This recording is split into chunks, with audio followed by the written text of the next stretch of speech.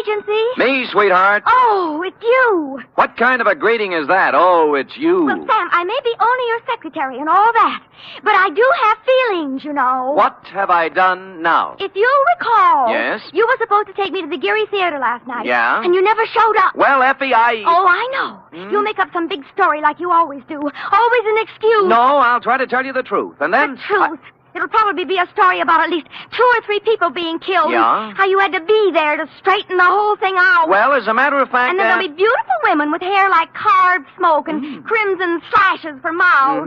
You would leave that out. Now that you mention it, Effie... And you'll throw in shooting and getting knocked out and glass keying your way into houses and anything else you can think of. Effie... Well, if you think that I'll fall for that... Effie, will you please... What's your big fat story? You've already told everything about it, but the title, I might as well add that. My big fat story is called The Shot in the Dark Caper.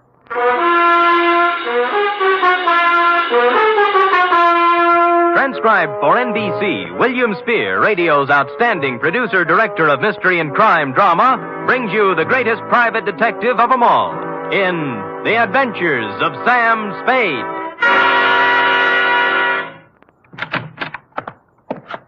Effie? Yes, Mr. Spade. No, Effie, don't be like this. I promise you tonight, right after this report, we'll go to the theater. And we'll have dinner, too. Any place you want. Sound good? You're the employer. The faster we do the report, the faster we get out. And I won't even take time out for a drink. So come on, let's go, shall we? You see? I can't stay mad at you. Date, fill it in. To managing editor, San Francisco Evening Gazette. City, from Samuel Spade, license number 137596. Subject, The Shot in the Dark Caper. Or, Stop the Presses. Spade has his pants caught in them. Caught? Dear Newshawk.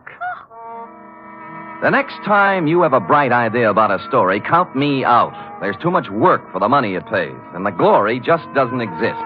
I don't mind being knocked on the head, shot at, lied to, double-crossed, and otherwise treated cruelly by circumstance, but to do it all in one night just so you can have a scoop and then be referred to in your columns as a Gazette staff member, well, my professional pride was severely injured. I am a detective, sir, and nobody's staff member. Well, now that that's off my chest, here in journalistic prose is what happened starting yesterday afternoon. Sam Spade Detective Agency? Yes, he is. It's for you, Sam. I'll take it in here, Ed. Spade. This is Woodrow Wilson. Really? Well, I'm sorry. I have Teddy Roosevelt on the other phone. It might take some time. You better try me later. Bye. Spade. Huh? Somehow I thought you were above that sort of corny repartee. I am above nothing, sir, as long as it's ethical. Now, which Woodrow Wilson is this? I'm the new managing editor of the Evening Gazette. Well, welcome to town. What can I do for you? I have a job you might like, an interesting job and interesting money. How interesting? If you find out what I want, you can almost name your own price. Can you get over here in 3 minutes? With any sort of a tailwind, I'll make it in 2. A new track record.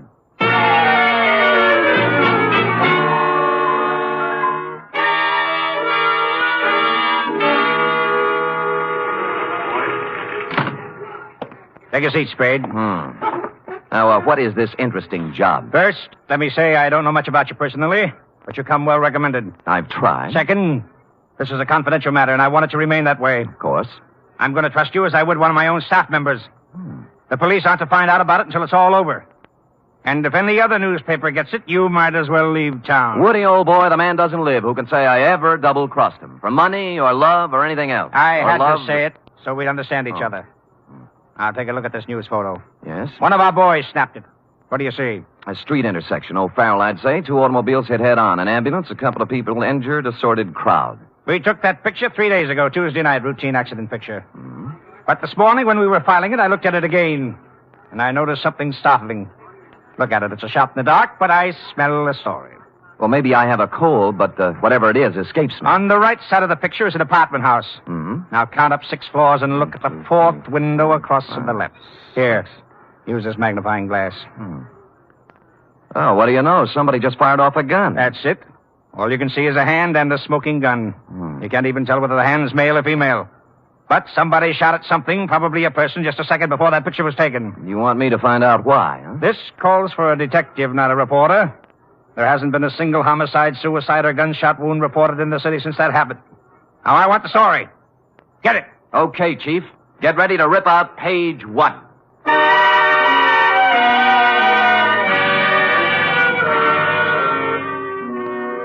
The apartment house was the Greystone. It was actually an apartment hotel and a little shabby. I entered an hour later with a suitcase and an out-of-town look. The nameplates on the mailboxes showed about 5 vacancies, including one on the 6th floor. I rang the manager's door buzzer. Good afternoon. I'd like to rent an apartment if I could. Come in. Just drop your suitcase anyplace. My name's Ed Berry. How are you? Your suitcase is leaking. Oh? We charge one price, $175 per night. Well, I don't have that kind of cash with me or my checkbook. Could I pay you tomorrow? Oh, sure thing. Your name? Mark Humboldt.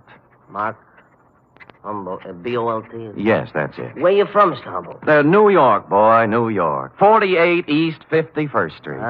Near Broadway. Next to kin? Huh? Any family, relatives? No. Oh, you own a car? Look, I'm just renting an apartment, not taking out life insurance. Well, you see, there's a state law here requires us to get this sort of information. I'm sorry, but there's nothing I can do. No car. A bank account? Corn Exchange Bank. You own any property? Yes, I do. Albany, New York. Just how much, would you say? 6 feet in a cemetery. I expect to be buried there. Yeah, well, I guess that about takes care of it. Anything on the 6th floor? Why the 6th particularly? My lucky number. Oh, well, I'm sorry. Maybe later. Right now, we got nothing on the 6th. Come on, I'll show you around.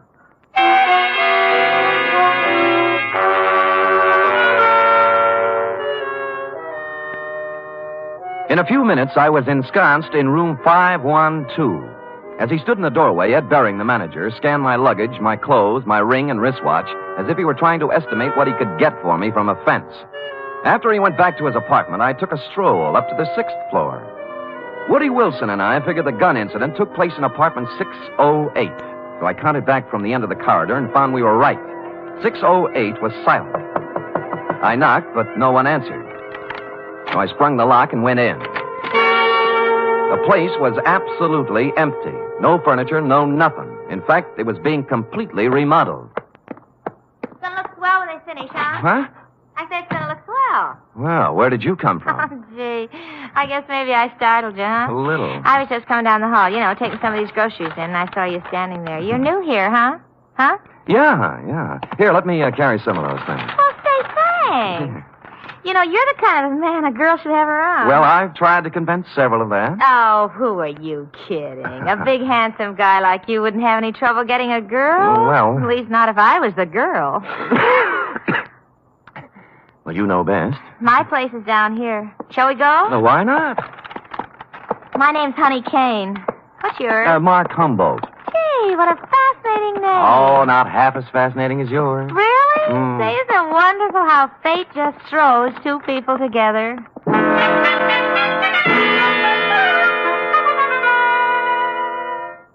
The bags of groceries we were carrying had a layer of dust on them, and the bags looked as if they'd made 50 trips to the grocery store.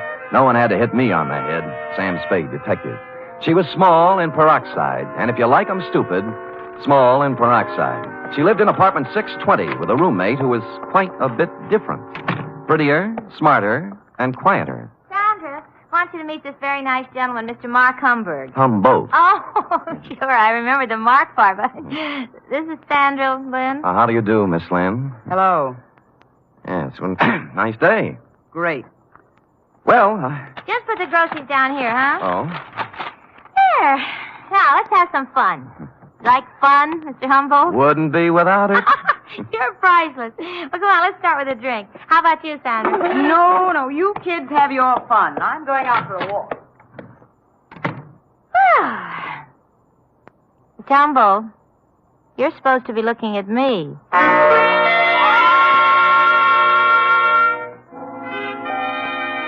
An hour later, under the pretext of going out for some snuff, I shook her off and left. The next half hour went to giving the apartment house a thorough casing. I looked at all the names on the mailboxes, and the only one that rang a bell was one Max Barstow, a former heavyweight who never got past club fighting. I inquired about him of charming Ed Bering, the manager. Max Barstow? Yeah, I tried his apartment. He isn't home. Yeah, well, you see, he won't be home for some time. You see, he took a vacation. Went to visit his family in Portland. Well, when did he leave? Last Tuesday night. I remember him saying, Ed, I won't be back for a while. Look after things, will you? Well, you have a good memory. Yeah. Hey, can you tell me something about those two girls in 620? Why? One of them made a pass at me. Well, mister, I feel this way. I rent apartments to responsible adults. What they do is their business. You won't get any trouble from me. Now, that isn't what I asked. I always like to be sure. Now, are they honest, hard-working girls? I don't know nothing about them, but let me tell you something confidential, mister. Why look a gift horse in the mouth?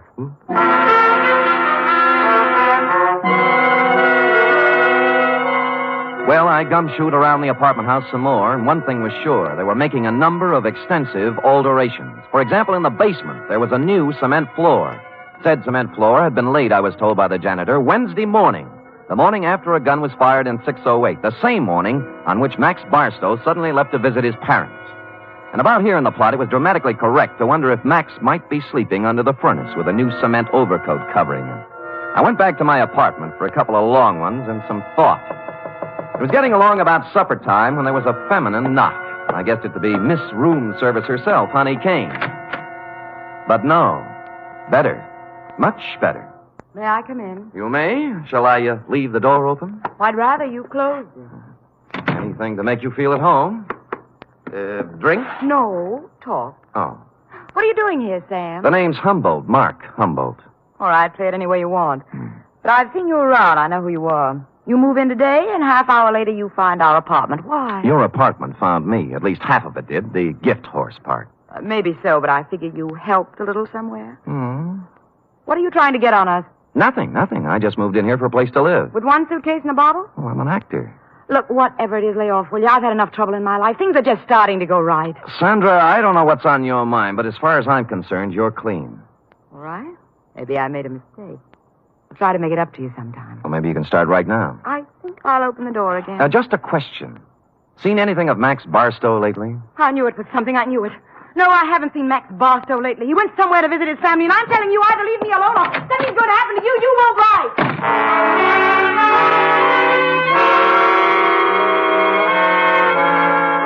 She stormed out looking lovely all the way, and I sat very quietly for a minute. It was the second time somebody said it. Max Barstow was visiting his family. And that was very interesting because, you see, Max Barstow didn't have any family. When he first started fighting, he was under the aegis of the St. John's Orphanage. So, what was all this rehearsed account of his absence? I watched at the window to see if Sandra Lynn went anywhere, and she appeared on the street. I was out of the room and down the stairs, presto. 10 blocks later, she turned in at a brownstone on Polk Street, went in the first apartment on the first floor. 15 minutes later, she hurried out, and I went up to the apartment and knocked. The door opened cautiously. Yes, what is it you want? Is Mr. Fairchild in? Nobody here by that name. You got wrong address. Now, just a minute. He used to live here. No more he does. Well, could you tell me where I could find him, Mr. Sigmund Polkes. I don't know. Try the manager.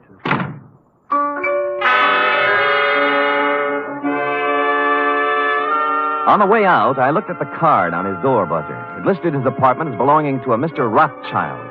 At the moment, there was nothing to be made out of it, so I went back to the Greystone. And when I got to my room, it was very obvious that I'd been visited during my absence. Yeah? Oh, it's you. What happened to my suitcase? I'm sorry, Mr. Humble, but I didn't realize it before. You see, that apartment was already rented, so I guess you'll have to find one someplace else. Look, you have 4 other vacant ones in this apartment house. Give me one of those. Sorry, no vacancy. Well, then give me my suitcase. Yeah, that's the one that leaked. Just a minute, I'll bring it out, Mr. Humble. I'll go in and get it myself, Mr. Barry. I said stay out. I said I'll go in and get it. Right, you will.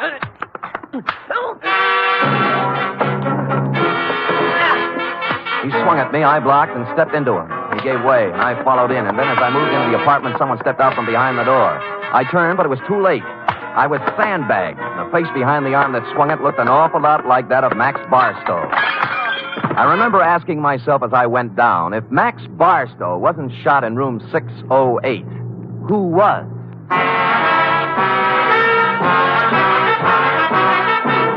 You are listening to the weekly adventure of radio's most famous detective, Sam Spade.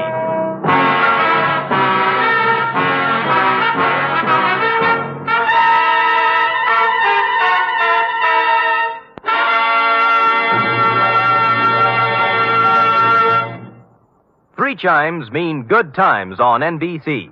On Sunday, March 4th, that's 1 week from this Sunday, Theater Guild on the Air will present radio's most exciting dramatic event, It's a full hour-and-a-half presentation of Shakespeare's immortal Hamlet. John Gielgud will portray Hamlet, Pamela Brown, the Queen, and Dorothy McGuire will appear as Ophelia. The intrigue, beauty, and romance of Hamlet come to life Sunday, March 4th on Theater Guild on the Air.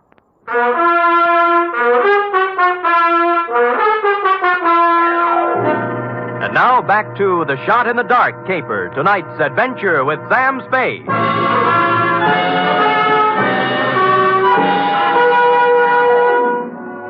I wasn't out for long, but it was long enough to have been carried out of the apartment manager's place and dumped in an alley. I sat up and rubbed the back of my head and discovered the boys had a sense of humor. Pinned on my chest was a note that said, "Beat it." This time, when I went back, I had my gun handy to hand. Nobody was home at Mr. Baring's apartment, so for something to do, I looked in on Max Barstow's diggings, 413. I glass keyed in and turned on the lights. And a search revealed items, a rent receipt showing Max was paid up for 2 months and intended to stay put. But more interesting were 2 phony detective badges, a policeman's uniform, and a flash camera. Couple these with a dossier on a man named Sigmund Pulkus, and I knew just what Max had been doing since the fight game stopped paying his bill. It read, Sigmund Pulkus, 60 years old, Minneapolis. Just sold 2 restaurants for $175,000. Intends to retire and settle down in San Francisco. That's as far as I got when Honey poured herself on me again. Oh, Mr. Humboldt. Yeah. What are you doing in Mr. Barstow's apartment? Come in. Thanks. You shouldn't be here. Mr. Barstow ever found out. Honey, you can drop the act. Act? You know who I am, and I know who you are. You're part of the bait for one of the oldest rackets in the world. World? The Badger game. Who, me? You. All right, Sam. I didn't know who you were at first until Sandra told me. Now, you tell me, what are you doing in Max's room? A number of things. First of all, getting enough evidence on him to give him a free vacation on the state. Second, I wanted to see who would show up and why.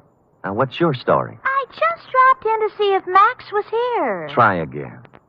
Sam, if I tell you anything, will you leave me alone? If I can bear it. I came over to get some things from Max. You know. Where's he staying? Right across the street in the Arlington, 314. Mm-hmm. Ed Baring manages both apartment houses. Why doesn't Max stay here? Who are you working for, Sam? I'm just asking. A client. Not the police? No. Sam, I don't have a thing to do with the mark Max is working on now. Sigmund Pulkus. Some old man. Did you hear any shooting here last Tuesday night in apartment 608? Oh, Sam, I didn't hear a thing. Not a single thing. All right, get whatever you came for, but remember this. You tell Max I was here, and I'll tie you into something that'll get you Tehachapi if it's the last thing I do. Oh, sure.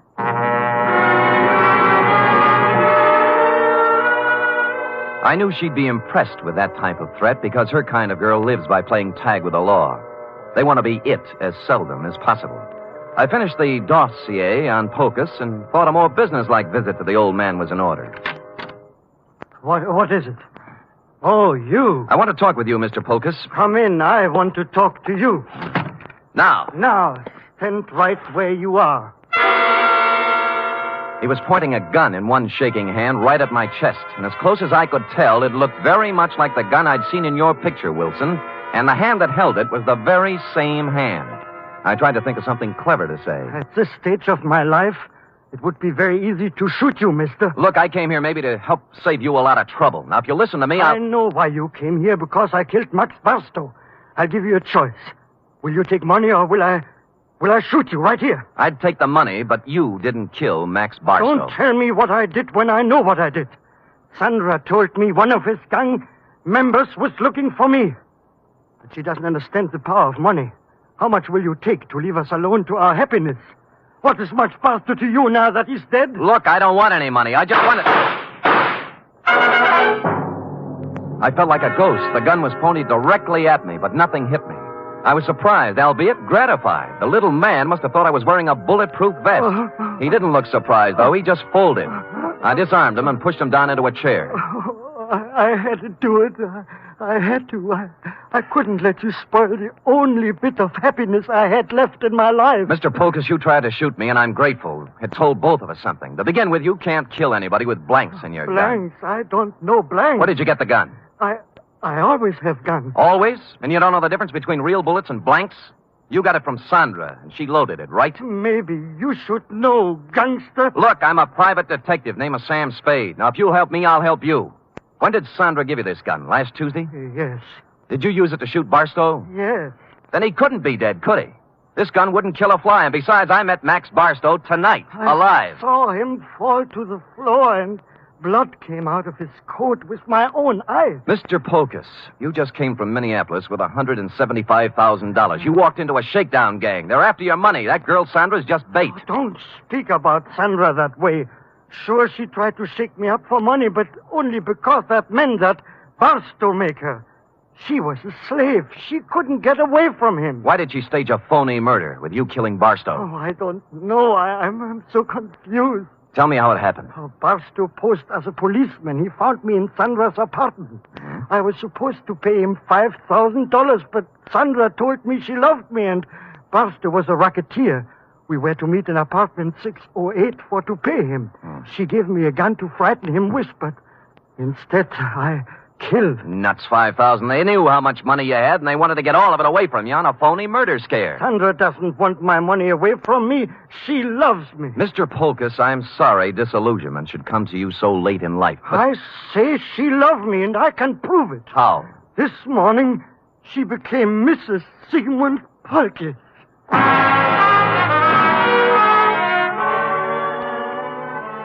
That made me sit down and think things through a little more carefully. She could have gotten his money, or most of it, without marrying him. Maybe she did love him. Or maybe they felt he was too dumb to pay off. Or maybe she married him so she could murder him. And maybe a dozen other things.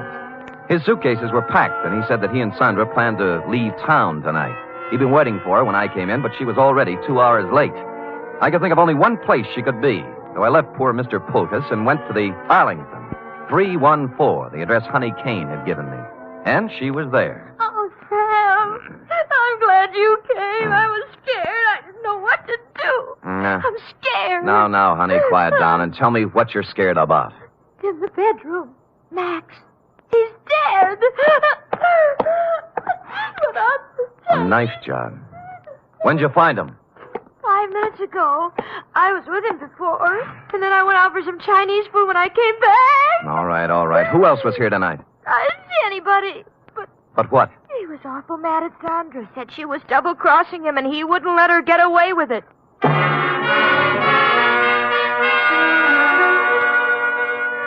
I went back to Polkus's place. He was gone, but his bags were still there, so I figured he'd be back. I put out the lights and sat in a chair. Sigmund? Go ahead, ask me what I'm doing here. Where's Polkus? Well, if he's smart, he's on a train back to Minneapolis. I'm going to look for him. You're not going anywhere. Sit down. Oh, yes, I am. No, I said you're not going anywhere unless it's to jail. What are you playing Mr. District Attorney for? Because you killed Max Barstow. Now tell me why. Oh, don't be a joker. Max Barstow's as live as you are. I'm not talking about the phony murder staged for the benefit of Polkus. Barstow was stabbed to death a half hour ago. He wasn't. He was. I saw him. Who? You. Oh, Sam, I didn't. I saw him earlier today, but he was all right. You married Polkus to double-cross him, didn't you? You were going to skip town with him, Mark. Well, sure I was, so why would I kill Max? Because he knew what you were going to do, that's why. I tell you, I didn't. I couldn't kill anybody. What did you have planned for Polkus? A shove over to the Grand Canyon? No, I love the old guy. Come on, we'll drop in at police headquarters. No, Sam. No. Sam. Nothing. I wouldn't take you with a U.S. mint thrown in. Will you let me go if I tell you what happened? If I tell you who killed Barstow? Well, if you didn't do it, nobody could hold you. For murder, anyway. Bering. Ed Bering did it. We planned the whole thing together. It was a freeze-out on Barstow. Somehow he found out Ed had to take care of him. I didn't have anything to do with it. I tried to tell him not to. Tried to tell him not to what? I've got a gun in my hand, Bering. So have I. Which one of us is going to shoot first? You wouldn't shoot.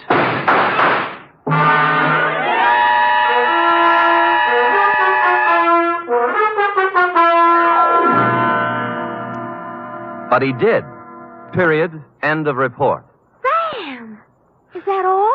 Well, what do you want? An echo? No, but he shot you and you're all right. Mm-hmm. Were they blanks like the other guns? They were not. They were genuine steel-jacketed bullets. But, You didn't listen carefully enough, Effie. I figured he'd shoot right away. He did, once. Just as I jumped sideways and fired 2 shots back. Did you kill him? No, but he's down with a little case of lead poisoning, though, under police guard. You're wonderful. It's true. All right, go type it up.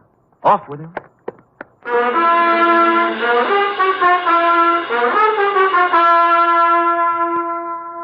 Three chimes mean good times on NBC. Tomorrow, you're invited to a 1-hour concert by the renowned NBC Symphony under the direction of Bruno Walter. Featured soloist for tomorrow's performance is celebrated violinist Joseph Fighetti, who will be heard in Mozart's brilliant concerto for violin and orchestra. It's the very finest in musical listening, every Saturday with the NBC Symphony.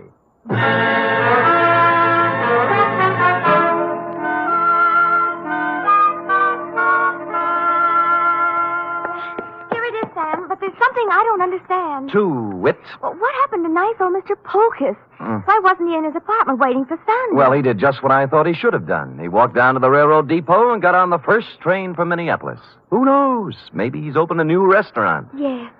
And, what happened to Sandra? Well, she's being held as an accessory to murder, among other things. Well, if they were married... That's enough, Effie. That's enough. Do you want me to make everything so simple that everybody will be able to figure it out? No.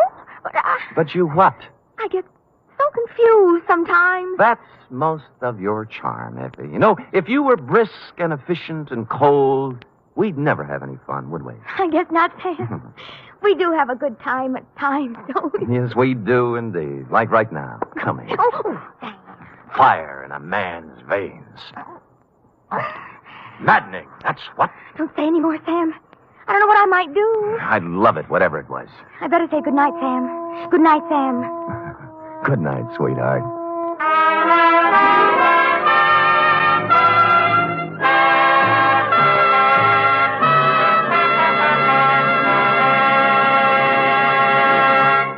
The National Broadcasting Company presents The Adventures of Sam Spade, Detective.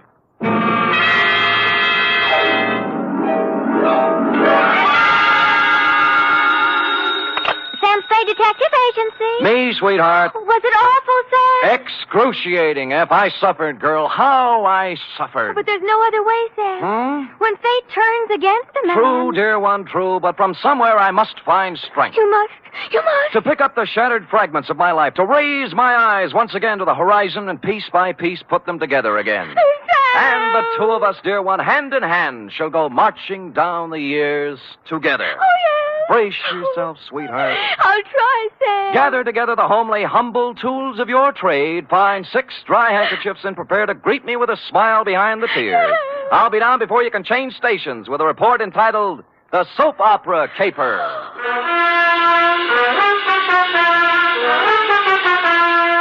For NBC, William Spear, radio's outstanding producer-director of mystery and crime drama, brings you the greatest private detective of them all in The Adventures of Sam Spade. Sam? Who called, young widder Perrine? Lane F. Is it all over, Sam? Is a soap opera ever over, dear one? Oh, but it's out on the phone like you... I know, but it's not the end. It's never the end. Pull up a chair now. Take a firm grip on pad, pencil, and your emotions. Got 'em? I'm at the ready, Sam. Good show. To Agatha Pilbeam, from Samuel Spade, license number 137596. Subject, the soap opera caper.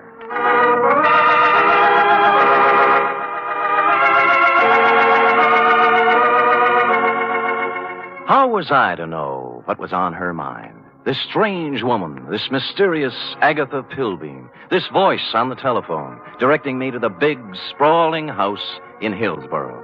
Is that clear, Mr. Spade? How urgent is it, Miss Pilbeam? Very, very urgent, Mr. Spade. I don't know which way to turn. So I went to the big, sprawling house in Hillsborough, pulled up behind an ancient Model A parked at the curb, and was walking past it toward the gate when... Spade. Huh? Oh, Croc-Morton, isn't it? Good old Sammy, you remember. Yeah. When'd you get out? Last month. But I'm a good boy now. Here, take one of my cards. If you know anyone who needs a first-class private eye, Croc's available. What are you doing here, Sam? A lady wants to see me. The soap opera queen? Is that what she is? Sure, 6 or 8 of them, she writes. Oh? Behind the Clouds, The Heart of Julia Jukes. That must be Life, I forget the rest. Yeah. Beats gumshoeing, Sammy. Yeah, well, right if you get work, Croc. I'm on a job right now. I mean, you got your license already? Oh, me? Well, you can always run off a photostat of someone else's. Oh, Sam, that's mean. Croc was a crook, but a nice crook. He never killed anybody. He was just an uncurable camera fiend, specializing in taking pictures of people doing what they hadn't ought to be doing. You know, stuff like that. Or if you wanted a photostat of somebody else's document, Croc was your man.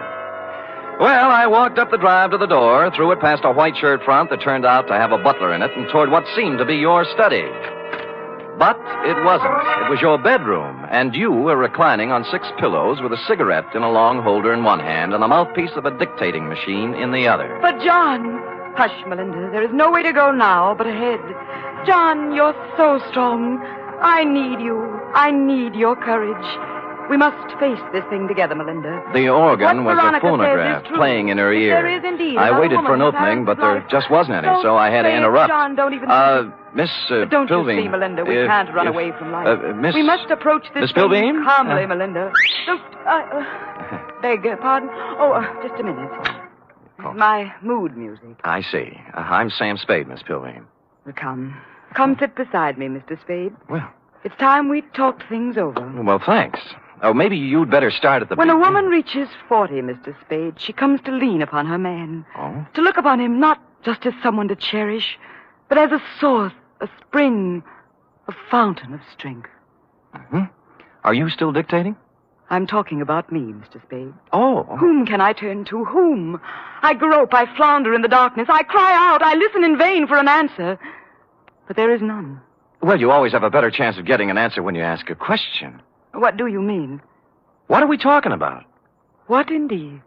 Well, I haven't caught the show lately. You'll have to bring me up to date. Why don't you run through the announcer's part, will you? You know, right after the organ when he says, when we left Julia Jukes yesterday... I'm sorry, I thought I told you on the telephone. No. For many days now, I've seen somewhat of a strange new look on my husband's face. Husband? Dr. Martin Hawkes. Oh, you're married. I thought it was Miss Agatha Pilbeam. 2 years ago today, I met young Dr. Hawkes and married him. Good. Life became beautiful, a gay, laughing thing, a road to happiness. And then... Then? A cloud passed over the sun. Martin became moody, silent.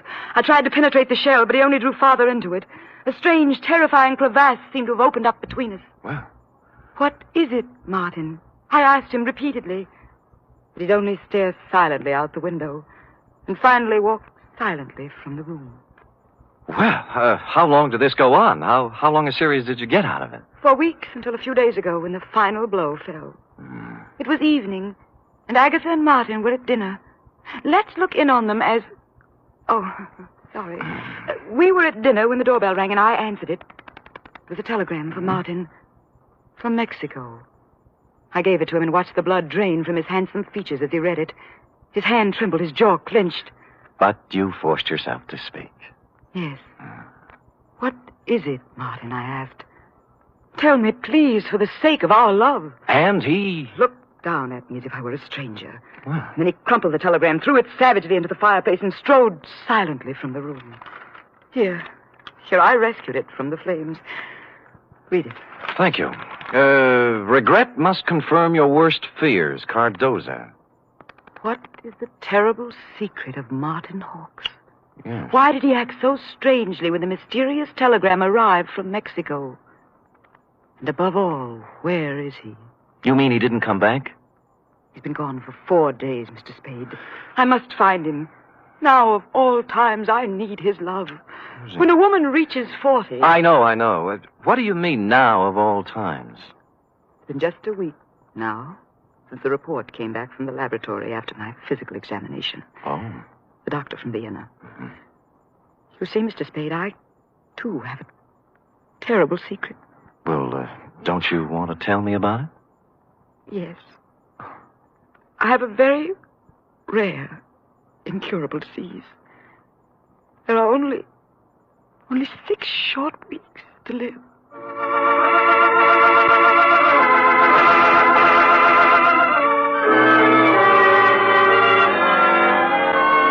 Well, less than an hour after his distressing interview with Agatha, our boy Sammy walked into the beautifully appointed office of young Dr. Hawkes at 450 Sutter to find his nurse, pretty young Nora Sheldrake, a new character, working at her desk in the reception room. In response to a question from Sammy, we hear Nora saying, I have no idea where Martin has gone, Mr. Spade, but I can tell you why. Tell me, Nora. Please feel free to tell me everything. It's that woman, Mr. Spade. Agatha? Yes. Yes, Agatha. Mm-hmm. She never understood Martin. She doesn't understand Martin. She never has tried to understand Martin. Do you hear me? She never has tried. I take it you don't care for Agatha Pilby. I hate her. Nora? I do. I hate her. She thinks her money can buy everything, even Martin. Well, it won't. She knows that now. Well, calm yourself, Nora. Try and think back now to the last time you saw Martin Hawks. It was Monday. 4 days ago? Yes. The call came from some legal firm named Bennett and Hatch. Now, let me write that down. I switched the call into Martin. I was worried for him. I was concerned. I have to admit now I did a terrible thing. Ah, you listened in. I did. They told him his sister was in town, that she was working at some nightclub, and wanted to see him. What nightclub was this? Let me see. It was the Tortuga. Mm-hmm. What else? That's all. They hung up then, and Martin came out. I watched the blood drain from his handsome features. His hand trembled, his jaw clenched. Yes. I'm going out, Nora, he said. If I'm not back, don't worry. That's all. It was so like Martin.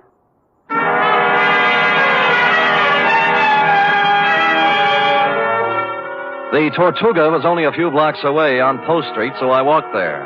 We were just tooling up for the dinner trade when I arrived, sailed around backstage like Billy Rose on an inspection tour, found the doorman and showed him the snapshot you'd given me of young Dr. Hawks. Or tried to. Look, young feller, I told you we don't have no dancer here named Hawks. I ain't got time for... Doorman, please, take a look at the picture. No, I ain't got to... Picture? Yeah. Yeah. Yeah. Hmm? That fellow was here at that. Tuesday, Monday night it was. Well, who'd he come to see? Well, wasn't nobody named Hawks, mister. It was Beth Jardine. Well, bless you, Doorman, bless you. Bless you, too. Thank you.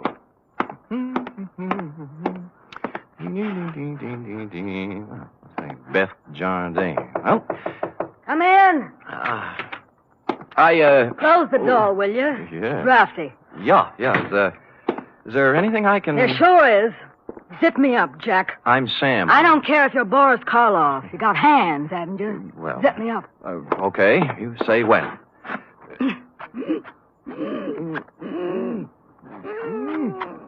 When? Can you breathe? Oh, no. You can't have everything. Ouch. What's on your mind, Jack? Martin Hawks. Sorry, never heard of him. Look, we're getting along beautifully up to now, honey. Let's not spoil it. You not only know Martin Hawks, you're his sister. What makes you think What's that know? card stuck over there in the mirror? Bennett and Hatch, attorneys at law. Aha! The same Bennett and or Hatch who called Martin Monday afternoon and told him his sister wanted to see him here. Now, what's this all about? I can't tell you. He got a telegram from Mexico. Mexico? Yeah, it upset him. Something awful. What'd it say? Regret must confirm your worst fears. You're dead, huh? Yeah. Oh, that's great. Great. Pretty hilarious, huh? Jack, you just ain't got no idea. I got a piece of advice for you, Jack. Oh? Forget about Marty Hawks and live a long and useful life. Mm-hmm. I got a tip for you, too. You're in a tight spot. Watch that zipper, Jack.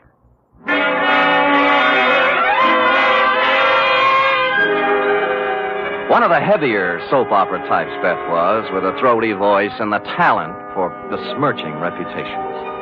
What was the mysterious influence she wielded over young Dr. Hawks? How much did she know about his strange disappearance? What about the cryptic telegram from Mexico City? And what about dinner? The last question I could answer. I stopped at Schroeder's for sauerbraten and potato pancakes, ran into Larry Mahoney of Homicide, who was off duty, and we stopped in at a handy alley and bowled until 11. I was walking back down Market Street when I passed the Flood Building, which reminded me of the firm of Bennett and Hatch, who resided there. As a matter of fact, It looked like they were there right now since the light was on behind the second floor window with their name on it. Now, the sensible thing would have been to call around 9 in the morning, but as I seldom do sensible things, I hustled up the stairs and down the corridor to their office. Someone other than Bennett or Hatch had put in some time, obviously. The drawers of a dozen or more file cases had been pulled out and dumped on the floor, the desk drawers likewise. And to mark it clearly as the work of a thoroughgoing professional, the safe door was off its hinges. All this took me back to the Model A parked in front of your house this afternoon, Agatha, and I was contemplating same when... Hello? Bennett. Yeah? Good, Christopher. I was scared you wouldn't be there. Tried to get you at home. Do it, baby, do it. Pull the string. We'll never make it with this guy. We're through. Pull the string here. Do it, baby, do it. Make it... Hello? Operator!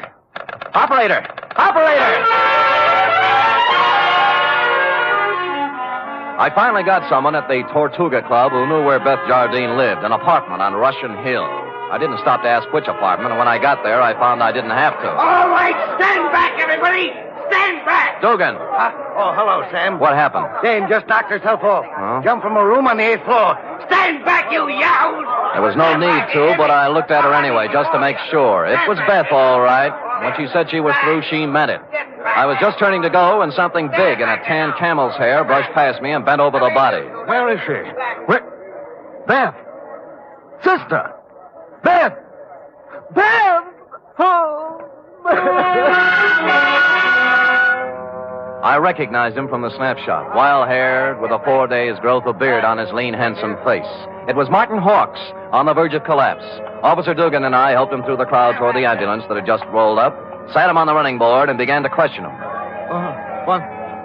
What was that again? Your name. What's your name? My name. Of course, my name, I don't know. I don't know my name. It happens to everyone in soap operas, sooner or later. When he filled out the forms on poor Beth Jardine, old Doc Peterson gave Martin a double O, blew his nose, and announced with a twinkle in his eye, Appears to me like young Dr. Hawks has got himself a case of amnesia.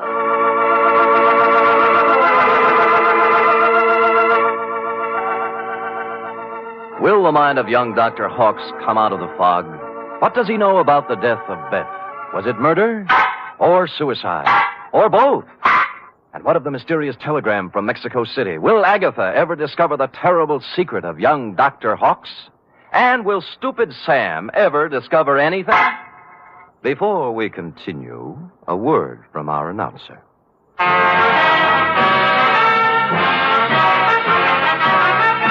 You are listening to the weekly adventure of radio's most famous detective, Sam Spade.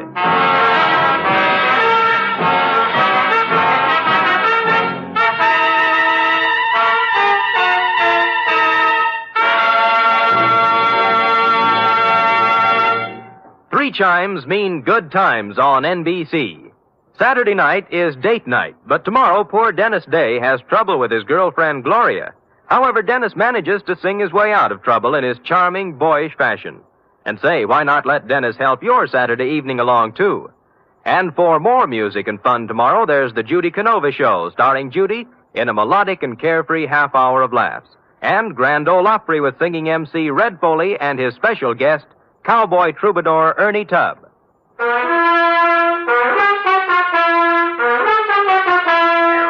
And now back to the soap opera caper, tonight's adventure with Sam Spade.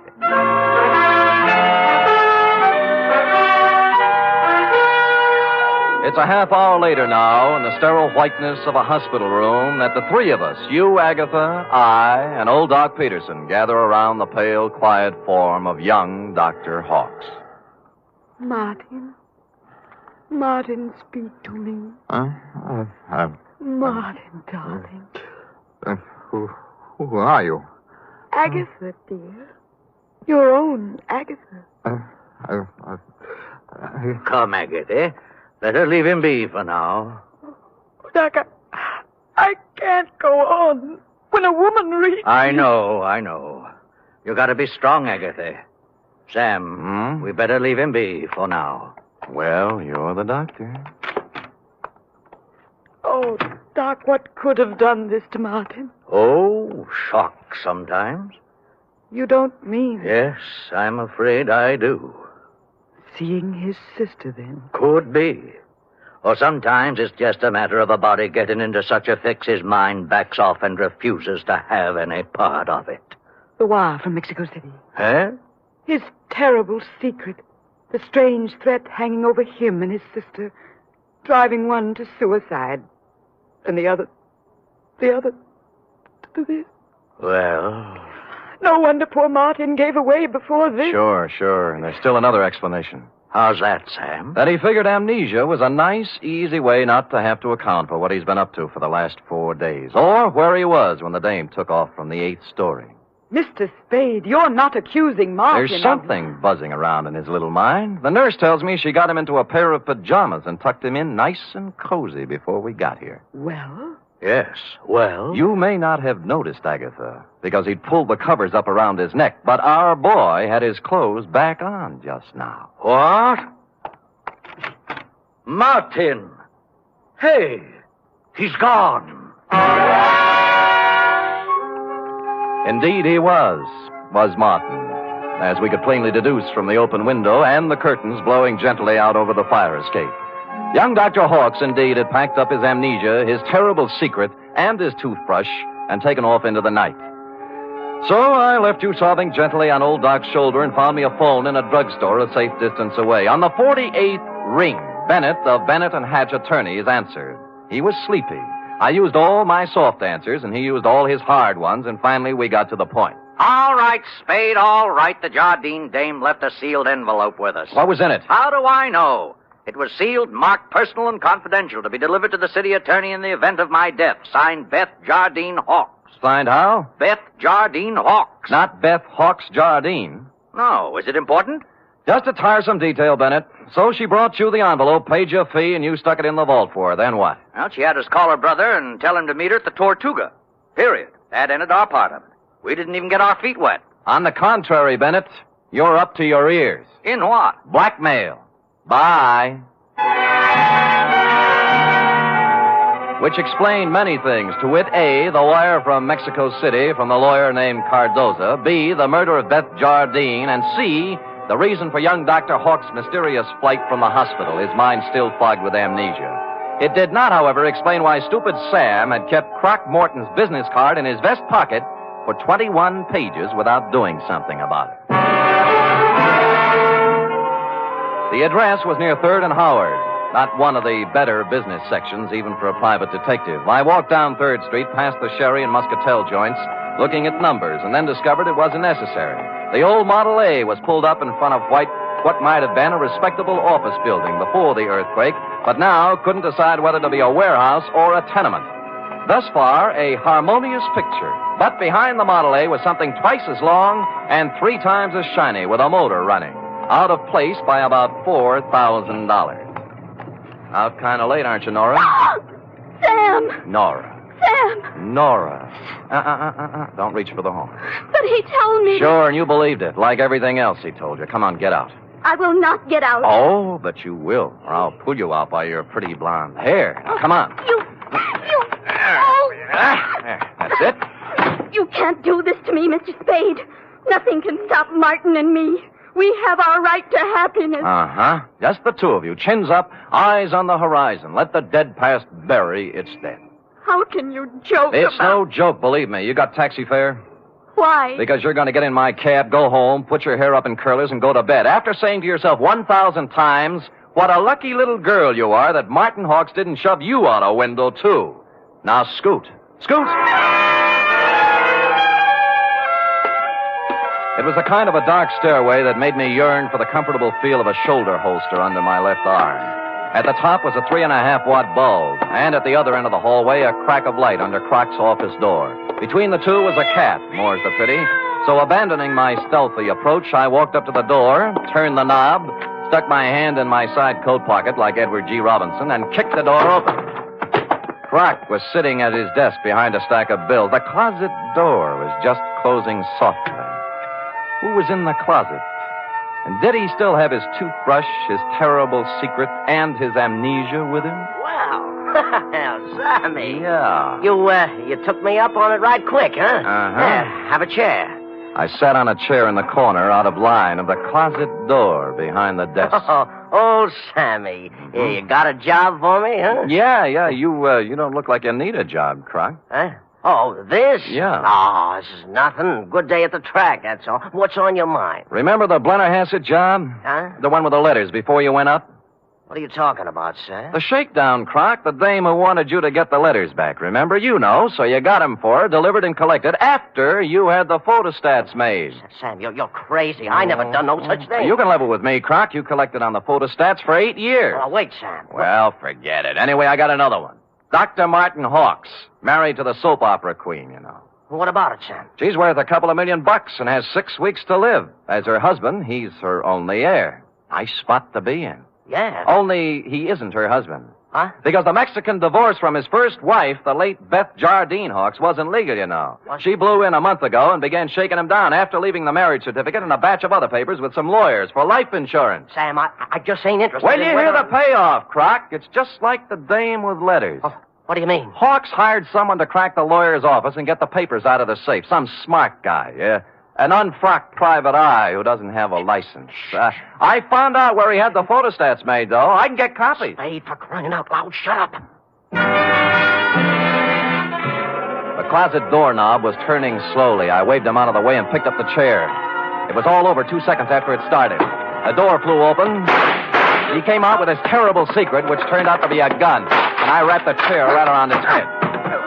So I picked up the gun and Croc and young Dr. Hawks, and we all picked up a ride to headquarters. Only one scene remained to be played in today's exciting episode. I shall try to be brave, Mr. Spade. Sounds like such a cliche now. Good show, Agatha. Good show. Good show. Life must go on, you know. Even when a woman... You were born in 1911, I believe. Yes.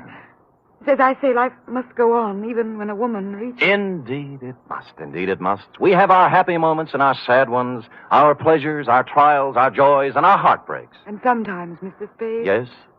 Sometimes at the bottom of our cup of bitterness, we find a pearl. We do? The laboratory test. A mistake, definitely. They got yours mixed up with someone else's, and you have no incurable disease and many years of happiness ahead of you. Yes, Mr. Spade. But happiness? I wonder. Can a woman past 40, whose husband is a convicted murderer, find happiness? Alone? Good show.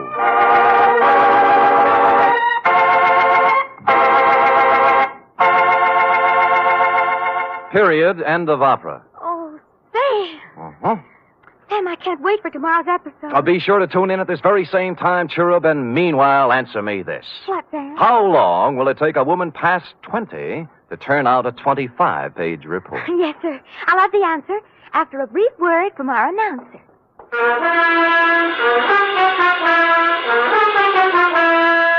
3 chimes mean good times on NBC. Tomorrow, Arturo Toscanini will conduct the renowned NBC Symphony in the 4th of a Saturday concert series. For tomorrow's 1-hour performance, celebrated Maestro Toscanini has chosen works by Debussy, Respighi, and Edward Elgar. You're invited tomorrow to the NBC Symphony and Toscanini.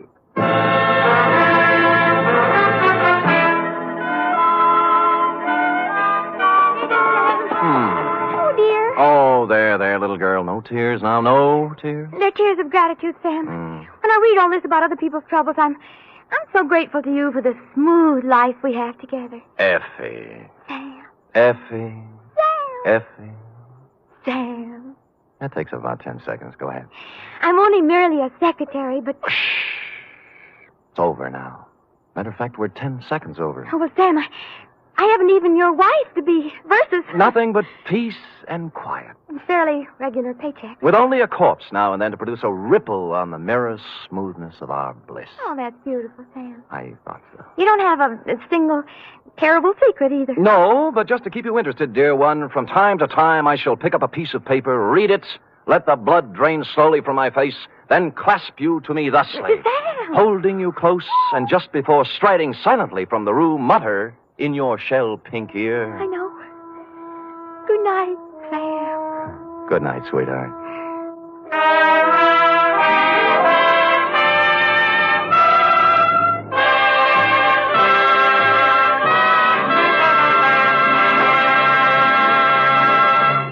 The National Broadcasting Company presents The Adventures of Sam Spade, Detective.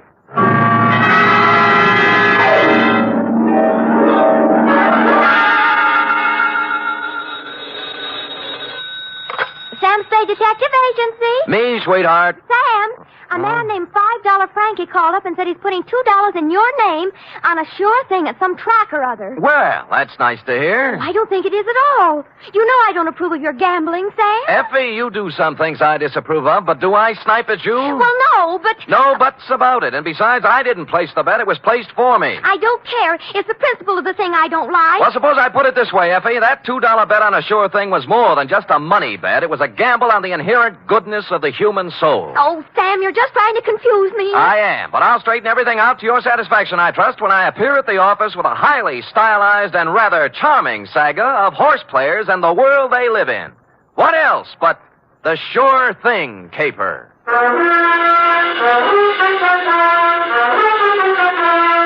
For NBC, William Spear, radio's outstanding producer, director of mystery and crime drama, brings you the greatest private detective of them all in The Adventures of Sam Spade.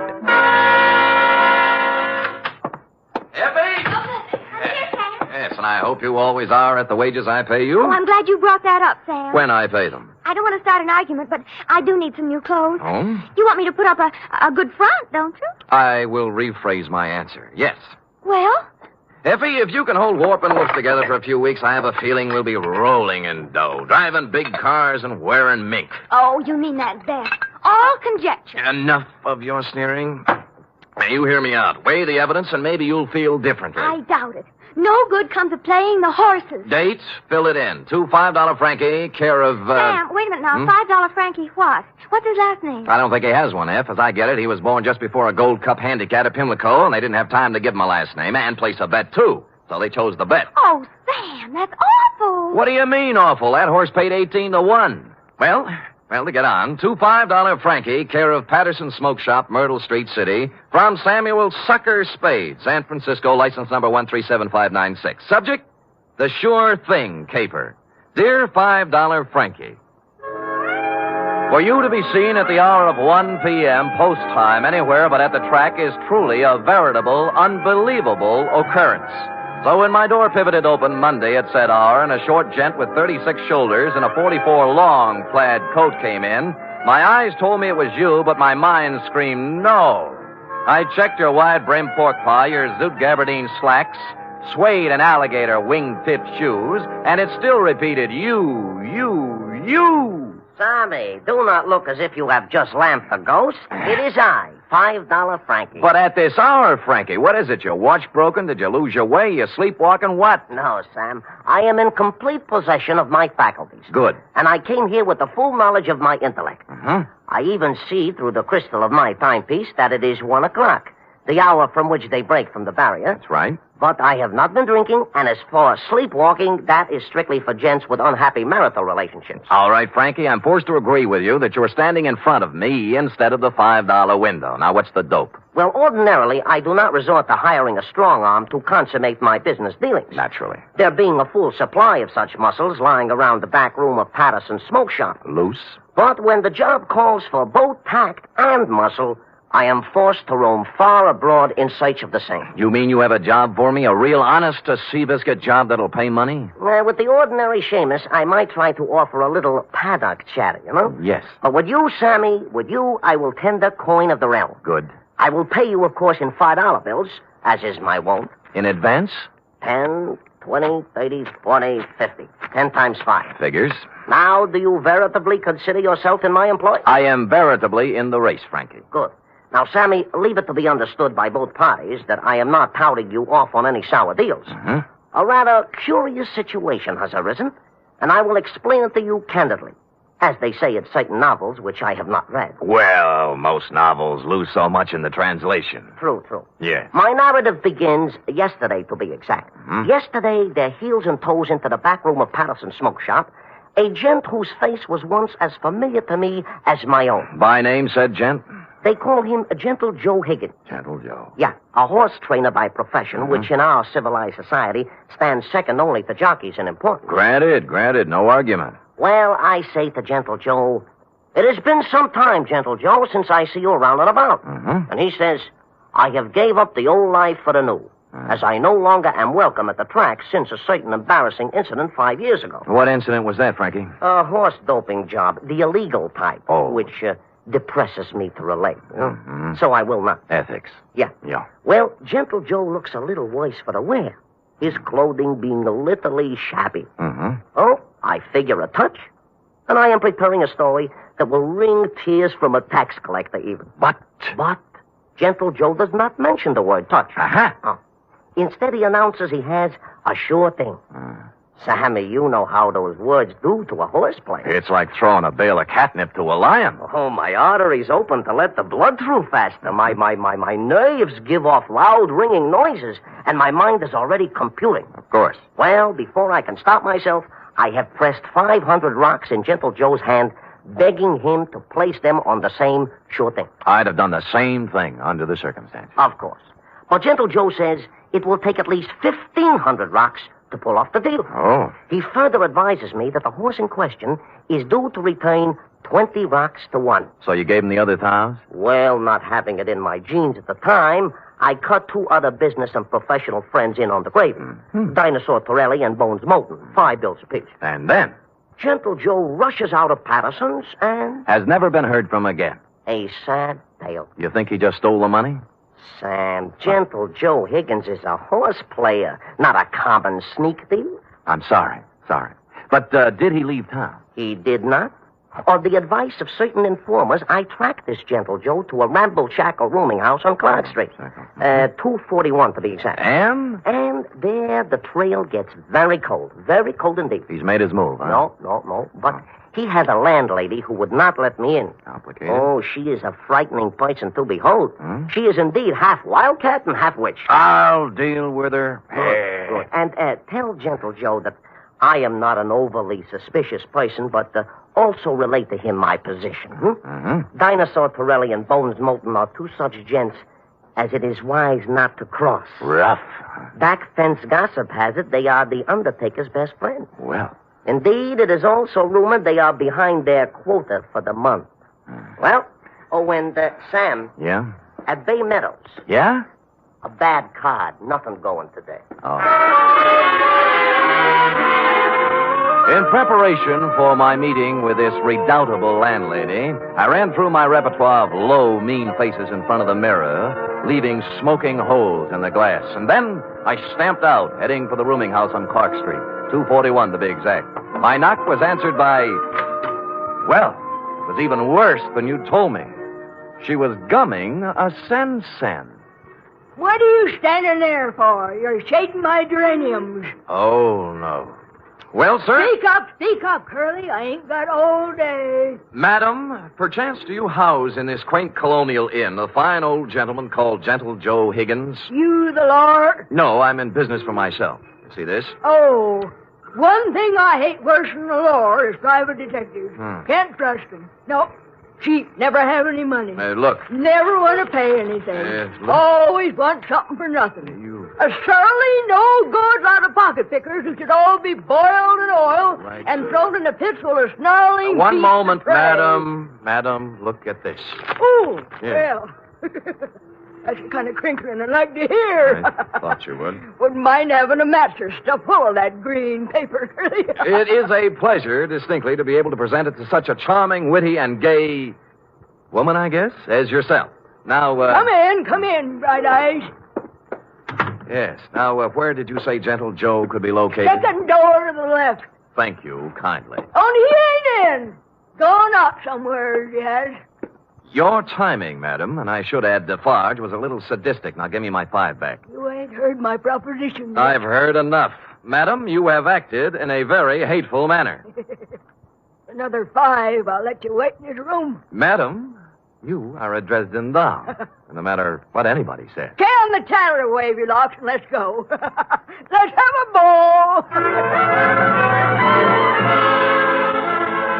Once in Gentle Joe's room, I closed the door, thus separating myself from that Skid Row bankhead.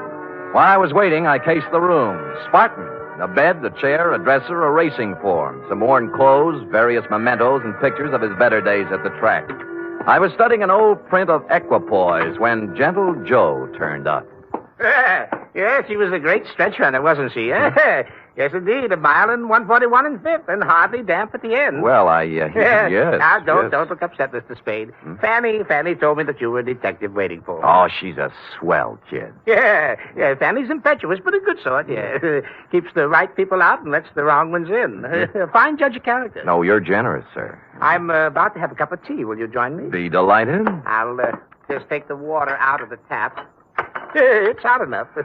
Well, Gentle Joe, I'm here on a rather painful mission. How in goes the tea? $5 Frankie thinks you caged him out of $1,500. And now for the water. And 2 tough friends of his are looking for your scalp. Yeah, there we are. Now we'll just let that steep a while, and we'll have us a pickup. Did you hear anything I said? Of course, Mr. Spade, of course. Every word. I know why you're here. Those men are worried about their money. But next time you see them, you tell them not to worry. Well, they said this sure thing of yours was going to return 20 to 1 odds. That's a lot of money. Oh, it will. All of that. Maybe even many times more. Yes, it's a sure thing. You mean the race hasn't been run off yet? Yeah, there we are now. I think the tea should be ready. Well. Mm-hmm. Now, this is yours. Thank you. And this is mine. A Darjeeling flowering pekoe. There's no finer tea. Has an almond flavor. Yes, it's peculiar to the region, especially pronounced in last year's crop. Yes. Well, shall we get back to business? Yes. Now, you tell those gentlemen that they have no need to fret about their money. It'll be returned to them many times over. Many, many times over. Well, are you feeling all right, Mr. Spade? Groggy, They'll look back on this investment with considerable pleasure and pride. I don't know what And happened. someday they'll be able to say that they, too...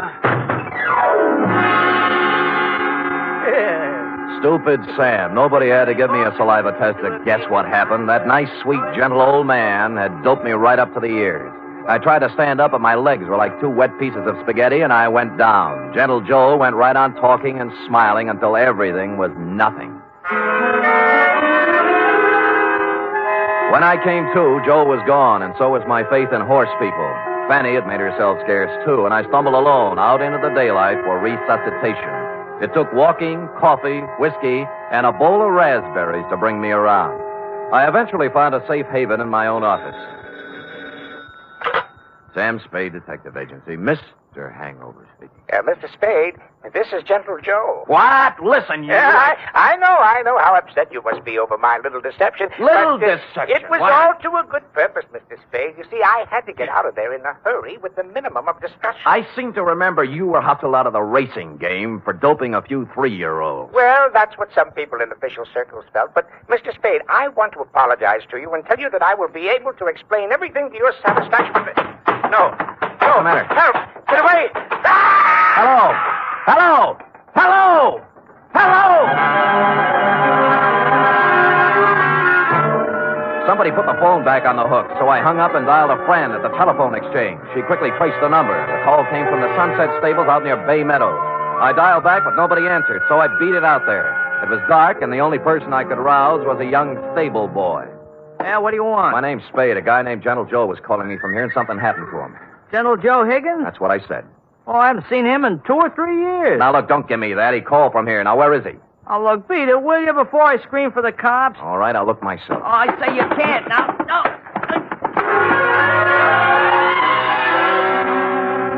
But I did. There were 2 phones inside the stables, both hanging on posts.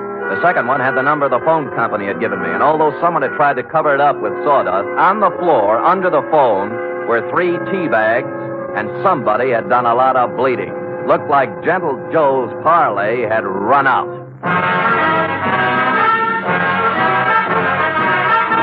You are listening to the weekly adventure of radio's most famous detective, Sam Spade.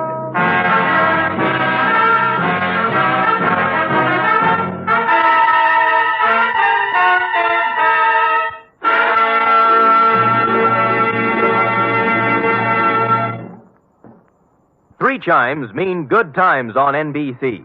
There's music and mystery on NBC every Saturday night. For music tomorrow, your hit parade brings you the top tunes in the land as selected by you and presented by Raymond Scott's Orchestra, Snooky Lanson, and Eileen Wilson. For mystery tomorrow, Herbert Marshall stars as the man called X. In all the strange and far-off places of the world, wherever there is intrigue, danger, and romance, there you will find the man called X. Hear him tomorrow night.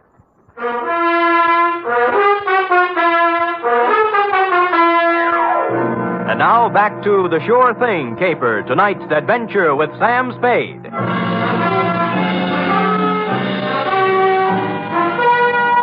I collared the stable boy and questioned him about the blood under the phone and about what could have happened to Gentle Joe Higgins. Nothing. Just wouldn't talk, and he was too small to beat up. So I went looking for the stable manager. He lived in a small white house behind the exercise ring. He wasn't too happy at being awakened, but when I explained things, he came down to the stable with me. I can't understand it, Mr. Spade. Gentle Joe Higgins hasn't been around here for at least 2 years. That's what the boy told me. You see, for doping a horse once, he can't come near a track or a stable. If we let him hang around here, the racing commission would fine us. Well, he called from here and something happened to him. The number the phone company gave me matches up with one of your phones. There was a lot of blood on the floor, too. Well, here we are. Now, which phone was it? That one. All right, let's look at it. This is the phone, and here's the... Wait a minute. Come in here, you. Let go of me, you big... Let go! Now, tell Mr. Kemp here what was on the floor when I came in. Nothing. Nothing but sawdust. I tell you, there was blood there. No, honest, nothing. Mr. Spade, this boy's been with me for 5 years. He's perfectly reliable. Well, so am I. Well, what do you think happened? I think somebody used this old man for a punching bag.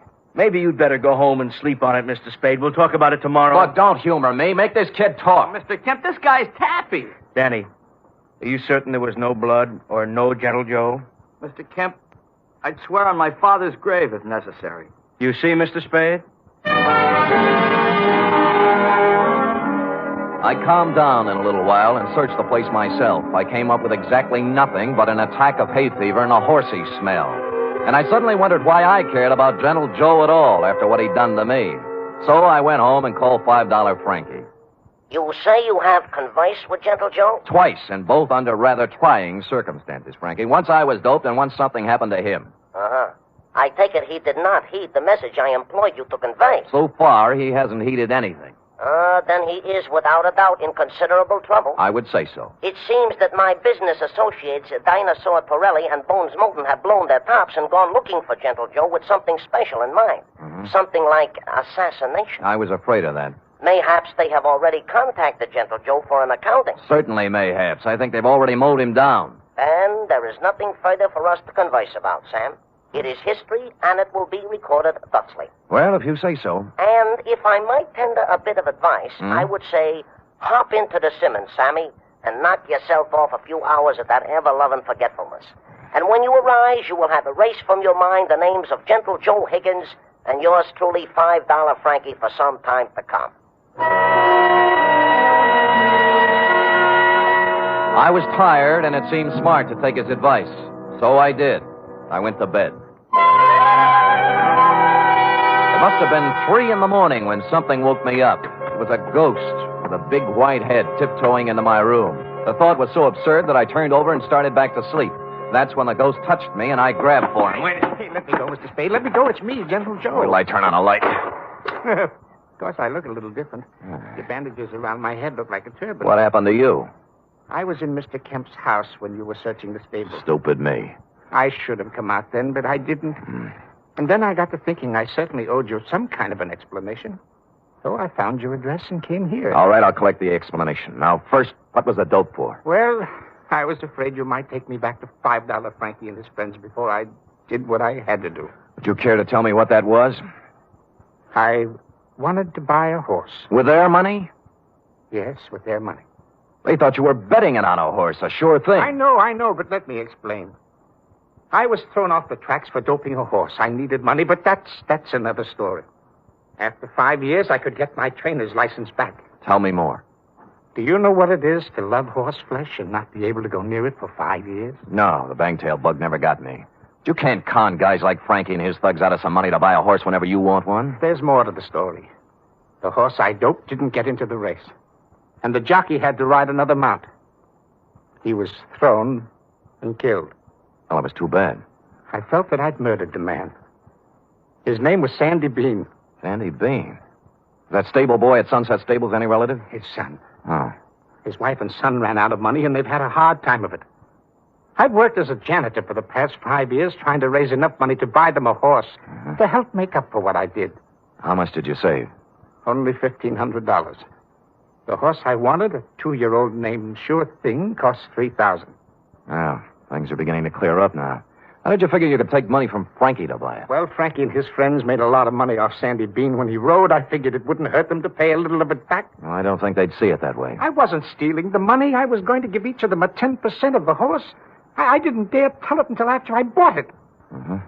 Well, Gentle Joe, maybe they'll see the light, but I doubt it. I was going to take 10% for training her, give the other 60 to Mrs. Bean and her son, Danny. He'll make a good jockey.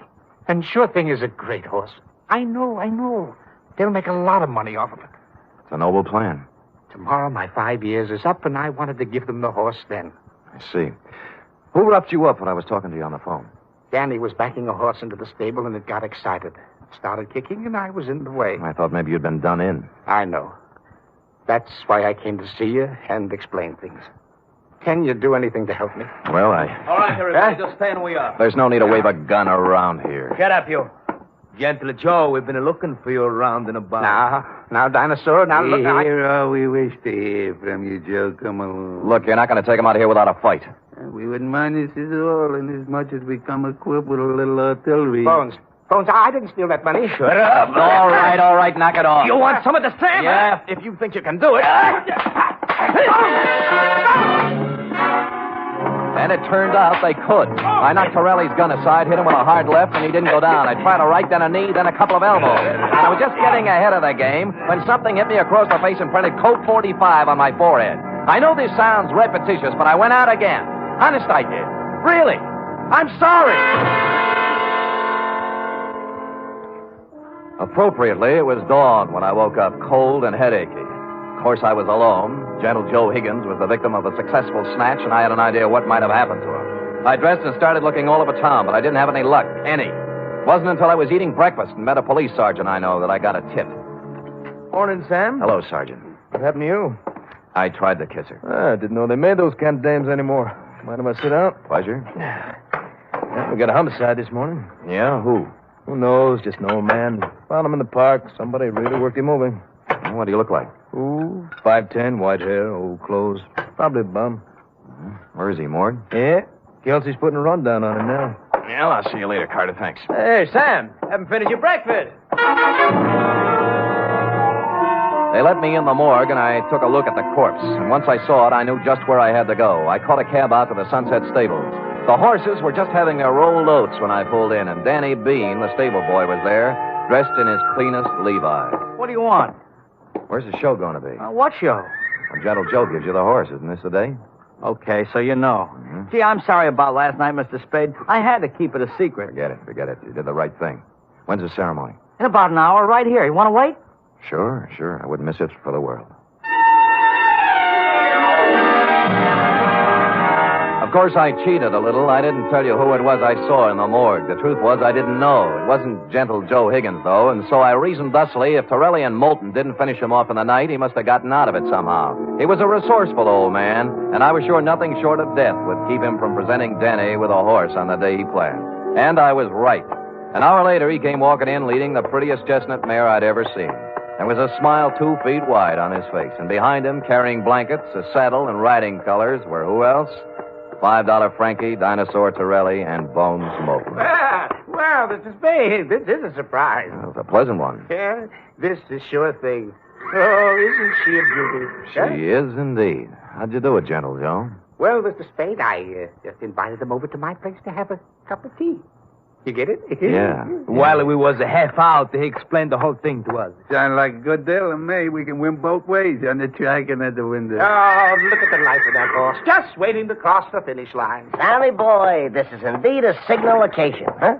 This is the first time I have ever been this close to a horse, and me being a horse player. Well, have you talked to her yet? Why, sure. I am already talking to Sure Thing and explained to her our financial position. Oh. She has assured me she will romp home first, more times than not. Well, gentlemen, shall we do what we came here to do? Sure, leave us make the presentation. Come on, let's get into business. Give the animal to the kid already, I agree. Danny? Yes, Mr. Higgins? Danny, the four of us are giving you this horse, Sure Thing, in memory of your father, the late, great Sandy Bean. Thank you. Thank you, sir. She's a beauty, isn't she? I feel like I was just born. Ride her well, son. Ride her well.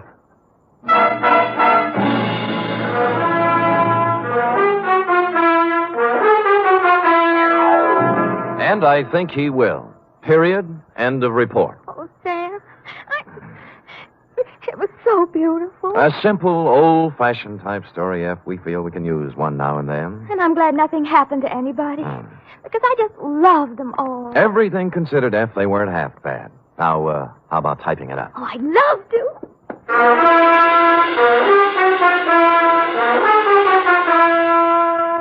Three chimes mean good times on NBC. There's music and fun in the air tomorrow evening, styled to suit your Saturday night of merriment.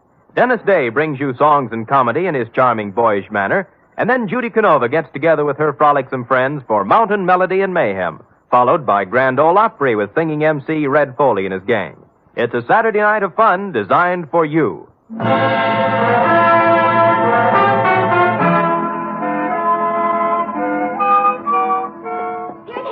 All typed up. Now, let me see now. You captured $5 Frankie's peculiar style. Perfect. And that wasn't easy. Oh, Sam, I was just thinking. Oh? We ought to contribute something along with everybody else. To that horse, that Sure Thing. I probably will, Effie. A few dollars here, a few there, whenever it's running. Oh, I didn't mean betting. Oh. What I meant is, for example, it's going to need a lot of hay, isn't it? Bales and bales. Well, my cousin Frisbee cuts our lawn. I'll have him save the grass and send it to the stable. Effie, you are a noble creature, but I think Sure Thing can get along without your little lawn. Well, I've seen horses wearing stockings. Couldn't I knit a pair? Two pair. But, Eff, let's not lose our heads. $5 Frankie and his pals will take good care of Sure Thing. How about worrying about taking care of me? All right, Sam. Yes. Could you use some grass or some socks? Effie, knock off this horse talk, will you? We're almost at the wire now. People are just champing at the bit for the payoff. All right, Sam. Let's finish neck and neck, huh? Why not? Come here, Sure Thing. Nice, Sam. Good night, sweetheart.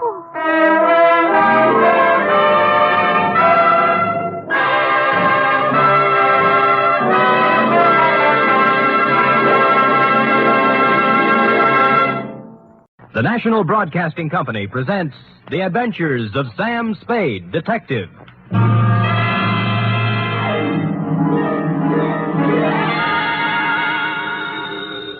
Sam Spade Detective Agency. Me, sweetheart. How was your vacation, Sam? Who said it was a vacation? Well, I thought you said you were going skiing for a weekend. With me, F, it's always work. Do you know you can get killed on skis? If you say so, Sam. Yes. Most people just break their legs. Most people pick some easy little slope, the cowards. But I know a ski run up near a town called Lucerne that's sudden death. I know a ski run called the Backbreaker. Really? How dull. And one they named Suicide Drop. Effie, stop trying to top me. You just can't. This was the deadliest ski country ever seen. You just sit there while I do a Christiania swing down Market Street, a Gelände sprung up the stairs, and a Telmark right through the door with a tail I took out of the deep freeze only last night. The Chateau McCloud caper.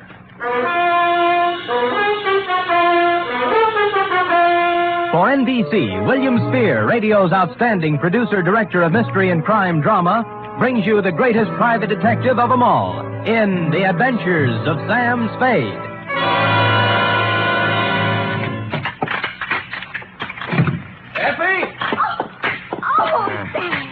Take off those skis. I just wanted to prove I could do it. I did a herringbone up the stairs. And those clothes. I'll just bet you've rented all those things, Sam. You were never in the snow country at all. So, you don't believe me, huh? Well, here, Doubting Effie, I brought you proof. And don't tell me I rented this. A snowball. Yes. Sam! A real snowball. Yes, I brought back 2 of them in a thermos box. another one? I threw it at a policeman. It was freezy, soaked with water and ice. Oh, Sam, you're wonderful. I can't believe that you had trouble this weekend. Oh, no?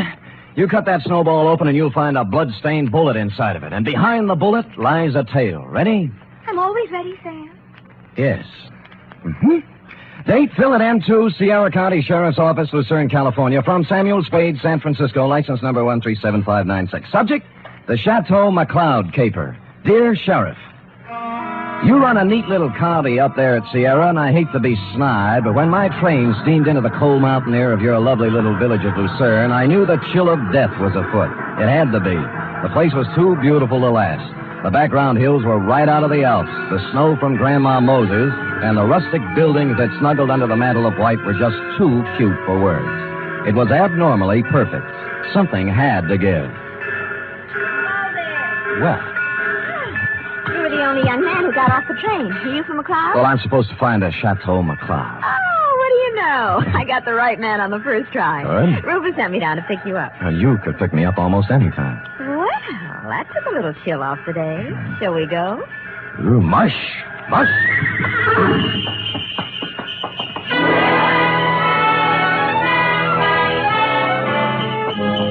We glided out of the station, runners squeaking on snow, the soft pat of hooves, and the jangle of merry bells. We had a bearskin lap robe. It was a short bear, so we had to move close. Her cheeks were apple red, and her silk brown hair flowed in the stanking breeze. Oh, it was a scene that will forever be etched in my memory. Rufus tells me you're an advertising genius. Well, I have placed a few ads in my day, mostly help wanted. Aha, don't kid me. He says you're going to put the McCloud canneries right on top with a new campaign. On top. You know, you're supposed to have a big name. Just 8 letters, Sam Spade. Oh? Well, I'm Rita Parker. I'm supposed to be Rufy's girlfriend. Of course, I think it's only to make his wife mad. But it's fun up here. Yeah, but this is my first trip. Oh, well, then you're in for a treat. That is, if abnormal psychology appeals to you. What does that mean? The McCloud guest register is always full of dynamite. Oh. For example, this weekend reads thusly. Rufus McCloud with half of the money in the world trying to get the other half. Good. His wife, who has an interlocutory decree. Mrs. Interlocutor. Yeah, Cora. Yes. Her boyfriend, Paul Endicott, gigolo type. Charlie Allison, co-worker and friend to Rufus. He's a food technician or something dull. And then there's Tozier Svenborg, ski instructor, who comes down like a wolf on the fold. And people like that. Yes, well, I'll never remember all the names. I'm in the ad game, you know. It's initials to me. I call people, RL, TS, NTG, and, you know. Well, the names don't mean a thing. Just remember this. Every 30 seconds, duck. I beg your pardon?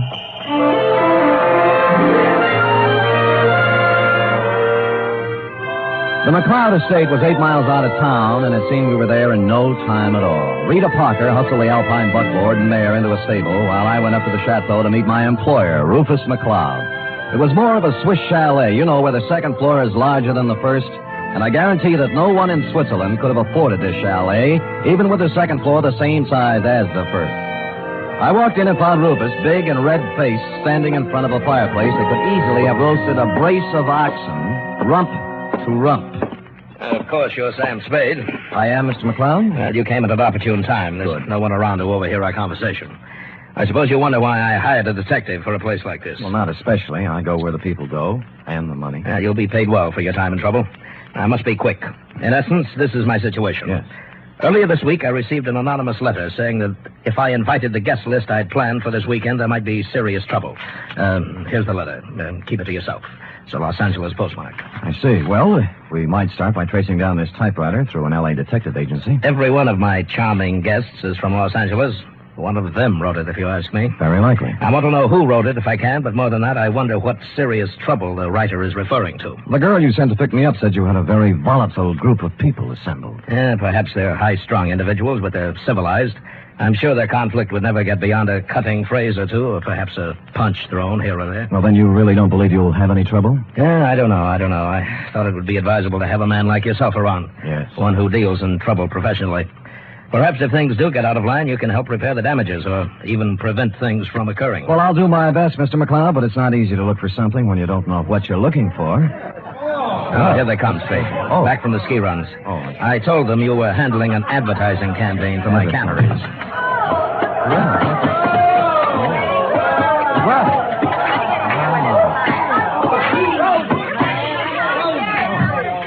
Well.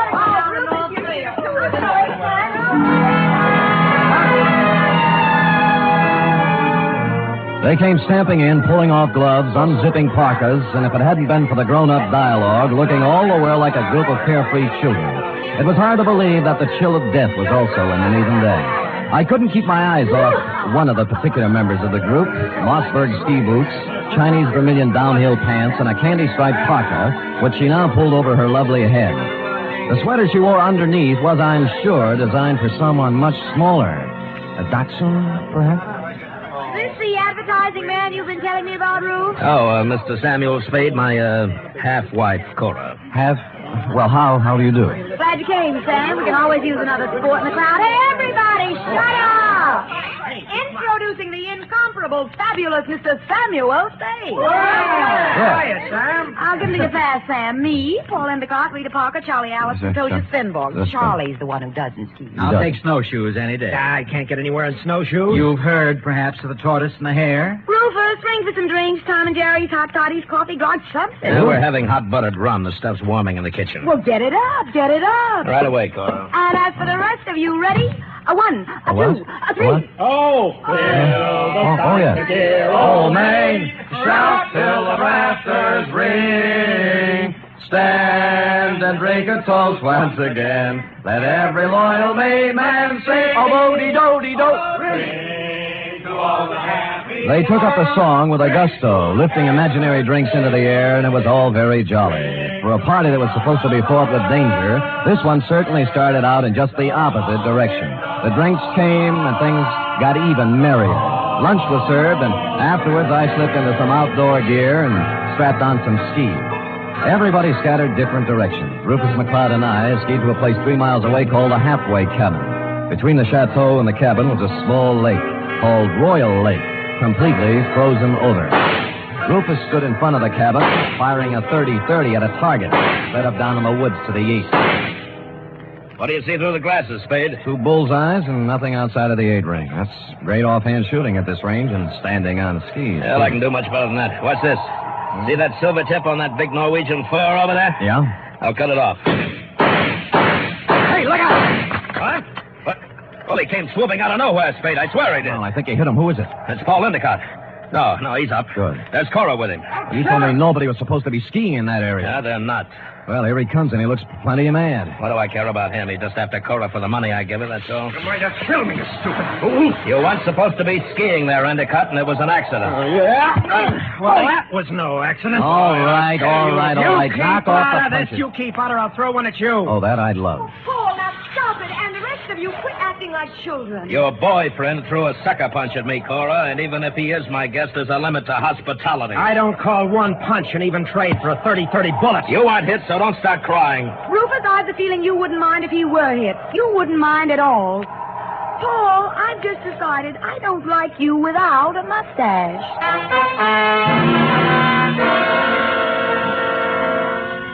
Well, from then on, everybody dropped the pretense, and you knew where you stood. And it was chilly, too.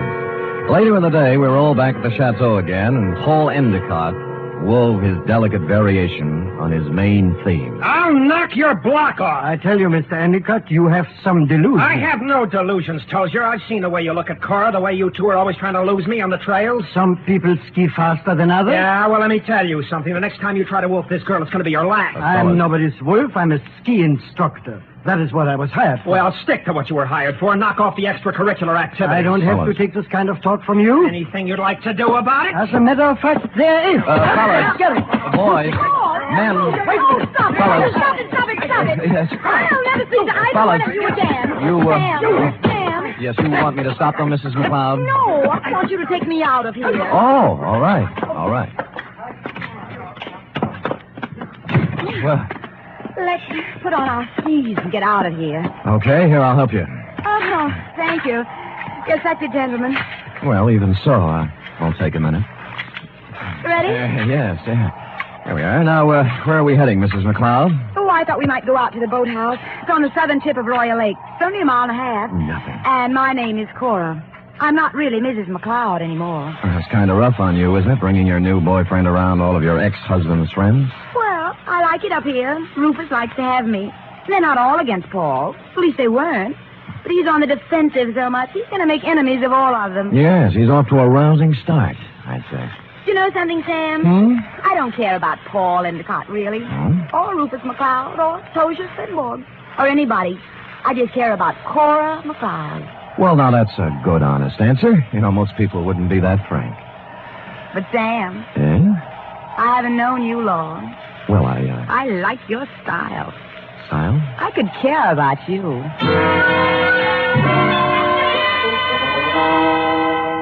It broke my heart not to stop right there on the trail and kiss her because that's what she wanted me to do. So that's why I didn't do it. And I'll never turn down anything better. Well, next scene, a boathouse. And when we got there, it was not at all the way I thought. The food technician and close friend of Rufus McCloud was there, working on something that baffled me at first. It's a nice boat, Mr. Spade. That's what it is. Belongs to Rufus. Yeah, I don't think I've ever seen one up close before. I'd take you for a ride, but this one needs a lot of work before anybody could use it. I'm just puttering. What prompted you to come out here, Cora? Because Paul and Tosia Finborg got in a fight over me, and I got tired of the whole thing. Sam and I went out for some air. Oh. Well, glad you did. I was getting a bit lonesome. You see, Sam, they always leave me in a cloud of snow on their skis, and I just plod along on snowshoes all by myself. Well, maybe we can go walking together sometime. I used to be able to shake a pretty good snowshoe. It's a deal. Tomorrow morning, I'll show you the place. Sam, I think I'll stick around here and help Charlie with the ice boat. Oh. Unless you're crazy about ice boats, why don't you go back to the chateau? We'll be there in time for dinner. Well, I don't need any engraved exvitation. I hope you catch a common cold. The trouble with that girl was that she only wanted one man at a time around her. Back at the chateau, there was no one but the cook, the Marjorie Main part. Too tall.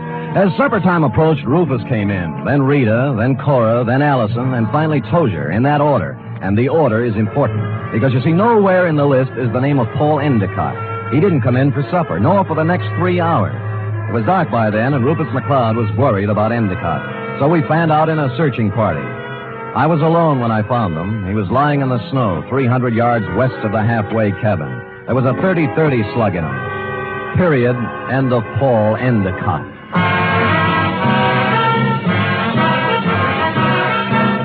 You are listening to the weekly adventure of radio's most famous detective, Sam Spade.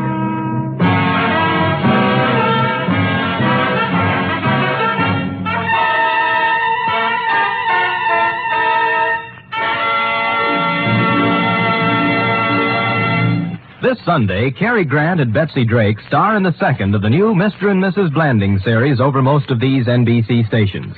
The delightful tribulations of Jim Blandings and his wife Muriel as they built their famous dream house entertained millions as a novel and then as a motion picture. And now you can follow the further adventures of Mr. and Mrs. Blandings every Sunday on NBC. And Sunday also means your weekly visit with the hilarious Harrises on the Phil Harris Alice Faye Show.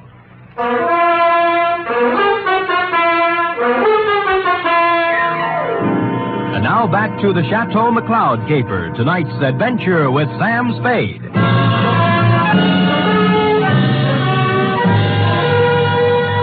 There were no ski marks near the body of Paul Endicott, just his own. Somebody had drawn a bead on him in the dust from some distance. I started to look for the rest of the searching party and then changed my mind.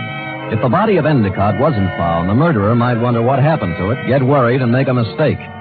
So I picked him up, carried him to a small cave I found, covered the entrance with snow, brushed over the ski marks, and went back to the chateau. One by one, they all showed up, discouraged. Oh, we can't give up. We have to keep looking. I know how you feel, Cora, darling. It's too dark. We'll try tomorrow. Oh, don't worry about him. Paul can take care of himself. How can he take care of himself, Miss Parker, if he got lost? Who said he got lost? I am assuming. I think we're all assuming too much. I'm sure that it's nothing to worry about. If I know Paul, he'll show up tomorrow with some tall tale to tell. What do you think, Mr. Spade? What does an advertising executive know? Cora, your manners. A sponsor might be listening. Oh. Well, I'm sorry, Sam. I'm upset. Okay. Frankly, I don't know what to think. But if I were a detective, I'd hazard a guess that Paul met with foul play. Oh, nonsense, Spade, nonsense. Come on, everybody, let's have a drink, have some fun. Paul will be back, and even if he isn't, who really cares? Scotch for me. And I guess nobody cared. Rufus was a little more jolly than usual, and the drinks began to dispel the gloom. It was as if Paul Endicott never had existed. It began to get late, and the bizarre wake broke up. Everybody went to bed, including me. I lay there fully dressed, looking up at the beamed ceiling for an hour. About then, my doorknob turned, and the door slid open and shut. Someone moved quietly to my bed as I was sliding my .38 out of its holster. Sam, me, Rita. Oh. Are you awake? Yeah, I wasn't even under the covers. Mind if I sit down here? Not a bit. Sam, Sam, I'm scared. I wish I could leave here. Oh, what's the matter? Paul's dead. I know he is. He didn't mean anything to me one way or the other, but I know he's dead. Anything to back up your feeling? I guess not. It's just something I'm sure of. Why'd you come to me? Because you're really a detective, and I know it. Oh, me? Oh, now, you handled a case for my father once. You just don't remember me. All right, I'm a detective. Rufus hired me because he expected trouble. Sam, I'll tell you something about Paul. Yeah?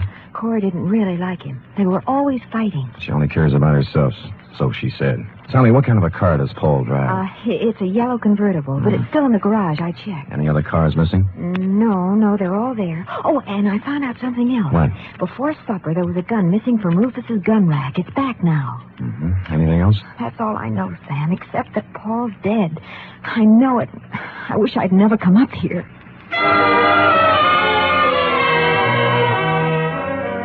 After she left, I dressed for outdoors and climbed through the bedroom window. It was still and quiet, and it was a quarter moon when I skied away from the chateau. I wanted to look the land over myself before the next day, when the clues, if any, were trampled into the snow. When I passed the northern tip of Royal Lake on the trail to the halfway cabin, I saw a new set of ski tracks heading into the woods where I'd found Endicott's body. I followed them, and they went right to the cave where I'd hidden him. And he was gone. I was standing there, pondering this, when I thought I saw something move in the trees to the west of me. I stood stock still.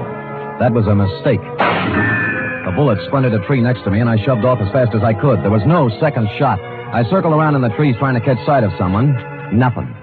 I kept in the shadows and made for the halfway cabin. It was dark and quiet, at least until I opened the door. I tried, but he had the advantage of surprise and some kind of a club. I ended up on the floor with someone sitting on my chest. All right, I have your gun. You make one wrong move, Spade, and I'll use it. It's got bullets in it and a hair trigger, so be careful. We could use a little light. As you see, there's Paul Endicott's body. Yeah. How did you find him, Tozier? You're only putting a noose around your neck. You're a very perceiving man, Mr. Spade. How do you figure I did it? I talk better on my feet. Just remember the gun. If you didn't kill him, how else would you know where the body was? Because I know this country like the back of my hand. He had to be somewhere. You are the killer, Mr. Spade. Me? Why, I do not know. You found the body before anyone else could. Hid it, then clumsily tried to hide your tracks. Don't be silly. Why would I come back? A murderer always worries about his crime. Did he forget something? Was something left undone? It's a natural. It sounds good, except it isn't true. You couldn't pin it on me in a month of Sundays. But somebody might just tie it on to you. That's what you think. Do you know what I'm going to do now? I wouldn't want to guess. The shots came pouring in through the window, and Tozier Svenborg went down. I saw the flash of a face outside and was gone. I kicked at the lamp, threw the place into darkness, and lay on the floor. Then I crawled over to Svenborg and took my gun back. Well, that was a surprise. It hurt quite a bit. Where'd you get it? Oh, somewhere in the back. Let me see. It's at the shoulder, Lou. But he won't die anyway. I'm afraid I misjudged you, Mr. Spade. Go after him. Go after him and catch whoever it was. I can't leave you here. I'll take care of myself. Just leave me your gun for protection. No, I'll stay. Go, please, while there's time. Or are you afraid? I was, but I gave him my gun and left. Outside, there were many ski tracks, but a fresh set led left from the halfway cabin down. They went right to the edge of Royal Lake and then stopped. There were no marks of ski poles on the ice, so I followed the shoreline, looking for some kind of a clue. It wasn't until I reached the southern tip of Royal Lake that my effort was rewarded. Leading up from the ice were a set of footprints, then a set of ski marks. They led to the boathouse. Inside, I found two interesting items. One, a dismantled ice boat with fresh ice on the runners. Two, a pair of skis with snow in the grooves. I made my way along the beaten path back to the chateau, circled it once, found interesting item number 3, and went in. Well, what were you doing up, Spade? Did you hear the shots, too? Yeah. I thought I'd look around. Cold. You woke me out of a sound sleep, Sam. What was it, you know? Well, I didn't find out about the first shot, Mrs. McCloud. That was fired at me. But the next 3 were fired at a man named Tozier Svenborg. Oh, no. Tozier? How did it happen, Spade? What's it all about? He found Endicott's body in the woods. Dead? Very. I told you, Sam. I told you. Told him what? What do you know about it? Nothing. I just had the feeling, that's all. You know something. Now tell us or I'll slap the rents right out of your head. I don't know anything. Anything at all. I just had a feeling. Who shot Tozier, Spade, and why? I don't know. I was standing with him in the halfway cabin. Somebody shot through the window. Didn't you see them? Don't you know who it was? I was too busy ducking to look. Just answer me one thing. Have any of you been out? Of course not. No. I haven't, and Mr. Allison's in bed. Of course, they all lied. McCloud's shirt was stained with sweat. He'd been moving fast somewhere. The ski pants sticking out from under Cora's robe were wet, and Rita Parker was now dressed when she wasn't before. I was trying to figure out something to say when Charlie Allison came out from his bedroom, rubbing sleep out of his eyes and pulling a robe on. What's going on here? What's all the excitement about? They found Paul, dead, and somebody shot Tozier. No. Where is Tozier? In the halfway cabin. Well, let's get him to a doctor. I'll call one from town. Why don't you go up and get Tozier? I'll have a car ready, and we'll take him right into the Lucerne Hospital. Wait a minute. What about the murderer? Who did the shooting? Nobody's getting out of my sight. It had to be one of us. Why, Cora? Oh, it wasn't just anybody. We're the only ones left walking. Why don't you ask Sam? He's the detective. Detective? Yes, I hired him because somebody sent me an anonymous letter saying there'd be trouble. You knew there was going to be trouble, Rufus. Somebody else knew. Then why did you let people come up here? So what's the big Why did you do? Wait a minute. Spade, what did you find out? Well, if you'll all wait here a minute, I'll tell you. When I circled the chateau before I came in, I'd seen footprints leading to a window, not mine. That meant somebody else used the back way in and out, too. I wanted to find out whose window it was, and of course, while I was looking, I remember the apparently dismantled ice boat and the fact that a set of skis were in the boathouse. It took me about a minute to find the right room. But somebody knew it. All right, Spade, stand where you are. Allison, you might be a great food technician, but you're a lousy killer. Yeah, well, at least he didn't get her. Neither will you. I got him, Spade. All right, come on, stand up. Come on. You sap. Cora, huh? You think you could get her by killing somebody? Shut up, leave me alone. I'm sorry for you. Sorry for anyone that ever knew her. I'm sorry for myself. She loves me, you fool. What's the matter? I was sound asleep. We found our killer, Mrs. McCloud. Charlie? Yes, baby, Oh, Rufus, it's been a long day. I need a drink.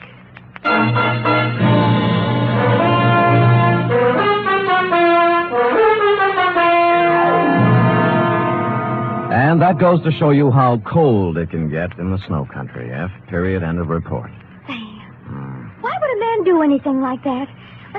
When he knew he couldn't get away with it? Because he was stupid, Effie. People must have told him 1,000,000 times. If they told him once, crime just doesn't pay. No. Yeah. Now, go type that up, will you? Go on, scamper, scamper. Woof.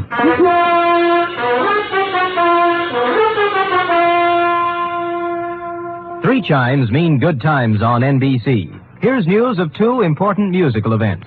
This Saturday, Arturo Toscanini begins a new Saturday series of concerts with the NBC Symphony. And for his premiere, the celebrated maestro Toscanini will present a special hour-and-a-half performance of Verdi's Requiem. And beginning next Monday, you can hear the first in a new series by the Boston Pops Orchestra.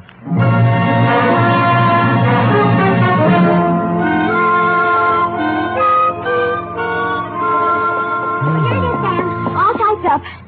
All but the P.S. Page, that is. What P.S. page? Why should it need a P.S.? Sam, you know that this report, to borrow a phrase from you, is full of holes.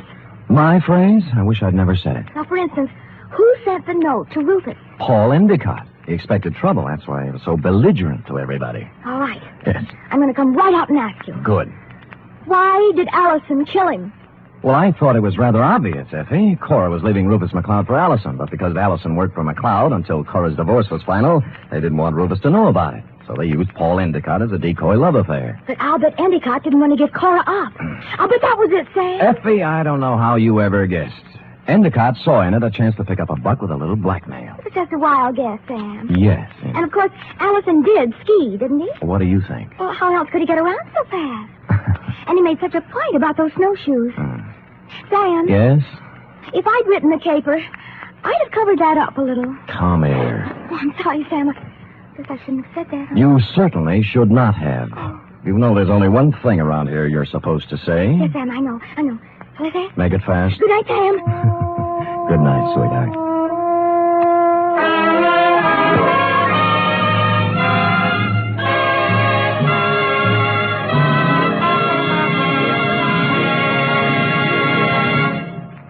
The National Broadcasting Company presents The Adventures of Sam Spade, Detective.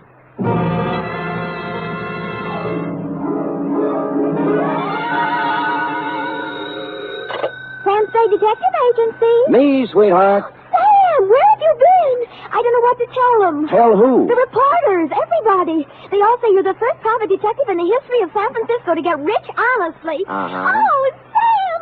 When I think of all the back salary I'll be getting, the fur coats... Easy, girl, easy. Prepare yourself. Sam? Yep. You mean... The $50,000 is not available to employees of the network or sponsor, which unfortunately I happen to be. Sam! But cheer up, girl. Think of the taxes we'll save. Now, make everything fast. I'm on my way. Meanwhile, puzzle me this. You ready? All right, Sam. Why does a man who is going to blow his brains out set his mental clock ahead 4 hours? Sam, it doesn't make sense. Ah, but it does. Mull and ponder, sweetheart. I'll be down in a trice, 1951 model, with an intellectual type report to challenge serious thinkers everywhere. To wit, the Biddle Riddle caper.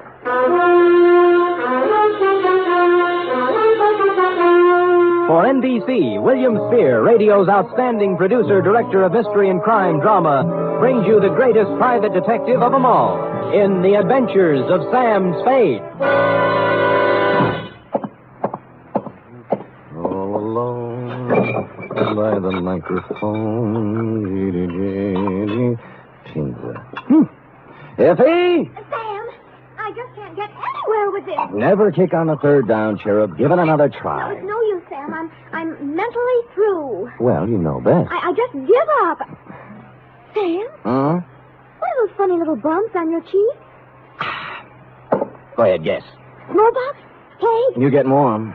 Look like little waffle marks. That's what happens when somebody hits you with a microphone, sweetheart. Now, if you look closer, just above the marks, under my eye, clearly and distinctly, in reverse, of course, the 3 letters of a network known far and wide for its hospitality to unemployed private detectives. You mean? Shh, not here, girl. Poise the pencil. Who knows? A sponsor may be listening. Ready? Yes, sir. To Mr. Tracy Abbott, Drake Carlton Hotel, copy to Dundee at homicide. From Samuel Spade, license number 1375596. Subject, the Biddle Riddle caper.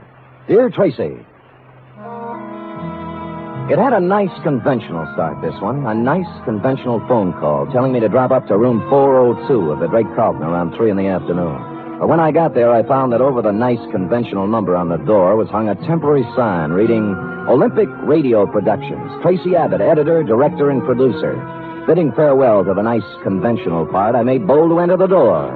Abbott, 5'8" of solid Hollywood, was waltzing with what I took to be a musician, composer, or some such. We open Coal Bunny like this. Now, Killer at Large. Banging with the theme. Theme. Bum, bum, bum, bum, bum, bum, bum, bum, bum, bum, bum, bum, bum, bum, bum, bum. A great big wonderful chord there, Bunny. Check. Check. And then the teaser. Quote, don't go away, you out there. Stick right close to that radio set of yours, because the next half hour might put $50,000 in your pocket.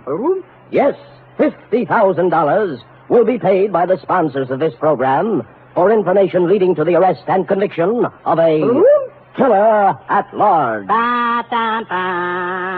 Tonight, that's it, sustain the chord. Yeah. Tonight, the murder, tremolo. Tonight, the murder of Carol Stevens. Then, da-da-dee, bum-bum-bum, bum-bum-bum-bum. Check. What's that?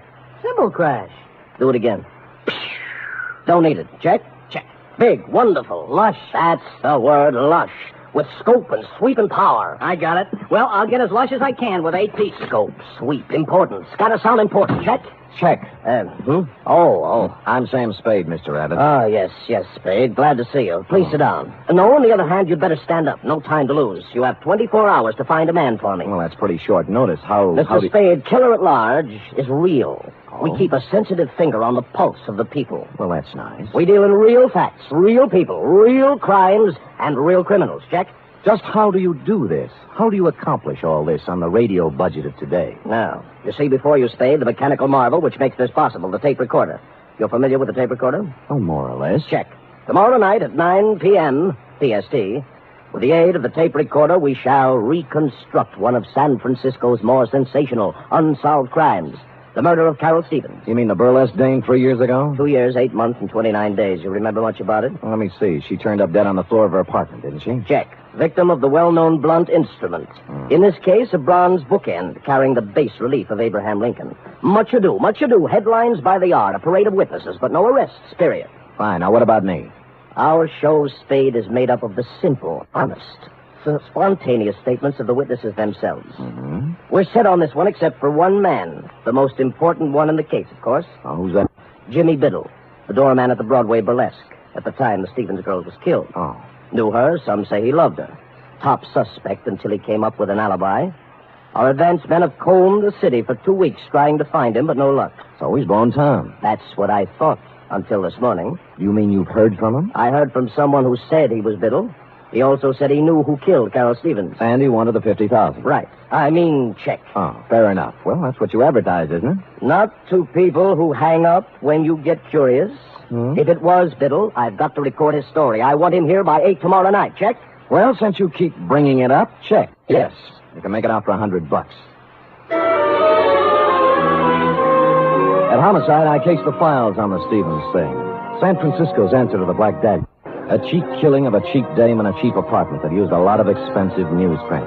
She'd taken her last turn under the blue spot around 10:30, left the theater, and hustled straight home, because at 11 sharp, according to the neighbor across the hall, someone had tried the Abraham Lincoln bookend on Carol for size. She hit the floor just as the 11 o'clock news came on. Biddle's alibi had to be good, and it was. It came, as a matter of fact, from the greatest little alibi factory in town. Biddle was drinking old fashions with Joseph P. Norgard, the well-known criminal lawyer at the time of the killing. So I trotted over to Norgard's office on Market Street, found him tied up, and settled down in the waiting room next to a gimlet-eyed youth in a neon-striped suit who looked like he made a living sticking up crap games. He was filing his nails. Buddy. Yeah, buddy? You sure you're in the right office, buddy? Positive, buddy. I just thought I might save you some trouble, that's all. Sam Spade, ain't it? Hey, you're a smart kid. I try hard. I still think you'd be wise to blow. Now, this is quite a turn you do, buddy. Study nights with Richard Woodmark. Sam, I told you I want to save you a bad time. You're a nice guy. Thank you.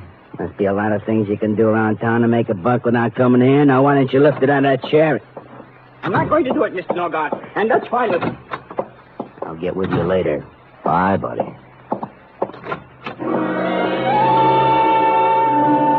The guy who bustled out of Norgard's office was flabby, florid, and frightened. Pinstripe gave me a last baleful look and sidled out into the hall after him, which was nice because I was running out of punchline. Luke, I thought I told you to. Oh. Mr. Norgard? I am? I'm sorry to barge in. My name's Spade. I'm a private detective. Of course you are. And a hungry one. Well, we're polite in here, too. Why do you say that? You're the fourth today. Oh? I'm about to prepare a mimeograph statement entitled, What I Know About the Stevens Case, or You Too Can Make $50,000. Like a copy? You know, I can't remember when I've been treated so nice. What do you know about the Stevens case, Mr. Norgard? It's all in the homicide file. On the fateful night, I ran into Jimmy Biddle as I was coming out of a bar in Chinatown. He'd hit the skids. But he used to be a useful friend, so I asked him up to my apartment for a drink. Cozy? Sat him in a chair, made him an old-fashioned, loaned him $5, and hustled him out. Mm-hmm. Total elapsed time, 45 minutes, from 10:45 to 11:30 p.m. And that is all I have to say at this time. Have you seen Biddle since? Not since the investigation. I don't know where he is now, and I don't know who killed Carol Stevens, period. Paragraph. Do you think Jimmy knows who killed her? Maybe. Well, he says he does. Oh? Where did you see him? He's hungry, too. We work the same breadline. I'm sorry I said that, Spade. Who are you working for? Olympic Radio Productions. Killer at large. Yes? They want me to come to the studio tonight and record a statement for them. Uh-huh. I wonder if I ought to tell them what I really think. What's that? About Biddle. There's no point in talking around it anymore. I think he killed her. Well, that's a neat trick if he was drinking your liquor at the time. Oh, I think he did it after he left my place. 2 things place the time of death. The medical examiner's report, which could be off as much as 3 hours. And the neighbor who thinks he heard the girl fall as the news came on. How reliable is that? Well, they usually think of those things during an investigation. But they didn't think hard enough. You say you talked to Biddle? He called my client. Why?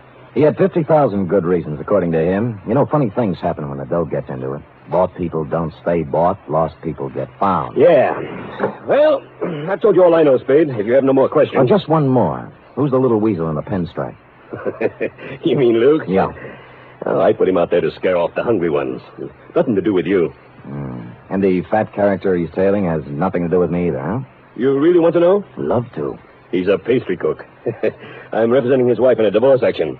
Thinks he's Casanova. Pressure cooker, eh?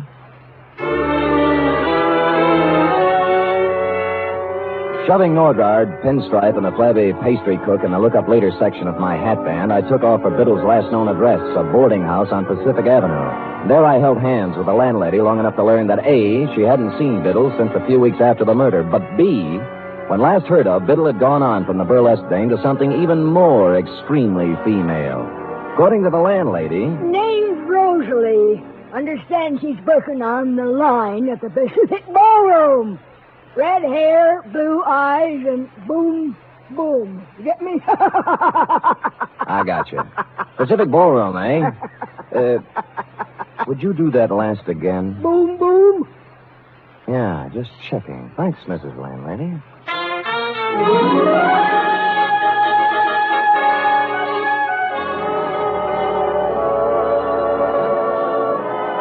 Hello? Hi. Am I the lucky girl? Well, you look like your name ought to be Rosalie. Oh, you're psychic. Got your tickets? Here, let me know when they're used up, huh? Don't worry. Hey. You know you're a pretty good dancer? Arthur Murray, class of 1906. Only I didn't come here to dance.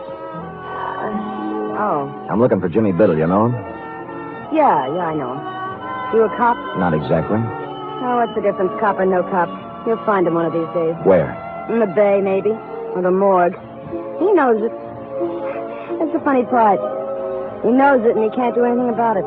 It's got him. Rosalie, baby, look, I'm not... That's enough about Jimmy. Let's dance, huh? That's what you're paying for, isn't it? Well, come on. Where is he? You're wasting your time. I won't sell him out.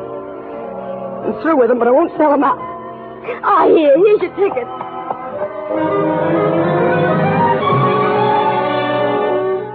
I sauntered over to the soft drink fountain and mulled the problem over a Coke for a minute or two. There are ways of dealing with dames like Rosalie. Some of them are a little cruel, as this one was going to have to be, but time was of the essence. I kept out of sight for 20 minutes or so, watching her dancing in the arms of a moonstruck plumber, and sidled into a phone booth. The Pacific Ballroom does not permit telephone conversations while the girls are working. When I said it was the police, the plumber was turned over to a new candidate, and Rosalie came to the phone. Hello? This is Sam Spade, Rosalie. I was dancing with you a little while ago. What is it? I found Jimmy Biddle's apartment. Oh? What's the matter? He's hurt? That's right. Bad? I'm afraid so. He wants to see you. Oh, okay. I'll be right over.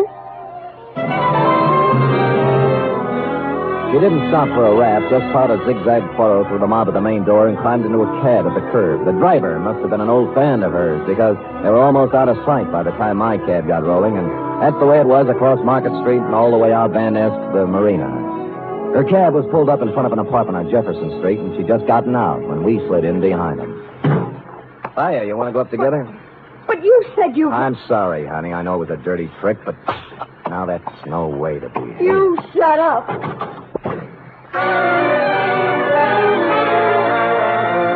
The gold card holder by the doorbell listed the tenant as W.R. Smith. Mr. Smith was evidently not home.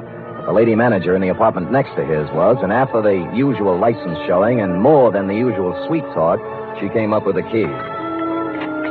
Biddle wasn't wealthy, but he wasn't hungry either. The place had the well-fixed, man-about-town look, right down to the last crystal martini glass in the portable bar in the living room. Next to it was a mahogany desk, in which were sundry checkbooks and deposit slips indicating Biddle had found a prosperous widow or had been doing rather well at canasta. A clock chimed 4 in the next room. Since it was after 10, I wondered why I went in to take a look. Maybe I was psychic, like the girl said. There was a tape recorder against one wall, the same kind I'd seen in your office, Tracy, with a microphone and a roll of tape in it, half used up. Holding the microphone with one hand was Jimmy Biddle. In the other hand, a .38. He wasn't hurt, as I'd told her. He was dead.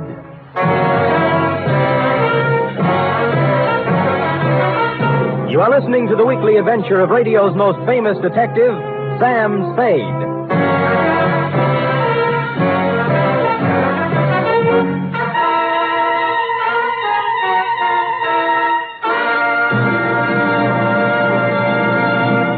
This Sunday, there's another outstanding production by Theater Guild on the air. It's a 1-hour adaptation of the thrilling tale of intrigue in post-war Vienna, The Third Man. Joseph Cotton and Senior Hasso star in this Theater Guild on the air broadcast. And Sunday over most of these NBC stations also means The Big Show, an hour and a half of the finest in comedy, music, and drama. Tallulah will be your hostess, and just listen to a few of the stars. Fred Allen, Marlena Dietrich, Danny Thomas, and Fran Warren. There'll be many more, too, so tune in this Sunday and every Sunday for The Big Show.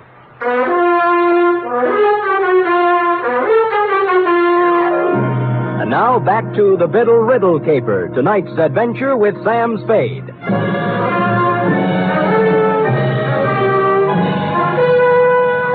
In accordance with Chapter 5 of the Private Detective's Manual entitled How to Keep Your License, I called Homicide and gave him the facts and figures, then went back to the study. Jimmy Biddle was surrounded by props like Part 1 of the photo crime puzzle. I carefully reached over his shoulder and pressed the button on the tape recorder. My name's Jimmy Biddle. The DA will remember me. We saw a lot of each other during the week after Carol Stevens hit the deck in her apartment 3 years ago. At just about this time of night. I fooled him then. I could probably go on fooling him, but I'm tired of it. I'm tired of living this way. So here it is. I knew Carol Stevens well. I was crazy about her, and I was jealous, too. That's why I killed her. Thought I could go on and on, playing hide-and-go-seek for the rest of my life, but sooner or later this kind of thing gets too heavy to pack around. You gotta get rid of it, one way or another.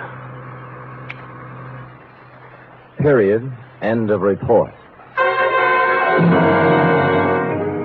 I rousted the landlady again, and we went over the room together. A helpful type landlady. She contributed 1,000-odd bits of gossip about Jimmy Biddle, only one of which struck me as interesting. She'd come in this morning, she said, to clean his apartment, and among other things, had wound and set the 8-day clock on the mantel. The same clock, which was now exactly 4 hours fast. Looking closer at the tape recorder, I saw a small label pasted above one of the knobs, reading Murgas and Reed, recording technicians. Next scene, the manufacturing section of Sansom Street. A 5-story building, all dark at this hour, except for a light in the office on the second floor back, which happily turned out to be D1. Murgas? Reed! Anybody! Hello. What do you want? Well, the pastry cook. I'm sorry. We're closed, you see. Office hours 9 to 5. Now, wait a minute. Just a minute, pastry cook. I'm not a pastry cook, sir. My name is Murgas. I am one of the proprietors here. Just a moment, sir. Sorry. It was getting cold out in the hall. Oh, so you're Murgas, huh? I am. And I don't care who you are. I know all about it, sir. I know it wasn't a practical joke. What wasn't a practical joke? That tape. You can march right back to the man you're working for and tell him he can't buy me off. Is that clear? Not very. There's no use denying it. I saw you in his office this afternoon when he threatened me. Get down, Murgas! What is it all? I crawled out on a fire escape in time to see my buddy in the pinstripe suit hit the bottom. The alley, praise be, was blind at one end, so Luke took off toward the street. I caught him in one leg. He stumbled, fell, smacked his head against the brick wall of the alley, and took the count. I was frisking him when a prowl cop who'd heard the shots moved up. I convinced him I wasn't rolling a drunk and left him to run back upstairs. Murgas? Murgas! Here. I better get you to a hospital. Who are you? Sam Spade. I don't work for Norgard. Right now I'm trying to hang a murder rap on him. Told me it was a practical joke. A gag. What? Tape. Jimmy Biddle. Tape. Jimmy rented the machine from you and made the tape himself, right? Yes. He... Norgard. What about Norgard? Tried to beat me into it. Beat me. Wouldn't give it to him. Give what? Tape. Tape. No. Tape.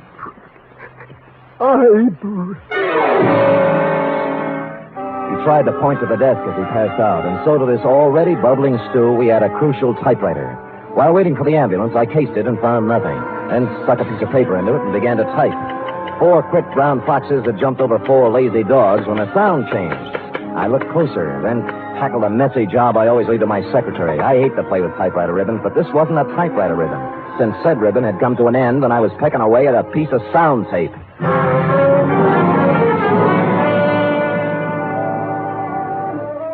Come on, Rosalie. I don't want to talk. Look, come on. My feet are even more tired than they were an hour ago. Okay, you first. All right, now. I'm sorry, Mr. Spade. I thought you were lying when you said Jimmy was hurt. Look, let's not go into that now. He was blackmailing Norgard, right? I don't even know who Norgard is. You knew Jimmy was shaking someone down, didn't you? I never knew where he got his money. I just know it was dirty money. He'd laugh and say he was living high, but not for long. He never mentioned Norgard? No, he just said he was going to make $50,000 on a radio program. Did he say how? Singing. I thought he was kidding, then he showed up with that tape recorder. Well, he wasn't kidding. Then what? He wanted to be alone, he said. He was going to make an audition and send it to a sponsor. That's where he made the mistake. He sent it to the wrong sponsor. Huh? He figured to hit Norgard for the biggest touch of all. Thought hearing it might make him dig deeper. So he recorded his statement, sent it to Norgard for a sample. But there was something he didn't think of. What do you mean? He should have studied up on his tape recorders, baby. With a pair of scissors and a good technician, Jimmy's eyewitness account turned into a first-class confession. The final phase of the Biddle Riddle was, as you will recall, Tracy, enacted on one of the sound stages of the nation's leading network, where, as you will also recall, you were busily transcribing the testimony of various witnesses on the Carol Stevens case. How you got him there, I'll never know. But there he was, as big and legal-looking as ever, perjuring himself once more into one of your microphones. I walked out of the Twin Dragon on Grand Avenue. As I remember it now, Biddle was across the street. He apparently recognized me, though. Excuse me, will you, fellas? What? Oh. Hey, you idiots. You ruined it. I'm sorry, Tracy. Oh, we'll have to start it over again, Mr. Norgard. Would you mind if I record a few remarks? Spade, please understand my position. Biddle's confession has changed everything. I know. The killer is not at large. Yeah. 24 hours we spent recording the show. Now it'll all have to be done over again. Sorry. These people at this house. Listen, Tracy. All right, Spade. What is it? I'm only trying to help. Now, where's Biddle's confession? On the machine there. We're going to dub it onto the main tape. Good. Now, be a good lad and show me where you're starting to stop it, huh? Right there. Okay. What is this, Spade? This is going to interest you, Mr. Norgard. Now, let us turn to the tape, keeping our eyes on the spool as it slowly feeds Jimmy Biddle's last statement. My name's Jimmy into the Biddle. amplifier. The DA will remember me. We saw a lot of each other during the week after Carol Stevens hit the deck in her apartment 3 years ago. At just about this time of night. I fooled him then. I could probably go on fooling him, but I'm tired of it. I'm tired of living this way. So here it is. I knew Carol Stevens well. I was crazy about her, and I was jealous, too. That's why There's a riddle for you, Norgard. He said the girl died, quote, at just about this time of night, unquote. But the clock struck 3 times. We know she died at 11. What happened to the other 8 chimes? Spade, this is no time. Be patient with me, Tracy. What about it, Norgard? Well, how do I know? The man was crazy, maybe. No. He wasn't crazy. Stupid, but not crazy. So we take this spool of tape off and put this one. What's that? This is the part that was cut out. Got it from the guy who did the splicing job for you, thinking it was a practical joke or something. Sam, do you know what you're saying? Yeah, but Biddle says it better. The last thing we heard was I was crazy about her, and I was jealous, too. That's why I killed her. Only he didn't say killed her. Just, that's why I... Well, standing outside in the hallway of her apartment the night she died. I'd seen her leave the theater with a guy I recognized. And I followed him home to her place. Heard the argument, everything, but I had no idea he'd kill her until I heard her hit the floor. Door busted open then, and he came out looking like a crazy man. He didn't even see me. He just ran down the back stairs as fast as he could go. I went in and saw her lying on the floor, dead. I could have killed him then, but I thought of something better. He's good pay. The cash comes right on time. But I'm tired of living this way. So there's the story. The man who killed Carol Stevens...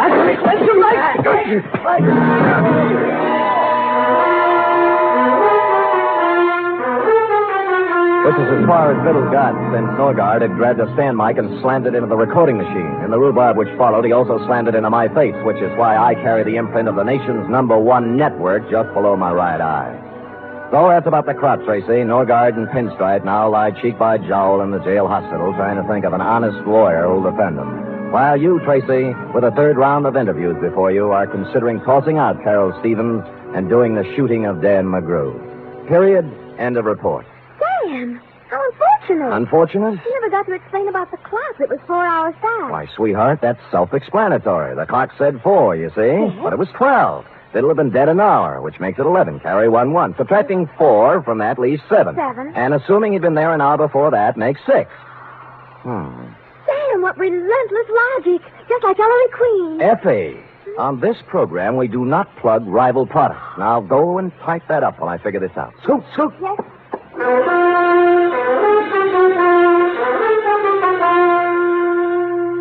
3 chimes mean good times on NBC. There's mystery and music every Saturday on NBC. For Mystery Tomorrow, Herbert Marshall stars as the Man Called X. The Man Called X is a man without a name who travels the world over combating the forces of international espionage and intrigue.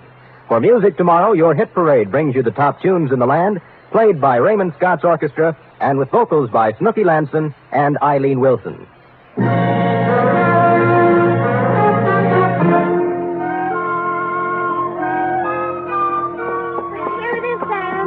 Thank you, dear one. I see by the furrows in your brow that you have not as yet solved the matter of the missing chime. Oh, why Norgard set the clock ahead when he shot Jimmy Biddle? How to approach this? You realize Norgard cut a hunk out of the tape, Yes. removing Biddle's eyewitness account, setting him up as a suicide, right? But Sam... Don't make me change my grip, Ed. Though Biddle, by his own statement, made the recording at the time of the murder of Carol Stevens, to wit 11 o'clock. Now, in cutting out the crucial words, Norgard also had to cut out 8 chimes. This, he realized, would be noticed. So he set the clock ahead to make the number of chimes jibe. Chimes jibe. Chimes jibe. Nice ring. Sam, will it be all right with you if I just say I understand when I really don't? Sure, sweetheart. I'll just type and answer the phone, and you use your feet and your head. And together we'll end up... I know, with... Good night, Sam. Good night, sweetheart.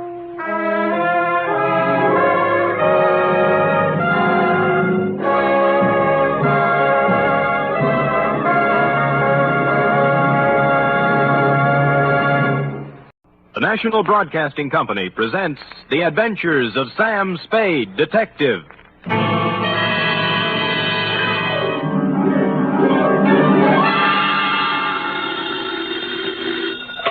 Sam Spade Detective Agency. Me, sweetheart. Merry 29th of December. You too, Sam. Did you take the little boy home? Yep. Straight home? Well, not exactly, F. Had to make a couple of emergency stops, but we got there. What do you mean, Sam? Well, I got my weekly knot on the head, for one thing. Sam, just taking the little boy home? Like I said, F, we were derailed. There was a dash of poison, for instance. A couple of pounds of $1,000 notes. And an infernal machine that nearly blew up half the Mission District. But other than that, we had a peaceful ride home. Why, Sam, this sounds like a caper. Which is just what it is, Angel. Get out our special holiday bottle of Napa Valley wine, and we'll get in our premature regards to the new year, following dictation of a report entitled The Prodigal... Prodigal, Sam? Are you sure that's the right word? Certainly, I'm sure. The Wanderer will return to the roost. You and your big fat roost. With our last bedtime story for 1950, namely, The Prodigal Panda Caper.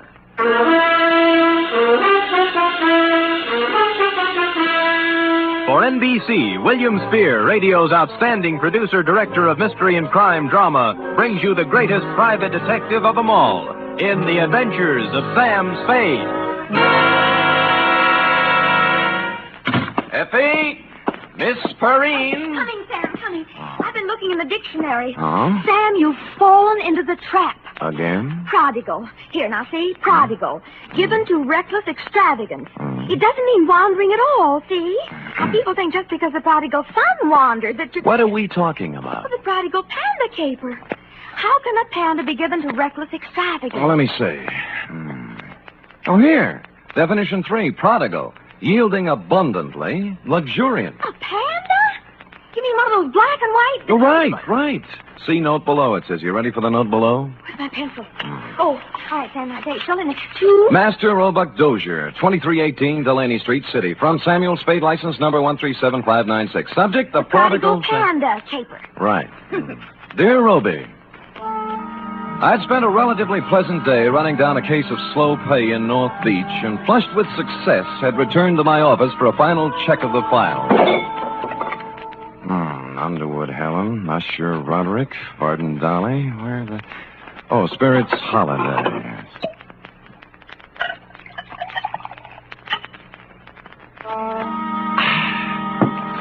I sat down, put my hat and my feet on the desk, and was loosening my collar when I noticed just to the right of my off ankle one large bag of jelly beans.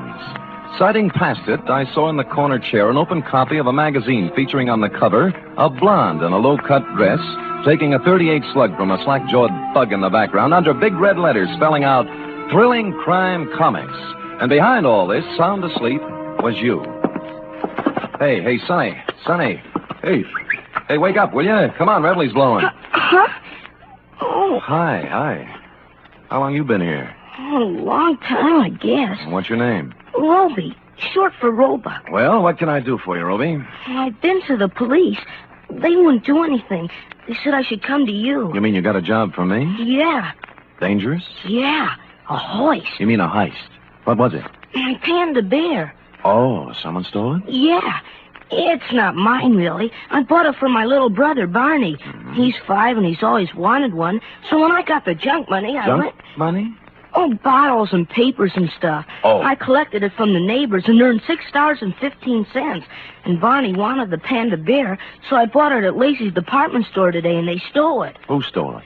Well, there was this man in the checkered coat and the lady in the red silk dress, just like the story in the comic here. Oh. The man looked like that, but the lady looked different. She had black hair and a red dress, and her eyebrows went up this way instead of sideways. Oh.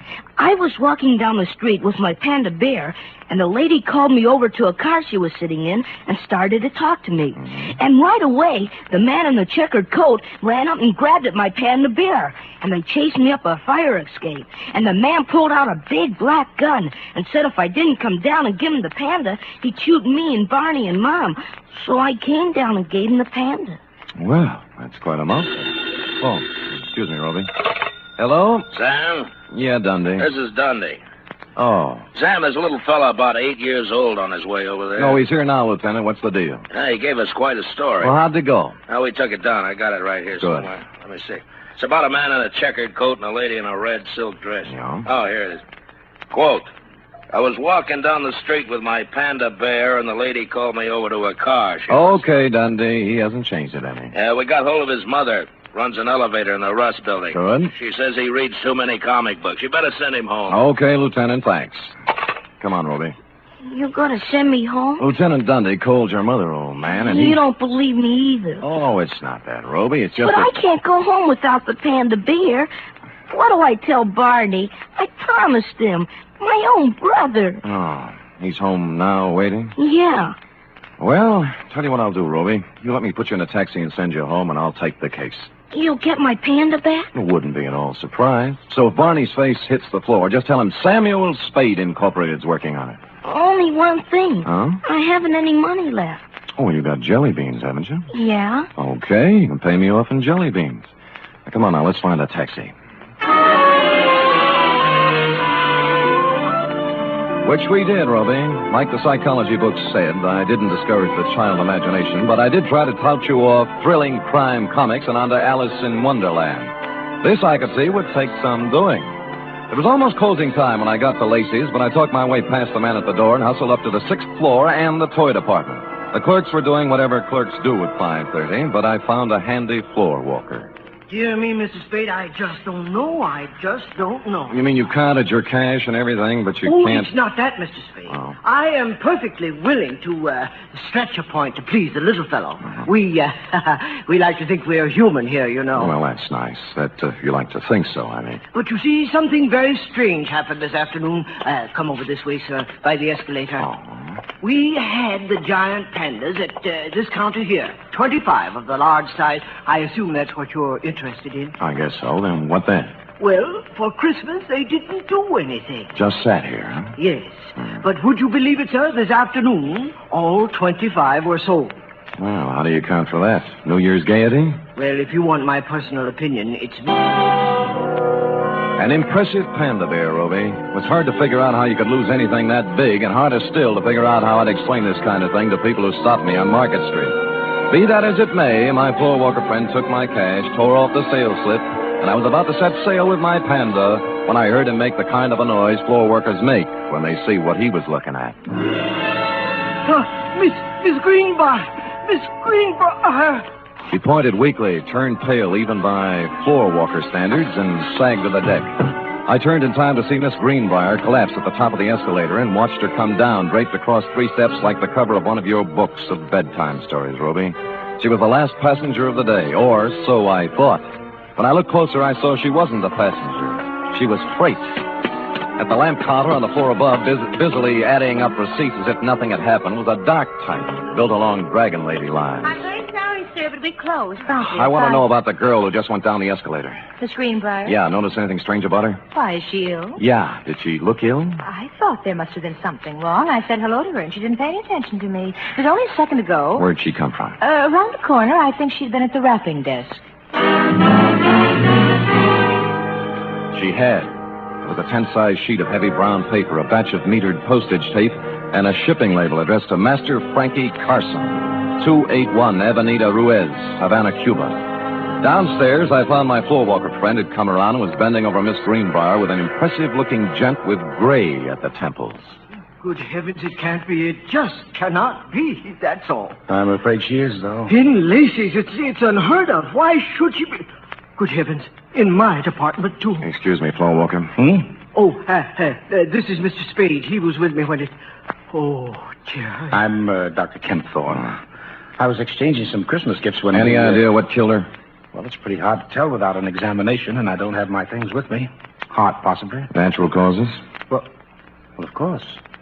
Why, do you have reason? There are more natural places to die than at the top of an escalator. And in my department at Lacey's, too. Good heaven. Well, who can say? Have to look up the girl's history. If she had a heart condition, well... Sure. Meanwhile, I'll call homicide. They've nothing better to do.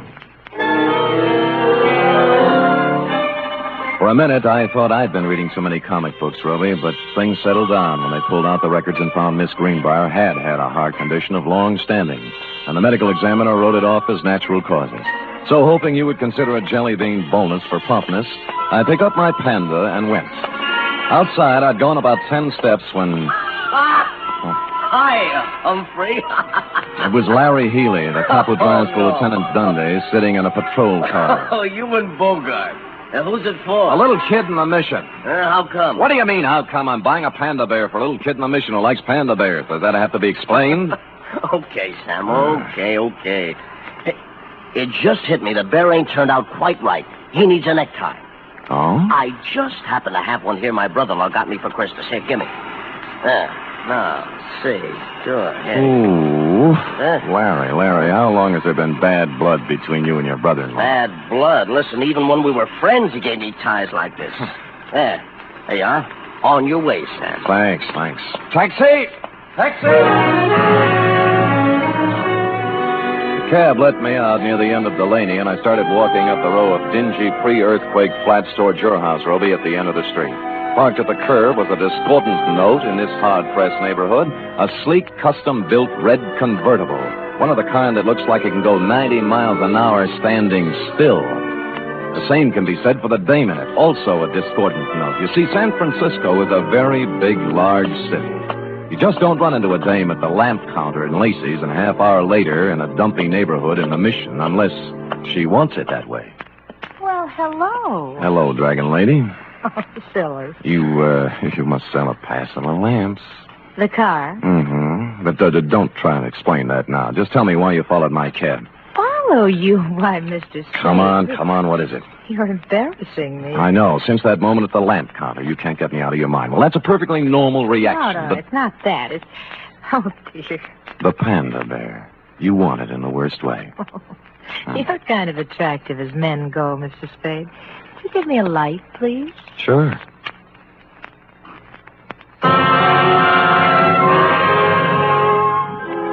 Holding the match up to her cigarette, three things hit me. The black hair, the red dress, and eyebrows that went up instead of sideways. At that point, the sleeve of a checkered overcoat with a big arm inside it came around under my chin from the rear, and the fourth thing hit me.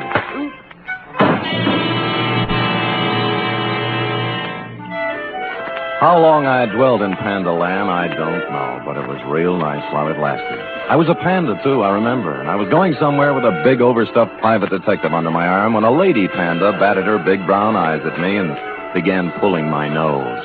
She seemed to have a very, very high voice. Wake up, Mr. Spade. Ruffling's blowing. Oh. I call Lieutenant Dunley, Mr. Spade. It's on his way. Looky. Over here. Good, Christopher, Sam. What happened? Well, it was this way, Dundee. I was walking down the street with my panda bear, and the lady called me over to the car she was sitting in and started to talk to me. And right away, the man in the checkered coat up.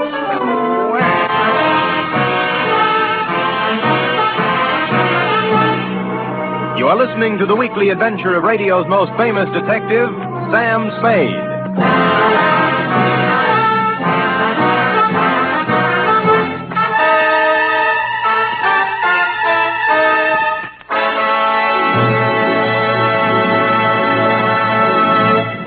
Van Heflin stars this Sunday in State Fair, another outstanding 60-minute production by Theater Guild on the air. Co-starring in this exciting broadcast is one of the leading families in show business, Gene Lockhart, Kathleen Lockhart, and daughter June. It's a gala New Year's Eve broadcast when Theater Guild presents State Fair. Sunday over most of these NBC stations also means another hour and a half with Tallulah Bankhead in radio's greatest spectacle, The Big Show. Among Tallulah's guests will be Ken Murray, Gloria Swanson, Margaret O'Brien, Jose Ferrer, and many more.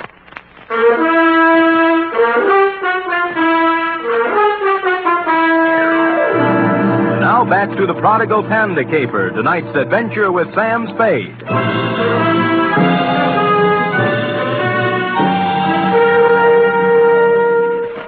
It was a humiliating experience, Robe, riding back to headquarters in black defeat. But dear, good Lieutenant Dundee, however, was the soul of patience and understanding. What do you take me for, Spade, an idiot? Look, Dundee, all I want you to understand is that this dame and the hopped-up convertible... I've had 3 rides on that merry-go-round now, and I'm sick of it. The dame in a red dress and the guy in the checkered coat.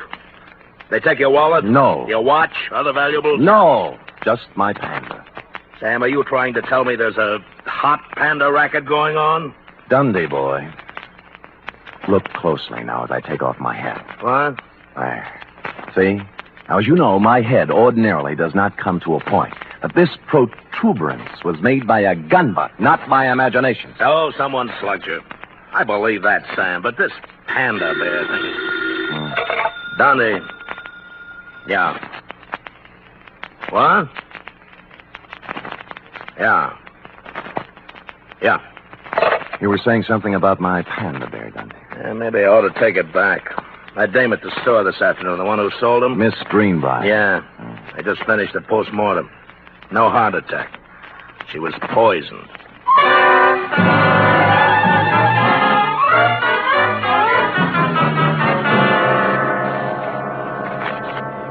It's a strange thing, Mr. Spade, very strange. I leave my business thoughts at the store. Floor Walker, just try and remember the Dragon Lady's name, huh? Dragon Lady. My good gracious, I can't remember my own name. I'm so upset. Oh, now concentrate now. Look, dark hair, up-tilted eyebrows, red silk dress. Works in lamp department on 7th floor. I can picture her so plainly. Dark hair, Floor Walker. Dark hair. Upshot eyebrows. Eyebrows and the red dress. Yes. Red. Scarlet. Scarlet, that's it. Easy now. I got a list of employees right here. I'll tell you. Scarlet Townsend. Scarlet Townsend, that's the dame. Floor walker.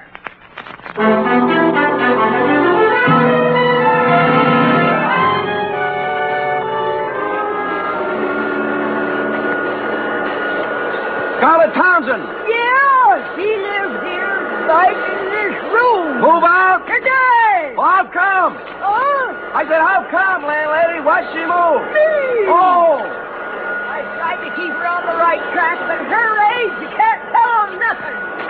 Now, when she bring that no good name around here, I put my foot down. I said, Scarlet, Scarlet, you're What's out. no good dame? What's no good dame, landlady? Crystal McCall. Oh. Here, I found this just now as I was cleaning the room. Picture of Crystal McCall. Now, ain't that a swell way to have your picture taken?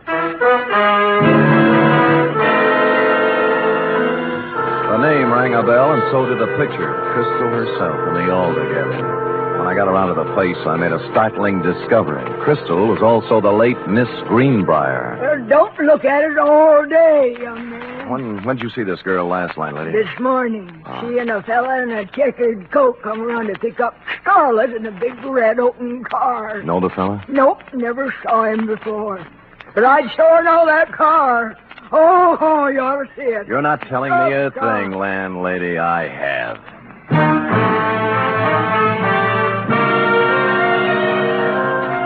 In Los Angeles, I'd have been dead, but San Francisco is not a convertible town. I found a free phone and began calling the dealers, figuring a bright red custom-built convertible is something you remember, whether you see it or sell it. An hour of this got me nowhere, and I'd begun to wonder if the car had been smuggled up from the unmentionable side of the Tehachapi when the wind changed.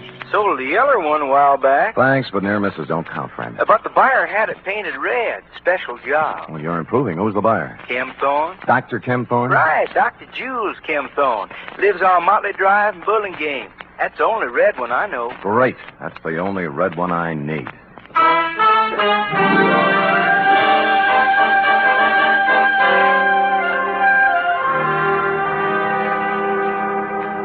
Mr. Spade, this is utterly unbelievable. And I certainly don't intend to stand here all night discussing the pros and cons of Panda Bear. All right, Kempthorne, let's slide over into your field. Meaning what? The sweet young thing at the store. It turned out dirty. The heart attack? The poison attack. Well, suicide, you suppose? What do you suppose? Well, I'm sure I don't know. Look, why don't we hold hands and tell the truth, huh? You'd better run along, Spade. I've had about all of this that I intended. Look, the dead dame was Crystal McCall. Does that mean anything to you? No. The same Crystal McCall who was running around with a hood named Frankie Casella, formerly of New York, now of Havana, by Department of Justice request. This is all very interesting. What has it to do with me? She was riding around in your red convertible this morning, for one thing. That's a hot car, you know. I took a close look at it 2 hours ago and got slugged. I don't know how you score these things, Kempthorne, but in my book, this calls for a couple of answers. You're right. You're right, it does. Where's the car? It's gone. Who has it? My chauffeur. This is the last straw, I guess. There's no point in covering up for him any longer. Who is he? Lenny Flegel. Oh, an ex-con, isn't he? Yes. I thought I could straighten him out. He's been missing for 2 days this time. He just took the car and left. I knew he had something to do with that girl in the toy department at Lacey's, so I went there today. I guess I was too late. You think Flegel killed her? I don't know. I don't know. Where did you see the car? Near the end of Delaney Street. What's the license number? 49H822. Oh. I'd better report it stolen. If you need me to testify, please... Feel free to call. That I will, Dr. Kempthorne. Bye.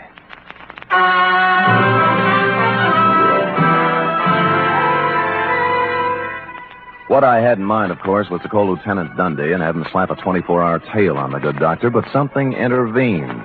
Halfway down the walk to the street, my eye fell on a round plastic object about the size of a nickel lying in the grass. Clearly, the eye of a giant panda. Since two other eyes were obviously watching me through Dr. Kempthorne's front curtains, I continued gaily on to my cab, drove up a half block, got out, and walked back. Just in time to see Kempthorne pull away from the curb in his other car, heading towards El Camino and points north. Well, this left me free to prowl at will, and 4 matchbooks later, I had found 2 more eyes, a pocket full of panda skin, and a goodly scoop of panda upholstery. The trail led to the garage. It was no wonder his car was stolen. He must have had to leave it on the street all night because there was no room for it in the garage, which had been turned into a kind of panda abattoir, crammed to the rafters with panda bears, all the giant size, too, in various stages of dishabille. Legs, arms, eyes, and innards. A sight to chill the heart of any but the sturdiest private detective, Ruby. But I braced myself and carried on.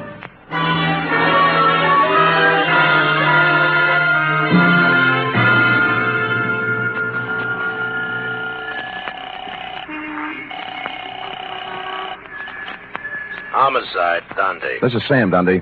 Sam, where you calling from? Phone booth in a drive-in on El Camino. Listen, the license number on the red custom job is 49H822. And the guy driving it is Lenny Flegel, an ex-con. Don't talk to me about that car. Larry Healy picked it up tonight going 90 on the Bay Shore. Great. Lousy. Why? What happened? Next time I see one of them panda bears, I'm going to spit right in its eye.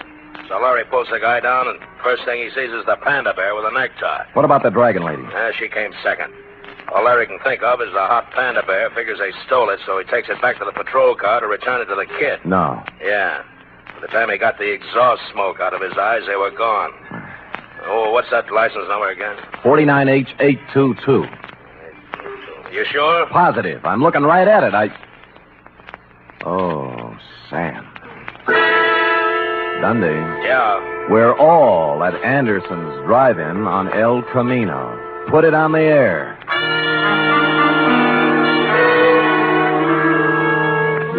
Which just shows you how slow I can think, Roby. The red job was staring at me with its big chrome eyes outside the plate glass window. Flegel and the dragon lady, bless them, were having a Saturday night blue plate displayed attractively on the tray racks hung from the car doors. I sidled out of the phone booth and through the kitchen, thereby coming up on the car from behind. More coffee, honey? No, we better get going. Oh, plenty of time. Mind if I join you, Flegel? Huh? He reached and I pushed, and instead of his gun, he came up with half a hamburger. It was too harsh a light for the dragon lady to operate effectively, and by the time Larry Healy and the prowl car pulled up, they decided to do it the easy way. You all comfy back there? Lovely, Larry. Flegel? Dragon lady? Shut up. What about the red job? What are you going to do with it? Larry? Oh, and count it till the lawyers are through talking. Sam, you want to go by way of Delaney Street? Yeah. Okay. Why Delaney Street? Larry delivered the panda. Huh? Sure, to the kid, Roby Dozier. We'll have to go and pick it up. Lenny. Yeah. What's it worth, Flegel? 50,000? 100? The little kid's got it? Yeah. Oh, Carcel will be disappointed, Flegel. With the tax boys watching both him and Crystal, it looked like a safe way to get some of his dough out of the country to him. Wasn't my idea. I hated him. I did 8 years for him, Spade. I could have killed him. Shut up, Lenny. I don't care anymore. The heck with it. Look, it wasn't me. The guy who's running things for him here is Dr. Kempthorne, but Crystal had the dough. He killed her. He took her to lunch today, and he... Go ahead, Lenny. So he poisoned her. Then what? She'd fixed up one of the pandas. He didn't know which. Stuffed it with bills, 80, 100,000, I don't know. Anyway, you'll find the money in the red car under the back seat. Under the seat? What are you talking about? It's in the panda. The kid's got it. Look, why do you think I'm telling you this, you stupid flatfoot? I fixed that thing for Carcel myself after we took the dough out. What, kid? It's got a bomb in it.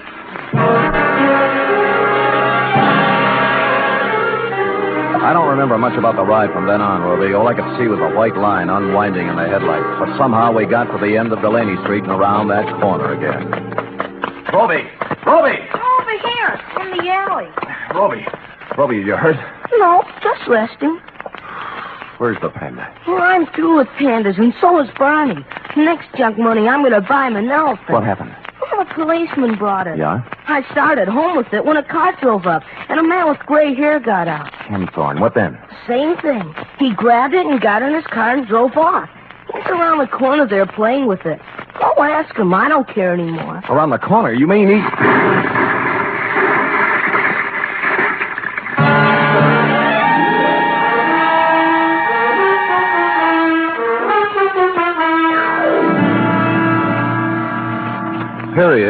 End of report.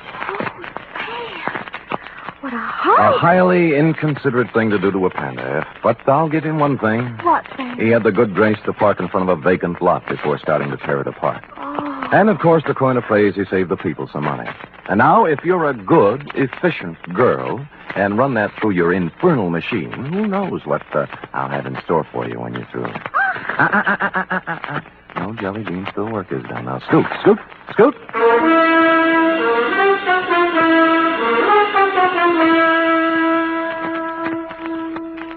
Three chimes mean good times on NBC. Friday means another visit to that entertaining eat establishment, Duffy's Tavern. Archie, the manager, and his whimsical friends have cooked up another fresh half hour of laughs and typical Duffy's Tavern madness. And you're all invited. There's also another delightful adventure with Chester A. Riley, played by William Bendix, tonight on The Life of Riley. Keep your dial set to NBC for the very best in radio entertainment.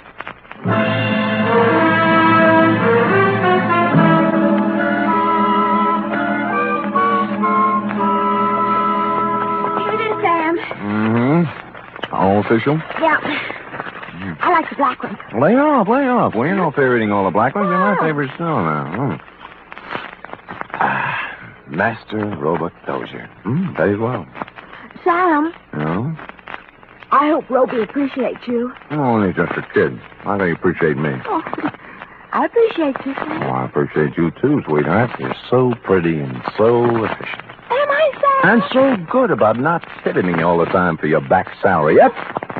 Right when I stop and think of you, I go all choked up. Me too. Black one. Come here. Huh? Angel?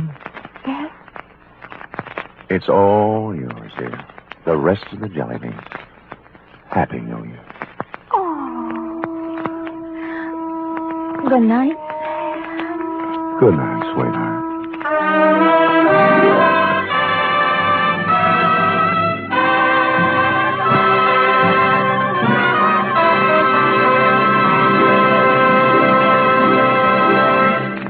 The National Broadcasting Company presents The Adventures of Sam Spade, Detective.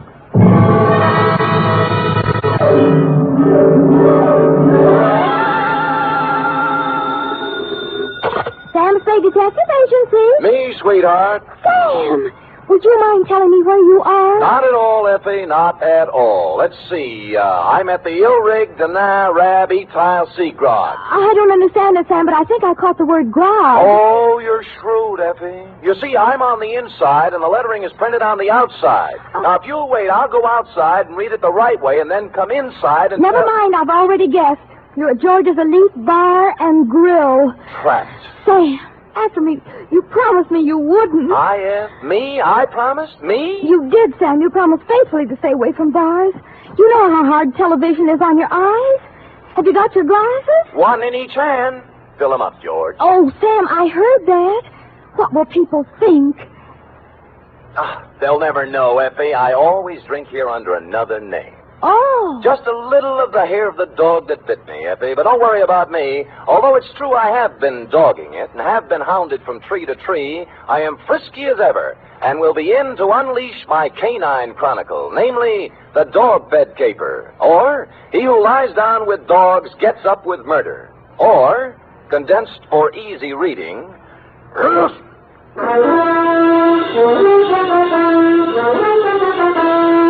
For NBC, William Spear, radio's outstanding producer-director of mystery and crime drama, brings you the greatest private detective of them all in The Adventures of Sam Spade. Effie? Here I am, Sam. Here I am, Sam. Effie, did you ever write poetry in school? Well, I was known as Emily Dickinson of Central High. I thought you had a touch of internal rhyme scheme there. I doodled a little poem about you today. Really? Well, redoodle. There was a detective named Spade with oodles of brains in his head. Clever, clever. But when he took up drinking, he forgot about thinking. Now give me the punchline. And Effie has stayed quite unpaid. Well, a little rough, but cute. Did you get the idea, Sam? Never could make any sense out of poetry. Ready? It's getting close to Christmas, Sam, and Pencil point? I've used my last pencil, and I don't really have enough money to buy any... Please, Effie, I have no head for figures. All right. I give up. From Samuel Spade, license number 137596. Subject, the dog bed caper. Oh, Sam, I hope this is going to be all about dogs. I belong to the tail waggers, you know. Yeah. And I've read all the books by Jack Yeah. I just think... Down, Effie. Strangely enough, you will not meet a single dog in this story. Actually, this narrative has little indeed to do with our four-footed friends or their beds. And I'd change the title now, except that it's already gone out for publicity.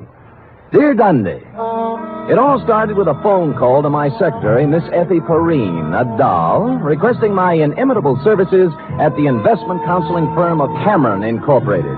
Clearing everything off my desk, 2 shoes with feet in them, my own, I went over. The firm of Cameron Incorporated was obviously not for the pushcart set. It was plush, ankle-deep rugs, imported drapes, and the receptionist. She had a plushness all of her own. I said hello in my plushiest voice, and she liked it. She said so. Oh, I like the way you said that. Say it again. Life is too short to go back even for a moment. The past is a dead thing, the present dying, only the future alive and vibrant. However, hello. Is there something? There is. Could I ask a question? Why not? I will rephrase the question. What time do you stop working this evening? Around 6. Care to have... Why not? There's a little bar around the corner, okay? Why not? Why not, indeed? Bring your own money? Well, come anyway. Your name? Celeste. Mine's Sam Spade. Who's Mr. Briggs? He called me. Major Briggs? Why, he's our chief accountant. I just happened to have my door open. Did I hear someone inquiring about me? This is Mr. Spade, Major Briggs. How do you do, Major? It's a pleasure to meet you in person, Mr. Spade. I'm the man who called you, you know. I'm grateful, sir. Now, what is it I can do for you and Mr. Cameron? Oh, it's not for me that I called. I haven't a worry in the world, and it's Miss Cameron. Oh. Old Cameron's been dead for many years now. I see. Whatever she wants, Mr. Spade, do a good job. We are all counting on you. Will you please announce Mr. Spade, Miss Roberts? Certainly, Major. If you'd excuse me. Nice to have met you, Major. Miss Cameron? Yes? Miss Spade's here. Send him in, please. Go on, Sam. Have fun. Think I might? Why not? That girl had the most beautiful double entendre in town. Well, to get on, Adela Cameron was a career woman, around 29, although the tailored suit made fine detective work difficult. No makeup, severe hairdo, and in spite of all this, chic. In fact, as we shook hands in a most businesslike manner, I had the feeling that something warm might well spring up between us. Something like a warm mutual dislike, maybe. But something. Most men simply cannot be told anything in confidence. They gossip. That's a switch. I don't appreciate your humor, Mr. Spade. I accept your apology. I will tolerate you because of your reputation. All right. I'm going to give you a very difficult job to do. Miss Cameron. What is it, Major? I'm sorry to interrupt you, but Courtney Pierce is on the phone. Mr. Spade, this is Major Briggs, our chief accountant. We've already met. Mr. Spade. Now, Adela, Pierce wants us to unload his short-term governments and buy American cattle. He's dividend crazy. AMCAT's declaring one in January, and he wants it. Well, let him do it. Well, I just want to protect your interests. You know what will happen to AMCAT after February. They'll drop 10 points, and he'll blame us. I went through this with your father when you and Greg were... That's right, Major. Well, tell him we advise against it. But if he persists, ask him for a release in writing. That's what I thought you'd do. That's the way your father would have handled it. I just want to protect your interests, my dear, that's all. I know. Just want to protect your interests. Well, don't worry about it. You know, we're not children anymore. All right, my dear. Where were we? Oh, you were giving me a difficult job. Oh, yes. Here is the business address of Mr. I.J. Barco. He's a wealthy manufacturer, a client of ours. I want you to find out everything about him, especially anything unsavory. Sorry, I don't do divorce or blackmail cases. Mr. Spade, this is not a divorce investigation. All right, what is it then? Why do we want a client shadowed, I believe is the expression? That's it? Because we believe he is investing money through us for some racketeers. If that were true, we would, of course, have to drop him. But we don't want to lose his business just on suspicion. I see. Find out anything you can about him. I'll give you $50 a day in expenses, 1 week guarantee. Will you consider the job? I have considered and taken the job. By the time I'd reached the door, she had already forgotten me and was hard at work on some papers. Outside, I planned to dally a few moments in idle chit-chat with Celeste. But before I had the chance, I was accosted by a husky young chap who whom I'm afraid was a Princeton man. What were you talking about in there, Spade? Oh, you have the advantage, sir. Who are you? Gregory Cameron. Now, come on. What was Adela telling you? Well, if you step to one side, you can walk around me and ask her. Look, don't pull that cagey private detective routine on me. I pack a little weight myself. Well, pack it somewhere else, Sonny. I asked you a question. I expect an answer. There's your answer. Any more questions? He didn't feel much like talking then, and I was so irritated I walked out without saying goodbye to Celeste. When I reached the street, the white-haired old gentleman, Major Briggs, hurried out behind me. Mr. Spade, please don't think too badly of that boy. I've known him from the cradle. He's in a difficult emotional state at the Yes, moment. sure. As far as I'm concerned, Major, it never happened. You're a kind man, Mr. Spade. I could tell that when I first saw you. You're just the sort of man Miss Cameron needs. Well, I hadn't looked at it that way. If you require anything, don't hesitate to ask me. I've been with this company 40 years before those two children in there were born, and I know how difficult life can be at times. I just want things to go well for them. I'll do my little part, Major. Bless you, son. Bless you.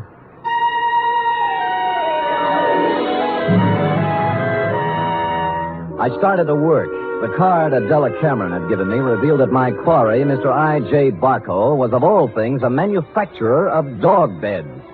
I sat down on a hydrant to think this over and then followed the scent of horse meat on over to his factory on South Dolores. It was built in the shape of a large doghouse, and outside stood a billboard with the message, "A survey of independent dog tracks, kennels, and canine corps proves that dogs choose Barco beds 2-1. I had to get a look at Barco himself, and so ruffling up the hair on the back of my neck, I trotted into the building, sniffing and wagging my tail in a very friendly manner. It was very easy to see Mr. Barco after I lied a little about my connection. What was that name again? Senor Don Jose Martinez Sada Morales, but you may call me Sam. And you represent a group of retail outlets in South America. Oh, I do indeed. We have our eye on your dog beds, Mr. Barco. Well, now, let's take a look at our catalog here. Now, say you had a Great Dane. You'd want something regal like this Louis XIV. Ever see a more beautiful bed? Well, not lately, but Mr. Barco... Down, boy, down. Now, here's a number that's very big this season with English Bulldogs, a Sheraton, natural wood finish. Lovely, huh? Arriba. And, of course, if it's an Irish Terrier, here's a purely gag present for his sense of humor. A Murphy bed. Get it, Sam? Irish Terrier? See. Well, of course, we wouldn't ask a dog to sleep in a Murphy bed. Mr. Barco, I'm afraid I don't see anything here I like. What's this? Do I understand you, sir? You are refusing this small speck of comfort to the one unselfish friend that man can have in this selfish world? Well, I'm not refusing anything. I just don't The happen to... unselfish friend who, if fortune drives you forth an outcast into the world, homeless, will ask no higher privilege than to be at your side to guard against danger. Mr. Barco... Faithful unto death, there by your graveside will be found the noble dog, My his graveside? head between his paws, his eyes sad but watchful, faithful... We shook paws, and I felt his nose to be sure it was cold. It was, and I left. I rented a car and took up a station outside the Barco factory. About 4 o'clock, he hurried out, jumped into a long, low vehicle shaped like a dachshund, and mushed off. I followed. An hour later, I was phoning my first report to Adela Cameron's secretary, Celeste. He went to the city hall. What did he do there, Mr. Spade? License bureau, marriage, not dog. Really? Where'd he go then? Grocery store, where he bought 1 bottle of olives, 1 bottle of vermouth, and 1 bottle of gin. I wonder what he's going to make. What recipe is that? Well, now he's in an apartment house on Post Street, just across from the drugstore I'm in, and judging from the groceries, intends to stay a while. He has laid in provisions. Uh-huh. Well, I guess that's all we wanted to know. What? Miss Cameron just told me to call you off the case. You'll still get your guarantee, though. Major Briggs will send you a check. Well, that doesn't make sense. Sam orders his orders. All right.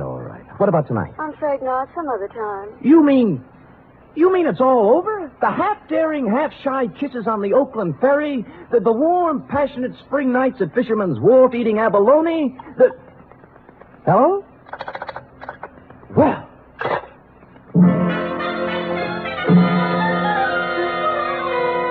Puzzled, as who wouldn't be, I walked slowly back to my car. But before I had a chance to get in, I saw I.J. Barco hurry out of his apartment house.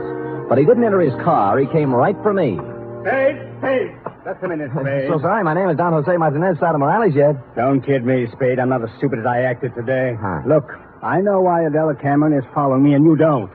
And you'll never find out, any more than the other 4 detectives did. I was the 5th choice? Well, I shall speak with my agent about this. I'm going to tell her in person that this foolishness has to stop. If it doesn't, she'll live to regret it.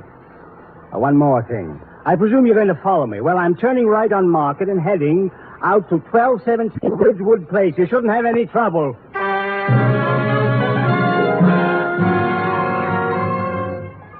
And with that, he spun on one heel and trotted to his car. He took off, but when I went to my car, it wouldn't turn over. And when I lifted the hood, I found out why. All my spark plugs were gone.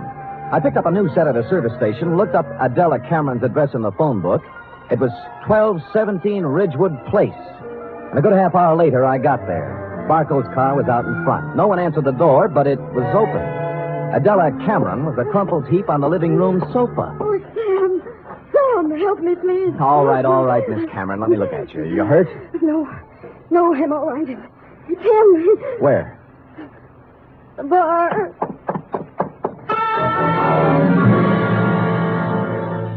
I hurried into the bar and was met with a strong odor of scotch.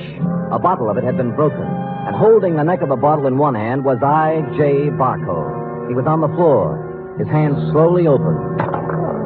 The glass rolled out, and he died.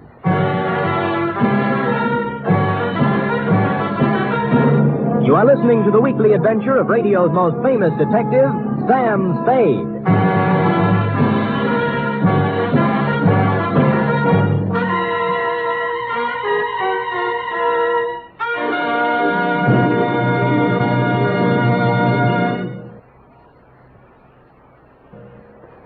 Act 2 of tonight's Sam Spade in just a moment. Meanwhile, here's news of other goings-on on NBC. There's no doubt about it, it's the big show. Not just any big show, but the big show. Brought to you every Sunday night over most of these NBC stations.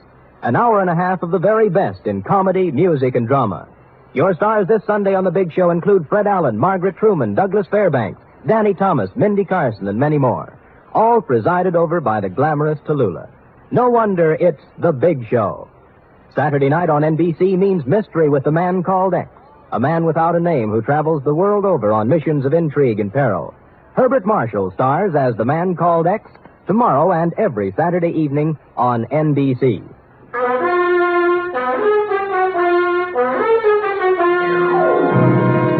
And now back to the Dog Bed Caper, tonight's adventure with Sam Spade.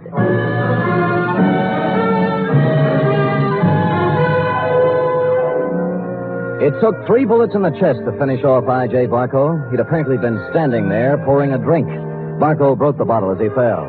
I couldn't find any other signs of violence or any gun, so I went back to Adela Cameron. She was beginning to calm down. I don't know who did it. I just don't know. Well, it couldn't have happened more than a minute ago, and you were in the house, weren't you? No, after I left my office, I stopped in the store for some things, then came home. When I was driving down Ridgewood, I heard some sound. And you thought they were a car backfiring? How did you know? I've heard this script before. Don't you dare accuse me of killing that man. It's not what I think that counts, but what the police accuse you of. Sam, I heard those sounds. I came in the house when I went into the bar. You didn't notice Barco's car out in front? Oh, I suppose I did. I don't know. I don't remember. Uh-huh. Who are you calling? Homicide. Sam, wait a minute. Just a minute, please. Wait for what? I want to tell you some things.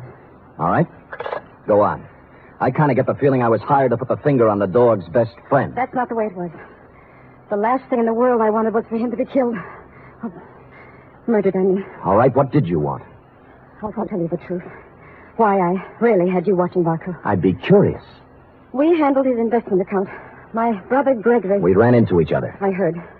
Well, Greg took $150,000 of Barco's money and invested it, without my knowledge, in a television company. I hear that medium's making money. But it turned out this company was just a front for some men who wanted to build a gambling syndicate up north. You mean your brother didn't know that?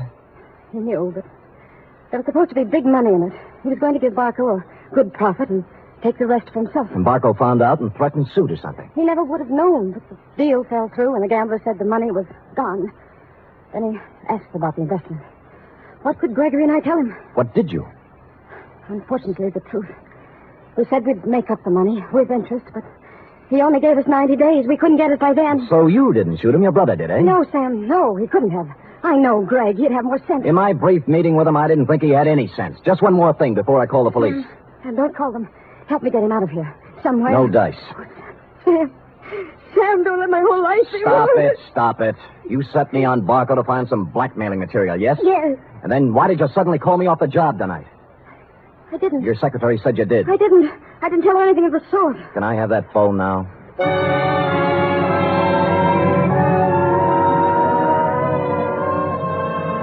So I called you, Dundee. Before you arrived, I looked through Barco's pockets for something to do and came up with a picture of him and a girl taken outside a marriage chapel in Las Vegas.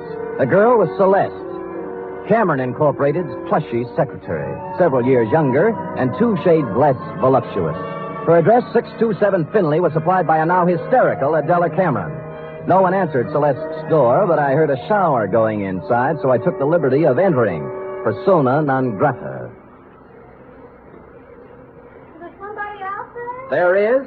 Well, who is it? Come out and see. Oh. No false moves now. Keep that towel right where it is. Am I doing here detective work? And I must say I've already found out a great deal. Well, Sam, I'll admit I did express some interest in you, but if you recall, I told you not tonight. It's my only night off. Sam, please leave. I don't want any difficult scenes. All right, we knock off the cute touches and get down to business. You were married to I.J. Barco, right or wrong? Wrong. Wrong, it's right. You were married in Las Vegas at the chapel of the Flamingo Hotel, the Tower. I was only married one day. My parents had it annulled. I was underage. Well, you don't have to worry about him anymore. He's dead. No. Shot 3 times at close range. Oh, no. In Adela Cameron's house. What? Not by you, of course.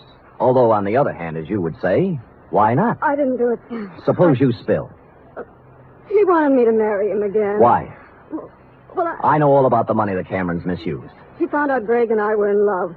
I should have known. He said he'd forget about the entire $150,000 if I'd marry him for 6 years. $25,000 a year. That's a good price. How can you talk like that? Practice that, yes. So, Gregory had another good reason for killing him. He didn't, Sam. I know he didn't. Anything that would stand up in court? I don't think so. Suppose we say you called me off Barco's tail so Gregory could get at it. I didn't. I called you off because I was supposed to meet I.J.'s apartment tonight and give him his answer. I couldn't do it with you there. Flimsy, but it might hold. The truth. I was going to see him, but I changed my mind. Any particular reason? You saw him. Would he be the kind of man I'd marry? You did once. Well, it looks bad for Greg. Because someone at Cameron Incorporated knew Barco was going to be at Adela's house. Sam, will you do me a favor? Maybe. Give me an hour. Then I'll go wherever you want. I'll tell you anything you want to know. Why an hour? Because if I'm going to live with myself, there's something I have to do. Well? Please, Sam. If you do, I'll give you some information you might want. For example? There was someone at Cameron Incorporated who knew that Barco was going to Adela's house.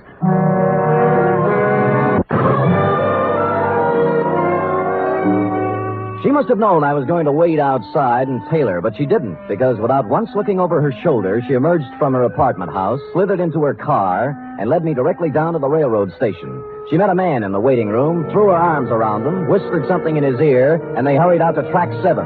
There was a transcontinental train getting up steam. She kissed him, and he climbed quickly up into a Pullman named Aurora Fall.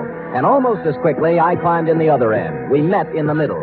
What are you doing here? I came to take you off the train, Greg, before you made a big mistake and left town. Now, look here, Let's not Spade. go through the intercollegiate tough talk again. Are you coming off, or am I going to carry you off? You're going to carry me off?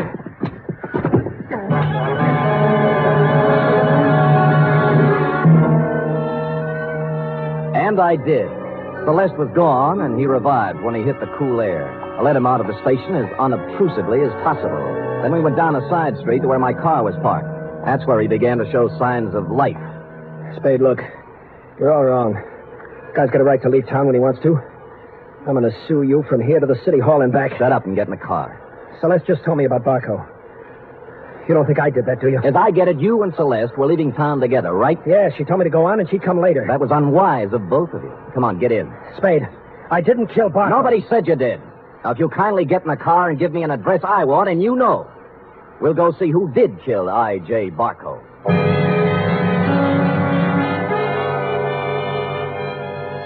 He gave me the address I wanted and said I was crazy. I told him why I wasn't, and he began to see the reason of it. Never have I gone to pick up a murderer with more distaste. When we knocked at the door, I had a gun in my hand, but it wasn't necessary. Oh, come in, Mr. Spade. I knew you'd be along sooner or later. I don't like what I have to do, Major. Major, it can't be true. It just can't be. Come in, Gregory, my boy. Come in. A little Madeira first before we start to talk. Madeira? How can you talk about wine when a man's accusing you of murder? Oh, I don't think it's so unreasonable, Greg. After all, I did kill the unfortunate Mr. Barco.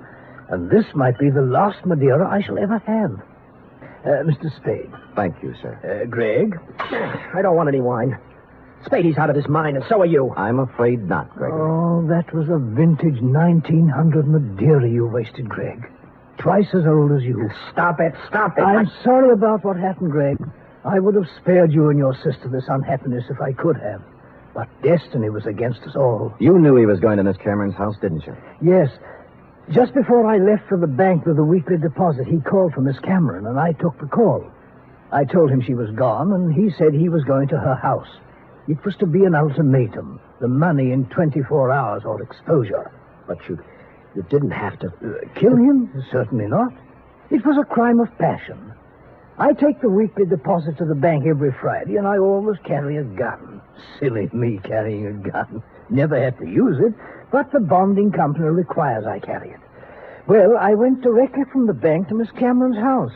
I wanted to help her face Barco. Was she there? Oh, no, Mr. Spade. She'd apparently stopped downtown to do some shopping. So I faced Barco alone. I asked him point blank to give these young people more time, but he just laughed at me. He said the only time they'd get would be in jail, so... It happened. Well, I hadn't intended to, but I became angry. Suddenly found the gun in my hand, and the thought crossed my mind, my life is just about over, and yours, Greg, is just beginning. It was easier to pull the trigger than I would have realized. Oh, Lord. More Madeira, Mr. Spade? Thank you, Major, but no. Well, allow me to present the bottle to you as a gift. I'll get my hat and coat.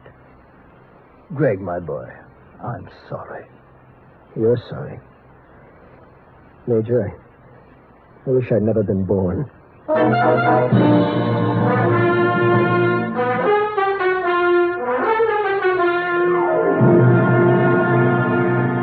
Period. End of report. Oh, Sam, I wish I hadn't either. Hadn't what? Been born. That poor, poor man. Yes, our racket. It is. And poor Gregory. He'll have to go to jail for something, too. He will, F. He will. How about typing it up? Well, I hate to, but I guess it's my duty.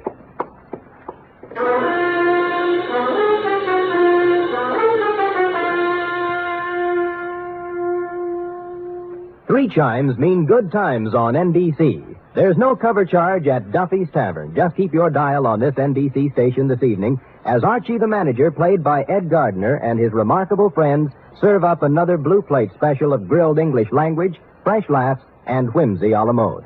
Another Friday fun favorite is The Delightful Life of Riley, starring William Bendix as the beleaguered Chester A. Riley.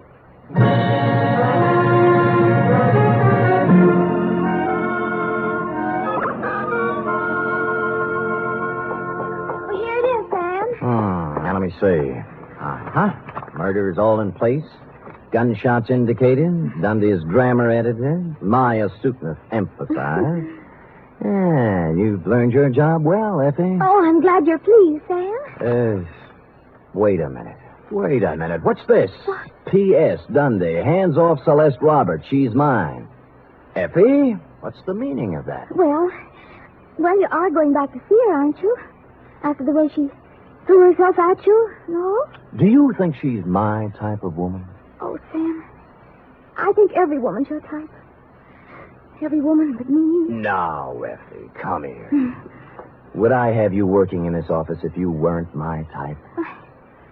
Guess not. Well, then let that thought be your comfort. The world can have all the Celeste Roberts it wants, as far as... Oh, I can't go through with it. You see, Sam, you can have her if you want to. But in the end, I know you'll come back to me. I never doubted it once. Oh, Sam, you don't know how much you mean to me. Yes, I do, Effie. 3 weeks back salary. Oh, you. Good night, Sam. Good night, sweetheart.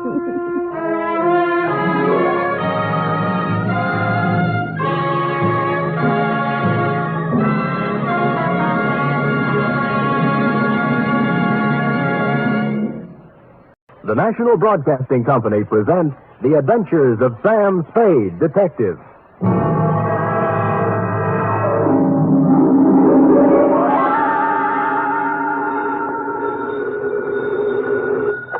Sam Spade, Detective Agency. Here's I, sweetheart. Sam! Oh, I was worried to death. This office. Glass all over the floor, holes in the wall. That was just business going on as usual during altercations, F. Well, what was it all about, Sam? They tried, Effie, just tried to pluck my feathers and cook my goose. On Thanksgiving, too. How could they? Oh, they were a mean lot. Are you all right? Hale and hearty, every giblet in place and not a feather ruffled. Did you have a nice Thanksgiving? Oh, it was heavenly. Mama had a turkey dinner, sage dressing, cranberry sauce, candy jams. Hard cider? A little. Come clean, Effie? Well, I had 2 glasses. Everyone was there. Cousin Gertie, Dwight, Mrs. Floss. I was disappointed when you didn't show up, Sam. Did you have Thanksgiving dinner? Sure. Sam? At the Helping Hand Rescue Mission, where there's plenty of free parking and never a cover charge. For further details, consult the report, which I will presently be down to dictate on a tasty chronicle of foul play. The Terrified Turkey Caper.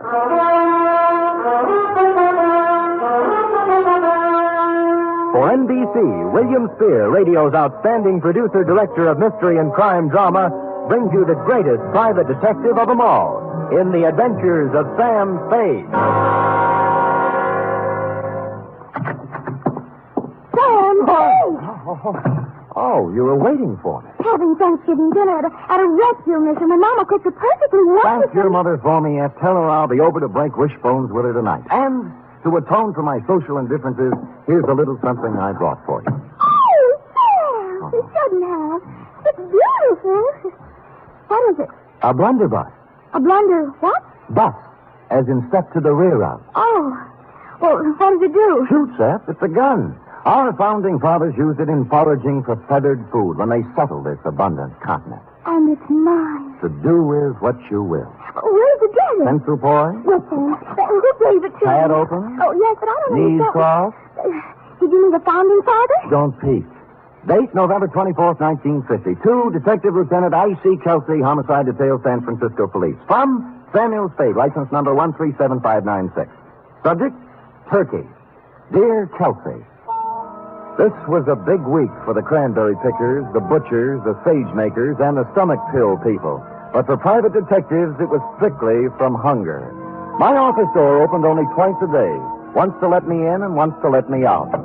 And when on Wednesday I heard a knock on the door, I went into a paroxysm of delight. Come in! Come in! Come in! Entrez-vous! Entrez-vous! Arise! When I ran out of languages, I got up from behind the desk, walked to the door, and opened it. Standing there was a small, middle-aged man with a pink, bald head. His blue serge suit needed pressing, and he was nervously fingering a strawberry birthmark under his left ear. Mr. Samuel Spade? I am. May I have a moment? You may have several, but not in the corridor. It's not in my lease. Oh, I'll come in. Good. Well? Well, you'll have to excuse me, Mr. Spade. I've had so few dealings with private detectives. I find it hard to begin. Well. Perhaps I shouldn't have come at all. Goodbye. No, wait a minute. Maybe I can help you. Well, you see, Oh, what's the use? You won't believe me. Nobody does. I'd really better... Oh, now, wait. I'll believe you. All I ask is a chance. Now, let's start with your name. Oh, what, my name? Yes. Yes, my name. To begin with, you won't believe that. Oh, but I can verify it. Yes, I can. It's on the registration book of the old Colony Hotel, in the 1943 phone book, and on my old driver's license. Well, I'll have to know it before I can verify it. Yes, of course you will. It's Tom. Well, now that's not so hard to believe. Oh, you haven't heard the rest of it. It's Tom Turkey. You see, I told you wouldn't believe it. I'd better go. No, now, let me be the first to believe you. Now, Mr. Tom, what's your problem? Oh, dear, that's even harder to explain. Well, now that I don't believe. But take a breath and jump into it. Yes. My name's Tom Turkey, and they're going to kill me for Thanksgiving.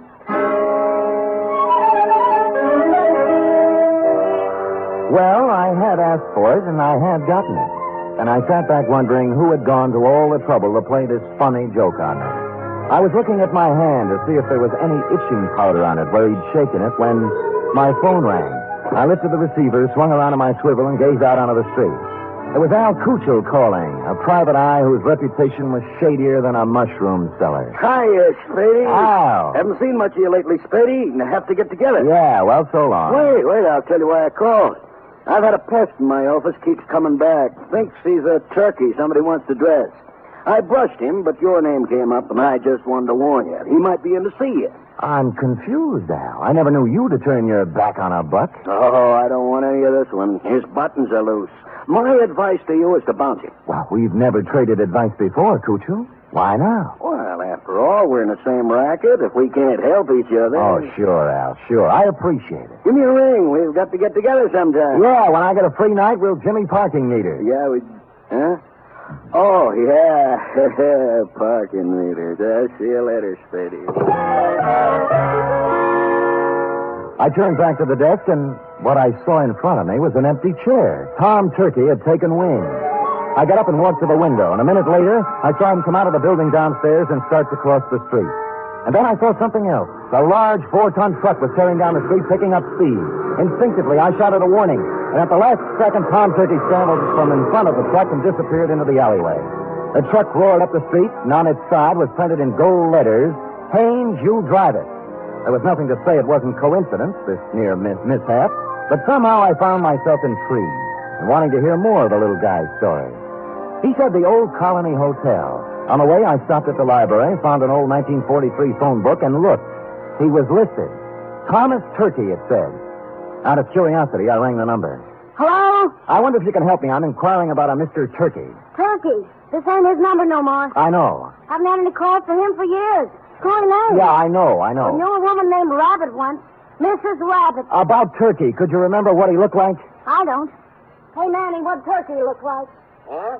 Oh. Yeah. Small man, around 50. Nice fellow, Manny says. Strawberry under his left ear? Strawberry under his left ear, Manny? Yeah, strawberry under his left ear. Well, thank you, madam, for your information, and thanks to Manny. Well, you're welcome, but I don't know what you're going to do with it. Old man Turkey's dead. Been dead for years. Curiouser and curiouser, I thought. They had described the man who came to my office 20 minutes ago, and now he'd been dead for years. I continued on to the Old Colony Hotel. Room, 75 cents, it said. Tom's room was 114. Who is it? Sam Spade. Oh, come in, Mr. Spade. I'm sorry I ran away. I didn't think you really believed me. Well, I'm not sure I do yet. Tell me, was that truck an accident? Oh, I don't think so, no. They made 3 attempts before to kill me. Somebody tried to push me in front of a train, and then a wheelchair full of cement dropped off a building and just missed me, and then I was shot at. Well, who were they, and why would they want to kill you? I don't know. I just don't know. Look, let's tack. Tack? Tack. I dialed your old phone number, and the people who answered said you're dead. Oh, a lot of people think I'm dead. Yeah. Look, do you still want me to work for you? Oh, yes, please. Well, you'll have to tell me more, then. I can't... I guess I'd better tell you everything. Oh, it's hard to talk about, Mr. Spade. It's not easy to admit to someone you've been a foolish man. You see, I just turned 50. I was quite tired of the life I'd led. Proper, dull, and unfruitful, except in money. My business was wearing, and so was my wife, Henrietta. This has a traditional ring. Anyway, to make it short, I decided to run away. One day I drove to work. I parked my car in the middle of the Bay Bridge where the suicide note left it and disappeared. Where did you go? Oh, all over the world. I took a job on a boat. I did. On a boat. And then I settled in Sao Paulo, Brazil, under another name. Now you're back. Why? Well, maybe I got lonely. Maybe I got wiser. Maybe I felt I paid enough for my mistakes. Let's just say I'm back. I want to be with Henrietta. Have you seen her? I checked into this hotel and wrote her a letter saying I wasn't dead. I was back in San Francisco, and I wanted to come back to her if she still would have me. But I told her I wouldn't bother her unless she wanted to see me, that she could contact me here. That was a week ago. And you haven't heard from her? No, and almost right away these attempts on my life began. I see. All right, what's her address? 3118 Monroe. Oh, she's taken her maiden name again. Black. Henrietta Black. Come on, let's go. No, I'm not going to see her until she asks me. Well, look, you're going to my apartment. Nobody will bother you there. And you're going to see Henrietta? That's right. Oh, thank you. Thank you, Mr. Spade. You do believe me. I think I'm really ready to face the world again now. I deposited Tom in my apartment with instructions to open the door for no one but me, and then I proceeded to 3118 Monroe in the high-rent district. I was ushered through a comely portico by a Japanese maid who told me to wait in a study heavy with mahogany. In a moment, two people came in. The woman wore a black dress, silver pendant, flat shoes, and a complexion the color of apple meat. She was Miss Henrietta Black and/or Mrs. Tom Turkey. The man turned out to be Leander Luce, the lady's attorney, business manager, and canasta partner. You say you have something important to discuss with me, Mr. Spade? I do? I hope you don't mind my asking Mr. Luce to be here. Not at all. Well, Mrs. Turkey, I just talked to your husband, Tom. Mr. Spade, if you please. I say something? a rather feeble attempt at comedy, Mr. Spade. Oh, I wasn't trying for a laugh. You are Mrs. Turkey, aren't you? I was. You undoubtedly still are. I'd expected to hear another one of these cruel jokes about my name. At Thanksgiving time, Mr. Spade, someone was always going to stuff Tom, baste him, dress him, slice him. This season, they're going to kill him. They are not going to kill him. He is already dead. He's not dead, Mrs. Turkey, and you should not. I should. Yes, he sent you a letter saying he was back in San Francisco and wanted to see you. Mr. Spade, this has gone absolutely far enough. Not quite. What about the letter? I know of no such letter. I see. Well, thank you for your time. I'm sorry I bothered you. Oh, you used bad judgment in coming in the first place. Yes, maybe you're right. There was falsehood in this someplace, Lieutenant, and it stuck out like a fat girl in slacks. The only thing to do was to go back to my apartment, get Tom Turkey, and confront Mrs. T with her husband in the flesh. But when I got back to my apartment building, I spotted in rapid succession, 1, an ambulance, 2, a police car, and upstairs, outside my half-opened apartment door, I spotted 3, you. I've been expecting it. What's going on, Chelsea? Yeah, serious, Sam, serious. Who's that bald-headed man moving around the apartment? That's McCracken, the new medical examiner. Checking a stiff on your rug. I stepped around you, Lieutenant, and pushed the door all the way open. I saw McCracken kneeling over the body and a couple of men from homicide taking photos. I moved into the room feeling nothing good. A little guy had given me a job, and while I was yakking with his wife, somebody got to him. And in my apartment, where I'd stashed him. McCracken stood up, and I looked down at the body. Then I looked again. Who I saw wasn't Tom Turkey at all. It was the late private eye, Al Kuchel.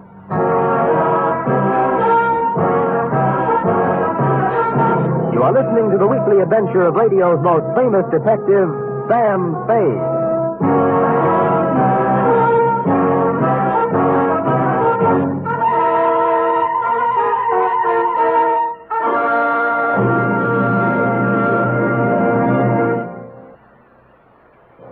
You Friday fans of Sam Spade, there's mystery on Saturday evening, too, on NBC. Tomorrow, the man called X sets out on another mission of danger and intrigue in some far-off corner of the earth. Herbert Marshall stars as the man called X, a man without a name who travels the world over protecting his country's interests. He lives by his wits, and his business is danger. He's the man called X, tomorrow over most NBC stations.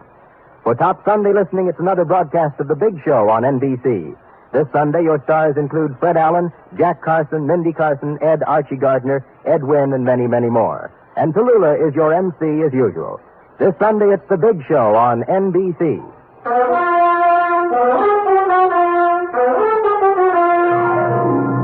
And now back to the terrified turkey caper, tonight's adventure with Sam Spade.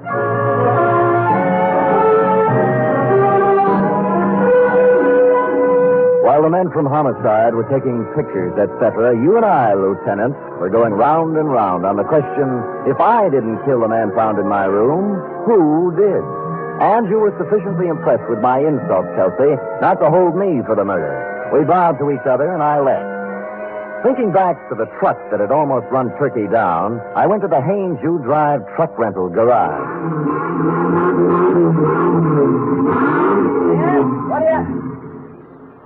What do you want? I'm a detective. Could you give me a list of names for everybody who rented a truck from you during the past few days? Sure.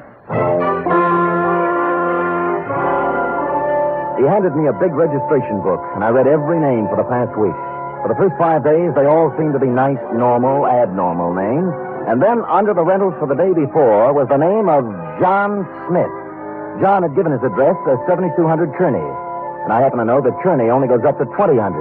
The dispatcher said that Smith had returned the truck about 3 hours before. And he remembered him as an ugly, heavy-set, and rough-voiced character who looked like an ex-longshoreman. They had already washed the truck, so the fingerprints were all out up.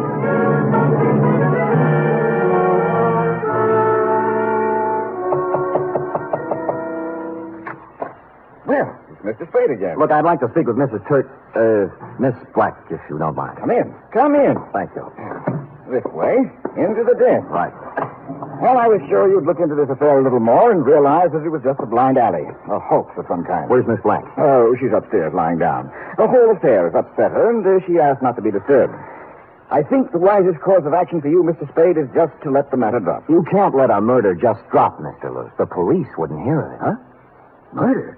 Who? An unfrocked private detective named Al Cuccio. Well, what does this have to do with Henrietta Black? Al Cuccio called me earlier today and said that Tom Turkey was a crackpot, a little man with delusions. He tried to top me off taking his case.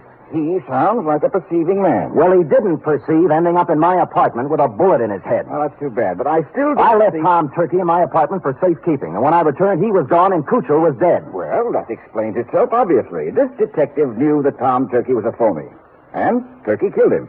It can figure that way, and a number of other ways. Mr. Spade, I have no desire to sit here trading subtleties with you. As yet, no one has demonstrated that the real Tom Turkey actually exists, alive. Now, until you do have something more concrete and less mythological, Miss Black requests that you do not come around opening up old wounds. You've made an eloquent point. Just tell me one thing. If I can. When did Tom Turkey disappear? I mean, what month, what day? It was, 1943, November. But I'm not sure of the exact day. I think it was in the third week. Could it have been on Thanksgiving? Very possibly, very possibly. I returned thoughtfully to my office and did a little rapid mental arithmetic and came up with the number 7. From November 23rd, 1943 to November 23rd, 1950 was 7 years to the day. And I pondered this. What did the number 7 mean to the life or death of Tom Turkey? I had just hit upon the answer and was crying Eureka when my office door opened, unlocked, and a visitor came in unannounced. He was ugly, heavy-set, and looked like an ex-longshoreman. I waited to see if the voice checked. You, Spade? Who shall I say is calling? Yeah, Captain John Smith. And here's my calling card. The first bullet grazed my shoulder and tore the padding out of my coat. The second bullet hit the water cooler and it crashed over, water and all on top of me.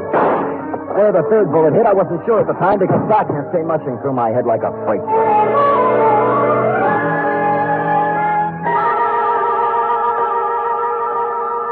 When I opened my eyes again, I expected to see St. Peter checking my ID card. But all I saw were the dust balls under my desk and a fly bathing himself in a pool of water spreading slowly over the floor. There was blood on my hand, but it came from a glass cut. I was in shambles, but alive. Captain John Smith had shoved off, obviously thinking his bullets had done their work.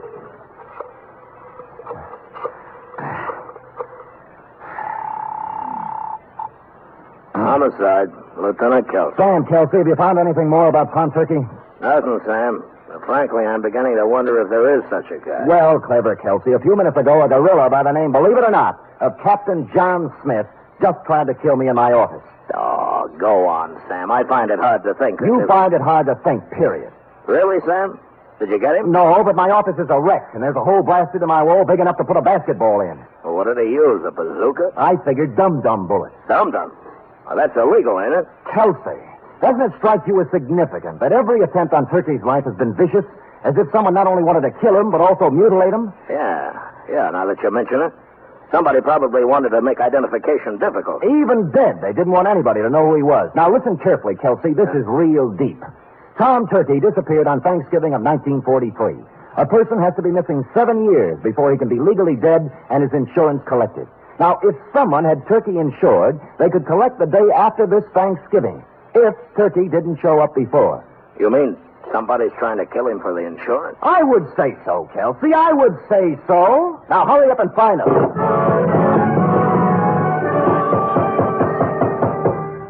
When I put down the phone, I heard a heavy pounding. For a minute, I thought it was in my head, until I turned to face the door, and standing there was a small pilgrim with bandy legs in black stockings, pantaloons, white-collared coat and stovepipe hat. Hallelujah. He wore silver buckles, and what he was pounding on the floor was an 18th century blunderbuss. Hallelujah.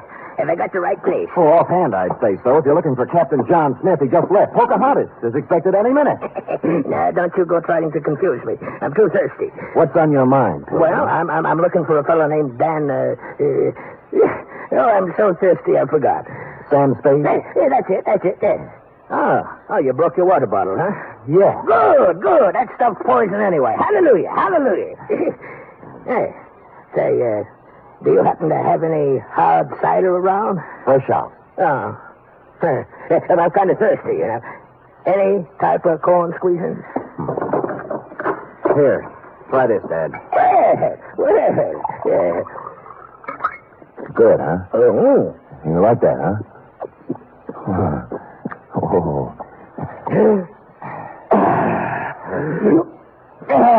Well, follow me. But before we go, do you suppose we could have a little something for the road? It's bitter cold. I gave him a little, but not too much, because I didn't want him to lose his way. He walked me right down Market Street so he could look in the liquor store windows. He said it gave him a comfortable feeling to know there was so much good in the world. And then we trained right a few blocks until we came to the Helping Hand Mission. Across its gray front, a banner promised special holiday food and comfort to the unfortunate. And on the street in front of it, there was a brass band sending out signals to the fraternity that any minute the great feast of Thanksgiving would begin. The band members and other volunteer workers were all dressed as pilgrims with quaint conceit. My pilgrim led me to a dark corner of the clubroom, and sitting there unhappily was none other than Tom Turkey. Hello, Mr. Spade. Oh, hello, Tom. What happened to my apartment? And why did you run away? Well, I was afraid. You told me not to answer the door until you came back. Well, somebody knocked on the door and said it was you, so I opened it, and two men came in. Tell me, was one of them Al Cuccio? Yes, the detective.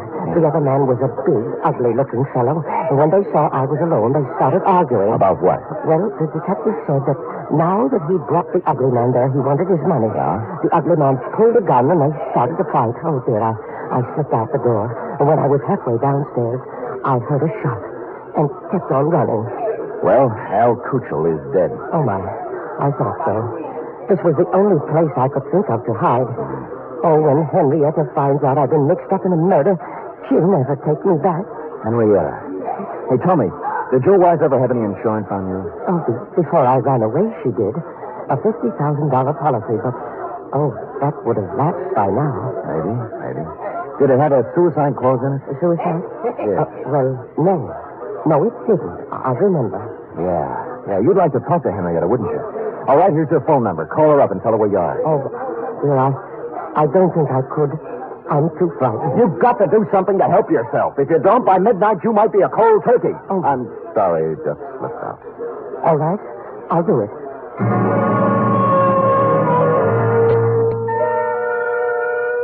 Well, he went and made the call. When he returned, he said that a man had answered who said Henrietta would come down and pick Tom up. He didn't want to wait, but I sat on him. The pilgrim brought us a dish of turkey dinner, saying he couldn't stand food himself, and we munched a spell. In a little while, a limousine pulled up in front of the mission with someone in back whom I couldn't see. The chauffeur stepped out and came in inquiring for Tom Turkey. It was Captain John Smith himself. When he saw me, a look of shocked surprise came over his unhandsome face. Hoping to catch him off balance, I drove at him. It was the liveliest thing that has happened at the Helping Hand Mission in years, and we had a good house, too. Money was even changing hands. When I heard the odds starting to go against me, I realized I'd better come up with something. Here, use this, partner. And I did. The bandy-legged pilgrim shoved his blunderbuss right in my hand. And I swung. Smith dropped like pheasant on the wing. I looked up. The passenger from the limousine was just coming in. What's the meaning of this? It means, Leander Luce, that you're not going to carve Tom Turkey up for your Thanksgiving insurance policy. Hallelujah. Drumstick, anyone?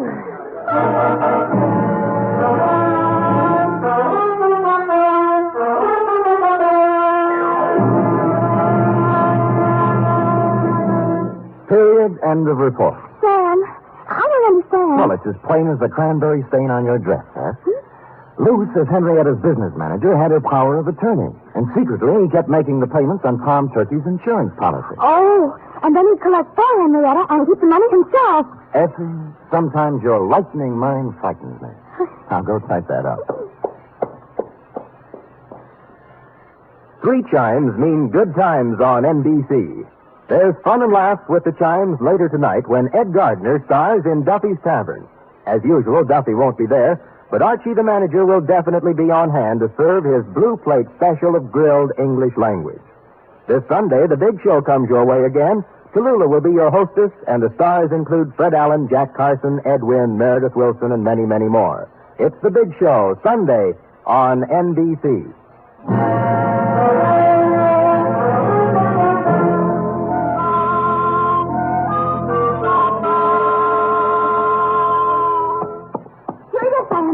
Sam, the man who killed Al Crusoe and tried to kill you, was his name really Captain John Smith? Now, Whiffy, could we have a Thanksgiving caper without a Captain John Smith? It wouldn't be right. It was a coincidence, wasn't it? Well, if you promise not to tell anyone. I won't. His real name was Michael Giuseppe Yablonsky Smith. I called him John for short. You're so kind. Are we going over to your mother's for cold turkey snacks? Well, all right, but I don't think there'll be much left. Oh? You see, my cousin Judy couldn't find a little boy. And Mother phoned and said they just found him. He was inside the turkey, eating his way out. Effie, is there no way to curb that tongue of yours? There's one way. Well, come here. Oh,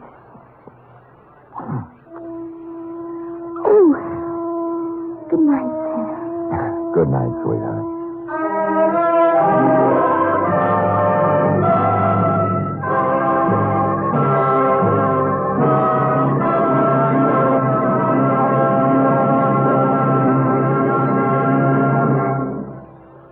Wild Root Cream Oil Hair Tonic and the new Wild Root Liquid Cream Shampoo present The Adventures of Sam Spade.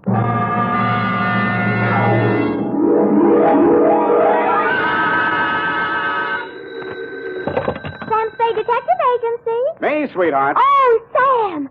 I'm glad you're back in town. So am I, Effie, so am I. Confidentially, I didn't think I'd make it.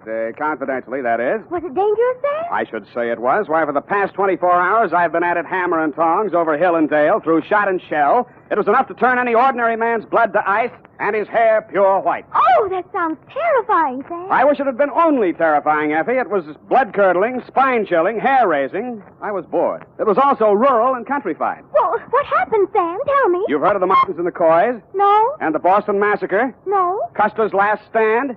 No. Well, put them all together, and they spell what I'll shortly be in a dictate, a report which I call in a burst of clever literary plagiarism, the Farmer's Daughter Caper.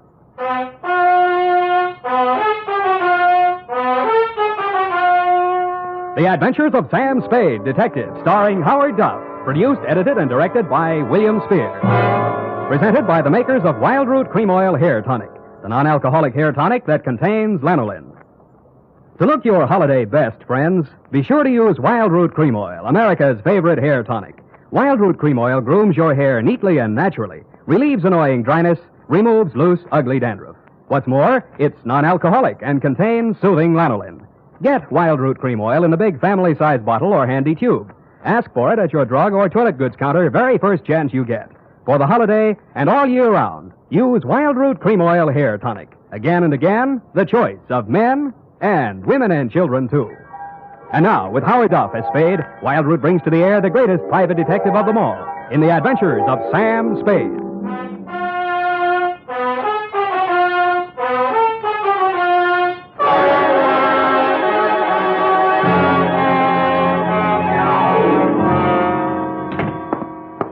Effie. I'm right here, Sam. Pull up all the shades. All right, Sam. Now, turn on every light in the place. But it's daylight. Do what I say. All right, Sam. Now, check the closets. But what for? For snipers. What do you think? All right, Sam. Nobody here. Okay. I guess it's safe to come all the way in. What's this all about, Sam? I don't understand. Effie, it's just that I don't ever want to be caught in the dark again, especially when people are shooting at me. I want to see every nook and cranny of every square foot of land that surrounds me. Sam, who was shooting at you? Where? They were shooting from the left, from the right, from up above, down below, everywhere. Death was winging in on every breeze that blew, and they all blew my way. Oh, Sam, now stop this. I'm just dying of curiosity. When my time comes, I hope that's all I ever die of. Ready? Yeah. Date this week, to Mr. Elliot Parson, Drive Yourself Garage. 1618 St. Charles Street, San Francisco, 13, California. From Samuel Spade, license number 137596. Subject, the farmer's daughter caper. Dear Mr. Parsons, I fear you have an explanation coming, one that you can pass along to your insurance company as to why the car I rented from you last week appeared as late as it did and in the condition it did. As you know, I rented said vehicle to drive to Middletown to bail a client out of the drunk tank. On the way back, a native showed me a shortcut, and I'll get him if it's the last thing I do.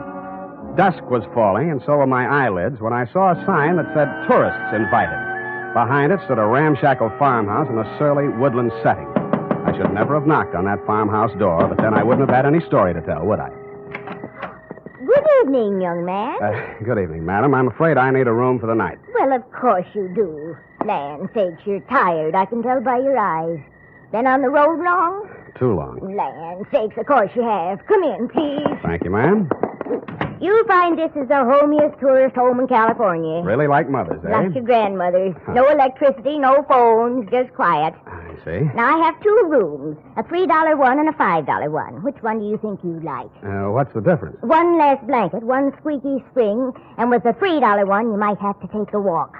I'll take the $5 one, thank you. I'm Mrs. Elkins. Mrs. Bert Elkins. Who might you be? Sam Spade. Spade? Land's sakes, that's a very unusual name. And who are you traveling with, Mr. Spade? I'm alone. Oh, I mean what company?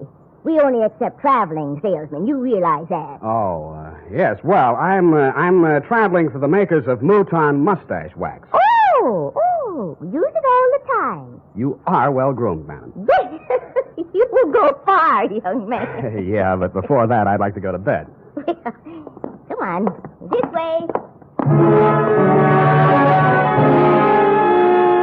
She led me upstairs to my $5 room and left me. As lumpy as it was, the bed invited me, but I decided to shave first and thus facilitate an early start in the morning. I poured myself a drink out of my traveling bar kit and then stepped in to shave. It wasn't easy because all I had for light in there was an oil lamp. When I came back to the bedroom with the lamp in one hand, I stopped short in utter surprise. I'd heard about these things in traveling salesman stories, but I never expected to see it. She was sitting in an armchair smoking a cigarette. High heels, silk stockings, light rayon dress, and a face right off the cover of Cosmopolitan. Hello, Sam. Hello. Mary Smith. Huh? Hope you don't mind me just barging in. Well, no. That is, Afraid I'll bite you? It never entered my mind. Well, I might. I'm so tired of talking to myself, I need someone like you. You know, you're not bad to look at. Who, me? Where do you live? What do you do for a living? Well, I guess you'd call me independently wealthy. I wish someone would. How nice. San Francisco? There must be some fog on my lapel. Look, Sam, I'll give it to you straight. I want to get out of here, go to San Francisco. Could you take a passenger tomorrow? Well, what would your mother say? She's my aunt. What do I care what she says? I don't belong on a farm. Out in the west, wet pasture ruins my nylons. I'm a city girl, Philadelphia. Why did you leave? My parents died. Look, Sam, I won't be a burden to you. I just want to get to San Francisco. After that, I'm on my own. Sam, take me with you. Please take me with you. You won't regret it. Well, what am I going to do with this lamp? Who cares? Oh, Sam. Well, I thought I'd find something like this going on in here. Get out of here. Go back to your room, young lady. Go on. Now, Mr. Spade. It does look bad, doesn't it? Oh, I'm not blaming you, Mr. Spade. Land's sakes, it's her. She ain't responsible for what she does. She's like this all the time. I see. Now, when I go out, you just lock your door. Just keep it locked. But, ma'am, this is a $5 room. A sleepless hour later, I heard something slide under my door. I looked and found it was a note that read, Mr. Spade, Sam, please unlock your door, and when the house is quiet, I'll come and see you. I'm desperate, terribly, terribly desperate. Don't leave me. Give me a chance to tell you what it's all about, please. Stupid me, I unlocked my door, dressed again, and waited. An hour and a half later, I heard my doorknob turning in the dark. The door opened quietly and quickly. Sam, the things that go on in this house, they're insane. Oh. I've been here 3 months. When my father died, I had no money, and because Aunt Maud was my only relative, I came here. And ever since I came, they never let me out of the house for more than an hour. They never let me see anyone or do anything. Why? I wish I knew. 5 days ago, Uncle Bert left early one morning. He hasn't come back since. Aunt Maud says he's away on business. He doesn't have any business. Yeah, well, even so, that doesn't seem strange to me. Then there's my dog. And what about it? It disappeared the same night Bert did. He told me it ran away. I know it didn't. I've had it for 3 years. It never ran away. Well, what do you think? I was sure I could hear it howling somewhere for 2 or 3 nights. Then the howling stopped. I think I know where it is. But I don't know why. It scares me. Well, where do you think it is? Sam, you're going to think I'm crazy right out of my mind, but... Well, about 150 yards behind the house, there's a hillside with an old cave in it. Oh, an old cave. I don't know what it's used for, but yesterday I saw the whole front end of it closed. Closed with dirt. Sam, they buried that dog alive in that cave. I know it. Oh, wait a minute now. Did you ask Mrs. Elkins? Yes.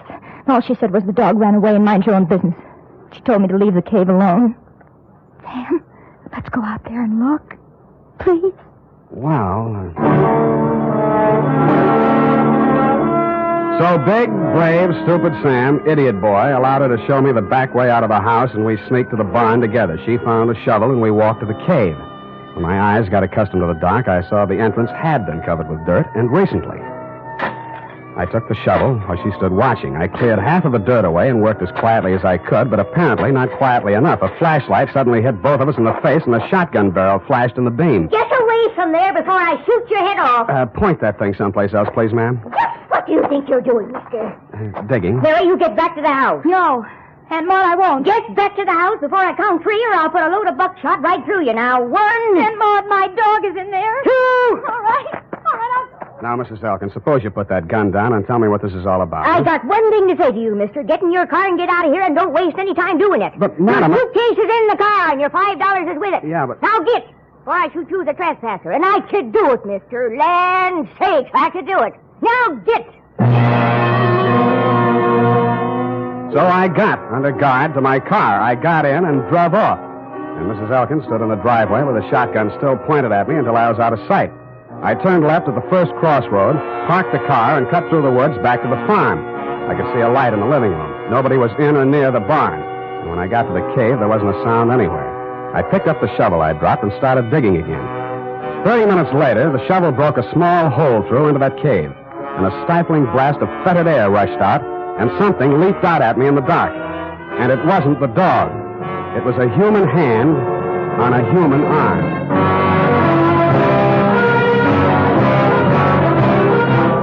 The makers of Wild Root Cream Oil are presenting the weekly Sunday adventure of America's favorite private detective, Sam Spade.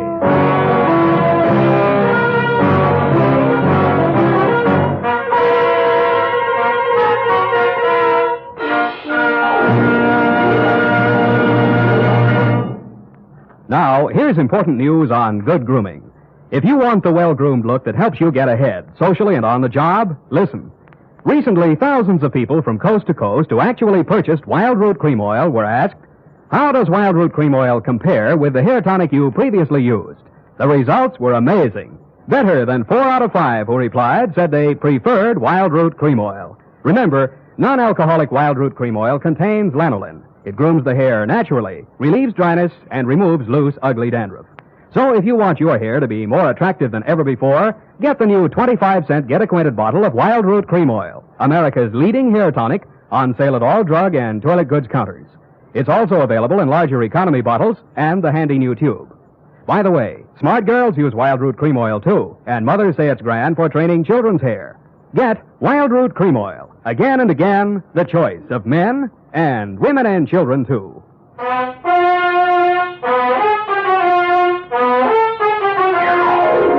And now, back to the Farmer's Daughter caper. Tonight's adventure with Sam Spade.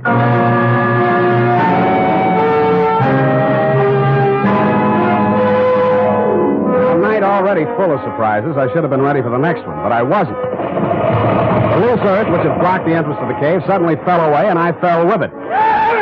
Then I heard something like nothing on earth. Nails dragged across my face, taking skin and flesh with them. I twisted and went down, and something went down with me. The snarl became a voice.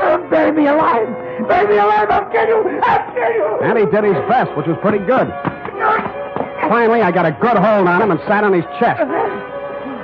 After that, I lit a match and looked at a tall, thin man in his middle 40s. He was caked with mud from head to foot. His hands were impossibly torn and bleeding. I could guess why. Judging from the stubble on his face, he'd been bottled up in that cave at least 5 days. How he was still alive, I didn't know. He acted like a madman, and he had every right to. But surprised, when his eyelids fluttered open again, he read a very sane line. I'm all done in. You got a drink, friend? Not on me. They hit me on the head and left me there. They thought I'd stay in there forever. Forever. Who put you there? Who did it? But they couldn't keep me there. I dug my way out, didn't I? Didn't I? I dug my way out, didn't I? The force of the bullets knocked him halfway back down the incline to the cave. All I could do was hit the dirt. Finally, when it seemed safe, I broke cover and ran smack into somebody carrying 2 bags. No, please. Let's have a look at you. Sam, it's me. Sam, I knew you wouldn't go away without me. I knew it. I couldn't stay in that awful house any longer. None of that now. Who was that shooting at you? I don't know. Where's your aunt? In the house, I suppose. I slipped out the back way. Any visitors tonight? No. What is it? What is it? I think I found your Uncle Bert. Come on. I led her back to the cave entrance and showed her the body of the man I'd dragged out. I watched her face a long time as she looked at him very carefully. That's not Uncle Bert, Sam. Really? No. It's Mr. Linden. Jewelry salesman. Came to the place a few nights ago. 5 nights ago? Yes, come to think of it. The same night your uncle disappeared. Tell me, did you ask Mr. Linden to take you back to San Francisco the same way you asked me? Did you? Yes. He said he would. Got up early and left without me. He didn't get far. What kind of car was he driving? I don't know. I don't remember. Do you drive a car? Yes, but Here. Mine's down the road about 500 yards. Go to the nearest phone and call the highway patrol, a sheriff, anybody who represents law. Got that? Yes, I know exactly what to do. To make sure we were both thinking of the same thing to do, I followed her in the dark, watched her get into the car I rented from you, and drive off. Then I turned around, put a new clip in my gun, and walked back to the old homestead. It was still very homey. By the light of an oil lamp, Mrs. Elkins was peacefully knitting what looked like a shroud. Why, Mr. Spade? Why, Mrs. Elkins? Land sakes. Land sakes. Now that we got that out of the way, let's get down to business. If you're here to make trouble, young man, believe me, I can handle trouble. My kind of stock know about trouble. Well, suppose you tell me about the trouble I just had, or haven't you heard all the shots that were fired around here tonight? Shots? My. Seems I would have heard gunshots. Seems you would. Look, I've got a sheriff on the way. Have you, Mr. Spade? Why? I suppose you didn't hear the shooting. Oh, yes, I'd forgotten. Was anyone hurt? A man named Linden. He's dead. Linden. Now, that sounds familiar. It should. He stayed here 5 nights ago. He was a jewelry salesman. Yes, now I remember. You say he's dead? Somebody tried to bury him alive in your little cave. How awful. I do declare. I thought you would. Well? You must be joshing, Mr. Spade. I'm not joshing at all, Mrs. Elkins. Well.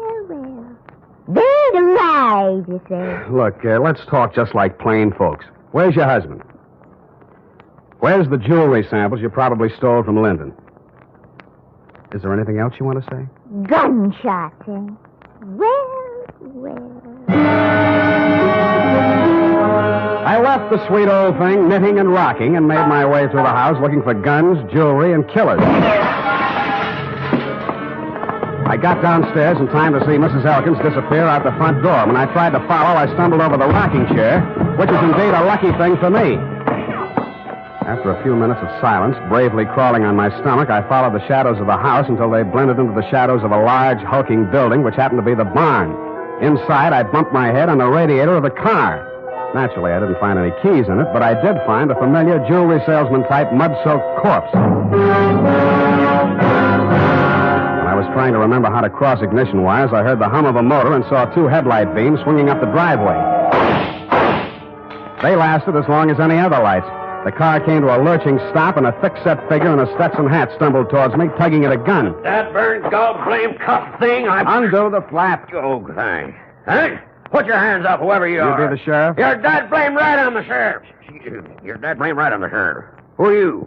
What's you out here shooting the lights out in my car? My car. Oh, you Slade? Spade. Well, I'm Homer Pickett, sheriff of this county. Homer? The girl come, woke me up, said all sorts of funny things going on around here. Said there'd been a murder. Now, who's killed? What's going on, Stan? Sam. Well, for one thing, somebody's been trying all sorts of ammunition on me for size. You don't say. I do say, Mr. Sheriff.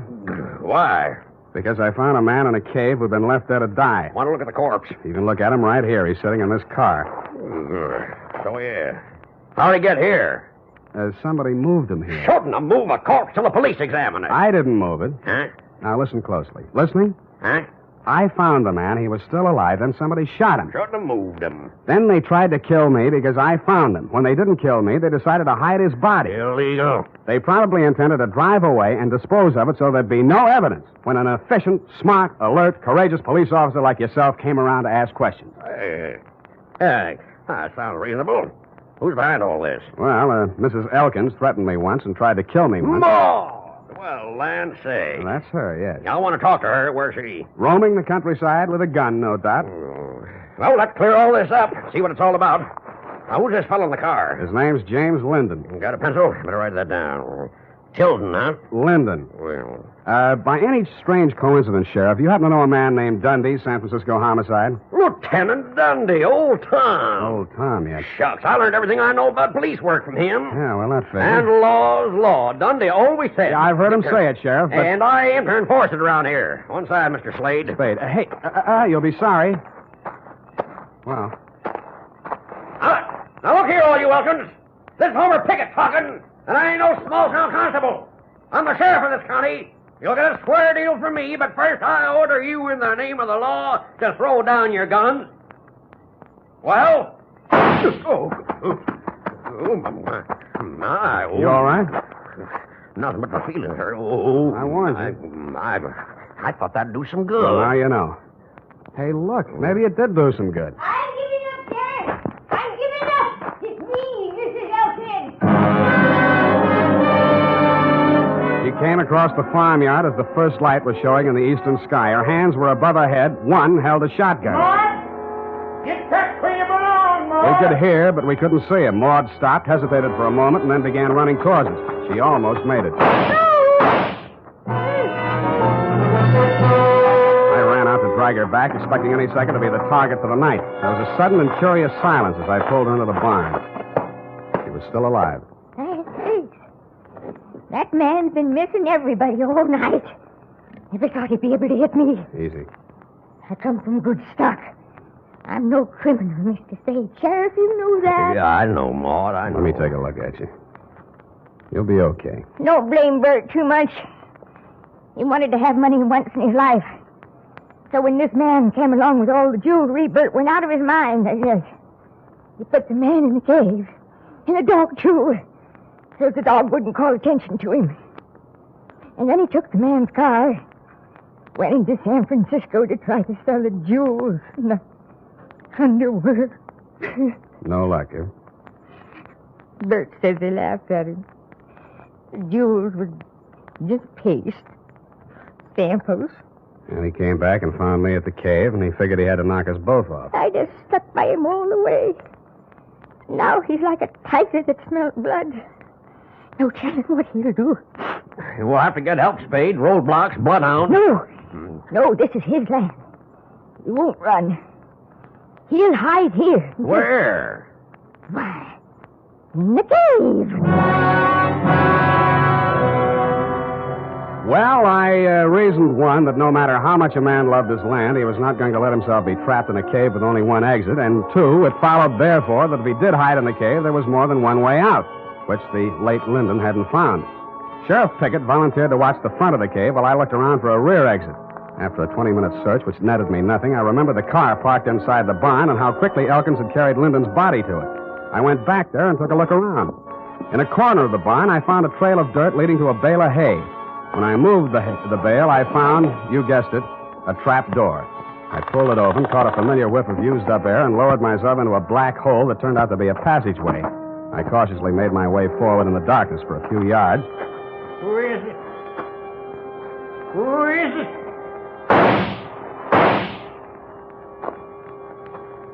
I pressed back against the dirt wall, listening to him approach. When I figured he was close enough, I threw a cloud of dirt toward him across the passageway. His gun flashed and lit up the whole place for a second, and I fired 3 times at the silhouette. I waited, then I went towards him. He was lying on his back. I kicked his gun away, and when I bent over him to feel his pulse, he suddenly came to life. Something crashed against the side of my head, and everything became darker than the inside of a cave. The next thing I knew, I was looking at a pair of red-rimmed eyes. Several minutes had gone by. Thought you was a goner for sure. You ain't used to this country fighting, are you? Is this country liquor, Sheriff? Yeah. Give me. Here. Yeah, country liquor. Tell me, Sheriff, did you by any Why, chance... sure. Of course I did. I got him, Slate.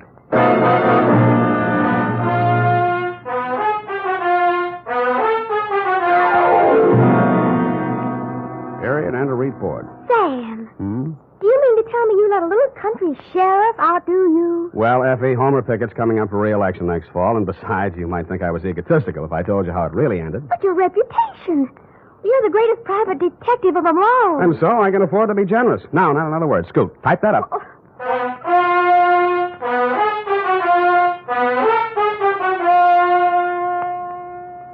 If your supply of Wild Root Cream Oil Hair Tonic is getting low, better make a note to get some more tonight or first thing tomorrow. Remember, Wild Root Cream Oil is the famous hair tonic that grooms your hair neatly and naturally, relieves dryness, removes loose dandruff. Always keep a big bottle or tube on hand. And ask your barber for a professional application of Wild Root Cream Oil Hair Tonic. Again and again, the choice of men and women and children, too.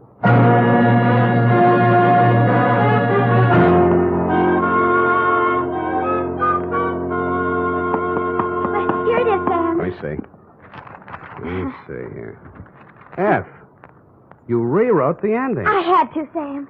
You're much too modest. And Sam Spade, with a knot of cold fury in the pit of his stomach, a vindictive fire in his eyes, stepped wearily over the loose rocks on the cave floor to do battle with the thing that loomed up in the darkness ahead. Mm-hmm. The thing's roar filled the night with terror. But Sam Spade, dauntless and knowing not fear, stepped up to the monster, laughed in its hairy face, and with one quick convulsion of his powerful shoulder muscles, dropped the thing in its tracks. I see. Well, is that the way you think it ended, Effie? Oh, Sam, I guess I was being a little foolish. I'll change it. No. No, as long as you've done it this way, we'll leave it this way. Can't waste paper. No, I'll change it, Sam. Leave it! Oh! Sam, Yep. I copied that ending out of an old Black Mask magazine. You what? Don't be mad. Come here. Come here. I copied that out of an old whiz-bang. Oh, Sam. Night. Good night, sweetheart.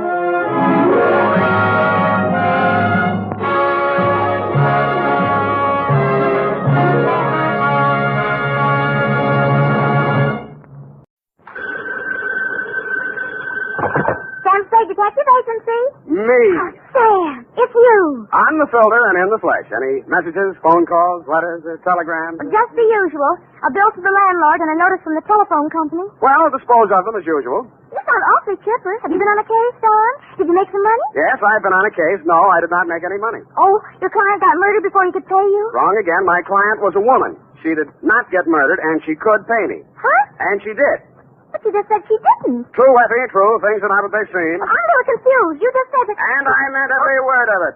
Stop registering bewilderment. All is paradox. So, sharpen your pencils, straighten your seams, get out your notebook, and prepare to be confounded by the contradictions I shall contradictate to you during my report on the honest thief caper.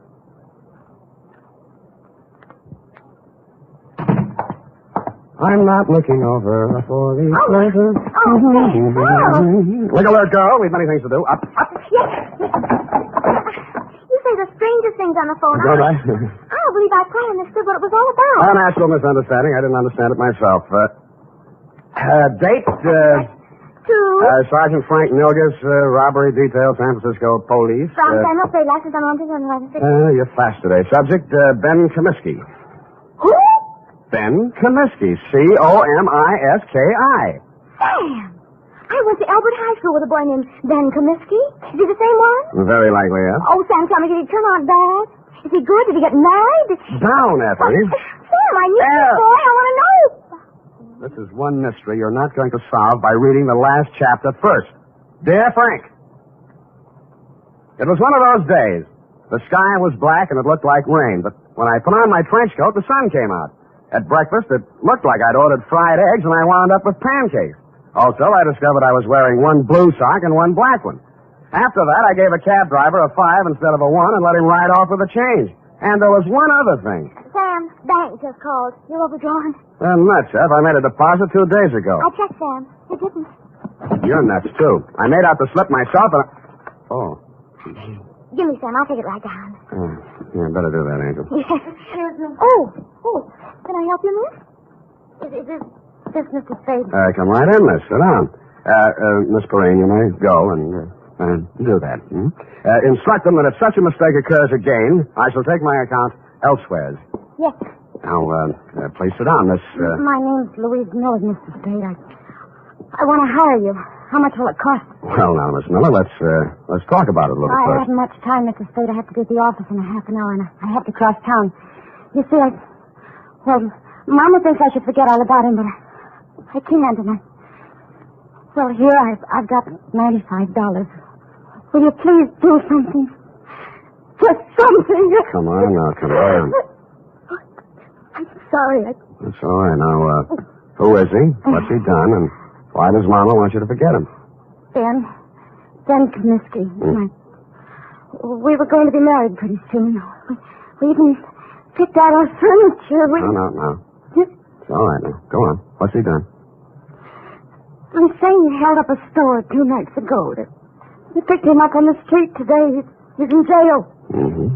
Well, if he's innocent, I'm sure they'll find that out. He won't even see me, Mr. Spade. He won't see anyone. Ben's good and kind and sweet, and I love him, and I want to marry him, and I want you to find out why, what it's all about. Look, Miss Miller, I think you should be in the office of a good lawyer. I'm sure He doesn't want a lawyer. He won't even see the public defender. He doesn't want anything. Oh, please, Mr. Spade. I just want to die if Ben went to prison. I just want to die.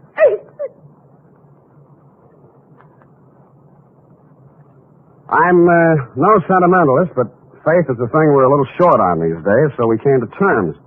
It was agreed she could pay me after the job was done if there was any job to do.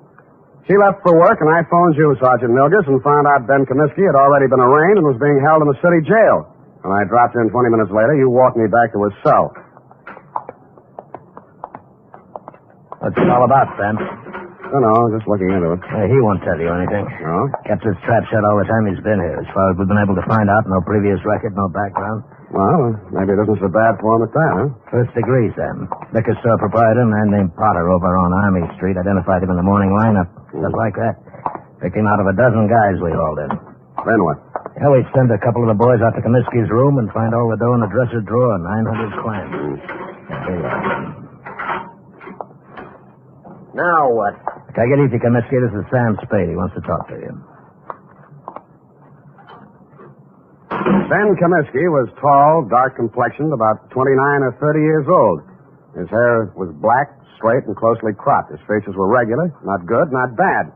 I've seen plenty of hold-up men and gun-toters in my day, and he wouldn't have been cast in the part in my movie. I didn't know what I expected to say to him or what I expected him to say to me, but I didn't expect what I got. What are you trying to do? Get out of here. He just got here, Ben. Well, you can just leave. Hasn't a citizen got any rights, even in jail? Well, they start to lose them, and they use a gun to make a living. I don't want any lectures. I haven't got any to hand out. I'm a private detective. A friend of yours hired me. She thinks you're a pretty nice guy. Louise, huh? Why won't you see her? She's nuts. She ought to have her head filled. What's she worrying about anyway? I'd say she was worrying mostly about you. And I'd say it's the sick kind of worry that gets into a girl when she loves somebody. She shouldn't. She's nuts. You said that. Did you rob that store? The guy who runs it says I did. I suppose I did. Why? For laughs. The complaint says you make $65 a week in an architect's office. You can eat on that. Look, Spade, go back and tell her this. I didn't want furniture at $10 a month for the next 80 months. I didn't want a car the same way. I didn't want her working and me working and getting nothing but wrinkles. Tell her I got caught and to go and find a guy who can pay the way. Was that all? That's enough. You're charged with armed robbery in the first degree. That means not less than 5 years. I know it. Shut up about it. Why'd you turn down a lawyer? Haven't you heard, Spade? They're holding up my indictment. I'm a prize pigeon. They think maybe I knocked over 10 or 12 other places in town. Did you? Sure, but don't worry about me. And tell Louise not to worry about me. Got $1 million salted away, and I'm going to buy my way out through the DA's office. Okay. Have it your way, Ben.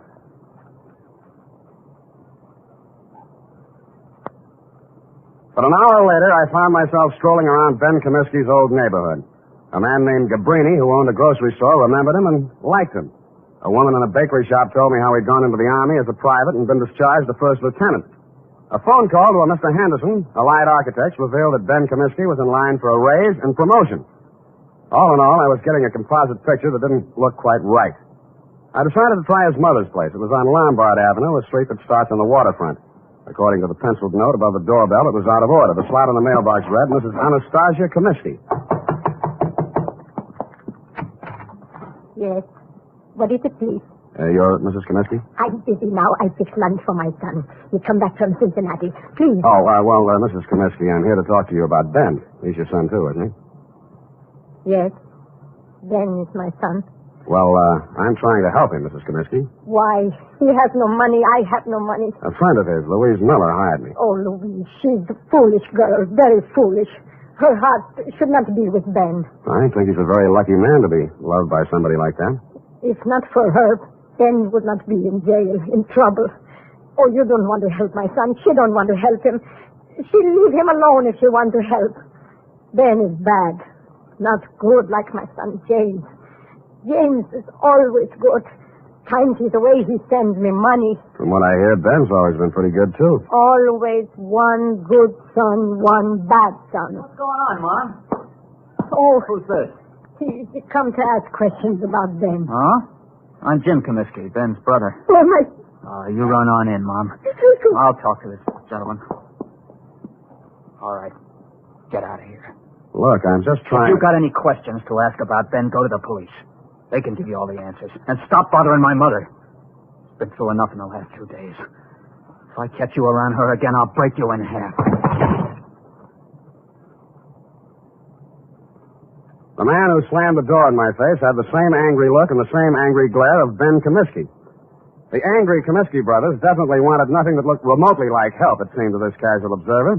I went back to my office to wait for 6 o'clock. That's when I intended to call my client, report my opinions, and drop the case.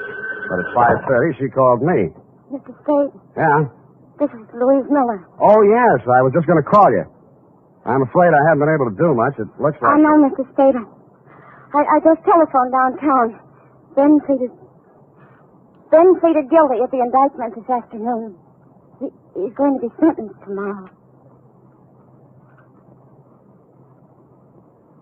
And that, to all appearances, Sergeant Milgers, was the crop. But 2 hours later, and for the second time in one day, I found myself doing what I didn't think I'd be doing. Walking around a dull, gray, 2-story apartment house on Adams Place. My ex-client's address, to be exact. I was wondering what a lonely, distraught girl would be thinking the night before her boyfriend was shipped away to prison. I found out. I got a whiff of it as I walked down the hall. It was coming out from under her door. I had to use my shoulder.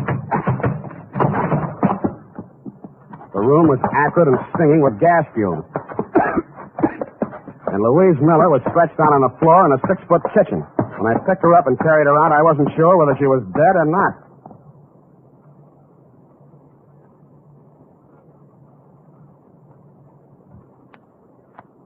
Ten seconds after I'd found Louise Miller, I'd called a police ambulance, and in a matter of minutes, an intern was working over her with a pulmotor.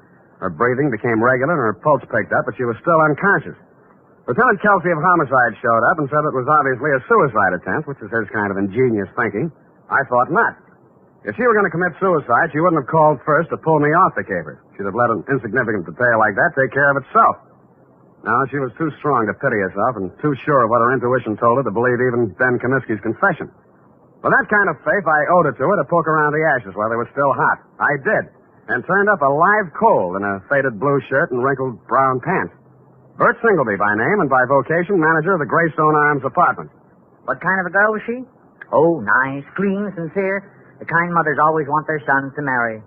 Boy, I wish I'd listened to mine. Yeah, did you know her boyfriend, Ben Comiskey? Oh, salt hors d'oeuvre. I can't understand him pulling a hold-up like that. But then, the war did strange things to Yes, I guess it did. Well, I almost stayed in Europe and married myself up to a French doll myself. Yeah, I bet. But Sandra, that's my wife. She'd have hunted me down in Tibet. It was easy to come home facing music. Yeah, well, about Louise, you know any reason why she might commit suicide? Frankly, no. I met her in the hallway tonight, and she said, Mr. Singleby, she said, Ben didn't do that hold-up because I'm pretty sure I know who did. Well, I figure she's just keeping up a front. But if she did really know that Ben didn't do it, she wouldn't have turned on the gas now, would she? No, she wouldn't. Did she tell you who she thought did it? No, that's all she said. Quiet girl. Not like my wife. Now, Sam. Yeah, did you see or hear anything that might have been suspicious or unusual around her apartment tonight? Now, look, I don't want to go around breaking up any homes or spreading dirty gossip around. Unless it involves Sandra's relatives. Mr. Singleby, I promise you, sir, that I'll treat any information you give me confidentially as long as I can. All right. Now, listen. Sandra told me not to say anything because, it's a lot easier to rent a suicide apartment than a murder apartment. You know that? Confidentially, I'm a humanitarian. But if you tell anybody I said this, I'll just lie about it. I'll never tell a soul. Well, we were out of butter, see, so I had to run down to the store. Well, when I passed the mailboxes outside, a guy is standing there. He asked me which apartment Louise Miller was in, and I said 12B. What did he look like? Oh, let's see now. 5'10", medium build, tan suit, dark shirt, sort of wide-brim hat, kind of flashy. Mm-hmm. Wore 3 or 4 big rings, diamonds they looked like. 3 or 4 big diamond rings on each hand. The Iceman. Why didn't you tell all this to the police? Bert, who are you talking to? Don't you dare say a word about that poor girl. That's why. That is why. Sandra always says, keep your mouth shut and you keep out of trouble. But me, I don't know. I just love... Bert, stop talking too much and close that door. Yes, Sandra, dear. I'm closing it.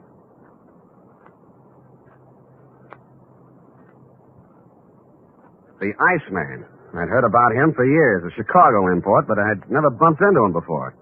He'd been headquartering at the Red Spot Cafe, the kind of a place that Skid Row winos visit when they want to slum. It was dark inside, but I strode manfully to the bar. Yeah, something? The Iceman here? What do you want him for, huh? He's a friend of mine. You're a friend of whose? What are you giving me? You got bull written all over you from the top of your stupid head to the bottom of your flat feet. He had the tan suit, the flashy rings, the dark shirt, and the wide-brimmed hat. He stared at me with eyes that were icy and insolent. He rubbed the knuckles of one hand into the palm of the other as if he just ached for a chance to bruise them, which I was sure he did. 4 guys sauntered over to lean on the piano, and as ugly as they were, I knew it wasn't a barbershop quartet. 2 more left the bar and stood behind him, and a few others got up from nearby tables and joined the group. I should have brought my team, but I hadn't. You're a friend of mine, huh? Well, if it isn't Claude Bettering, the juvenile delinquent of 1940. Is that so? Now, you're a real brain. Who are you, Brainy? Sam Spade. Oh, now, ain't that a pretty name? You got something on your mind? I just wanted to talk with you about what you did to a girl named Louise Miller tonight. Never heard of her. Sounds cute, though. Girls are a lot easier to push around, aren't they, Claude? Call me Ice. Claude? Some guys are just as easy as some dames. Where have I been all night tonight, fellas? Here, Ice. You heard that, Spade? I've been here all night. Any of you guys ever hear of a Louise Miller? No. Yeah, sorry. Nobody ever heard of her, see? Well, she has a lot of friends who have. The police, the people down at Mercy Hospital, and me. And none of us are going to forget her. Or what happened to her. And who did it. Got something you'd like to do right now, maybe? Yeah. But I'll pick my time. All right. Enough of this cheap chatter. I don't want to be seen talking with you too long. I got my reputation to think about. Now blow before I take one hand out of my pocket and push your stinking face back through that door. You'll need both hands, Samson. Go on, you creep. Fellas. All right.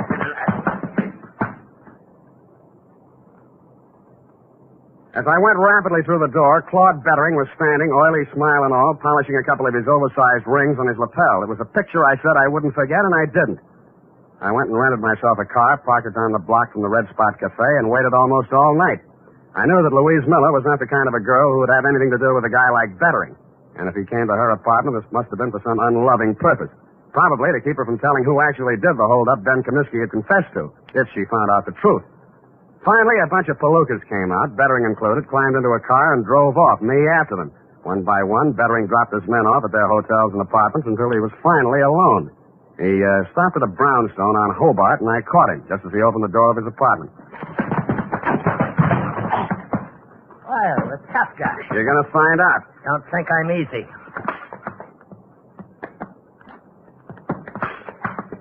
And he wasn't easy. He was 3 inches shorter and 25 pounds lighter, and wherever he had picked up his reputation for toughness, he earned it. But I never enjoyed a fight in my life any more than that one. I battled him to his knees and then to the floor, and he still wouldn't give up. You stinking creep. Why did you beat up Louise Miller? I didn't. Why? I didn't. Why? I didn't. Why? The apartment house manager identified you. He's a liar. Who did you do it for? Nobody. Who? Nobody. Who? Who? You stinking creep. I'll bless your face. Who? Bless your face.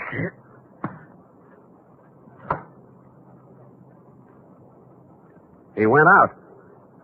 Quite a guy, the Iceman. I used his phone to call the police and tell them to pick him up for attempted murder.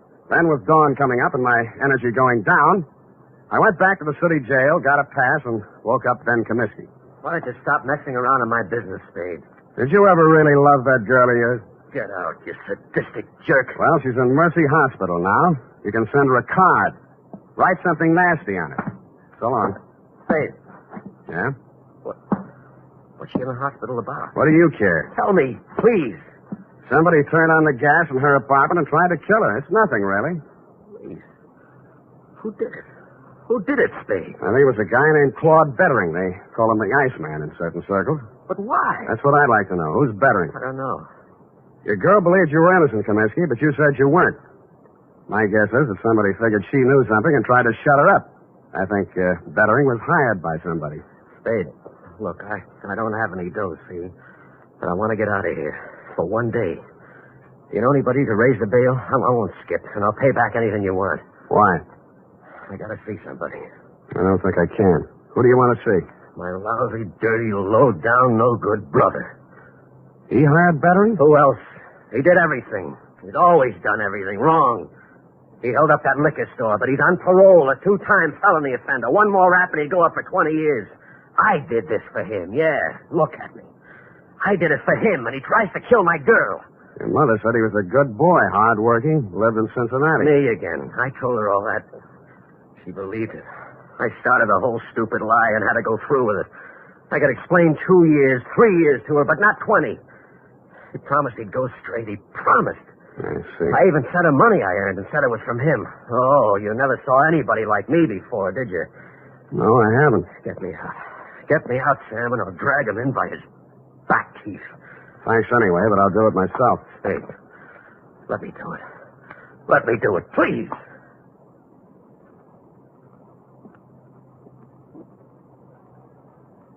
I drove over to Mrs. Comiskey's house and knocked on her door.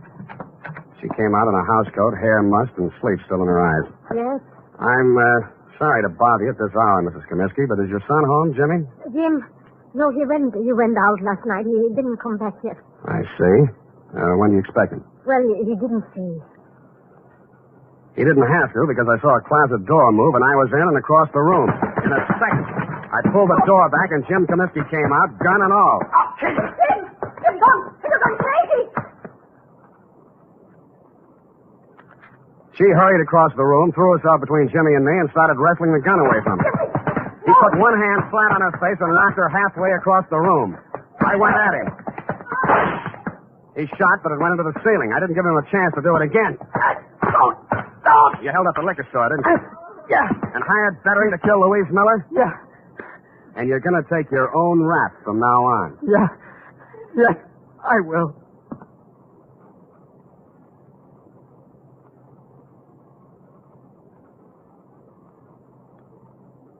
And he did. Period. End of report. Oh, Sam, that poor old lady. Yeah, she lived in a dream world built by a son who had too much heart and not enough common sense. But, Sam, that man in the liquor store identified Ben as the hold-up man. Well, when he saw both brothers together, we realized we'd made a mistake. At night, with a hat pulled down and a collar up, anybody could have confused the Comiskey brothers. Sam, why is the world so cruel? Because people live in it. Now, go on, type it out, huh?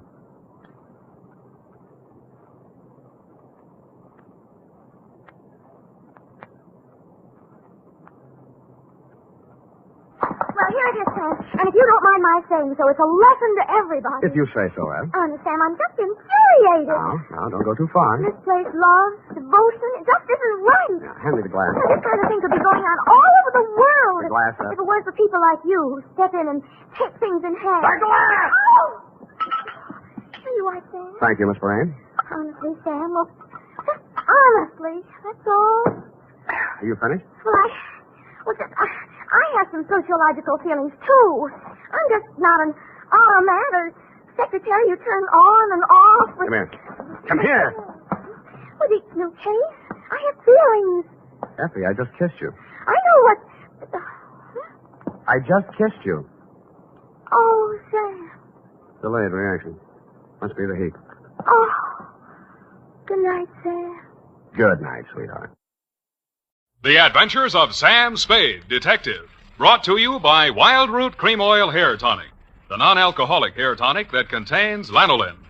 Wild Root Cream Oil. Again and again, the choice of men and women and children, too.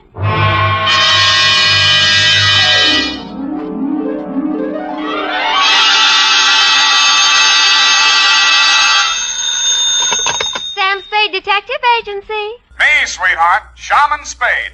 Shaman, not Sam? An old Indian word signifying wise man. And it's true, Effie. I'm a lot wiser man than I was yesterday at this time. Oh, really, Sam? Really, little papoose. Put on some war paint, a few turkey feathers, and your best open-toed moccasins. Where are we going, Sam? Why, to Ted's teepee for a rousing repast of ground corn and dried buffalo meat. Oh, well. Don't quibble, Effie. Get the wigwam ready, sharpen my tomahawk, and lay out my herringbone breech clout. I'll be right in to dictate the Shargaga, the Shanagma, the Indian caper.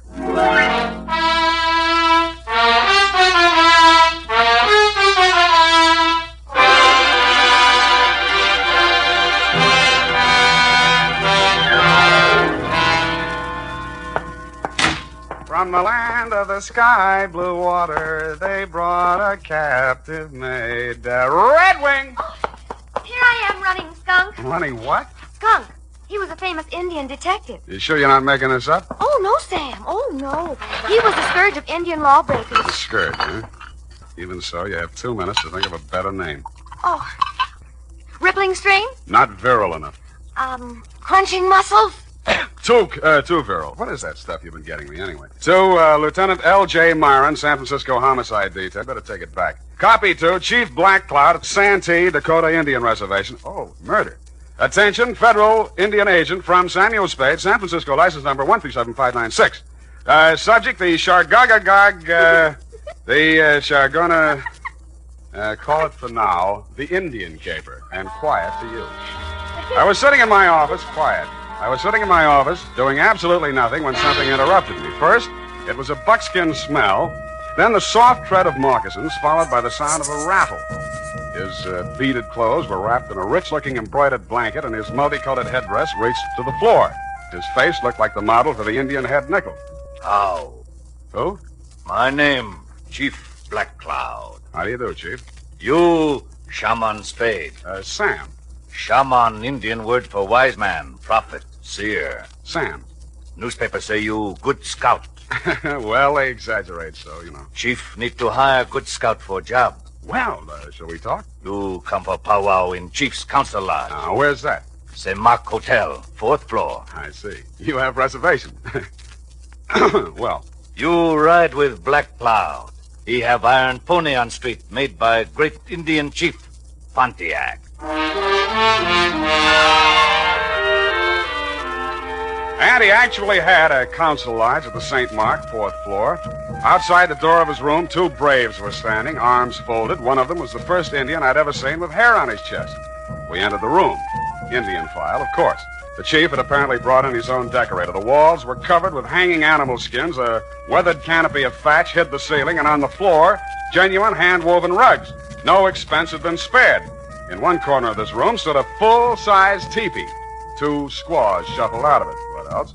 The young one glided forward and handed the chief a long Indian pipe. Shaman Spade, this fairest Indian maid of all. Only person in world important to Black Cloud. Name, Little White Lilac. How do you do, Little White Lilac? It's nice to have you here. She wise, educated girl. Graduate Smith College. Nice. All squaws out. All squaws out. Squaws no good at powwow. Well, you know best, Chief. Now we powwow. You get paid well. Chief Black Cloud own 130 oil wells near Tulsa. Oh, Oklahoma, huh? Not Oklahoma. Indian land.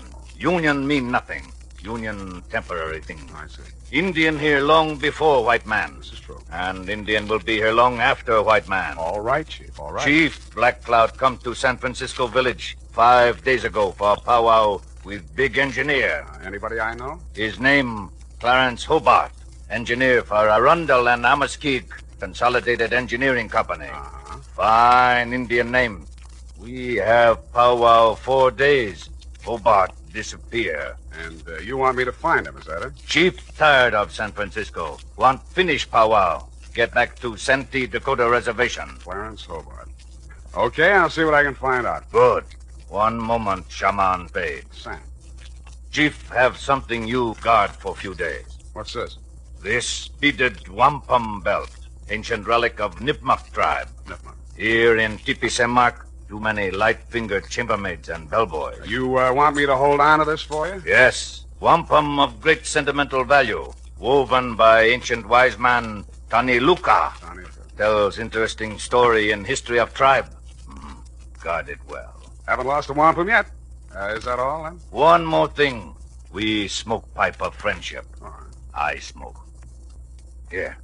Now, you smoke. To friendship. Now I know what happens if the bag of Lucky Strike doesn't buy.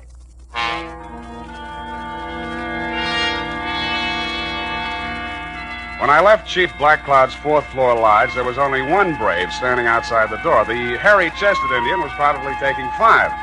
The wampum belt was about 3 feet long, made up of hundreds upon hundreds of little colored beads. They were woven into a picture pattern, very pretty. The interesting story undoubtedly could have been translated instantly and told fascinatingly by Red Ryder, but then he has a smart horse. I put the wampum belt in my pocket and headed for the offices of the Arundel and Amaskik Consolidated Engineering Company. Fine old Indian names. I inquired about Clarence Hobart. They referred me to his partner, Anderson Watts. Hobart disappeared?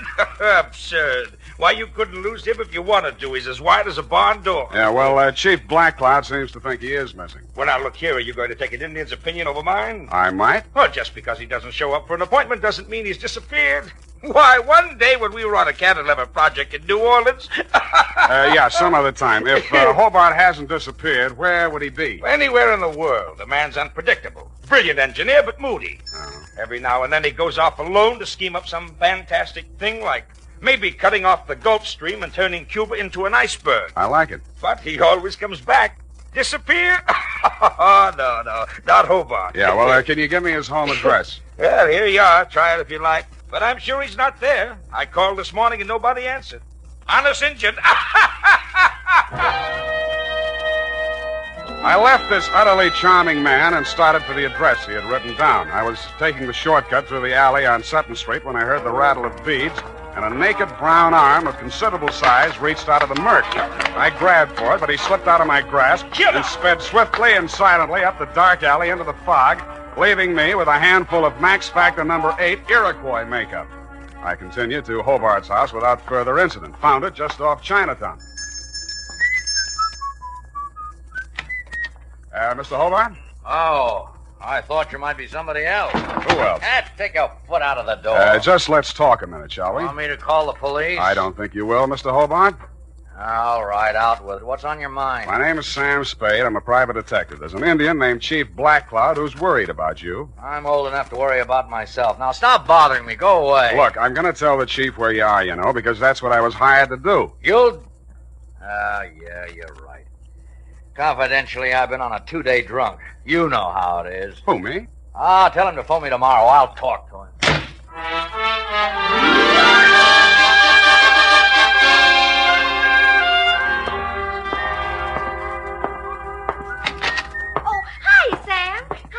Hello, what are you doing here today? This is your day off. I just wanted to show you something. Happy, first do me a favor and put this wampum belt in the safe, will you? A wampum belt? Genuine Indian art. Oh, it's beautiful. Tells the story. You know what? Yeah. It'll go beautifully with... Oh, Sam, I forgot. There's a girl waiting in your office. Well, good. Sam, don't you want me to show you? And there was indeed a girl in my office. It was Little White Lilac, Chief Blackcloud's fairest Indian maid of all. Only a heap big change had taken place. She still had the Indian color, but gone was the headband, gone the buckskin dress, gone the squatting squaw, the St. Mark teepee. Little White Lilac stood revealed in the thin disguise of a modern white woman's cocktail dress, complete with pale-faced 20-carat perfume. It was a transformation worthy of a high-priced medicine man. But more surprises were to come. Hello. How? I've been waiting for you. Yeah, well, Big Brave just returned from hunting party. You can drop the teepee talk. I'm civilized. Well, okay. What's on your civilized line? Chief McCloud gave you a wampum belt. I want you to give it to me so I can destroy it. Uh-huh. Well, I gave my word to keep it, and I accepted the promise of money for its protection. Now, you wouldn't want me to be an Indian violate my ethics, would you? Sam, if I must tell you, Chief McCloud is insane. Not if he keeps you around. Must we have these juvenile references to my personal beauty? Juvenile? Well, sorry. You are Indian, aren't you? Of course. I am a Nipmuc. Nipmuc. That wampum belt is a secret to undreamed of wealth, greater than the fortunes of the 10 richest families of this country. Wow. Chief McCloud is wealthy from oil, but that belt make him more powerful than the Bank of America. You mean he could take my car back? You think this is a joke, don't you? Well, I love the way you tell it, though. He's going to use it to destroy modern American civilization. Oh? To pay the white man back for what he did to the Indian. I see. He wants to start a giant Indian revolution. And you want to destroy the wampum to save all this, hmm? Exactly. And now you'll give it to me, won't you? Uh-uh. What happens in the next chapter? Sam, you have to believe me. Why? Why do you think the chief is here conferring with an engineer? He wants to get at that wealth. Hobart's going to make him wealthy? Now, really, little white lilac, isn't this all a little white lie? Sam, if I take you to Hobart and he confirms what I've said, will you believe me? I might. Come on.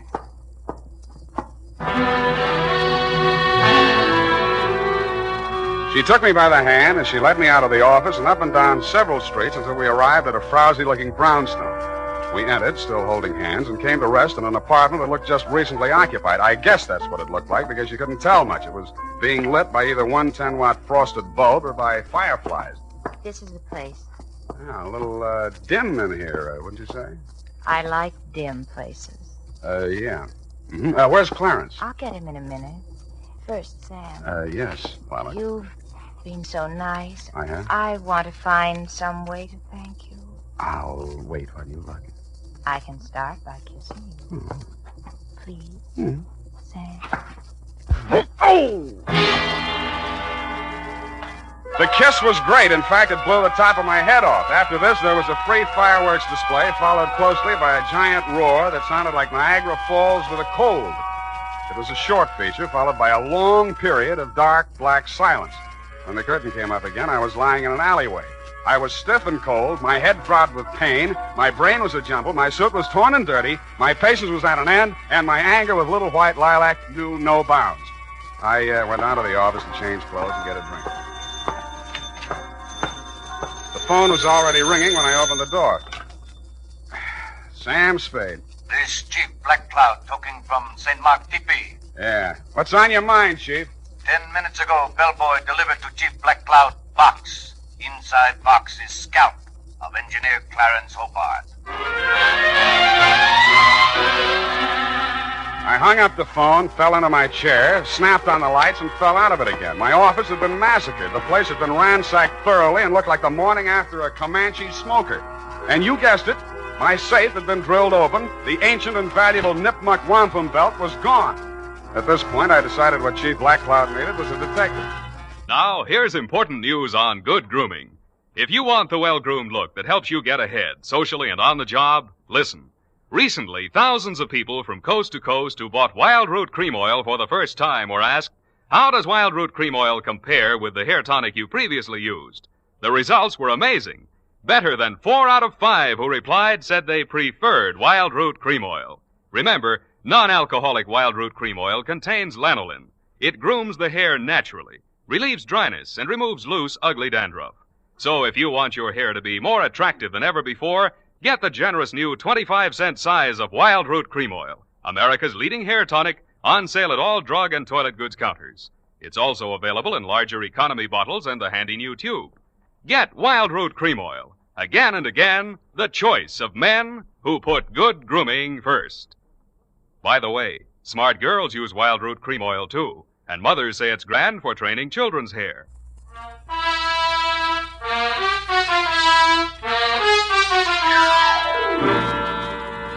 And now, back to the Chagagagog, Manchagagog, Chabanagun, Gamog caper. Tonight's Adventure with Sam Spade.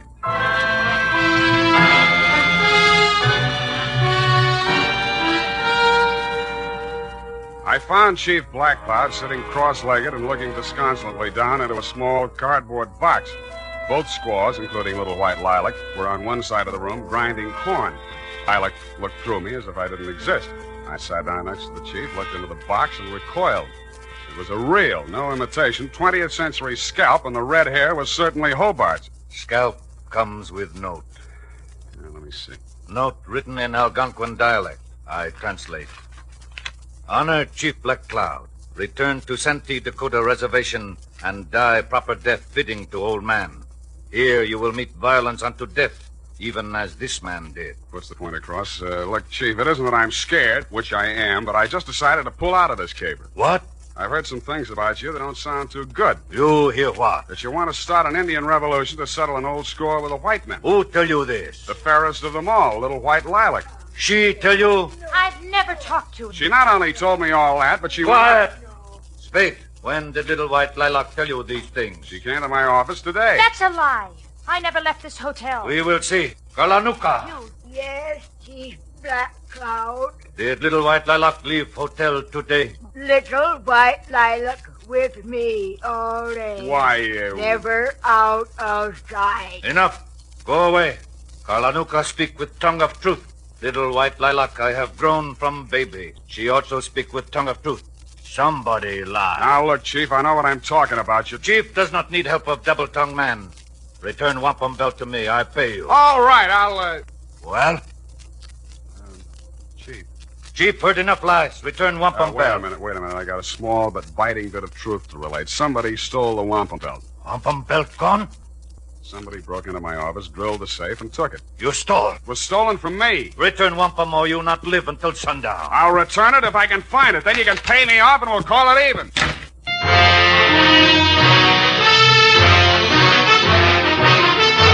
The makers of Wild Root Cream Oil are presenting the weekly Sunday adventure of Dashiell Hammett's famous private detective, Sam Spade.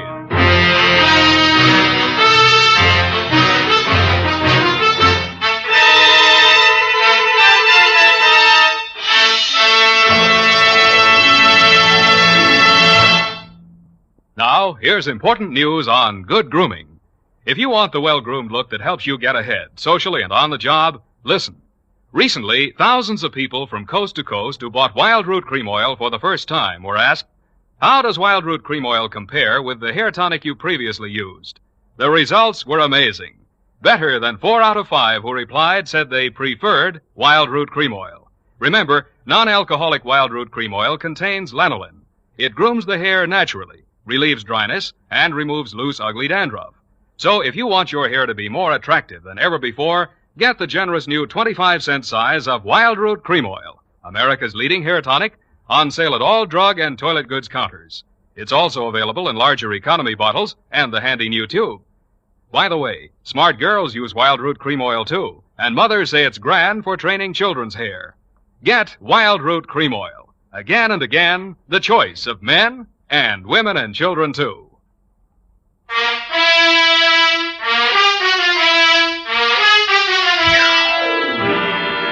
And now, back to tonight's adventure with Sam Spade.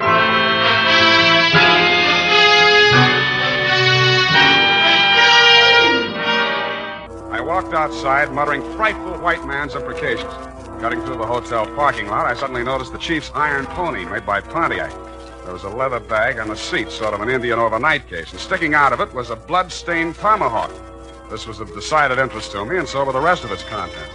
Somebody had a giant engineering project afoot because there were order receipts for such things as 2 LSTs, 4 underwater hydraulic drills, a diving bell, a dredging barge, and a steam derrick.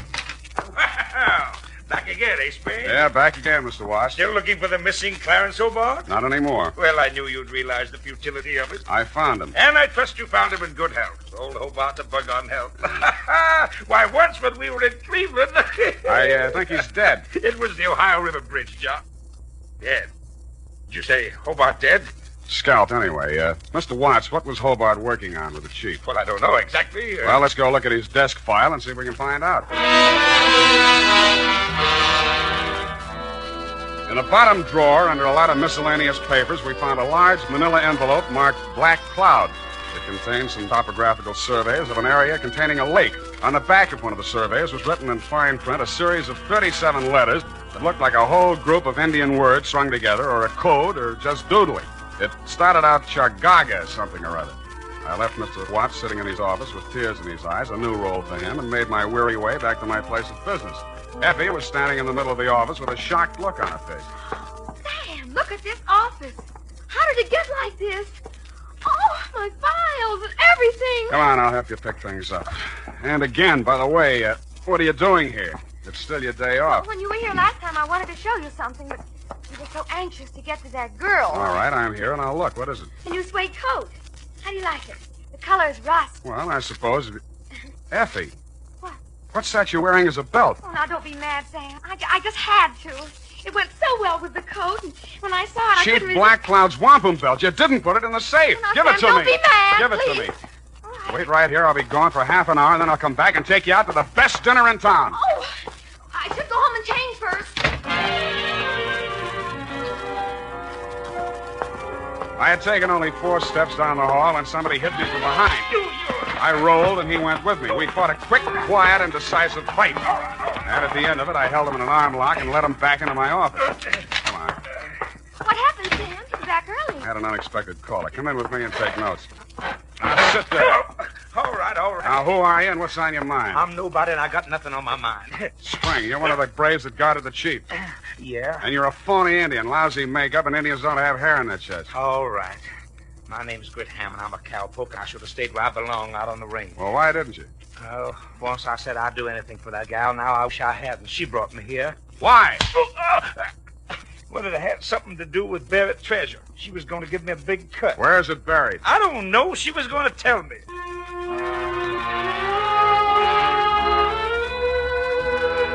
I took Hammond around to homicide and left them in their safekeeping. While there, I got the latest flash.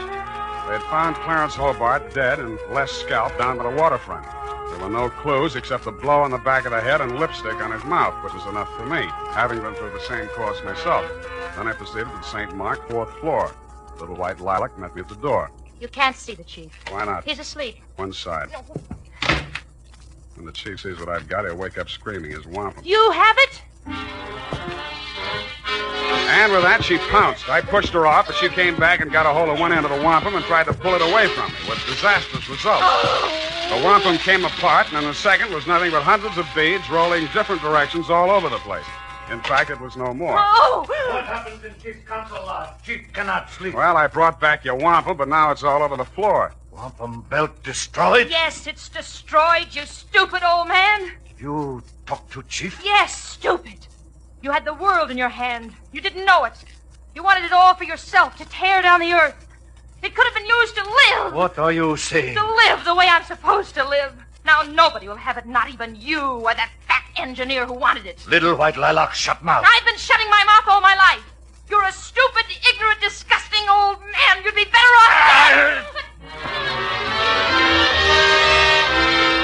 His big hands were around her throat. He stood there, anger and betrayal in his eyes. Then his hands dropped and he turned away with tears streaming down his face.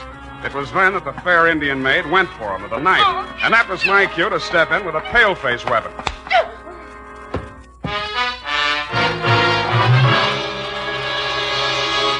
And now, listen to this. Not only Dad, but the whole family goes for America's favorite hair tonic, Wild Root Cream Oil. Wild Root Cream Oil grooms your hair neatly and naturally, relieves dryness, removes loose, ugly dandruff. Get a family-size bottle or handy tube today. And ask your barber for a professional application of Wild Root Cream Oil Hair Tonic. Again and again, the choice of men and women and children, too. Little white lilac. Yeah, well, I don't usually hit women, but don't feel too badly, Chief. She helped kill Clarence Hobart. Now, Chief, believe anything. Yeah, Chief, why did you want an engineer? Design woven in wampum describes location of hidden Nipmuc treasure. Many, many years ago, Nipmuc tribe live in Valley of the Berkshires. Discover only gold vein in east. Mine gold and keep for decoration. Kennebec Indians want gold. Start out on warpath. Nipmuc Indians bury gold. Move village. Divert stream into valley. Make lake. Gold there today, underwater. Where is it? That secret chief keep locked in head. Chief once had evil plan for gold. Now you forget. Make pilgrimage back to ancient ancestral camp and die. Send me bill. Chief, leave village of San Francisco for good.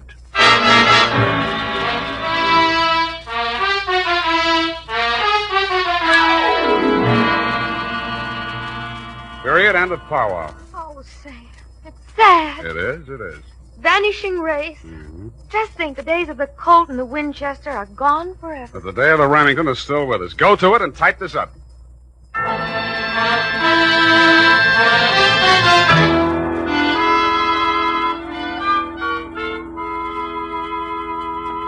it's all here, Sam. Except one thing. How did the bloody tomahawk get in Chief Black Cloud's bag? A little white lilac planted it there. If anything happened to the chief, she, as the only other living nipmuck, would inherit the wampum. Well, she could have gotten the money by just waiting. Oh, shut up. Sam, you noticed anything about the report? Yeah. Hey, you got the name of the caper right. The, Chargaga... Oh, what is it? Chagagagog, Manchagagog, Chabunamungamog caper. You've been going out with an elocution teacher. Oh, Sam.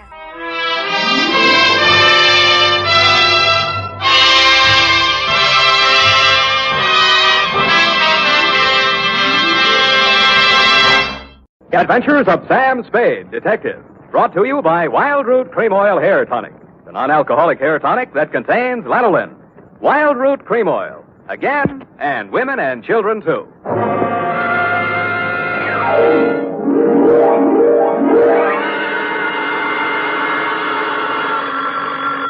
Sam Spade Detective Agency. Me, sweetheart. Oh, Sam!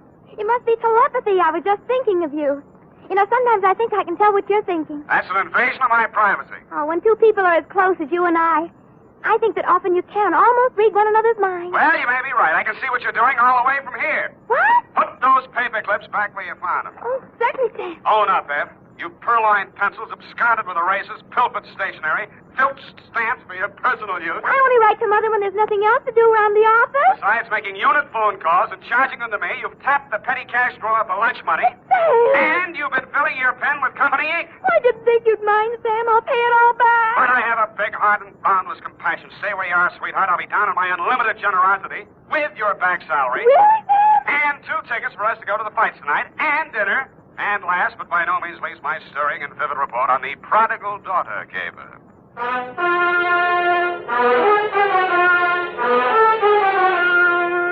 Dashiell Hammett, America's leading detective fiction writer and creator of Sam Spade, the hard-boiled private eye, and William Spear, radio's outstanding producer-director of mystery and crime drama, join their talents to make your hair stand on end with the Adventures of Sam Spade. Presented by the makers of Wild Root Cream Oil for the hair. Here's a smart resolution to make. First day back on the job after your summer vacation. From now on, every single day, I'm going to pay special attention to the way I look. I'm going to use Wild Root Cream Oil Hair Tonic. Yes, folks, smart's the word for that resolution. For Wild Root Cream Oil grooms your hair neatly and naturally, relieves dryness, and removes loose dandruff. It helps give you that successful look that's so important to getting ahead. So, if you've never tried Wild Root Cream Oil, get the 25-cent get-acquainted bottle.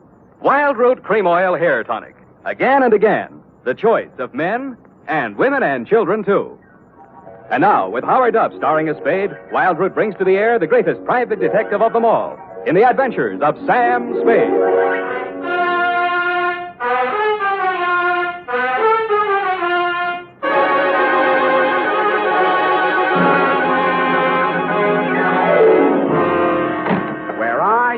Now that I need you. Effie! Yes.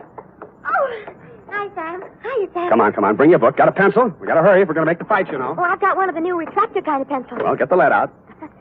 Are you really going off the post, Sam? It's Man McShelly versus Cluck-Faced Duffy in the main event. Ready?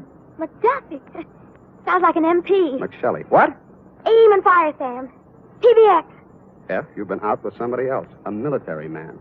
Well, how did you ever know? Date, August 28-1949. I don't know whether we'll go out or not. You're clairvoyant. To Dr. Albert Kensington from Samuel Spade. I only had a coke with him, Sam. He was on Frillo, and we... And license number 137596. Subject? And he was from Elkhart, Indiana. And I used to live in Pleasant Lake, and... Down! Down, Effie. Subject, Helen Scully of the Prodigal Daughter. A Coke yet. Dear Doctor, everyone in San Francisco knows the castle-type hill house that Casper Scully lived in, even if they didn't know him.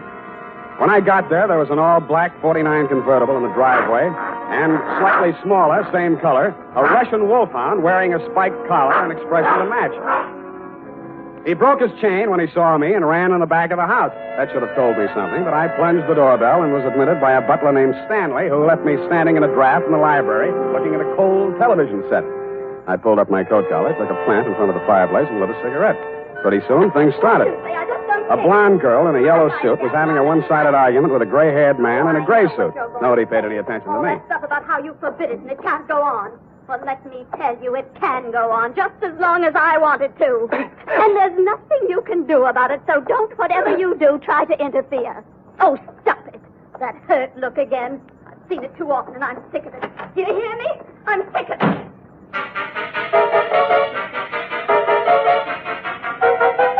He looked mad, but he didn't say anything. I saw them walk around the garden once, shake fists at each other, and finally part. He disappeared up a narrow stairway, and she came storming back through the library. Who are you? How do you do? Who are you? Sam Spade. What are you doing here? Waiting to talk to Mr. Scully. Well, I just talked to him, and he isn't very nice. Let me tell you that. Yes, He's but a nasty, stubborn, bull-headed old man, and you won't like him. Yes, but Nobody likes him. Go back where you came from, whatever your name is. I'm the nicest person you'll meet around this place. Yes, but... Don't wait around. Oh, goodbye.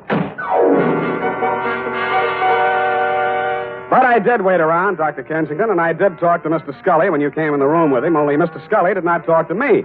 He glared at me through black, smoldering eyes, sniffed the air, frowned at my cigarette. I frowned back. Mr. Spade, I'm Dr. Kensington. I wrote you the letter. This is Mr. Scully. Oh, please, this cigarette. Mr. Scully suffered a severe accident many years ago that affected his throat and his respiratory tract. The smoke. Oh, of course, I understand, Doctor.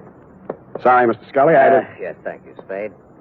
This is not generally known, but the unfortunate accident in the chemical plant also robbed Mr. Scully of his vocal power. I see. Yes, the modern doctor, the physician of today, is a far cry from the general practitioner of yesteryear. Today, we must know the mind, the psychological quirks, well, he must follow through completely on a case. He is sometimes, as I am today, a confidant, an executive officer for his patient. He is a friend, to say the least, eh? Oh, yes, to say the least. Eh? Oh, of course, Mr. Scully, to the point, of course. Sit down, Spade. Oh, thanks. Now then, Mr. Scully, as you well know, and the world knows, has made several fortunes in his lifetime. And he didn't accomplish this by allowing people to run roughshod over him. But, Mr. Scully, I'm just backgrounding Mr. Spade. Please be patient. Mr. Scully intends leaving his daughter Helen his entire fortune. A great deal of money, to say the least. Say the least. But Helen doesn't care about the money. She's foolish, young, headstrong, and impetuous. Huh? I heard her arguing with Mr. Scully a bit. Now, Mr. Scully. We'll straighten all this out. Mr. Spade will help us. Well, then, Spade, you have half the problem right there. She is a headstrong, impetuous girl. And lately she's done several things to displease her father. Right, Mr. Scully? You see, Mr. Spade. Oh, I gathered that much, but what kind of thing? Helen's been singing in a cheap nightclub called the Blue Goose. What? Oh, it's very embarrassing. Low class, eh? Yes. There's a man named Torpy. He owns the club. A man named Chick Torpy? Ah, you know of him? I've heard of him. Contrary to all her father's wishes, Helen insists on seeing this man Torpy. How old is she? Well, that's beside the point, Mr. Spade. But a sordid affair now might rob her of a future of wealth and security. Mr. Scully's at the point of exasperation. He might well change his will over this matter. Correct, Mr. Scully? At best, this is an embarrassing situation, and most indiscreet of Helen to have brought it about. So, I'm supposed to go talk to Chick Torpy, is that it? In a word, yes. Well, you sound rather reluctant, Mr. Spade. Chick Torpy's a little too old for the Boy Scouts. Well, we want you to see him.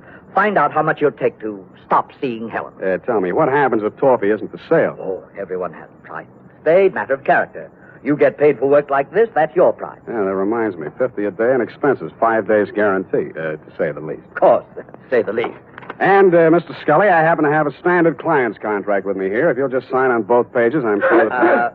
Never mind, Spade, not now. Mr. Scully will mail it to you later on today. Ah, dear, Mr. Scully's fatigued. Well, you'll contact me as soon as you have any information for us. I said I would. Mr. Scully sounded a final cough, and I left the two of you in the library. It was interesting, meeting this voiceless tycoon who must have made and broken many a man with a nod of his head or a shrug of his shoulders. The same black dog with the same spiked collar was still outside the house doing the same thing. Ah, Spade. Mr. Spade? But something new had been added. A pair of well-tailored shoulders, diamond stick pin, and a gray felt hat with a snap brim. Hello, Spade. You don't know me. Now, wait a minute. There's something about a guy in a lineup. You're Dapper Danny Cavillo. When'd you get out of Folsom, Danny? A while back. They gave me a kind of rain check. Mm-hmm. Wouldn't that 38 make you a parole breaker? Oh, is that showing? Unless your ribs grow in different directions. Sam, I'm here to save you a lot of trouble. What trouble are you here to save me? You want to see Chick Torpy, don't you? You've got business to talk with him, no? News gets around fast, Danny. No. No, it's just that Chick had been expecting somebody like you from the old man, and, well, I'm here to see that you see him. So, why don't you kind of get in the car? And I kind of did. Danny smiled, lit a cigarette, shifted his shoulder holster so I could shift gears better, and drove me back across town to an apartment house on LaSalle, the Metropolitan. A good-looking guy who stood about 6'4", black hair, answered the knock. Hello, Chick. May I present Sam Spade? Sam Spade, meet Chick Torpy. That'll do it, Danny, thanks. Hello, Spade. Come on in. See you, gentlemen. Danny's Gabby. Hello, Chick. Your taxi service always free? Just when I'm in a hurry to get things settled, soldier. You saw the old man today, huh? I saw him and talked to his doctor, Kensington. All right. You're here to tell me how worried the old man is, right? If you're talking about Helen and you, yes. You're bad company. Yeah. What else? He wants you to stop seeing her. Well, suppose I don't want to stop seeing her. Suppose I told you I love her. Let's see. She comes in at $3 million when he kicks. You love her. I'd be crazy if I didn't. I wonder what she'd say if she heard you say that. Why don't you ask her, Spade? Helen. Hello, Mr. Spade. Told you to leave my house today, but you didn't listen. Vince Spade? Well, I'm wondering, anyway. Maybe this will help. When you get back to my father, tell him I think Chick would be a fool to brush me off. Tell him that someday I expect to inherit all of that wonderful money he spent a lifetime making. Tell him that Chick's tired of working. Got all that? Yep. How do you feel, Spade? Like I'm earning my fee. Oh, you've already earned it, Spade. There's no use trying. I've told him myself, now you can tell him. She's not for sale, and I'm not for sale. Got it? You got it. All right, then you're finished here. Hello. Oh, you.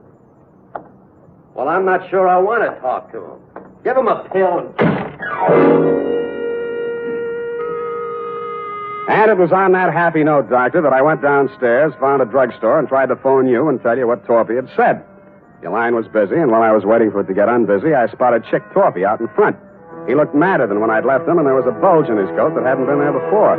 He got into a black sedan near the curb, and I hailed a cab and followed him across town up to Nob Hill. A half a block from the Scully residence, I left my taxi and took the rest on foot. He was still a couple of 100 feet ahead of me as he disappeared into the garden entrance. I heard a cry for help, and then Chick was standing over something on the ground. When he saw me, he shrieked for a break in the hedge. I stopped long enough to have a look at the body he'd left. My client. He still had gray hair, and he was still wearing the gray suit, but half his face had been shot away.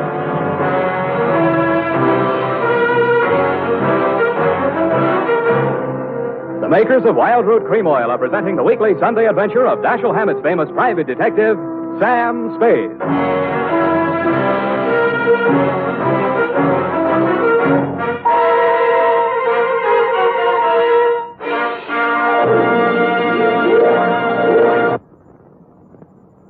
Remember, non-alcoholic Wild Root Cream Oil contains lanolin. It grooms the hair naturally, relieves dryness, and removes loose, ugly dandruff. So if you want your hair to be more attractive than ever before, get the generous new 25-cent size of Wild Root Cream Oil, America's leading hair tonic, on sale at all drug and toilet goods counters. It's also available in larger economy bottles and the handy new tube. By the way, smart girls use Wild Root Cream Oil, too, and mothers say it's grand for training children's hair.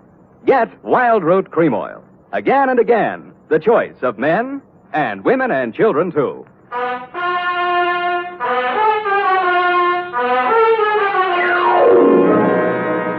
And now, back to the Prodigal Daughter caper. Tonight's adventure with Sam Spade.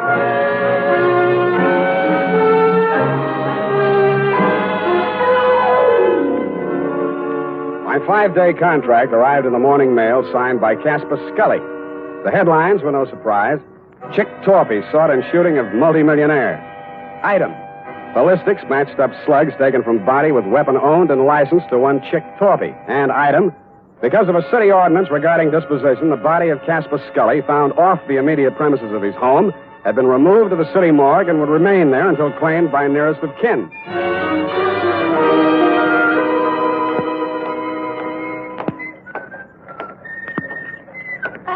Hey, Sammy, my boy. It's good to look on you. Hello, Maxie. What brings you, Sam? Scully stuff. Oh, yeah. Checked him back in. Autopsy. Were you in with this, Sam? Do you know Scully? I just met him yesterday. Like I say to you before, you do collect queer ones, eh, Sam? Oh, such a mess. Woo-hoo, such a mess. Yeah, I know. I found him. They tell me he has to be claimed. City ordinance, Sam. Nearest of kin. It would be his daughter, Helen. She called or anything? No, not yet. But to get back to him, a real queer one. Maybe the tops this season. How so? Barbarianism, Sam. That's what it is. The world is moving backwards. You can get deader than dead. Huh? You'd think the slugs in his chest would be enough, but no. 4 also in the head, too. Kill him twice. Say it again, Maxie. You mean that... Twice, Sammy. In the chest, maybe 20 to 30 hours ago. In the head, maybe 12 hours later. You see what I mean? I saw what he meant. I didn't like what I saw, but things did begin to make some sense. From the morgue, I phoned the Chronicle office, confirmed that Scully did suffer from a throat ailment, was publicity shy, was never interviewed or photographed for that reason. I asked them if they had a specimen of his handwriting by any chance, and they did. I had it sent to me by special messenger, and the signature, compared to the one of my 5-day contract with Mr. Scully, made interesting reading. But what was even more interesting was the DOA Maxie was ushering in. As I was saying, Sam, it's awful the way these homicides are turning up nowadays. In gray suits, it's fashionable now. Hey. What's the matter, Sam? You know him? Yeah, I know him. What's it say? The toe tag says unidentified, accidental drowning. Found off Pier 14, time 8:15 this a.m. Accidental drowning. You don't think so? Why do you think he's dead? I think he's dead because he didn't cough when the doctor asked him to. I left Maxie to his newest customer and looked up the police officer who had found the unidentified man. All they had on him was New York clothing labels and a silver identification bracelet with name Julio engraved on it between 2 small indentations of the comedy tragedy drama masks. It wasn't much, but it took me to a theater on Post Street featuring a special company of Spanish actors on tour. I am the manager of the company. What is it, please? I'm sorry to trouble you. I'm trying to locate a certain man. I have good reason to believe he's with your company. We are a small group. His name, please? One name might be Julio. Oh, Julio de Vaca. He... Gray-haired, medium build? You are from the police? No. If you are looking for Julio de Vaca, why are you not from the police? 2 days ago, Julio, who does not speak any English, is asked of all things to appear on the television program. Mm-hmm. He reads his lines. I am proud. But yesterday morning, a man on the telephone, they speak, and Julio goes out with no word. I, too, am looking for him. He missed his performance the afternoon. I see. He drinks too much sometimes, I know, and he missed the evening. Where he is, this I do not know. But if you find him... I have found him. You have found? Does he have a wife? I am the Senora de Vaca. What is it, senor? What has happened to my husband? You better get your coat, Mrs. Sederbacher.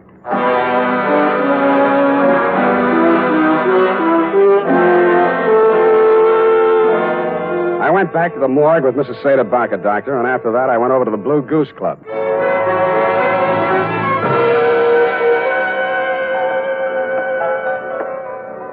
How are you, Spade? Tired, Danny boy, tired. Well, come on in and relax. Nice place. You run it for Chick? When he's away. Seen Chick lately? 2 sets of cops, 3 reporters have been here asking the same question already this morning. What are you trying to prove? Chick's in trouble. You're his partner. Uh-huh. Now, he got himself into this one, Spade. Look, we make a nice dollar running this place. It's legitimate. And no cop's going to raid us or close us up. Chick started fooling around with that Scully woman. And I told him just once. It's dynamite, I said. You know how the old man is. Let bygones be bygones. But Chick didn't listen. Tell me about the bygones that should be bygones and why Chick should know how the old man is. Well, Scully sent him up 5 years ago. Didn't you know? No, I didn't. Oh, Chick owned some property south of Brazito, and Scully wanted it for oil drilling or something. Chick asked too much, and Scully figured a way to get it from him in court. Had it condemned or something. Mm-hmm. Well, Chick got kind of sore. He met the old man on the street one day, and, well, they convicted Chick of attempted murder. 2.5 years. And Chick looked up Scully's daughter when he got out of prison and started making love to her to get even. Why, yes, Spade, that's just the way it started. Only Chick was the sucker after all. He really went for the creature. He married her 3 weeks ago in Reno, the poor sap. Anybody else know about that part of it? Only me. I was best man. By the way, Danny, did you rap Julio Cedebaca over the head last night and toss him in the bay? Who's Julio, whatever his name is?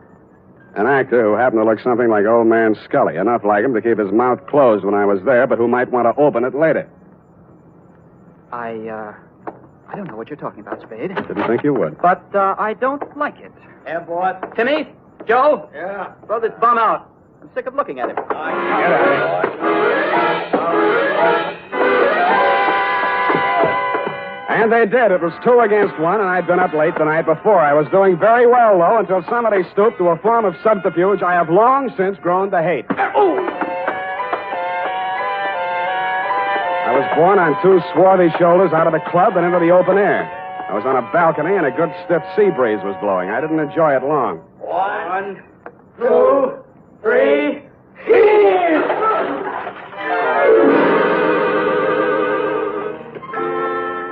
The water was cold but refreshing, and I managed to swim the 5 feet to shore. And that was my limit. I hung onto a slippery piling which supported the Blue Goose above me and partially hid the antechamber in front of me.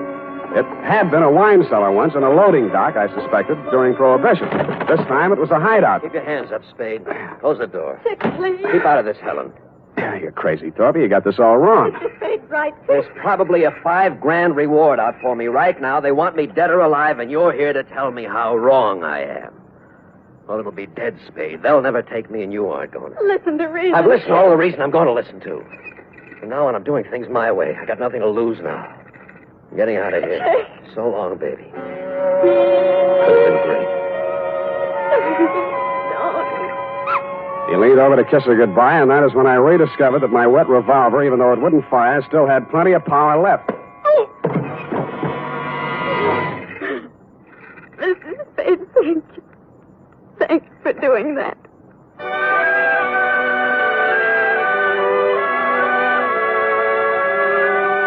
As you know, Doctor, I turned Chick Torpy over to the police along with Danny Cavillo and took Helen Scully home. She ran upstairs with many tears, and I met you in the library. You seemed relieved when you heard that Torpy had been apprehended. However, I had some other questions to ask. You answered. All right, Spade, all right. I suppose it'll all come out anyway. 2 nights ago, Chick Torpy came to the house to have it out with Mr. Scully. He told him about their marriage. There was an argument. I was the only one in the house. I heard shots, ran in the room, and found Mr. Scully dead. The marriage certificate was in his hand. I knew this would involve Helen, and so I did what I did. Oh, it was a nightmare. I hid the body, hoping to find a way, perhaps a death certificate on accidental shooting or something. In other words, you were helping Torpy get away with murder. Yes, but I was thinking only of Helen. Her father did love her. But you'd already sent a letter to me. You knew I'd be here the next morning. You'd seen an actor on a television program. He resembled Scully. You hired him for a job. You told Helen that Chick had killed her father and told her what kind of acting she had to do. Oh, it was crude, perhaps, but I didn't want you to become suspicious when a death report did show up. I intended to hire you and fire you. Only it didn't work out. I followed Torpy here and found the body. Oh, I've been such a fool, Spade. Helping a man get away with murder, I want to confess it all. I suppose this will make me an accessory to a murder. Not exactly. You mean there's a way out? There's a way out, and you were going to take it. What? I was over to your apartment before I came here. You're all moved out. The doorman tells me your luggage has been at the station all morning. What'd you do? Came here to rifle the safe? No, see, here, Spade. Stop it. You were waiting around to see if they took Torpy dead or alive. Dead, he couldn't talk, and you'd be okay. Alive, you're ready to blow town. You bumped Scully. No. Get back there. Then you did your best to hang it on a Chick. Helen thought he really did it and played along with you. You're not an accessory to murder. You're a murderer on a double count. That actor was knocked on the head before he drowned. Oh, just a minute, Spade. This can be fixed if you... Shut up!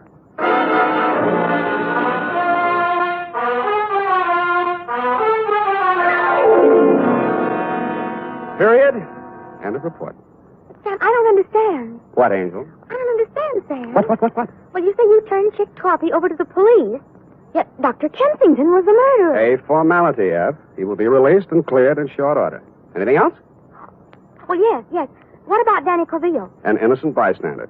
But he had you beat up and knocked on the head. And he has already made amends with those tickets for the fight. No more questions, F. Type this up and I'll give you the happy ending.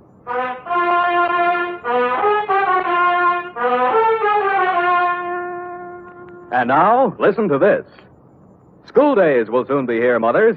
To make sure Junior's hair is always neat and well-groomed, get after those cowlicks and stray strands with Wild Root Cream Oil, the famous hair tonic that grooms the hair neatly and naturally, relieves dryness, and removes loose, ugly dandruff.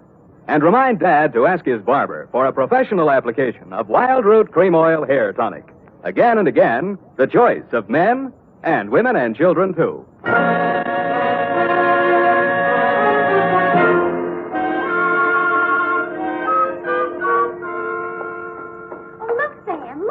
What is it? Look, Sam, look. What is it? Look, Sam, look. All right, I shall rephrase the question. What? Oh, I see. You mean the magazine Look, huh? They said an advance copy. It's not even out till next Tuesday. What's it doing here? Oh, look at them. CDs. Who? Who are these people here? That's Sam Spade. What? On the radio. You know, Howard Duff. He plays you on the radio. Howard Duff. Why don't I play it on the radio? You're not the type, I guess. Yeah, look here. Sam Spade dictating to Effie. Hey, she's not bad, you know. Not bad. Oh, really? That actressy, I thought. What is it? Levine Tuttle. Levine. The name is so actressy. As Bill Spear, Spade producer, gives final instructions. Look at him. He has 9 o'clock shadow. Well, come on. Let's get out of here. Go to the fight. Oh, Sam. Then I can't say it. Say what? Well, if you're taking me to the fights, I can't very well leave and say good night, Sam, can I? Well, you can try. It's expected, you know. All right. Good night, Sam. Grins. Good night, sweetheart.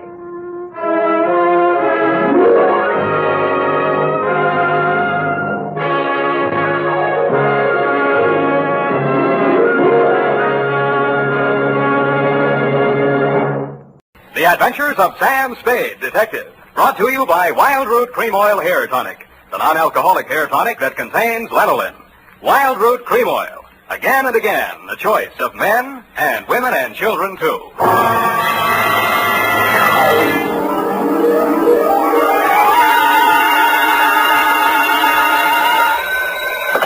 Sam Spade Detective Agency? Me, sweetheart. Oh, Sam, I'm so glad you called.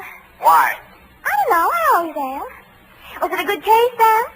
I didn't like it. Where are you? Morgue, San Mateo. Oh, was somebody killed? Yes? Well, do you know who did it? Yep. That's good. No, that's bad. Bad? Believe it or not, F, I wish I didn't know who killed who. I don't understand. Oh, Sam, you sound so downhearted. Well, I'm sorry. I'll try to loosen up. Stay where you are, sweetheart. I'll be right down to dictate my report on the champion caper.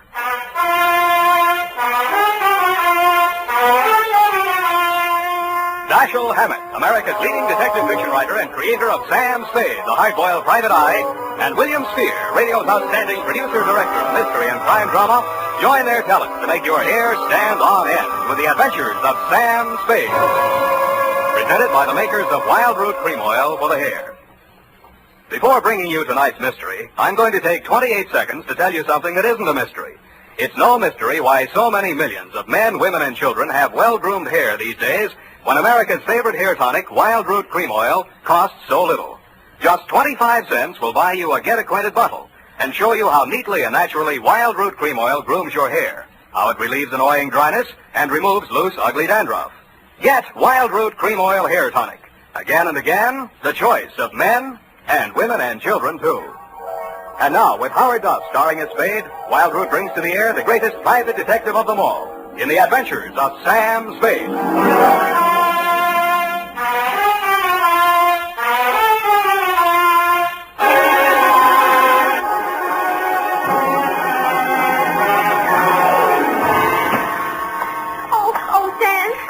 I read the afternoon paper.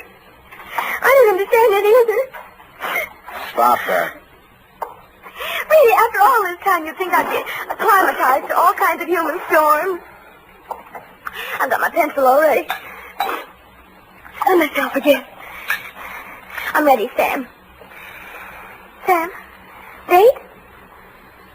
Date August 7th, 1949. To whom, Sam? Jack Manelli. To Detective Lieutenant Manelli. Homicide Detail, San Mateo Police. From Samuel Spade, license number 137-596. Subject... Are you listening, Sam? Subject, the champion caper. Dear Manelli. You were there for the end of it, and I was there for the start of it, which is in the reception office of Elliot Champion's brokerage house in San Mateo, and where I first met Mildred Champion. Remember that old salve, how a woman in love is always beautiful? When I went in, I had no idea she was in love and no idea she was beautiful. Not because she'd lately been crying, but her sallow face without makeup, framed in a wisp of blonde hair, wasn't flattered by the shapeless black dress, cotton stockings, and low-heeled shoes she was wearing. Certainly not the going idea of beauty. Nor did her conversation reveal anything to indicate love. Oh, yes. May I help you? Mr. Elliot Champion, my name's Spade. Spade. S-P-A-D-E? You don't have to write it. He's expecting me. Your business, Mr. Spade? Private. I have to have a little more than that, I'm afraid. Oh, is this hot here? Mr. Champion can't stand fresh air. Obvious. That's what makes it so warm in here. I'm sorry. Yeah, it is hot. Just flip the switch and tell him I'm here. Well, what is it, Mildred? I was just going out. Mr. Spade is here. It says you're expecting him. But I don't find him listed in your appointment book. Don't be an idiot. Send him in. Send him in. You may go in now, Mr. Spade. He always like that? He's nice today. Sorry, Mildred. That's your name, isn't it? His office is the first on the right. Don't bother. I'll find it. Thank you. I'll just go to lunch. Mr. Champion? Well, don't just stand there. Come in and shut the door. What I have to discuss with you is private. I don't want that snoopy niece of mine listening to our conversation. She's out to lunch now. But does she listen in often? All the time. Why? She didn't know who I was. I outsmarted her there. I called you from the drugstore on the corner. I don't want anyone to know who you are, why you're here. Oh, now, where did I put that lighter? Behind the inkwell. Oh, yeah. I'm a dangerous man to play games with. Joseph's found that out once, and if he keeps this business up, he's going to find it out again. No games? You're dangerous. Say, are you mocking me, Spade? Just wondering what you're talking about. I just told you, you got ears, haven't you? Joe Josephs is back in town, and I'm not going to fool around with him. Mildred told me you were nice today. Oh, she did she? Well, Mildred talks too much. That's what's the matter with her. She talks too much. And you'd fire her, only she's your niece, and you'd have to pay somebody else 3 times what you pay her to take everything she has to take. Get out of my office. No. Wait a minute, Spade. It's just hot, I guess. Who has turned on the heat? It's Joe Josephs. He was released from San Quentin this week. And I've been receiving telephone calls from him telling me to beware and to watch out and a lot of other nonsense. What was he doing at San Quentin? 2 to 5 on an embezzling count. He's an ungrateful scoundrel, that's what he is. I took him into my office as a junior executive, and 6 months later... He got tired of the $20 a week you were probably paying him and decided to dip into the bin. Only he did a bad job, got caught, you testified against him, now he's out and he's sore, and he's threatening you. And every time you yell cop around this town, there's always some snoopy reporter hanging around the sergeant's desk. Ain't that the truth? Listen, Spade, I've got $500,000 tied up in this business, and I don't want anybody thinking I might get knocked over by some loony with a grudge. And that's why you didn't tell the police? Don't you believe me? It'll do for now. You'll think of something better. Now, see here, impertinence is one thing... 25 a day and... No. That'll be 45 a day in expenses. I want you to find Joe Josephs and bring him to me. Nuisance warrant? More than that. I've got enough stuff in that desk drawer to send him back to Quentin if I have to. Oh, what kind of stuff? Left over from his trial. It'll be grand larceny this time, and they don't stop at 5 years for that kind of thing. You withheld evidence? I withheld... Put your gun out.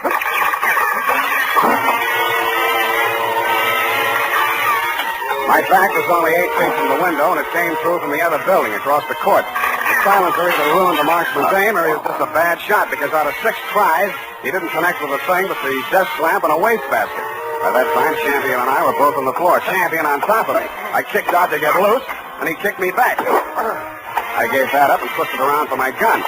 Across the court, a window was open about 6 inches, one corner of which was full of a dark-sleeved hand and a gun arm. I fired at it from what is known as number 6 position. It's him! It's him! Get him, Spade! Get him, Spade! What do you think I hired you for? I didn't bother to answer him. I went through the window, onto the fire escape, and over to the next building. I did more. I went in that building, which was apparently vacant, down the stairs, and started out the back entrance. Hey, Oh, sorry. Curly, watch it, will you? What's the big hurry? Hey, he came out of this building. Which way did he go? Who came out of what building? This building, right here, just a second ago. Here? Yes. Who? Him. Who? The guy who just ran down What'd these he look stairs. like? Well, he... Oh, what'd he look like? I say, what'd he look like? Huh? Who? What? Where? Thanks. Don't mention it, Curly, anytime. I couldn't tell her what he looked like because I hadn't seen him. After a careful search of the building, which revealed nothing, I decided my suspect had eluded me for good, and I returned to the office of Elliot Champion. He was sitting on his green leather chair, wearing an expression to match. Missed him, huh, Spade? What does Joseph look like? Oh, I've got a couple of snapshots here somewhere. Yes, here. Let's have a look. I was later to regret having those snapshots of my person. They showed a tall, thin-faced, haunted-looking guy, an old-looking 28, good face, shock of black hair, and dark eyes. I've seen plenty of Trons, embezzler type, and he wouldn't have been cast in a part in my movie. There was nothing about him to indicate that he'd embezzled $2,000 or used a silencer on a gun. I dug 238 slugs out of Champion's wall and went down to the street. Spade! Oh, Spade! He was a heavy-set man in a dirty white Panama hat and seersucker suit that didn't fit him around the middle. Hey, just a minute, Spade, just a minute. He crawled out of a black sedan, jammed a cigar in his mouth, and began sweating. He needed a shave. He'd always need a shave. Hot afternoon, ain't it? Yes, it sure is hot. Sure is a hot afternoon. Here's my card. Lemuel Drigger, Confidential Investigations. Guess I should ought to have some new ones printed up, huh? I guess you should order, Lem, and change the name while you're at it. Huh? Didn't the commissioner bounce you 9 years ago for rolling a pack before you did the booking? Oh, let bygones be bygones, Spade. I'm in business for myself now. How's business, Lem? Punk. Try another racket, Lem. Spade, you been in to see old man Champion, maybe? Maybe. I was just going to go in to see him myself when I spot you pull up. I recognize you from the pictures in the paper last week. I figure maybe you and me ought to talk. What did you figure you and me maybe ought to talk about, Lem? Oh, you make it tough for a guy, Spade. We're in the same business, you know. What you going to see him about? So long, Lem. Hey, wait a minute. I'm an old gumboot, huh? A fat old gumboot who couldn't get a trick as a housekeeper or tail in a punk, is that it? Okay, Spade, okay. You're full of vinegar now, but just you keep my cards. You'll want to see Lem Drigger before it's all tied up. You'll want to see me. Screw, Lem. But he was right. I did want to see him because when I got down to the Chronicle office and looked up a morgue on the Joe Joseph trial, the first thing that jumped out at me was the name Lemuel Drigger.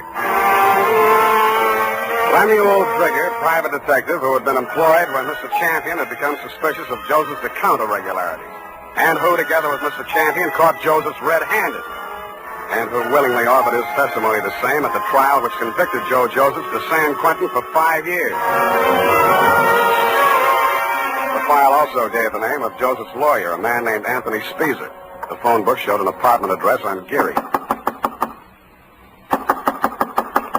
That's you, Aggie? Hold on a minute. I was just trying to get dinner over before you showed up, but I guess I'm late tonight. Who are you? Mr. Speezer?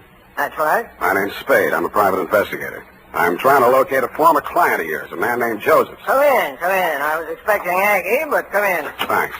I always fix my own dinner, poached egg and half. Ulcers. Name Spade? Yeah. Want an egg? No thanks. I'm on duty. Mind if I finish? It's up to you. Who's your client, Spade? Elliot Champion. Joe Josephs is back in town, and he's been making telephone threats and throwing 38s around. 38, huh? Mm-hmm. You know where he is?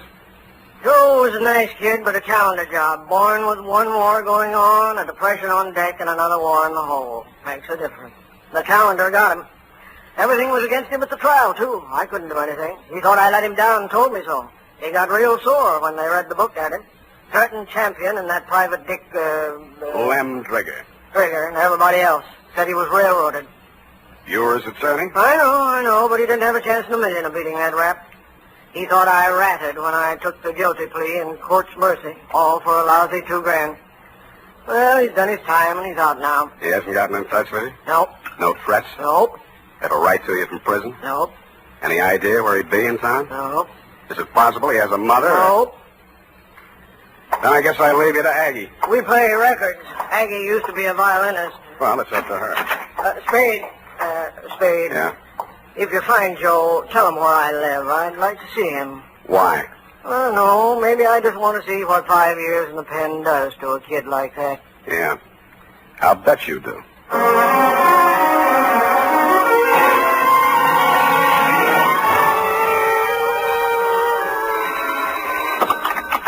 Yeah? Is this you, Mr. Spade? Who's this? This is Mildred Champion. Remember me in my uncle's office? I remember. Mr. Spade, you're looking for Joe, aren't you? Oh, I know you are. You don't have to answer me. I think I can help you find him. I must talk to you right away before something terrible happens. Please come out to the house before something terrible happens. It's right in the corner. I got out to the house as fast as I could, but not before something terrible had happened. The front door was open and all the lights were on, and Elliot Champion was lying at the foot of the stairs in the front hall, holding his lapel as if it would get away from him. Hey, don't touch me. Don't try to move me. It's in my lungs somewhere. I never thought.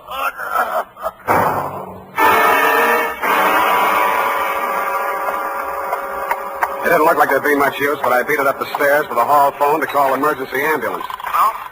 What the? This is Joe. So you hired a private eye to look me up, huh? Well, you'll never find me, but I'll find you. Yeah, Mr. Champion, I'll be seeing you real soon. I didn't get it then, but I got it a second later. I grabbed for the banister, missed, and hit the top railing. A pair of hands held me up long enough to go through my pockets and then let me go, and that's the last thing I remember.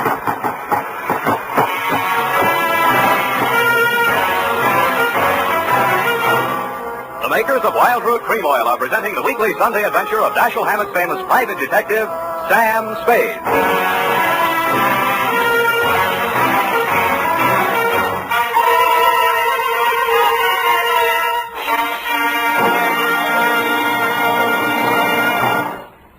Now, here's important news on good grooming. If you want a well-groomed look that helps you get ahead, socially and on the job, listen. Recently, thousands of people from coast to coast who bought Wild Root Cream Oil for the first time were asked, how does Wild Root Cream Oil compare with the hair tonic you previously used? The results were amazing.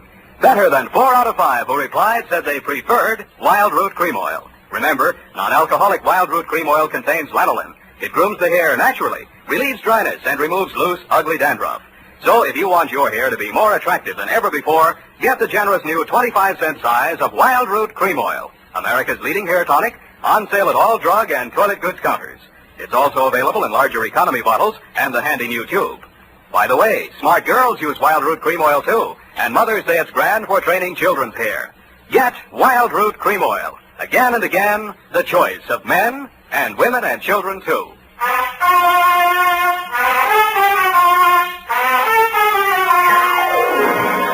And now, back to the Champion Caper. Tonight's adventure with Sam Spade.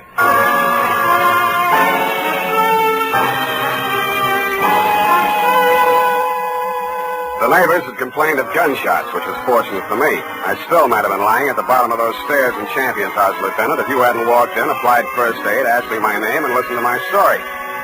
You considered the threatening phone call after my client's death as a cover-up and promptly sent out a general alarm on Joe Josephs. I took an aspirin and a taxicab for home. Halfway uptown, I discovered the pictures of Joe Josephs were missing from my wallet. And that is why I was absent at the medical examiner's inquest this morning. Instead of going home, I went out to San Mateo, jimmied the lock of Champion's office, and violated City Ordinance number 352B. My dead client's desk revealed one important item. An income tax voucher dated August 17, 1944, noting him delinquent. Then I found another important item, same for 1943. His secretary's desk was even more interesting. What I found there led me to, 1, call her home. Result, no answer. And 2, to revisit Attorney Speezer. I found him poaching another egg. All right, I'm here. It's late, Aggie. What's the idea? Unless it's Beethoven, I don't... Oh, Spade. Aggie ever show? Yeah, left early. Has to work tomorrow. Oh, it's too bad. What's with you? Still looking for Joe? Yep. Any leads? Wish I could help you, Spade. Elliot Champion was shot and killed in his home tonight. No. That all you have to say? Joe do it? Maybe. Well, You don't seem scared for a mouthpiece Joe didn't like. if you mean should I be next, no. I'm not scared, Spade. The kid should realize that this time I liked him and did all I could. You've been here all evening? Aggie? Could you prove it? Yep. You may have to. Did you know Mildred Champion was married to Joe Josephs? Yeah. How'd you know? It's a secret. I found his marriage license in a desk drawer. Nosy, huh? I found something else. Champion didn't pay his income taxes all the time. A lot of people are like that, Spade. Me, Lem Trigger testified against Joe at the trial, so did Champion. Mildred worked in the office, but she didn't testify. Wife can't testify against husband. Real good story, Spade. But what about Joe? Champion had something on Lem Trigger, and Trigger had something on Champion. Joe's in between. You tell me, huh? Huh? All right, I'll tell you. It's all about a green kid hired into a brokerage firm to be framed on a phony embezzling charge to cover up a tax delinquency. You want to finish it? I can't. I don't know it. You've got ideas, though. Yeah, Spade, you're right. I've got ideas. And all of them make me sick inside. That kid stood there and told me he was innocent. He said it 1,000,000 times if he said it once. And he told me he thought Champion was short with the income tax people. And if Champion was short, he could phony up a book and get a worn-out private detective like Drigger to testify that there'd been a fraud, and Joe takes the rap. If that's what happened, they did it pretty good. Did you mention anything like this at the trial? Surmise is not admissible. There was no way to investigate it and no way to prove it. Joe was a nice kid, Spade, and he told a good story. I've been fooled a lot of times. What do you think? I haven't met him yet. All right, he's done his 5 years. He came out, and now they want him for killing the man who sent him up. His whole life's gone. And for what?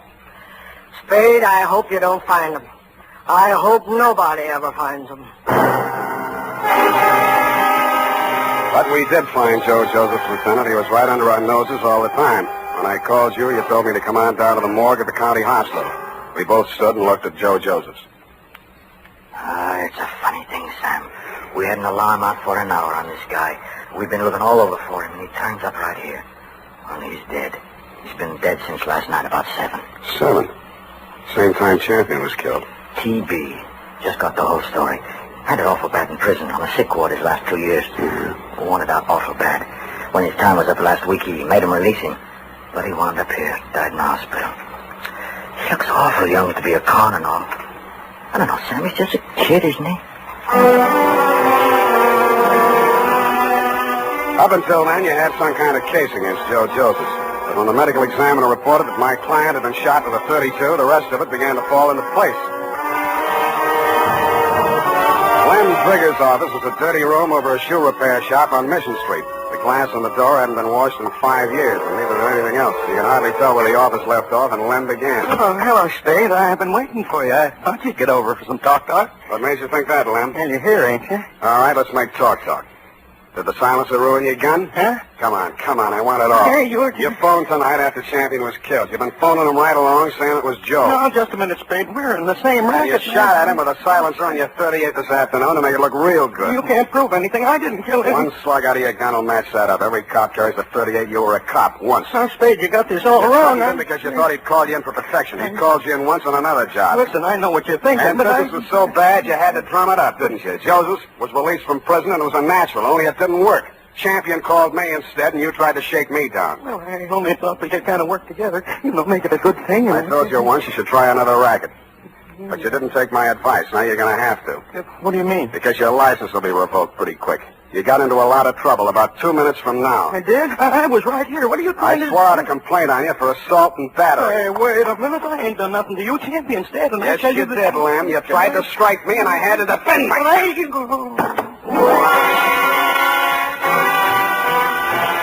And I did make out a complaint, Lieutenant. I phoned your office, and 2 of your men were on the way out to pick him up when I heard a footstep outside the door. I knew who was there and what she was there for, and I did the only thing I could think of at the moment.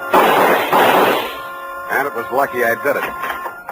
Her own .32 was in her hand when she came in the door. She looked at me, and Lem's smoking gun in my hand, looked at him stretched out on the floor, then she looked back at me, and the gun fell from her hand, and she began to cry.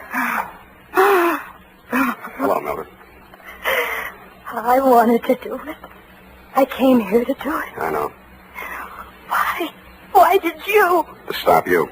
Why? My bullets went into the ceiling. He's just knocked out. No, he ought to be dead. dead. No. Not anymore, Mildred. You tricked me. You knew I was coming here. And you know he should die. You know it. That won't bring Joe back. How many real tramps have you met in your life, Mr. Spade? Lots. And some who just thought they were. Well, you met the genuine product yesterday. My uncle, for example. He stole money from himself and made it look like Joe did it. I know about that. And this one? Why didn't you let me kill him, too? Why? Easy. When I went over to see him in the hospital the first time, I knew he was dying. He had that look in his eyes, helpless.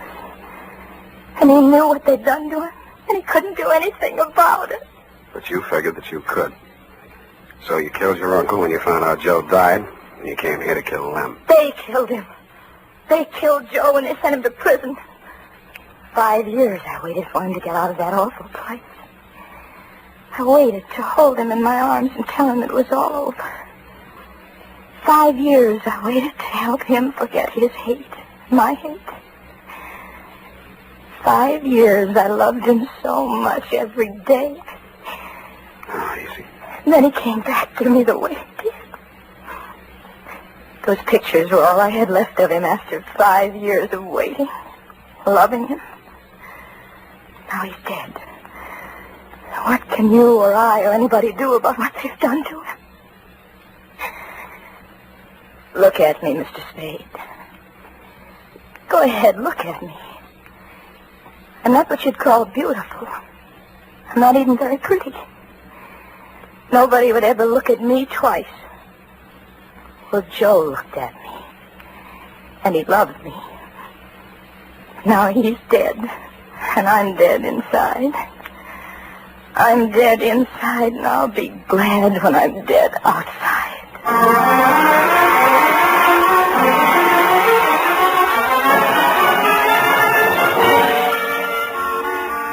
Period and a report.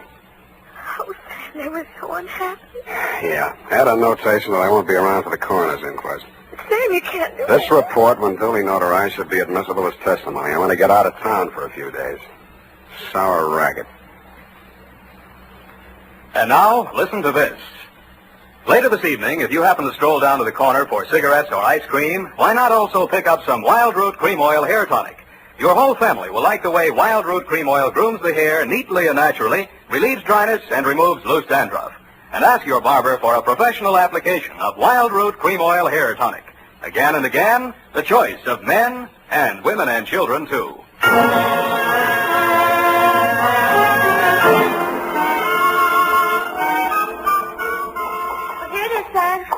Didn't make any mistakes. Of course you didn't. Are you really serious about getting out of town for a few days? I am? The world's too much with you, huh, Sam? Effie. Well, I know it's poetry, Sam, but it seems kind of appropriate right now. I don't care if she did kill those two men. I feel sorry for her. What's that got to do with poetry? Well, it's kind of poetic justice. Oh. Why did she dress the way she did in that black dress and low heels? A form of penance, I guess. Mourning, absence of her missing lover. Lover? Yeah, no. Look, you'll have to type it all over if you keep that up.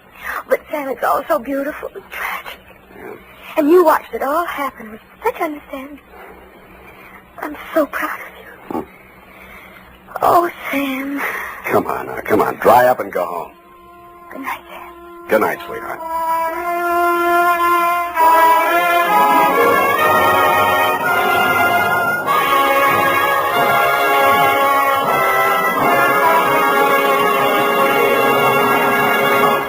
The Adventures of Sam Spade, Detective.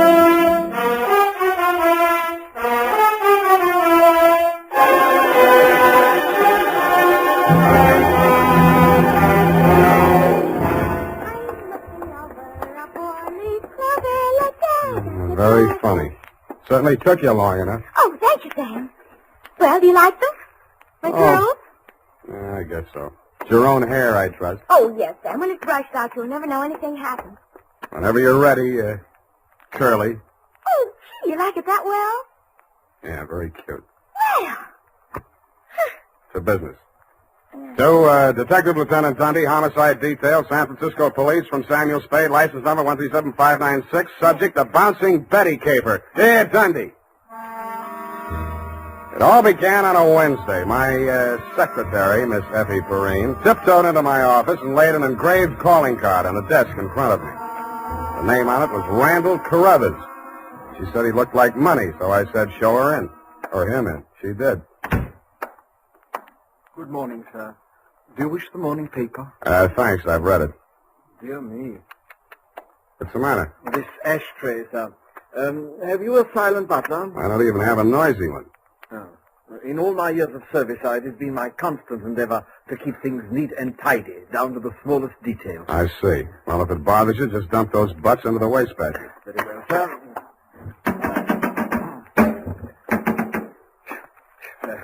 If you will pardon the presumption, sir, you could use a well-trained servant in this establishment. Waste paper baskets clean and empty at all times. Never allow refuse to accumulate. That's not refuse. That's this month's bills. So I noticed, sir. I also noticed that you have not opened them. From this I conclude that your services are immediately available. Yeah, and I conclude that in spite of your glad rags and fancy handle, you are somebody's butler. Oh, that is correct, sir. I am first butler in the household of Dr. Mark McGraw. First. Bleakcliff is the name of the estate. It's near the village of Squid Beach, some 50 miles in a southerly direction on the Pacific coast. You know, I think I'm going to like you as the client, Mr. Carruthers. I mean, it's refreshing to get a few accurate facts without, shall we say, priming the pump. Thank you, sir. You're welcome. To continue, not counting the staff, there reside at Bleakcliff 3 persons. Dr. McGraw, master of the house since the death of his wife, his stepson, Mr. Anthony McGraw, of whom more later, and Mr. Anthony's sister, Miss Cathy. It is on her behalf that I've come to you, sir. What is her problem, Mr. Carruthers? The correct form of address is Carruthers, sir, not Mr. Carruthers. Check. Yes, thank you, sir. Now, as to Miss Cathy's problem, sir, someone is attempting to murder her. Specifically, she has upon several occasions been shot at from ambush. Twice she has awakened in the night to feel the hands of an assailant closing about her throat. And only yesterday, she narrowly escaped death when her motor car went out of control owing to some blackguard tampering with the steering mechanism. And upon numerous other occasions... That's enough. You have convinced me that she indeed has a problem. What do the local police think? No one has been to the police, sir. Why not? It's a delicate situation, sir. Miss Cathy's brother, Mr. Tony, is undergoing treatment for nervous disorders. Mm-hmm. The family did not wish to place him in an institution, and since Dr. McGraw, his stepfather, is a psychiatrist, he is allowed to remain at home. I see. He's flipped. Where do I fit in, Carruthers? Well, sir, if a reputable gentleman such as yourself were to come to Bleakcliff and witness these persistent attempts upon that girl's life, perhaps they could be forced to put the boy away where he belongs. It's possible. I'm willing to try. For money. Oh, splendid, sir, splendid. I took the liberty of drawing in your favor a draft upon the First National Bank of Squid Bay, 1 week's remuneration in advance of your services to the Bleakcliff estate in the capacity of chauffeur. Chauffeur? Yes, sir. I thought that might be a capital disguise. Have you a better suggestion, sir? Well, no, that's okay. This check. Yes, sir. $200. It's a pretty big weekly salary for a chauffeur, isn't it? Well, you will be allowed to shop for the vegetables, sir. Your cut has been added in.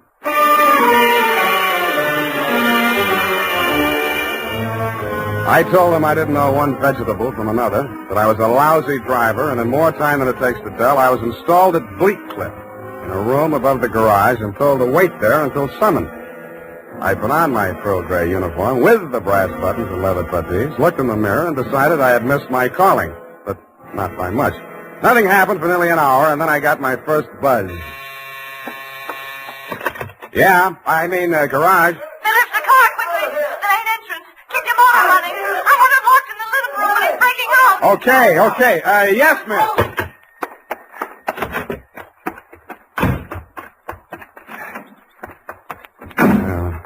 Let me see. Get that door open.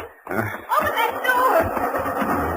Why didn't you have the door open? I'm sorry, miss. Well, get going, please. Darn it, miss. Where's the spark on this? What's the matter with it? Well, it's flooded. The house, you know. He's got the maid away with his son. The door. Well, I'm trying. Dad!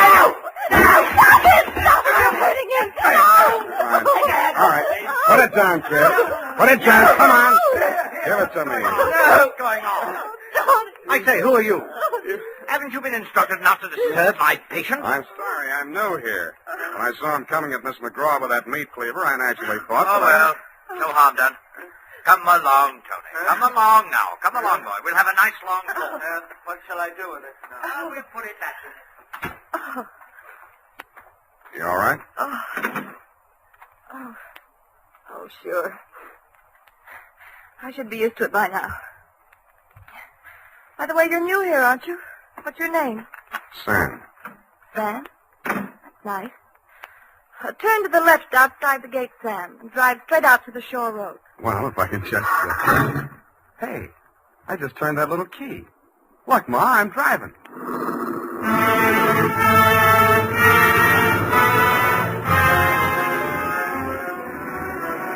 I adjusted the rear view mirror so that it showed more of her and less of the rear view. A mile from the house, she ordered me to stop, moved up to the front seat with me, and asked me to drive on. By the time we got to the shore road, she was driving, and I was resting my head on her shoulder. Where are we going? I've got a little hideaway down the coast, right on the beach, at the foot of a tall cliff. There's a fireplace, a little bar, some records. Got some bop? It's wonderful there with the surf pounding outside, hidden away from the world. You feel so safe. Don't stop. You'll like it there. You feel as if there's no one else on earth.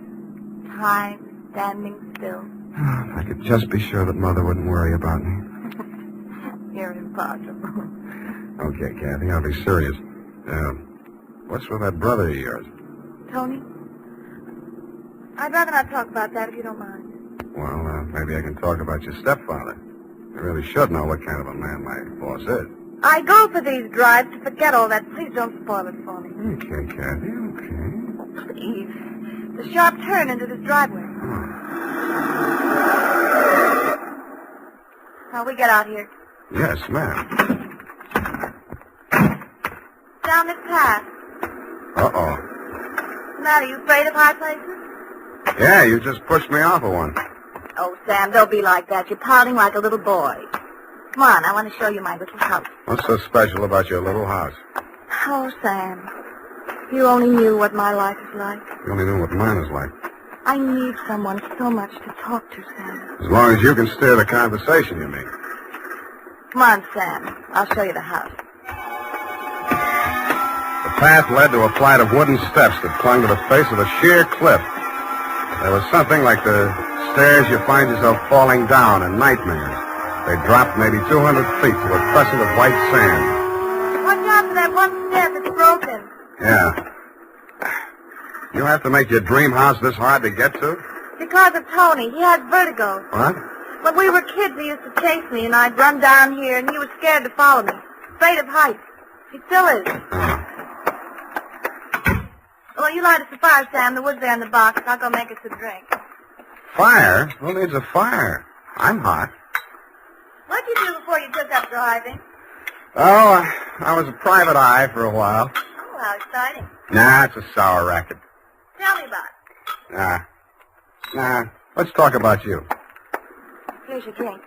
Thanks. Well, what do you want to know about me? Oh, me? Come here.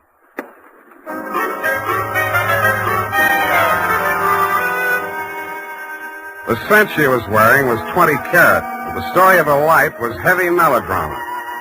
It seemed that Dr. McGraw, a handsome fortune hunter, was a folly of her mother's middle years. But she had come to her senses shortly before she died and cut him out of her will. But that was not the end of it. When Kathy's brother had been faced with the alternative of entering an institution or remaining at home under his stepfather's care, she had begged the doctor to remain in spite of his warnings that her brother might take a notion to kill her. But get this, Dundee, it's real deep. In spite of visible evidence to the contrary, she was convinced that her brother was not out to kill her, but that the doctor was. I couldn't sell myself on that part of the yarn, but she looked so awfully pretty while she was telling. And suddenly, she didn't look so pretty. An expression of terror was on her face. Get down! I rolled her onto the floor and kicked the lamp out.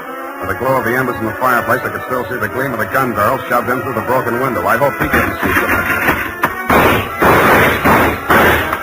I knocked over a chair to give him something to shoot at. He was already halfway up the face of the cliff in those rickety wooden stairs. At the top, he turned and looked back. Who was it? It was Mark, wasn't it?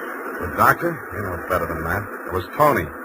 Thought you told me he was afraid of heights, couldn't come down those stairs. He never did before. Don't you believe me? Yeah, Kathy. I may wind up believing the rest of your story.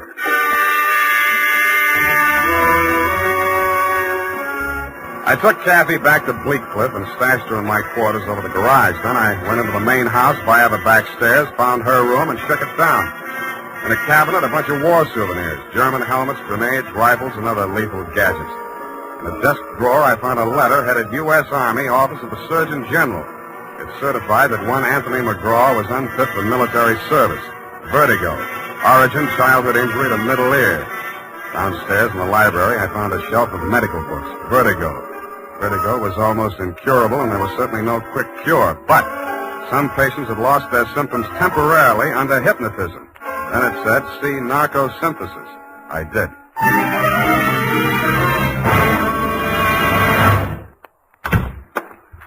Spade. I beg pardon, sir. Mr. Spade. Whatever are you doing in the butler's pantry, sir? Looking for a butler. Namely you, Carruthers. May I serve you, sir? Yeah. How do I get an interview with Dr. McGraw? Well, sir, I should... Oh. Strange, after all my years of service, I still start as a master summons. You did it again. Well, I'm sorry, sir. I'd better see what Dr. McGraw wants. Forget it. I'm answering this one. You're not going to drop your disguise, sir. Why not? Who am I kidding, anyway?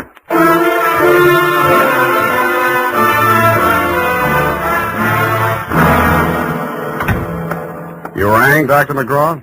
Huh? Oh, I didn't ring for you. I rang for Carruthers. I ordered him to tidy up my office while I was at dinner. And look at it. Looks neat as a pin to me, Doctor. Oh, yes, sure new here. Chauffeur, huh? I'm only wearing his uniform. Here's my card. Oh, detective, eh? That's right, Doctor, and this one's just about ready to wrap up. Well, you interest me. Go on. I will. I think you've been trying to use that boy as a murder weapon against his sister. Oh, and you call yourself a detective? If you can call yourself a doctor, I guess I can. You've been treating him with narcosynthesis, haven't you? That's right. Hypnotic drug. While he's under it, you brief him on his activities for the day, and he follows through, including assaults with deadly weapons.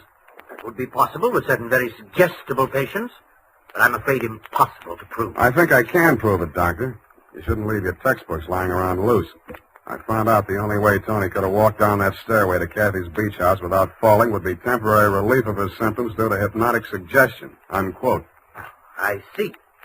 What do you intend to do about this theory of yours? What do you suggest? You see this row of buzzers here on my desk? Mm-hmm. This one is for my secretary. This is to summon Carruthers, and when I press this buzzer, two of the most hideous plug uglies you've ever seen will rush into this office, beat you to a pulp, and dump you outside the front gate. That's what I think of your theory. Buzz away, Doctor. I think I like them better than I do you. As you wish.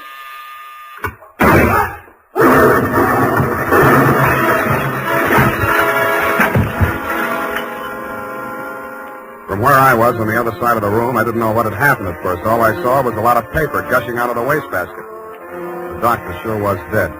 His midsection was perforated like a shower drain. And on the walls, fanning out around the end of the room, about a yard up from the baseboard, there was a straight line of holes. I dug into one. What I took out wasn't a bullet. It was a perfectly round steel ball. Then I remembered the wastebasket, the paper flying out of it just before the explosion. In the bottom of it, I found the answer. The base of a steel mechanism with German lettering on it. It was a wartime anti-personnel mine that the GIs called the Bouncing Betty. The United States Armed Forces Radio Service is presenting the weekly adventure of Dashiell Hammett's famous private detective, Sam Spade.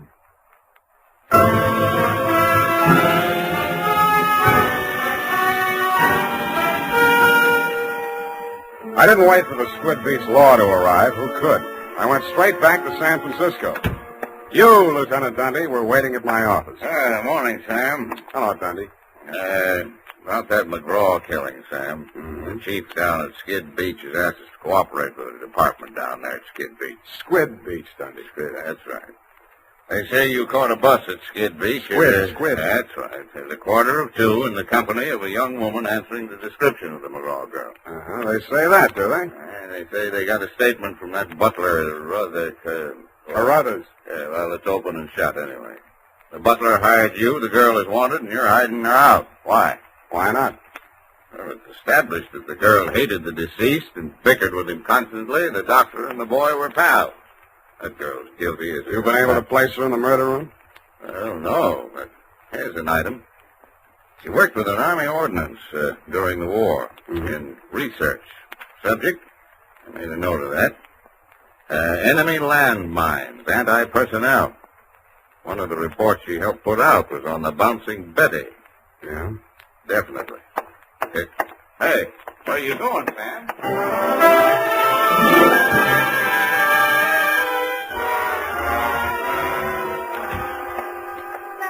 Oh, Sam, it's been so lonesome cooped up here all day. Why didn't you tell me you were with Army ordnance during the war? I don't know. I suppose it thought it was unfeminine or something. Try again. All right, I'll tell you the truth. I had a copy of that report with instructions for the operation of the Bouncing Betty in the desk in my room. What the devil are you doing with a thing like that? I don't know. I was proud of it. It was the only report I worked on with the general. Should have got rid of it. I did. I burned it in the fireplace as soon as I learned what had killed him. You didn't burn it good enough. Sam, they found it. Yeah. Have they arrested Tony? Not yet, but he's definitely sane. He'll have to take a rap for anything he's done. I see. Well, I guess there's no other way. Tony didn't do it, Sam. I did. I want to make a confession. Not to me, please. Not to me. After what happened down at the beach when I knew I was no longer safe anywhere, I realized I had to do it. For Tony's sake as well as mine. When we arrived back at the house, I looked into the dining room and I saw Dr. McGraw eating dinner. I knew it was my chance to get into his office. Yeah? Then what?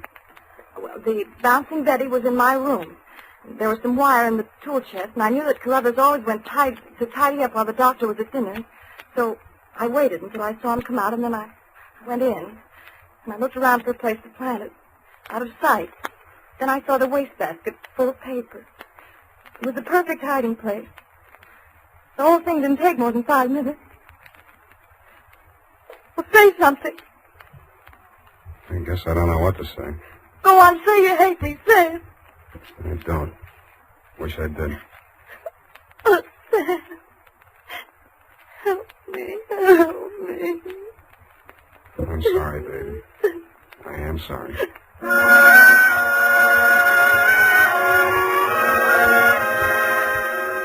I don't know how long we sat there. I held her in my arms until she cried herself out, then we just looked at each other. I knew if I put it off another minute, I wouldn't call you at all, Dundee. So, with my arms still around her, I reached for the phone. Homicide. Lieutenant Dundee, this is Sam Spade. Lieutenant Dundee. Hello? Hello? Give me that. Lieutenant, this is Captain McGraw. I wish to make a full confession in the murder of my stepmother. I walked out while she was still talking to you, Dundee. I knew she'd wait for you, and I didn't want to be there when you took her away. As I walked over to my office, everything she'd said kept coming back to me. I could see her sneaking into her brother's room and getting her contraption out of the cabinet. I could see her hiding behind the door until Carruthers came out after tidying up McGraw's office, dumping ashtrays, emptying wastebaskets. And that's as far as I got. I went back to my office to wait. And sure enough, 20 minutes after the papers hit the streets with Kathy's confession, the door opened and he came in. Well, sir, I believe it's turning a bit raw out of doors. Gardner was saying only this morning that we should order out some shrouds for the Satiglosa sinuata. Am I discommoding you, sir? No, Carruthers, I've been waiting for you. With your permission, sir, the ashtray. Just dump it in the wastebasket. I am gratified to note that your secretary has been looking after things and has emptied your waste paper basket. This is right and proper. Quite. Yes, sir. And, speaking of waste paper baskets... Allow me, Carruthers. You've come to apprise me of your part in the death of the late Dr. McGraw. Am I in error? You've already divined my purpose, sir. Yes, it was I who placed that infernal machine. In the wastebasket, Carruthers, yes, I know. And it struck me as a bit of poetic justice that the buzzer, which that dreadful man used as a symbol of his despotism, should be the instrument of his own destruction. I'm sorry, Carruthers. I'll do all I can. No need, sir. No need. I'm aware that there is no final justification for taking the law into one's own hands.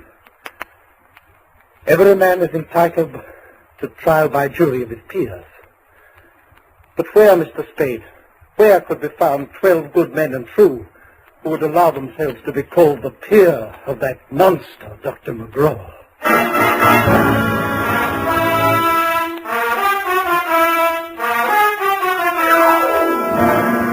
Period. End of report.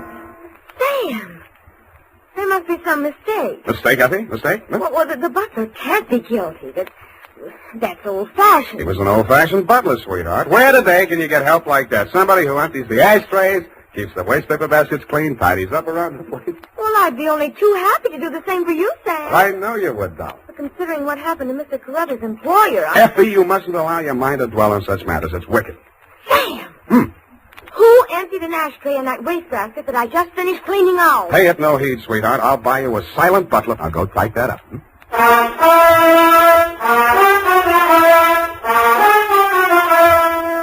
it is, Sam. I hope I haven't made any mistakes. I'm in such a hurry. Whatever did you do to your hair? Well, I brushed it out, Sam. What happened to the pin curls? I told you, Sam, when it was brushed out, it wouldn't be noticeable. Hours of torture sitting under a hot dryer for something nobody will notice. But, Sam, it puts bounce in your whole makeup. I get it. The bouncing Effie caper. Oh. Eyeshadow, new shade of lipstick. You look real gone. Oh, no. Whom is it tonight? Well, it's his friend of Maud, Sam. Of course, she's not really serious about him, so it's all right. Your conscience bothering you? Oh, no, Sam, no. He's definitely not serious about her. I mean, Well, have fun, sweetheart, while Maud burns. Oh, well, she won't. And I suppose you'll be seeing that girl, what was her name? Oh, yes, Kathy. Well, at least if I'm not playing in someone else's garden. No. Well, have fun anyway. Good night, Sam. Good night, sweetheart.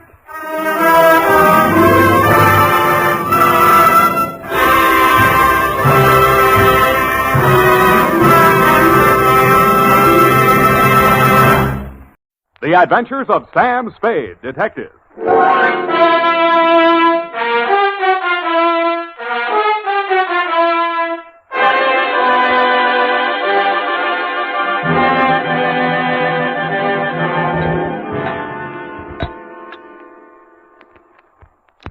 To Thelma Darling. Last name, Sam. Roger. Thelma Roger. Darling! I only asked, Sam. Let's get on with it. Yes, Sam, I'm sorry. From Samuel Spade, license number 1375596. Subject? Subject, the Quarter Eagle caper. Dear Thelma Darling. Sam, Yes, F? isn't that redundant? Again? Salutation, Sam. Shouldn't it be Dear Thelma or Thelma Darling? But not both? Now, get this, F. It's real deep. Her name is Thelma Darling. I have that, dear. Thelma Roger. Darling, it's a name. Her father was a darling before her. Oh, really, Sam? Can't you take a joke? On the egg type, you should paste the label, grade AA, fresh. Dear Thelma Darling, I'm stubborn. Not all of this will be news to you. The part that is will be bad news. The start of it was not a quarter eagle, but a bald eagle. He swooped in through the door of my office, landed in front of my desk, perched on the edge of a chair, and said... My name is Eagle, Mr. Spade. Junius J. Eagle. My card. Uh-huh. Eagle Vending Machine Company. And they call me the Gumball King. I'm proud of it. Care to join me in a ball, sir? Not while I'm on duty. Ah, that's very good. Our new avocado flavor. Yes, I've kept the Bay Area chewing for 20 years. And I will not be swerved from my purpose. Bully. I intend to fight them tooth and nail. Hammer and tongs. To the last ditch. Bravo. But I'll need help. That's why I've come to you. My competitors, Mr. Spade, are leaving no stone unturned in their contemptible campaign to drive me out of business. Now they've resorted to outright sabotage. In short, they have hired hoodlums to destroy my gumball machines. They've already smashed 11, and they won't be content until they've demolished my entire equipment. Sounds like a police case to me, Mr. Eagle. Well, I've been to the police. No, they don't understand my problem. Gave me a lot of double talk about juvenile delinquents. Ha, my foot. Cutthroat competition. You're sure of that? Well, what would you think? If theft were their motive, they most certainly would steal the pennies from the machines, but what do they take? My gumballs. And why do they do that? I'll buy it. Oh, well, by all means. Oh, here, try this. It's our bestseller in Chinatown. We call it Subgum. Better not. I have to drive later. Now, I had the foresight to buy up a 3-year supply of chewing gum at non-inflation prices. So I see. Well, you can see with what thoroughness they encompass my ruination. They are not only smashing my machines, they're making off with my gum. And you want me to try and stop them? No, I do not. No. I want you to catch them in the act and find out who is paying them. Well, okay, Mr. Eagle. I'll see what I can do. Good. Now, in this envelope is a list of my machines and their exact locations, together with a check for your retainer. Thank you, Mr. Eagle. I'll keep in touch with you. Oh, Mr. Eagle, I meant to ask you, how many of these gum machines do you operate here in town? 300. Mm-hmm. And guard them well. 300? 300 nuts. 300 nuts, Sam? No, 300 gums. Gumball machines. Sam, Hmm? isn't it wonderful you took this job? I mean, because of my penny card. Hmm? I'm sorry if I wasn't listening. My penny card, Sam. My new one, that is. I've already completed my Lincoln series, and now I'm collecting Indian heads. Scalps? No, Sam, pennies. Hmm. You see, this is the card, and these little slots you see right there, that's where you put the pennies. And they're classified according to the date and the mint where they're manufactured. Now, you see, Sam, see where the little S is on these? Now, that's for the San Francisco mint. And the D, that's for Denver. Figures. And the ones with nothing, that's for Washington, D.C. Yeah, well, it's a very nice hobby. Pardon me. 300 gumball machines. You see, that's what I had in mind, Sam. Oh, those pennies. Indian head pennies are scarce, Sam. You have to go through a lot of pennies to find even one. Honestly, sometimes when I go past one of those penny machines, that's all I can do. Oh. F, this is all right between you and me, but don't ever mention your hobby to Mr. Eagle. No, I won't. Riddle me this, sweetheart. How does one detective guard 300 gumball machines scattered all over the city? Well, if they're going to smash all of them, you could just pick out one in the middle and somewhere and wait. No good. If it's an organized plan of sabotage, there might be some pattern. You seem to have given this some thought, though, Effie. How would you pick them? In the busy places where they'd have more pennies. But they're not after the pennies. They take the gum. Well, then maybe the quiet sections where they don't sell much gum. Well, they've knocked over 11 so far, here, there, and everywhere. Busy spots, dead spots. No pattern at all. You know, Effie, maybe I've bitten off more than I can chew.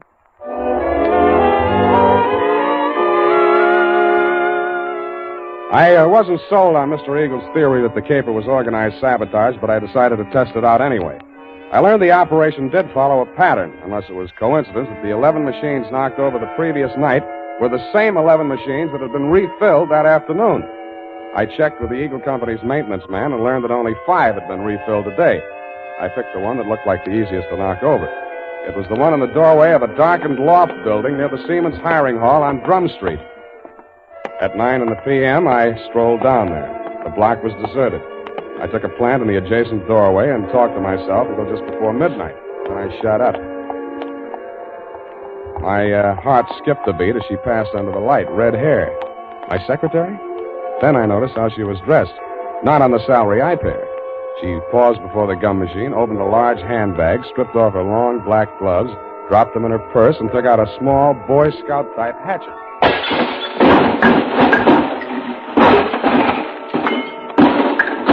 She went at it with the enthusiasm of Carrie Nation busting up a saloon. I edged around the doorway as she bent over the mess of pennies and gumballs at her feet. When she reached out her hand, I took one more step, and that was all. She was up on her feet facing me, and I saw that hatchet sailing through the air straight at me. Hey!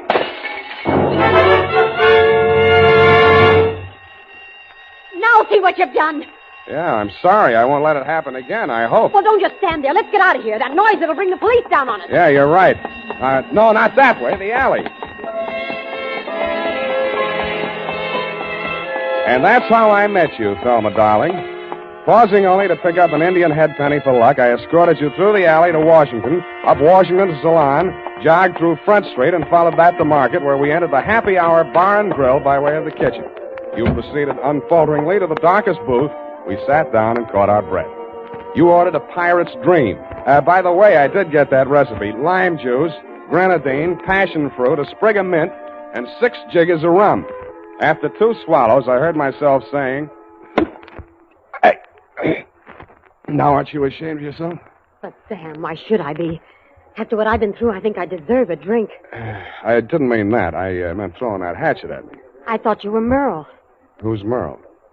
Why, he works for Mr. Chiselhurst. Yeah, that figures. Now tell me who Mr. Chiselhurst is. Not who he works for, just who he is. He was acting as my agent for the sale of the pearl. Well, Natch. Look, please, don't make me say what pearl. It's called the Black Pearl of Galila Bay.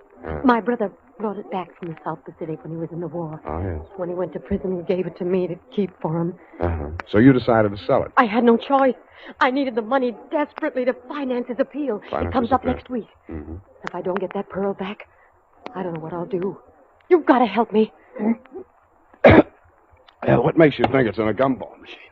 Mr. Chiselhurst took the pearl to show to a man named Junius Eagle, and that's when it disappeared. Mr. Eagle decided not to buy. And when Mr. Chiselhurst returned to the hotel... Eagle had found the pearl and substituted a ball of blackjack gum. Then what? Mr. Chiselhurst had Merle follow him. Nothing happened the first 2 days. But day before yesterday, he followed him to his warehouse and saw him drop a single ball of gum into a barrel of them that was waiting to be loaded onto a truck. The pearl must have been hidden in it. Why else would he do a thing like that? Uh-huh. He would put a valuable pearl in a machine where anybody could buy it for a penny. I suppose it'd be safe for a few days. I don't know how these machines work. Well, now you know why I had to break those machines. No. You don't believe me? Mm-mm. Well, what are you going to do? Check the psycho wards and find out which one you escaped from.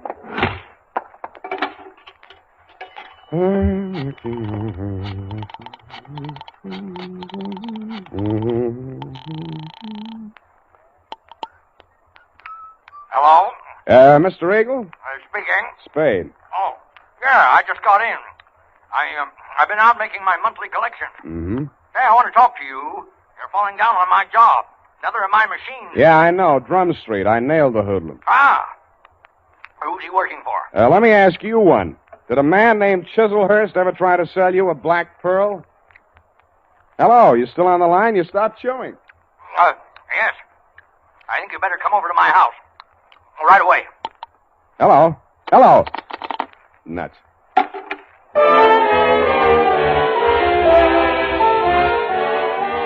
When I came out of the phone booth, I wasn't surprised to find that you had flown the coop, darling, if I may call you by your last name.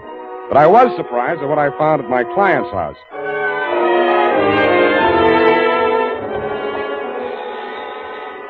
I rang the front doorbell and waited. Nothing happened. Then, through the glass door, I saw a man rush out on the landing at the top of the stairs. He half ran, half stumbled down the long flight to the entrance hall, yanked open the door, and tried to shove past me. I grabbed him. Get out of my way. Wait a minute. Let go. I got to get a doctor. You're bleeding. No, not me. I've got to get a doctor. Why don't you phone? They ripped the wires out now. Let go, or it'll be your fault if he dies. I memorized his mug, lifted his wallet as we unclinched, and let him go. On the way upstairs, I checked his ID cards. Higgins, Morris L., employer, Eagle Vending Machine Company, occupation, maintenance supervisor. On the floor of a room at the top of the stairs was quite a sight. The floor of the room was covered almost completely with pennies. In the middle of it, sprawled forward like a miser who had been attacked while counting his hoard, was Junius J. Eagle. The wound in the back of his neck could have been caused by a small hatchet. There was a bookkeeper's account sheet open across the desk, and scrawled across the neat rows of figures there were 3 words: Spade, Quarter, and Eagle.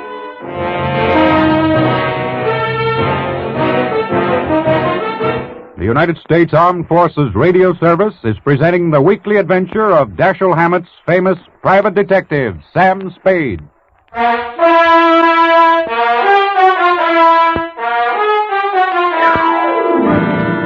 And now, back to the Quarter Eagle Caper. Tonight's adventure with Sam Spade.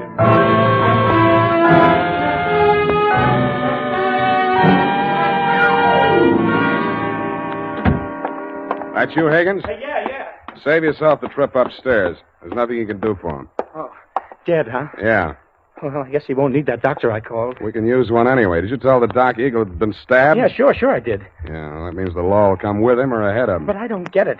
He must have been killed for the money, but why didn't they take the pennies? They should have. It'd look better for you if they had. You're that detective he hired, huh? That's right. Now, look, Higgins, we haven't got much time. If you want to find out who killed your boss, spill everything you know to me now, before the cops get here. Because they're going to hold you, and they'll hold me, too, if they find me here. But I don't know a thing, Spade. I just found him like that. How did you get in the house? I have a key. He gave me one, so when I came here to pick up the pennies, he wouldn't have to come all the way down to let me in. For now, tell the cops the door was open. Did he always collect the pennies from the machines himself? Yeah. He was a coin collector as a hobby. He liked to go through them and save out the odd ones. You always pick up the money at 1 a.m.? Oh, no.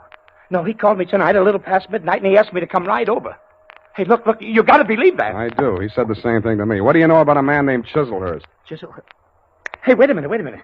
That's the name of the guy that ran into my truck yesterday coming down the California incline near Grant. He slammed right into the rear of my truck. I tangled with his chauffeur, some punk kid. Named Merle? Yes, that's what they called him. And there was a dame in the car, too, a redhead. Any report on the accident? No, the cop took it down on the beat there. There wasn't no damage. Sounds like we haven't got much more time here. No. What exactly happened the night the first gun machine on your route was smashed up? Come on. Well, first off, I went to a bowling alley on Church Street and removed our machine there. It was discontinued. Wait a minute. Where did you take it? Back to the shop? Oh, wait a second. I got it here in my book. Come on. All right, I'm hurrying. Here it is, 11864. Mm-hmm. No, I exchanged it for an out of order down on Drum Street. Did you leave the pennies in it? Oh, sure. They only get collected once a month. How much gum was in it? About half full. I didn't refill it until today. Yeah. What's your system on the refill operation? Well, I carry about 4 extra machines in the truck. When I go to fill a machine, I take one of the extras already filled out of the truck and trade for the empty. Yeah. Then I fill the empty one in the truck, and that saves me from carrying the bag around. Now, is there anything else I can tell you? Yeah. Huh? Does Quarter Eagle mean anything to you? No. Okay, now where's the back door?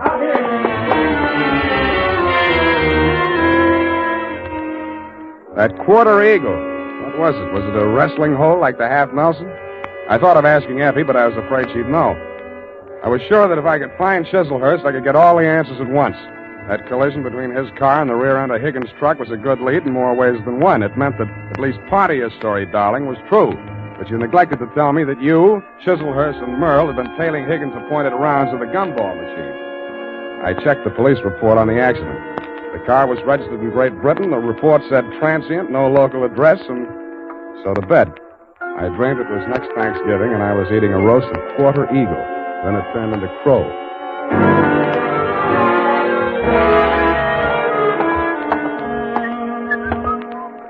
Good morning, sir. Do you wish to place a classified ad?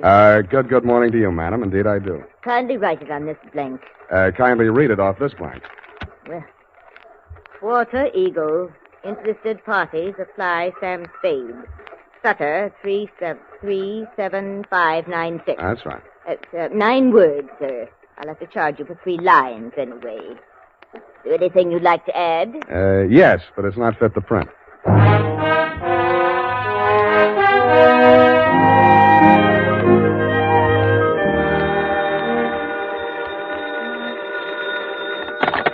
Barney's Beanery. Mr. Spade? Yeah. You got it for sale, the Quarter Eagle? Who's speaking? I am speaking.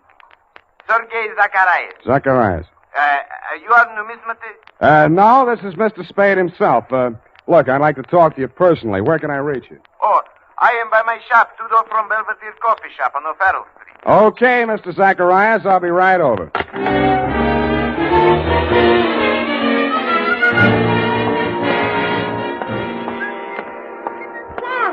Sam, wait a moment. I got to talk to you. Why didn't you do more talking last night? My client might be alive if you had. Oh, it's terrible. But how could I have known? You knew about the Quarter Eagle. Why did you spin that yarn about the pearl? How did you find out about it?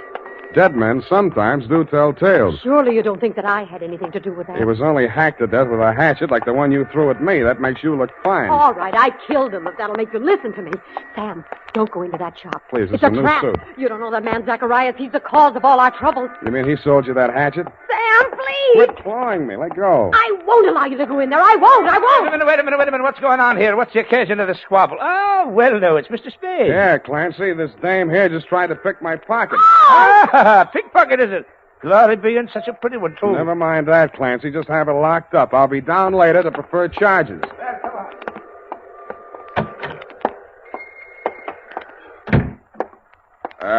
Hello?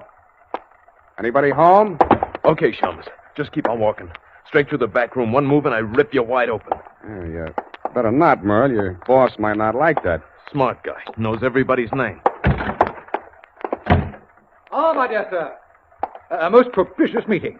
You've brought the Porter Eagle? Where's Zacharias? He's resting at the moment in yonder closet.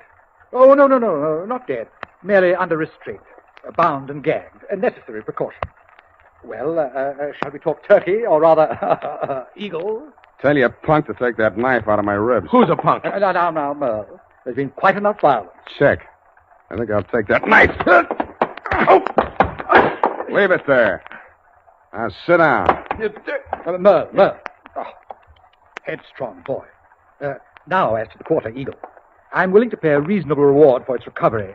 But first I must tell you that Miss Darling, for whom I'm acting as agent for the sale of the coin, is indeed the legal owner, despite anything Mr. Zacharias may have told you to the contrary. What would you say to $500? I would say no dice. 1,000? I would say I'm still listening. Sir, you seem to exaggerate the value of that tiny gold piece. It was worth one human life to somebody. That sounds like more than $1,000 to me. You may find the market valuation of that particular mintage of the Quarter Eagle in my coin catalog. $10,000.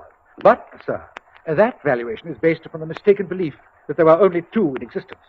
It was while rummaging in her grandmother's attic that Miss Darling came upon a third.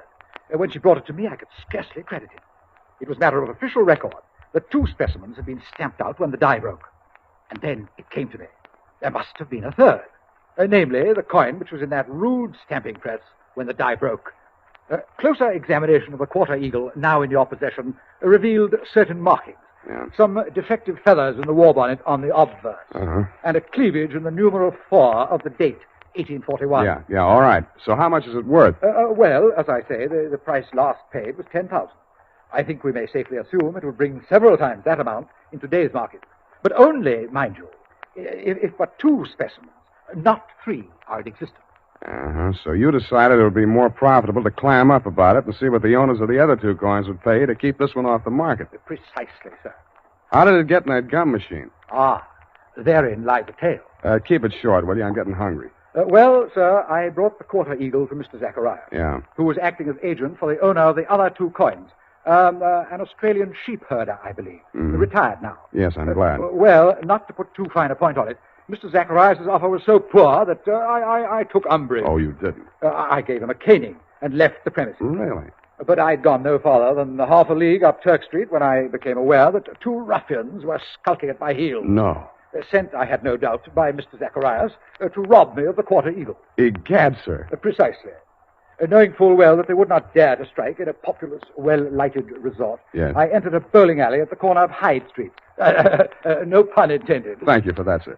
But there upon the wall, I spied a penny vending machine, and the word Eagle caught my eye. Association of ideas, no doubt. No doubt. But that, sir, is how I came to put the Quarter Eagle into Mr. Eagle's gum machine. Yes, I think I can take it from there. When you went back, the machine had been taken out by the Eagle Company's maintenance man, right? Not quite. I caught him in the very act of removing the machine and followed him out of the building. Yeah, but then you lost track of the machine. I found out why. Never mind that now. What I want to know is who followed Mr. Eagle home the night he was killed. I'd rather not say. Then all bids are off. One moment, Mr. Spade. Yeah? Am I to infer that your price for the Quarter Eagle necessarily includes bringing the murderer to justice? Just that, Mr. Chislehurst. Well, I suppose there's nothing for it but to make the supreme sacrifice. Merle. Me? You double-crossing pig? Now, Merle, you know perfectly well you did away with poor Mr. Eagle. Shut up. I'll cut you to pieces. Gross insubordination. You deliberately exceeded your instructions. I wanted you to apply only sufficient violence to recover the coin. Instead, you seized the opportunity to satisfy your nauseating bloodlust. Really, Merle? Cut you to pieces. I'll cut you to pieces. Help me. All right, drop the shiv, Merle. Knife that, you punk. Egad, that was a near thing, sir. The base ingratitude of that boy. Oh, well, what's done is done. When may I expect delivery of the quarter eagle?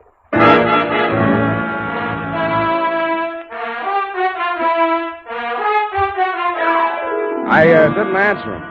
To cover my embarrassment, I gagged him, manacled him to Merle, and delivered the package marked one murderer, one accessory to the dumbfounded minions of the law. And that, Thelma, darling, I regret to inform you, is still the crop. After I'd sprung you from the pokey, I got hold of Higgins, and we went through every coin out of every Eagle gumball machine in the city of San Francisco. It couldn't happen, but it did. Your quarter Eagle is, shall we say, no place. Period. End of report. Sam, I'm disappointed in you. Well, so am I, sweetheart. But I'll forgive you if you found even one Indian head penny from my penny card. Yeah, just one from that machine on Drum Street. Oh, Sam. There you are, sweetheart. Oh, thank you. And it's an old one. And no older than I feel. Go type that up. Sam,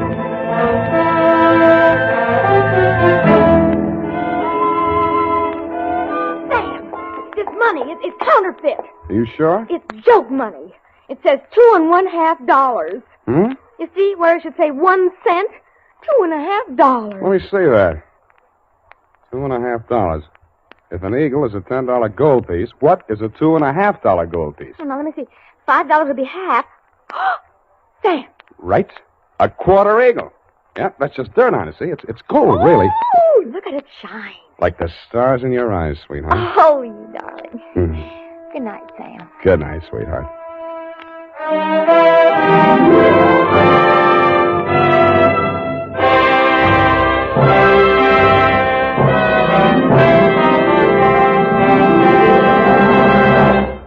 The Adventures of Sam Spade, Detective.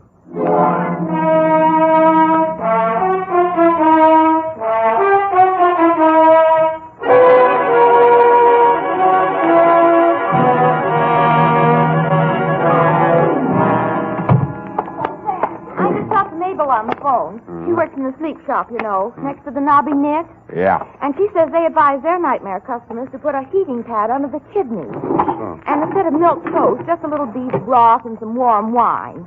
And pine oil. In the wine? No, in the broth. I mean the brass. Bath, Sam. Oh! Sam, look at you. Black eyes and scratches. Your lips cut. You didn't go home at all. I did so. When you promised me you were going straight home for that much-needed rest. And all the time you knew you were going straight to some sordid bar and get into a brawl. I even bought these things from the sleep shop. Next door to the knobby net. To Detective Lieutenant Dundee, Homicide Detail, San Francisco Police. Medical authorities agree that lost sleep can never be made up. From Samuel Spade, license number... 17596.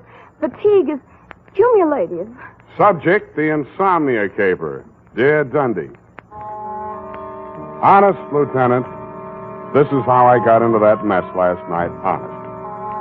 I've been feeling a little rocky for 2 or 3 days. There was nothing much wrong with me, but as my secretary, the ineffable Miss Perrine, said... Sam, what you need is a good night's sleep. Which, Lieutenant, is how I happen to be at home, in bed, at 10:30 in the p.m., wearing a sleep shade, earplugs, and quiet pajamas. At 10:45, my right arm went to sleep. I turned over. That's when one of the earplugs fell out. I tore off the sleep shade, dug the plug out of my other ear, stuck my head under the pillow, and was just beginning to drowse off, but...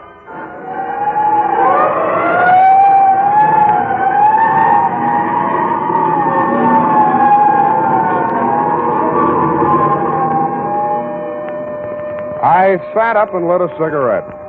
The city plunged again into the silences of the night. The fog was creeping in on little cat's feet. Oh, put an end to your romance and your spiteful creatures. That'll take you, you bluffer. Like you.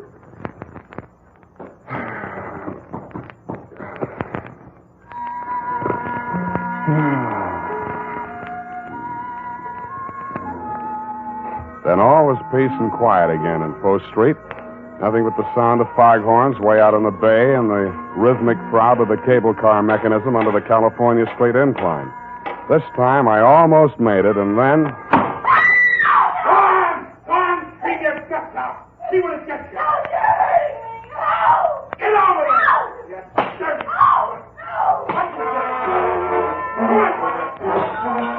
I went over to the window and peered out. The room was on a level with mine in a building just across the alley. I had had occasion to scrutinize said room and its occupant on happier occasions. She was young, red-haired, and also had a nice profile, which I had observed in silhouette against the window blind when she did her nightly setting up exercises. I now observed that she had a boyfriend, and he seemed to be angry. Not wishing to pry into her affairs, I closed my window. Drew the blind, went back to bed. It was stuffy with the window down, but quieter. I actually fell asleep.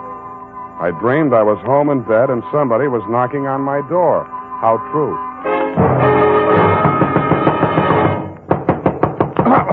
Please, open the door, let me in. Who is it? Evie? Yes. Okay.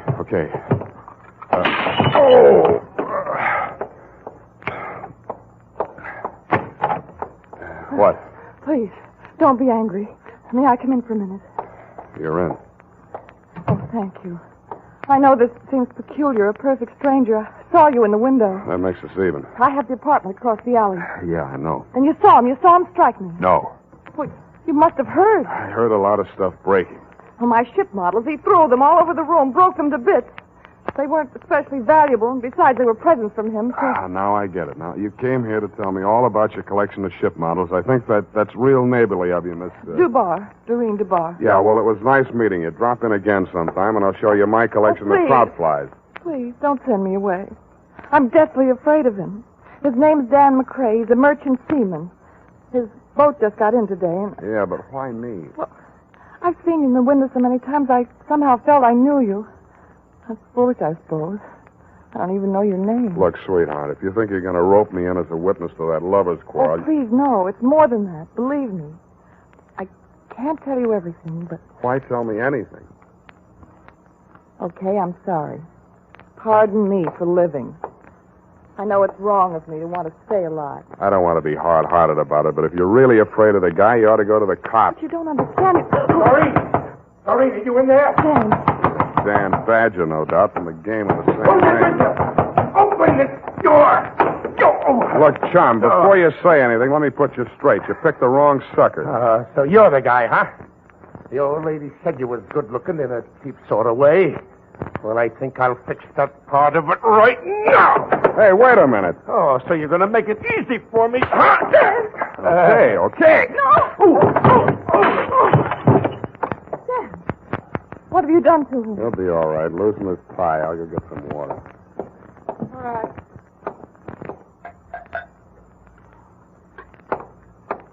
Is he coming around? Oh, where'd she go?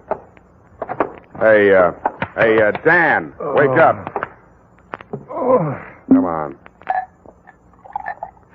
Swallow it.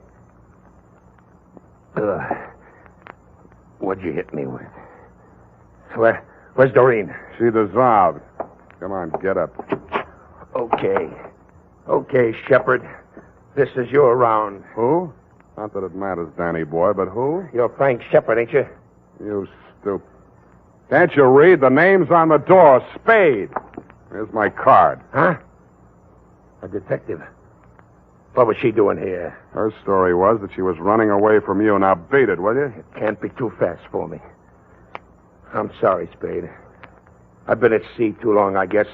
The old lady over there told me Doreen was seeing the sky every night. Channel fever or something. I blew my top. Yeah. No hard feelings, Spade? Forget it. But when you do catch up with that guy, Shepard, watch your left. You telegraph it.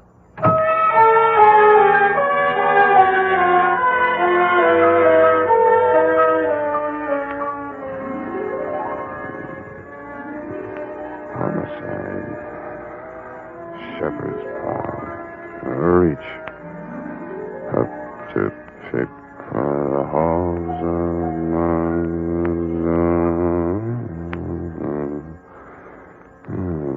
Oh, boy, look at me. I'm dozing. Don't answer that, baby.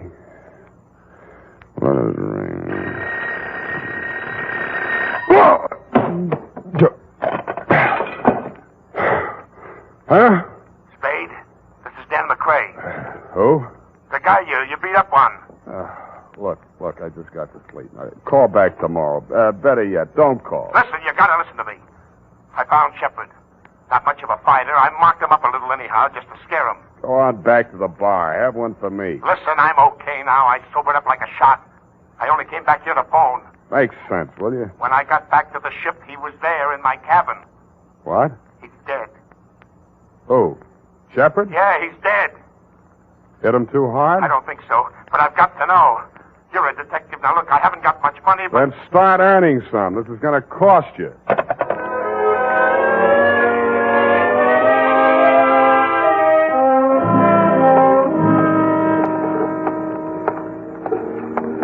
Hello, Dan. Well, you got here quick. I'm a real fast sleepwalker. This the ship? Yeah. Come on, I'll take you aboard. Give me the rundown. Shepard took your girl while you were away at sea. You slapped her around a little, broke her toy boats, and generally behaved like a bad boy. We'll skip that little exhibition match in my apartment. Then what? Come on, up this ladder. About those ship models. One was missing. She acted funny about it, and guess where it was? In Shepard's hotel room. Yeah? The Boston Hotel up on Broadway. Crumb dump. I shook the address out of that old lady. Never mind that now. So you went there, went up to his room, worked him over. But he was alive when I left there, that's clear. Then I had drinks in a lot of different places. I think I was in some other fights. Yeah, you look it. I don't know who with, just faces, a lot of blurs. I don't even know where all I went. Then I don't remember anything till I'm in an all-night beanery down here on the Embarcadero, and a cab driver's holding me up on the stool pouring coffee to me. Then I came aboard. Yeah? Come on in my cabin. I'll show you.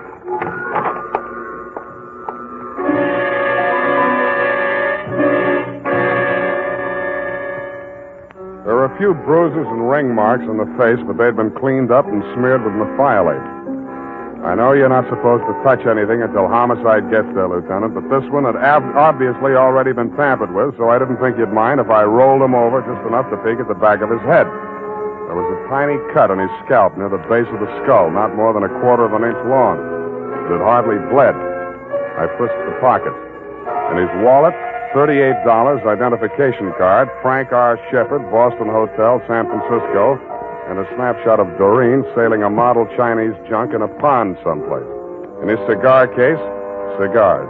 Around his middle, a tooled leather belt with hammered silver buckle. It was a popular type Hickok belt, but something about the buckle didn't quite figure. The prong of the silver buckle wasn't silver. It was tempered steel. And instead of being pointed, the end was flattened out and ground to a sharp cutting edge.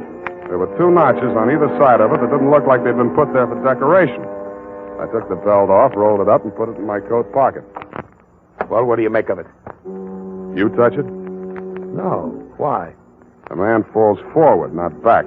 The cops will say he was killed someplace else and brought here. Then I'm in the clear. Yeah, unless they form a theory that you brought the body down here to dispose of it. Then why didn't I? Maybe you lost your nerve. Maybe you sobered up. How? What killed him? I don't know. Maybe internal injuries, maybe a head injury, or both from that beating you gave him. Maybe he just dropped dead, heart attack. That's for the police medical examiner to find out. You mean you're going to call the police? I have to. But I called you to... I thought you could clear me before... Now, wait a minute. You told me yourself you drew a blank. You don't know where you were or what you were doing. What are you going to do? Call the police. No, wait. Yeah, I suppose you have to. I do. You first. Yeah. I must say you're taking it pretty well.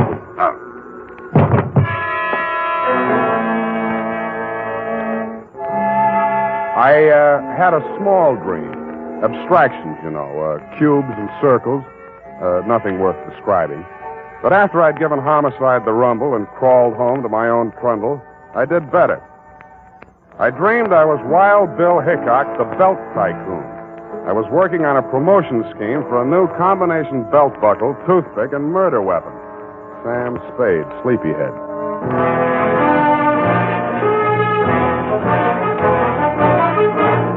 The United States Armed Forces Radio Service is presenting the weekly adventure of Dashiell Hammett's famous private detective, Sam Spade.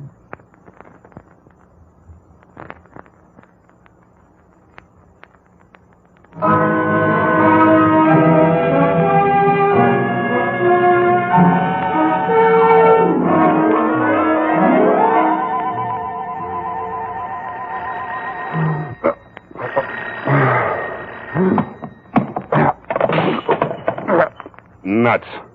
Sam? Unique Garage, Harry speaking. Yeah, this is Dundee, Sam. Okay, Lieutenant, you got me. What time is it? It's, wait a minute. 10 after 3. Any sign of dangerous Dan McCrae, that rat, my client? Another whiff. Hey, about that girl, Sam. Dubar, Doreen L., Balboa Apartment, Sutter Street. Yeah. Give me that description again. Go over and take a look at her. I'm in her apartment now. She says she never heard of you, and she doesn't know anybody named Dan McCrae. And she says she only went out once tonight to a drugstore to get some batteries for her hearing aid and some elastic stockings. All right, Dundee. If you want to swallow a pack of lies, all right. Check the drugstore, and she's wearing them now. I'd bring her over there, Sam, but she's a little feeble. Okay, Dundee. I'll be right over.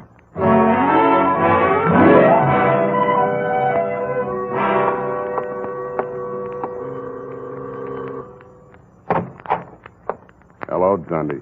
Come in, Sam. I want you to make sure, Sam, this is the apartment. Yeah. That's my window just opposite.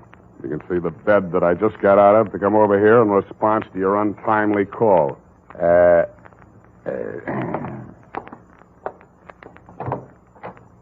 Will you come in here, Miss Dubar? Certainly, Lieutenant. I'm very anxious to make that man's acquaintance. She was about 65 years old with a pleasant, motherly face, gold-rimmed bifocals, hearing aid, and snow-white hair. Over her shoulder, I could see into the kitchen.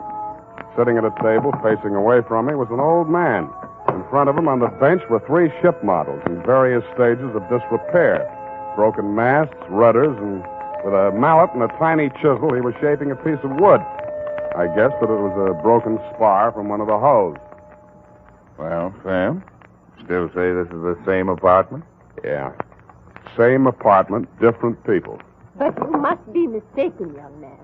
My brother and I have lived in this same apartment for nearly 20 years. She's lying, Dundee. Have you checked the janitor, the building manager, anybody? Janitor says she's been living here since he took the job in 41. We're trying to locate the building manager now.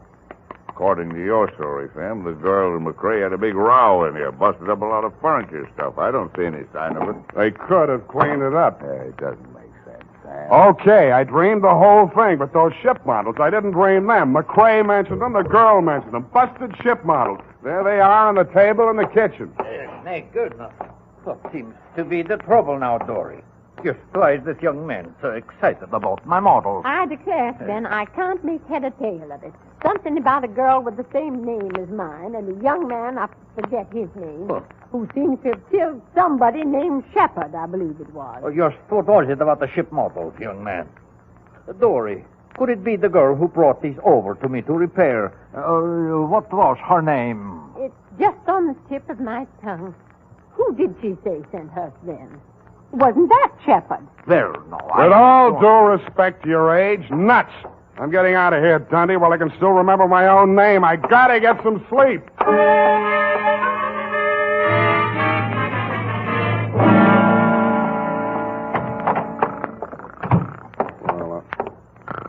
Hey, wake up. Oh, Sam. Get out of my bed. Sorry. I was beat. I didn't know where else to go. You can go to jail. Their beds don't have inner springs, but it's a free flop. Listen, I had to make that break. It would have been a murder rap for sure. You mean your memory came back? I had a funny feeling I'd seen that guy Shepard somewhere before. And just before I slugged you while we were standing there in the companionway, it came back to me. That guy Shepard, he came aboard ship yesterday when we docked. He flashed a badge on the gangway watch and asked to see the ship's carpenter. The one that made those ship models for you? Yeah. But don't you see? Manslaughter is one thing, cop killing is another. This ship's carpenter, what's he look like? Oh, thin, around 65. Lame. Talks like a Swede. City morgue. Maxie, Sam Spade. That stiff-tagged Shepard? Shepard, yes, Sam. Just got him back. I think it's all there. Those autopsy boys. Careless. What killed him, Maxie?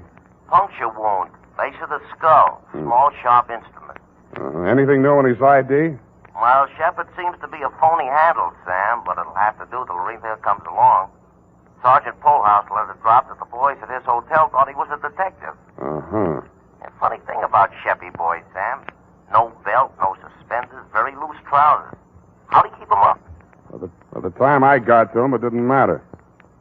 I figured he wore a belt, and somebody swiped it off him. That's an interesting theory, Maxie. I'll see what I can do with it.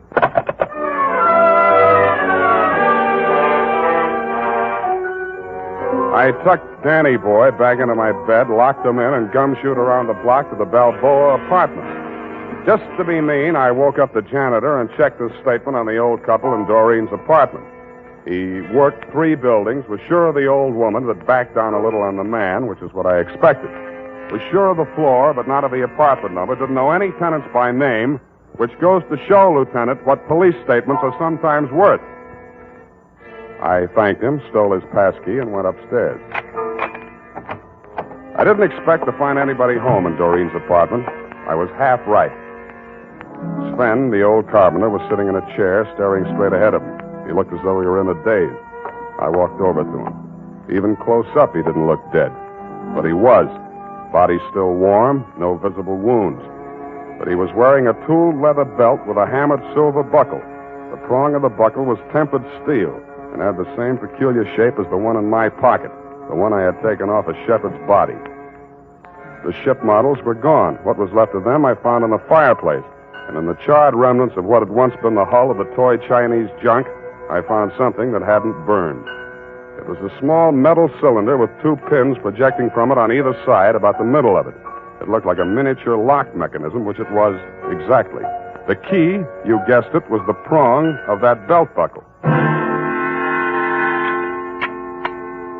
The cylinder was empty except for a few white grains that looked like sugar.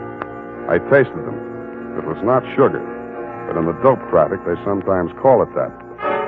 About then I heard footsteps outside in the hall. I ducked into the closet, leaving the door cracked enough to see out. Stand over there, Doreen. Don't try anything. I won't shoot you unless I'm forced to. No, you didn't shoot Frank Shepard, did you? Don't ever mention that name again. All right. Well, Sven, don't just sit there staring. We've just time to catch the boat. Then, answer me. I don't think he can answer you, Mrs. Brownrigg. Oh, what are you talking about? Sven! Sven! He's dead. He's dead! Oh, careful, she's got a gun. Hand it over. Hand it over, Grandma. You won't need it anymore. You killed him! Yes, I'm a desperate character. Hand it over. Come and get it. It should be easy for you. Such a strong young man, and I'm such a weak old woman. Now, look, you don't have your glasses on, and this 45 is too heavy for an elderly type criminal. Now, sit down and keep quiet. Oh, Sam, I thought you'd forgotten all about me. I've been trying to all night. Where were you? They locked me in a closet in her apartment. Next door? They were going to take me with them, get rid of me on the boat. After what they did to Frank, they had to get out fast. Shepard. Who was Shepard, anyway? I can't tell you that. He was a federal narcotics agent, wasn't he? How did you know? You just told me. Now tell me the rest of it. Well, honestly, I didn't know anything about it till about a month ago. I was dusting the ship models and knocked one off the shelf. It broke and something spilled out of it. Mrs. Brownrigg was here when it happened. She rushed for it and ran out of the room with it. She said she'd take it and get it repaired for me. And then this girlfriend of mine came by while I was sweeping that white powder up. She's a nurse. She tasted it, told me it was dope. Well, I didn't want to do anything till I talked to Danny, but she reported it. And that's when Frank Shepard came to see me from the narcotics squad. He told you to play along with them? Yes. They arrested the man Mrs. Brownrigg was selling it to, and Shepard told her he was taking the man's place so he could spy and get evidence, you see. She believed him because of the belt. This the belt? Yes. That thing on the belt, it's really a little key that fits in a little... Yeah. Now, that fits in a little lock that releases the little mechanism that makes the false bottom fall out of a little boat. When did she find out that Shepard was a narcotics agent? I didn't. I saw them together so much that I began to think they might double-cross me. Then I thought about that sailor, Dan, that roughneck boyfriend of hers. So I went to Dan and told him I thought his girl had taken up with Shepard while he was away at sea. And I had to let Dan think the worst because I was sworn to secrecy. But Dan's so violent and jealous, he said he'd kill Shepard, so I came to you. You were a witness that Dan hit me, and I thought we might have him arrested so nobody else would get hurt. But, I guess you were too sleepy to care. What? Sorry. I must have dropped off. To sleep.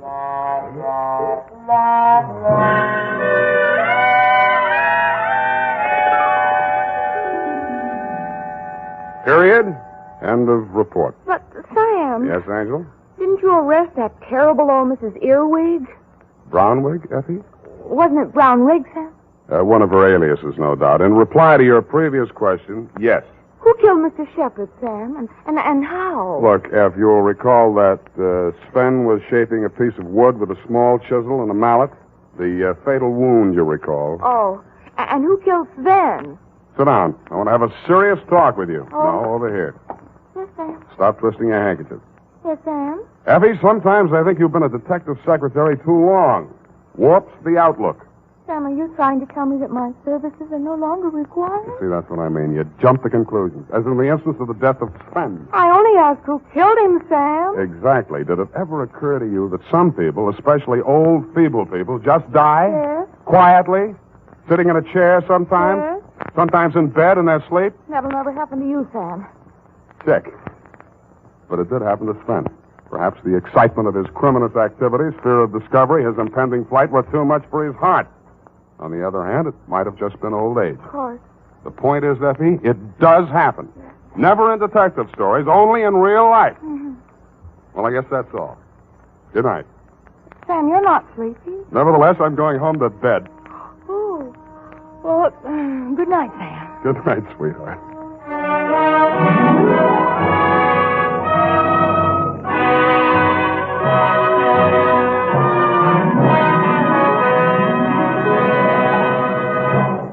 The Adventures of Sam Spade, Detective. Brought to you by Wild Root Cream Oil Hair Tonic, the non-alcoholic hair tonic that contains lanolin. Wild Root Cream Oil. Again and again, the choice of men who put good grooming first. Sam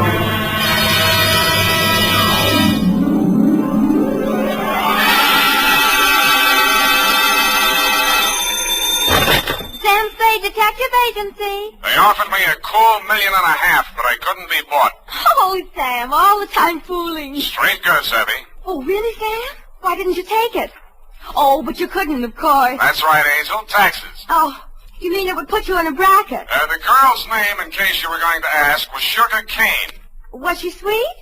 Oh, Effie, you made a joke. Oh, not much of one, no. That is true, but even though you do seem to be, as you would say, in a jugular vein, I shall be right down, serious and frowning, to dictate a chronicle steeped in the bitter tea of general confusion, brewed in a witch's cauldron of murder, greed, and avarice. That's what gives it that nutty flavor. What, Sam? Silly girl, I refer to the Sugar Cane caper, on which I will forthwith my report be down to dictate on, goodbye.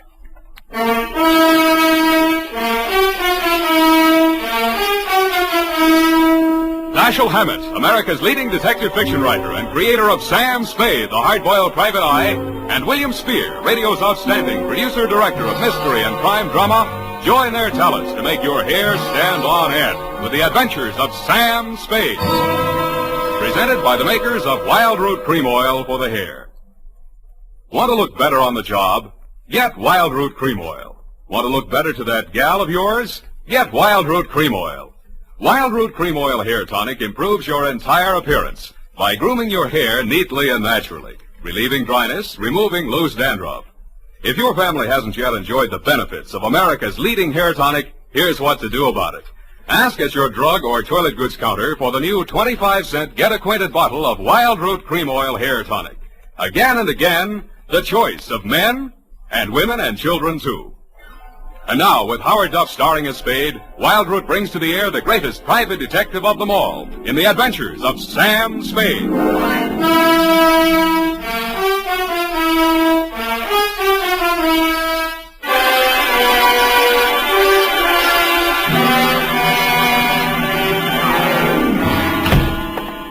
Hello, Sam. How are you, Sam? You were so lugubrious over the phone. Sometimes you're so bucolic, but tonight... What am I? When? Lugubrious tonight. Just bowling over. Do you possibly mean I'm being lush with my verbiage? There, you see? Well, that's because I've been at work in the environs of Snob Hill, where they never use one word if 12 will do. Are you ready for the dictation, I guess it is? I plan to be most amusing tonight. Already I am yet. Look, I haven't even started. Oh. Really, I haven't. All right. Now, pencil. Date. Alan should ask us an audience. Date. October 3rd, 1948, to Clifton Cavanaugh, Esquire. Down, Effie. From Samuel Spade, license number 1375596. Subject, the Sugar Cane Caper. On Thursday last, at 11 a.m., as I waited for the traffic signal so that I might legally cross Powell Street in order to board a cable car, a cat rubbed up against my leg. I leaned over to stroke it and noticed that it had 6 toes. I wondered if that meant anything. It didn't. Most Snob Hill addresses don't mean much anymore, but yours still does. The house was big, hideous, and reassuring. Oh. Are you from Peppersnell? No, I'm in business for myself. Mr. Cavanaugh in? Oh. Well, come on in. I can't understand what happened to that boy from Peppersnell. Oh, pardon me if I seem a little hungover. Gladly, but can you ever forgive yourself? I like you. You got a sense of humor. You'll need it. You trying to tell me you don't approve of Mr. Cavanaugh? That perfumed pothead. What did he do to you? He married my mother. Oh. Stepfather? Yeah. I'm Fred Blair. Spade's my name. Where do I find him? Detective? Check. I'll give you a clue. Look behind you. I did. I turned and found myself looking straight into your handsome face. You looked several years younger than your stepson, with regular aquiline features, dark, widely spaced eyes, and blue-black hair. Well, so you're the notorious Sam Spade. Well, I don't want to seem modest. Come into the conservatory. There's just the barest chance that we'll not be overheard. Good. There. Sit down. What's your problem, Mr. Cavanaugh? Problem indeed. Problems, plural. Starting with that junior grade lush that collared you at the door. He's very fond of you, too. Well, you can't imagine what a trial that boy's been to me. Both the children. For some reason, neither Fred nor his sister Eunice ever quite accepted me as their father. You don't say. I suppose my youth counted against me. I think they misinterpreted my motives. When any man marries a wealthy widow twice his age... Yeah. Why did you send for me, Mr. Cavanaugh? Well, it all started several months back, before my wife, their mother, where was I? Oh, died. The scandal quite literally killed her. You're sure that's what did the trick? Fred, who, among other talents, was a positive genius for knowing the wrong sort of people, struck up an acquaintance with a hoodlum named Johnny Verona. Nice, clean-cut gangster type, runs a joint on Pacific Street. Precisely. With the positively hysterical name of the Subtropico. Mm-hmm. Well, there was a sordid brawl of some sort. A man shot. Obviously, this Johnny Verona shot him. Fred had to give testimony before the grand jury. It was all we could do to keep it out of the paper. But you did. No, and old Eleanor, my wife, that is, dropped dead when the butler brought in the Chronicle. But the worst was yet to come, Sam. Well, don't keep me hanging, Cliff. Well, Fred continued to frequent this bistro, this dive of Verona's. I understand. I believe the bait is a toothsome little teaser with the unlikely name of Sugar Kane. She likes Fred. No woman in her right mind would look twice at that idiot, even if he were twice as rich and only half as sodden. Then, where was I? Oh, yes, this Verona person came here several times on the pretext of pouring Fred through the front door, and thereby met my stepdaughter, Eunice. Well, that's a very interesting story, Mr. Cavanaugh. Now, maybe you'll tell me what you want a detective for. Because my stepdaughter has brazenly informed me that she intends to marry this gangster. I want you to help me prevent that marriage. I don't see. Don't see what? I don't see how I can. Well, perhaps I didn't make myself clear. When Verona was arrested for that shooting in his club, Fred didn't tell the grand jury all he knew. Now, if you could prove that Verona is guilty, then we'd be rid of him for good. Is it Verona you want to get rid of or your stepson? Good Lord, you don't think Fred did it? Do you? Why, no, of course not. Okay, supposing Verona did it, then Fred goes up on a perjury rap, maybe accessory. Oh. Well, I have no overwhelming desire to injure Fred. Look, why don't you tell me what you have an overwhelming desire for? Well, under the terms of her mother's will, Eunice will inherit $3 million as soon as she marries. When? When what? When do I meet her? Be serious, man. Now, I will pay Verona $50,000 in cash if he'll stay away from her. Would you take $50,000 as the payoff on a $3 million caper? In this instance, yes. Eunice is not very well, and you may quote me on that. Book, chapter, and verse. To Johnny Verona? To Johnny Verona. Okay. Water's mighty cold this time of the year at the bottom of the bay, but if you don't care, I don't. Thank you. Let me know how it comes out. Don't give it a second thought. You'll know. Don't get up, Mr. Cavanaugh. I know the way out. Hey, Spade, wait up. Well, you look a little better. Listen, there's something you ought to know. He was my sister's boyfriend before he married my mother. He did it out of revenge because Eunice threw him over. He still wants to marry her. Any particular reason? Oh, my mother put that crazy marriage clause in her will. He's been systematically getting rid of every man who's been interested in her. Bought him off, threatened him off any way he could. Why? He thinks Eunice will eventually marry him to get her inheritance. But she won't. She'll kill him first, and if she doesn't, I'll do it for her. Fred. Huh? Oh, yeah? Fred, what on earth are you saying?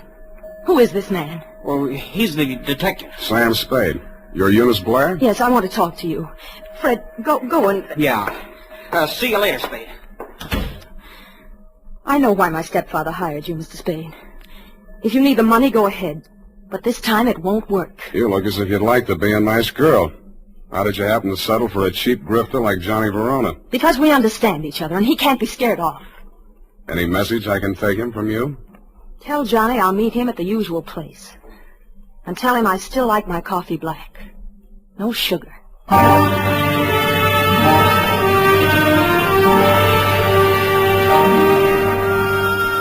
I didn't ask her what kind of sugar she didn't want any of. I thought I knew.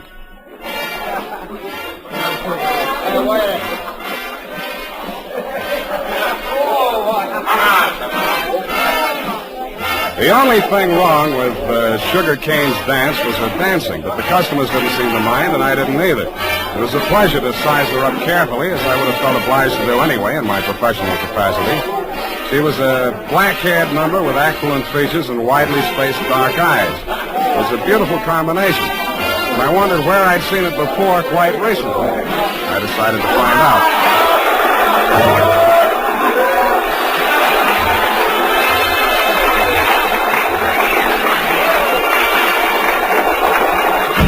Hey, what's the idea of barging in here after me? Can't you see the sign on the door? No customers in the dressing room. Then let's go someplace else. I want to talk to you. Beat it. Take it easy. This is on business. Good. I'll fix it up with the boss. Johnny! Yeah, Sugar? What's the matter? Is Joe giving you trouble? He trailed in here after me, the cheap masher, on the pretext of discussing business affairs. Okay, out you go. Wait a minute. Come on, move. And don't come back! Well? Sorry I had to give that bum's rush routine. I don't want to get her excited. She's a nice kid, and she doesn't know why you're here. I take it you do. Yeah. Eunice called me and told me you'd be down. Okay, Johnny, I'll give it to you fast and get out. Clifton Cavanaugh will pay you $50,000 to leave Eunice alone. He also made a few idle or not-so-idle threats about what might happen to her if you don't take his money. For example? He said she hasn't been feeling well, might not live long enough to get married. I don't have to tell you what I think about that kind of talk, and I wouldn't be peddling it if my office rent wasn't due. That's why when you started giving me that bum's rush, I made only, shall we say, a token resistance? Yeah. Now, about me marrying Eunice, you can tell Clifton to stop worrying. Hmm? Yeah, Eunice and I got married 3 weeks ago. You what? Married. You want to see the papers? Why the secrecy? I don't want her to get hurt. You're scared of Clifton? Nah. Sugar. She's got a very low boiling point. She's pardon me. Yeah. Yeah, Nick. What is? Go ahead. Yeah, I heard you. No, don't touch anything. Don't let anybody in. I'll be right over. Bad news? Yeah, Eunice. She's dead. How? One of my boys found her in my apartment. She was supposed to wait for me there. How did it happen? He's not sure. He thinks she took poison. I had to give Johnny Verona one thing. He didn't make any pretense about being grief-stricken. But after all, he just inherited $3 million. Sugar Kane took it standing up, too, but she just lost a rival and got her man back $3 million richer. I wasn't with you when you got the news, Mr. Cavanaugh. But the one I really wondered about was Eunice's brother, Fred. What brought that on was something I picked up in Johnny Verona's apartment where we found Eunice's body sprawled out over a tray of coffee things. It was a medicine bottle with a doctor's prescription number on the label. The name of the druggist that had put it up was Pfefferschnell. I remembered what Fred had said to me when he admitted me to your house that afternoon. Quote, "Are you the man from Pfefferschnell's?" I wondered if I'd answered yes, would Eunice still be alive?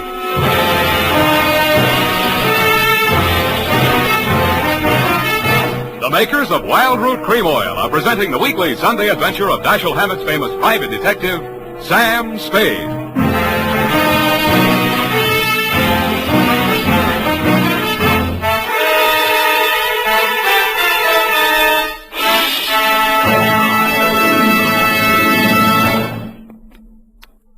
Now, here's important news on good grooming.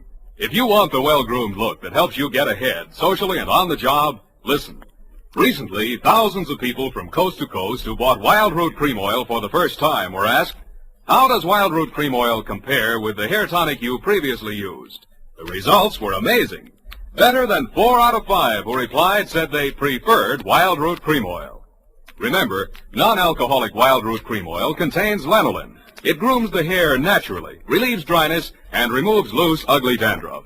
So if you want your hair to be more attractive than ever before, get the generous new 25-cent size of Wild Root Cream Oil, America's leading hair tonic, on sale at all drug and toilet goods counters. It's also available in larger economy bottles and the handy new tube. Get Wild Root Cream Oil. Again and again, the choice of men who put good grooming first. By the way, smart girls use Wild Root Cream Oil, too, and mothers say it's grand for training children's hair.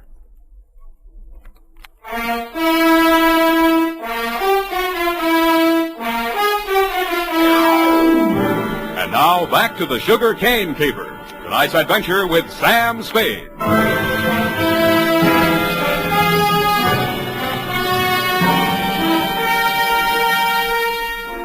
The morning papers didn't carry anything new on Eunice's death.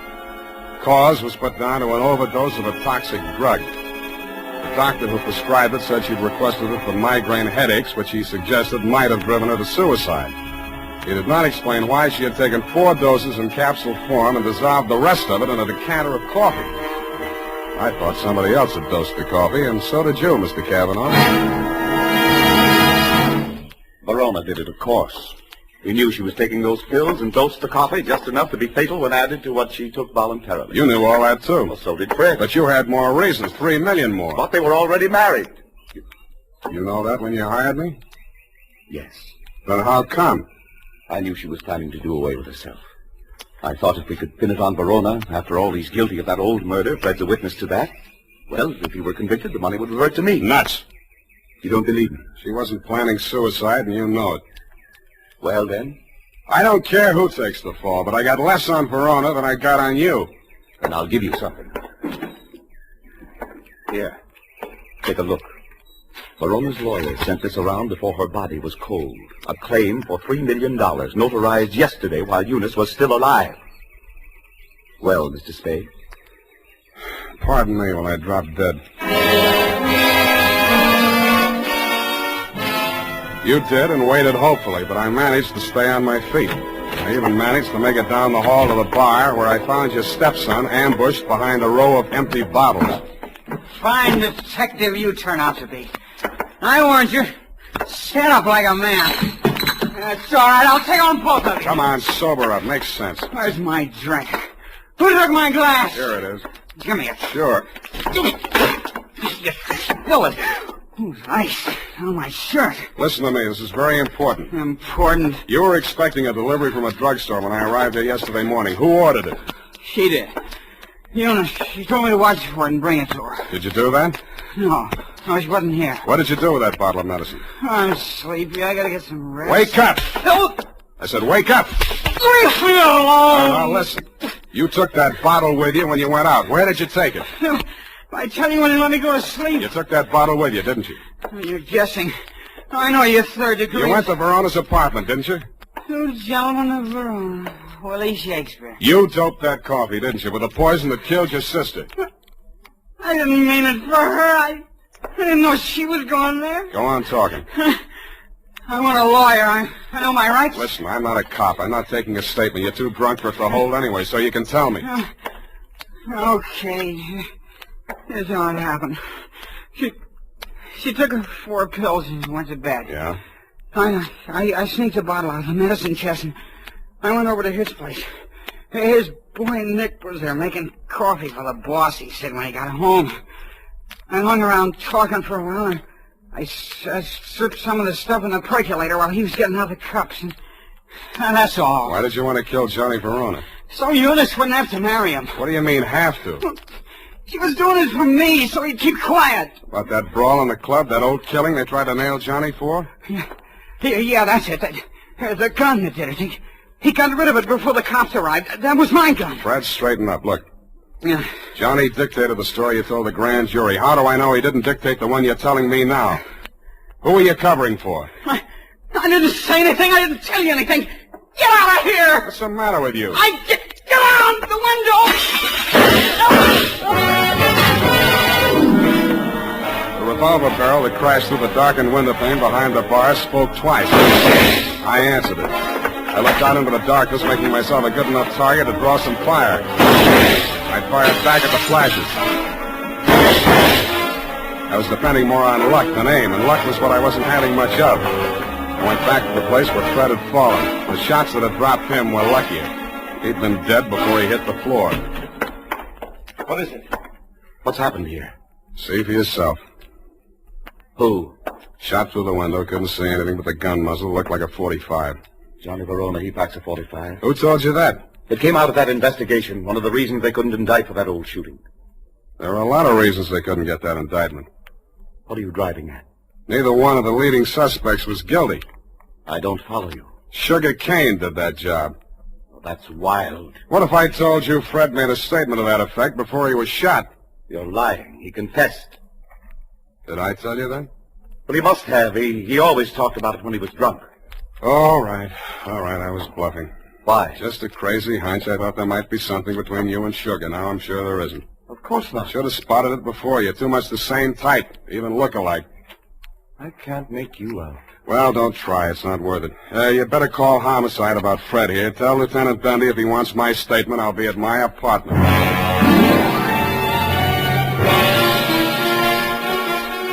After I pretended to leave, I came back and did a little eavesdropping of my own. You didn't phone homicide, but you did spend an hour filing out the barrel of a .45 automatic. Then you went out. I tailed you to an address on Sloat Boulevard. A short time after you went in, Sugar Kane came out alone. I followed her to, you know the answer, my apartment. I went in the back way via the fire escape and arrived in time to answer her buzz. Oh, Mr. Spade, thank heaven I found you at home. So am I. Come in. I know it's terribly late. Forget it. Won't you take off your coat or something? Can't stay very long. It's not safe. I may have been followed here. Oh, surely not. Sam, you don't mind if I call you Sam? No. I'm so frightened. It's about Johnny Verona. I don't know what he may do. He's convinced that Fred killed Eunice and he's out gunning for him right now. We've got to stop him before he does anything rash. You come to the wrong party, Sugar. I'm working for the enemy. Enemy? Kavanaugh. Oh. It's no skin off his nose if Johnny Verona drops Fred Blair or if you all drop. All he does is sit back and collect. Oh, he can't be as cynical as that. You ought to know. Has he told you anything about me? I'd rather hear it from you. Maybe sit down. Well, there's not much to tell. I played along with Johnny for one reason and one reason alone. To save Fred from that old murder rap. Were you figuring on marrying into that family, too? Oh, a regular pincers movement, was it? Johnny and Eunice, you and Fred. All right. It's true I wasn't in love with Fred, but it wasn't all the money. I was sorry for him. Money's not what I really want. I know that now. What do you want? Someone. Someone I can trust. Me too, Sugar. Oh, Sam, you're what I want. Say you want me to. Please say it.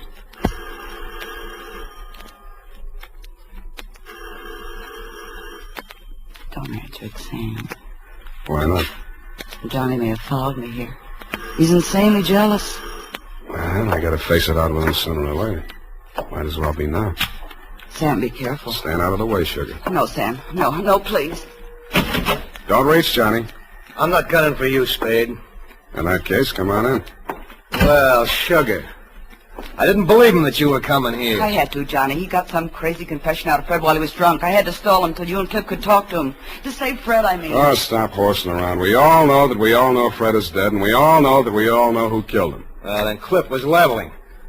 You are trying to pin that on me. I don't need it, but if you want it, you can have it. There's $3 million in my part of it. I'll split down the middle with you. If you throw in with them, it's a three-way split. There's no split at all if you take the rap for Eunice's killing, and you will if you throw in with me. It's their word against mine. 2 witnesses against 1, and all I've got is a confession by a drunk who is now dead. Sam. Oh, Sam, I was sure for a moment you... Get away from me. Sam, Go on. Go to work on him. I should have given you a little more time.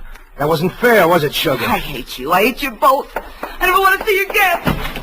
Get back in that room, Sugar. Cliff. What happened, Sugar? Why were you running away? Johnny double-crossed us. Now Sam knows everything. What does he know? The whole caper. Part of it I wasn't quite sure of until I saw you and Sugar standing side by side.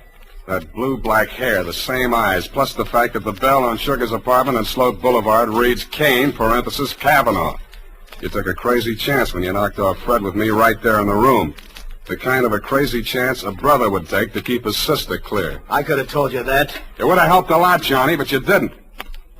When a man lets his sister go on dancing in a joint like yours after he's in the chips and she goes on liking it, you can be sure they're both playing for big stakes and for nobody but themselves. Where do you think you were supposed to wind up, Johnny? I'll tell you. Drinking that poison coffee that Eunice got hold of by mistake. That isn't true, Johnny. I never told Fred a thing. He thought you really loved Eunice. I don't know how he found out you were forcing her into that marriage. Did you also neglect to tell him that he was innocent? That you pulled the trigger in that old killing and shoved a gun into his hand when he was too drunk to know what he was doing? I've heard enough. Watch it, Johnny. No!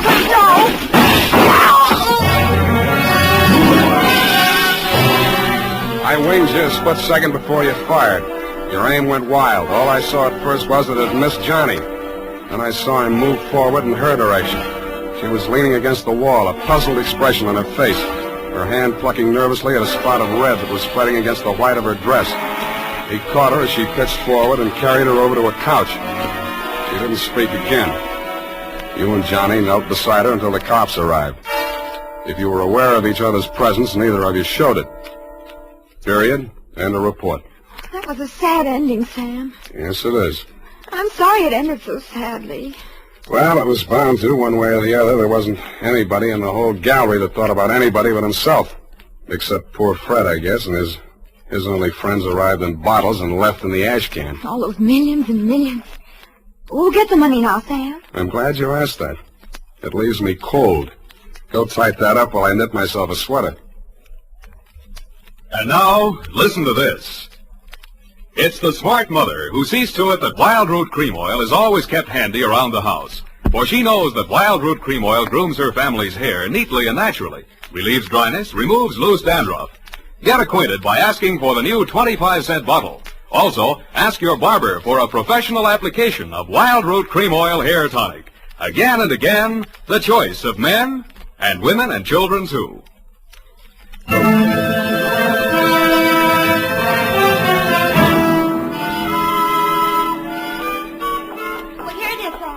Goodness, what a terrible group of unfortunates. As you say, it just had to end badly. If you hope to get back in my good graces by quoting me, to trick me into agreeing with you, you have succeeded. There you go, Sam. So lugubrious. Effie, what is this? What means lugubrious? Oh, Sam, it's wonderful. It's my new habit. Oh? Every time I read a book now, you know, like you read a book and there's a word you don't know what it means or you're not sure. Yeah. Well, I make it a practice now to write down and learn 3 new words per day. Right. And learn the definitions to use them in conversation. You know, like desultory. And lugubrious? Yes, that's one of my 3 for today. See? Lugubrious, right here it is. To talk a great deal. Bucolic, state of being sorrowful. And verbose, to be out in the country. I see. Very praiseworthy.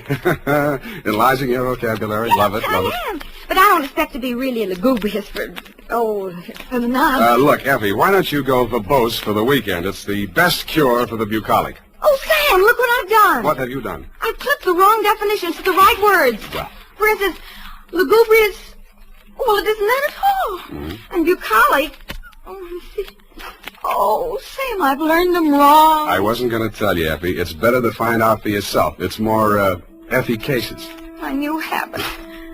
Oh, good night, Sam. Good night, sweetheart.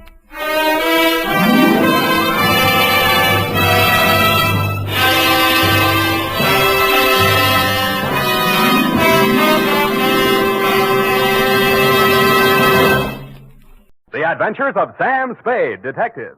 Brought to you by Wild Root Cream Oil Hair Tonic, the non-alcoholic hair tonic that contains lanolin. Wild Root Cream Oil. Again and again, the choice of men who put good grooming first.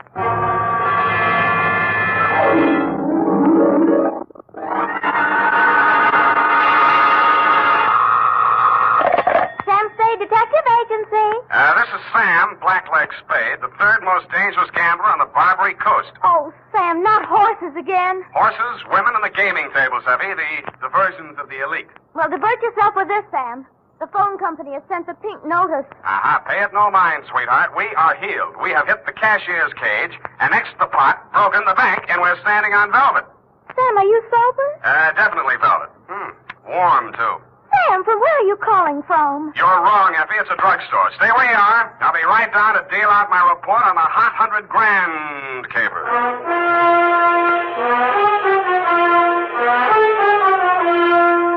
Dashiell Hammett, America's leading detective fiction writer and creator of Sam Spade, the hard-boiled private eye, and William Spear, radio's outstanding producer-director of mystery and crime drama, join their talents to make your hair stand on end with the Adventures of Sam Spade. Presented by the makers of Wild Root Cream Oil for the hair. It's smart to buy things the whole family can use, isn't it? That's why I say it's smart to buy Wild Root Cream Oil Hair Tonic. To Mom, to Dad, to the children, Wild Root Cream Oil is really a friend indeed.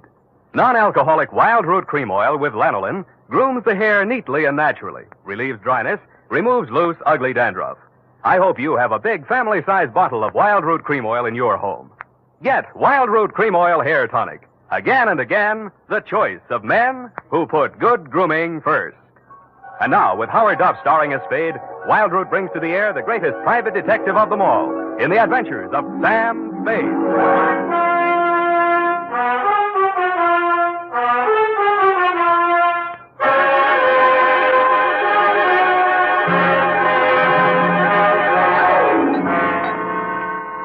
Date, September 19, 1948, to robbery detail, San Francisco Police, attention Sergeant Walsh.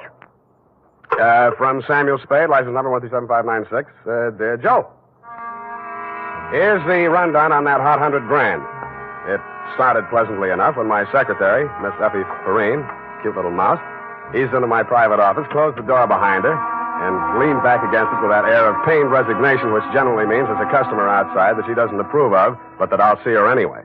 It's up to you, Sam. She's very well dressed, and I imagine she can afford you. How do you deduce that? Well, she dropped her purse. I didn't get time to count it all, but there was a $100 bill on top. Well, sure, in, Effie. Sam. Go ahead, say it.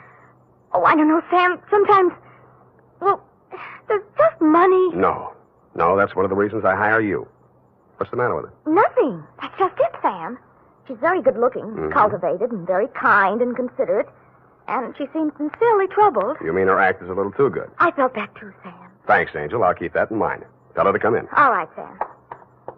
Mr. Spade will see you, Mrs. Stillcourt. Thank you.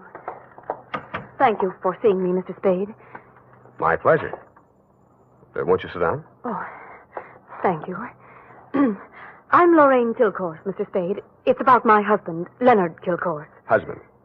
Oh. We've only been married a short time. It was a quiet ceremony at the San Cedro Mission. Leonard didn't want to subject me to any publicity. The difference in our ages, you know? You mean you want me to keep it a secret? Oh, no, except for the newspapers, of course. Naturally, all of Leonard's friends know. No, he doesn't have many, from what I've heard. I've thought it strange, too, that such a prominent man should have such a small circle of acquaintances. I met him only a short time before I married him. He's been very kind and absolutely devoted to me, and I suppose I should feel ashamed of myself for coming to you. But there are so many things about him that are mysterious that sometimes I can't seem to find my handkerchief. Here. Kleenex. Oh, I'm sorry. Thank you. I take it you're not a San Francisco girl. No, I met him at a dude ranch. Well, maybe I can clear up some of your mysteries for free. The reason your husband doesn't have many friends is because they keep dropping dead. I don't understand you. Oh, forget it. He's a big public servant. He's built a lot of sidewalks. The streets of the city are paved with his good intentions. His name is on 1,000 manhole covers. If the names of his former business associates land on headstones, it's nothing to me. I got my own racket. Well, what? I think my husband is paying blackmail to someone. Uh-huh. And upon what do you base your suspicions, Mrs. Kay? It started about a month ago.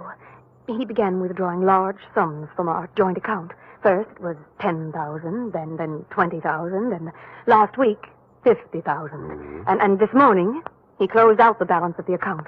$100,000. Yeah, well, he's got it to spend, Mrs. Kilcourt. Well, I won't pretend the money doesn't interest me, but what's behind it, Mr. Spade? Each time he withdraws these cash sums, he leaves the house without a word to me. And sometimes doesn't return until dawn. My husband is not fond of nightlife, Mr. Spade.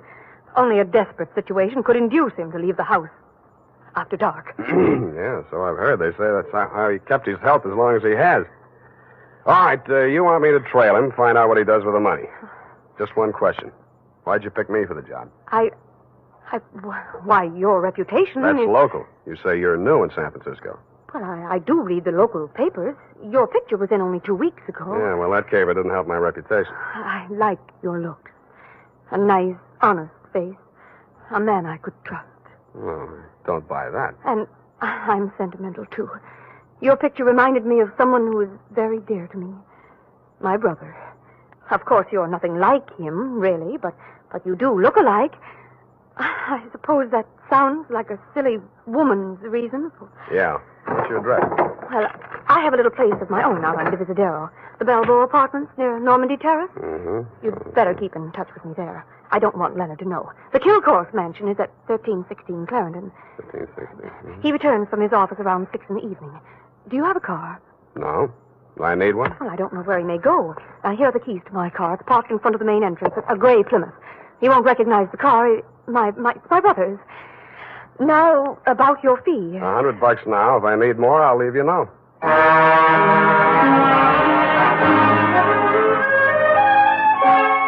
I had an uneasy feeling I would need more.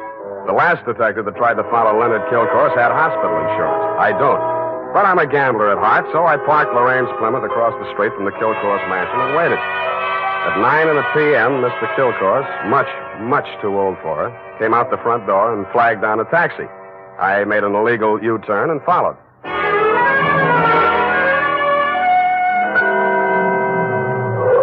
The trail ended across the Golden Gate Bridge in Marin County. It was a country club-type building on top of a hill overlooking the bay. It did business under the name of Ernie Nogales' Racket Club. The racket had nothing to do with tennis. It came from two sources. The moans and groans of the customers losing money at the roulette wheels and crap tables, and the glad hand the management threw at my quarry as I followed him in. Well, Mr. Kilcourse, surprised to see you. Since when you go out after dark? Well, I thought a little nightlife might agree with me, Nogales. Oh, that sounds like you, Mr. Kilcourse. I didn't know you better. I think you was afraid to go out night. Well, now, I was thinking of buying this place to retire to. Ah. But I figured it'd be cheaper to win it at your roulette table. What's your limit here? 10,000, but for you, wide open, the sky. $100 grand for a starter? Well, any time they catch you with hot money, Mr. Kilcourse. Come over to the cashier. I sell you the chips myself. I didn't have to bother making myself inconspicuous. Everybody in the joint stopped playing to watch Kilcourse while he shoved his $100 grand roll through the cashier's window and scooped up 4 stacks of $1,000 chips. Make your bets, please. All right, you. Spin that wheel. Huh? How much you got there? $25 grand. Any objections? Is that okay, Mr. Nogales? Spin it, Joe. I'm covering through the table personally. Okay, sir. Around and round the little ball goes. 15 pays, 15 and the red. Oh. Maybe next time, Mr. Kilgore. Why don't you double up, play the red and the black? It's safer. I'll stay with the numbers. 50,000 on 15. There. Spin it. It's okay, Joe. I'm still covering. Well, it's your money, Mr. Nogales.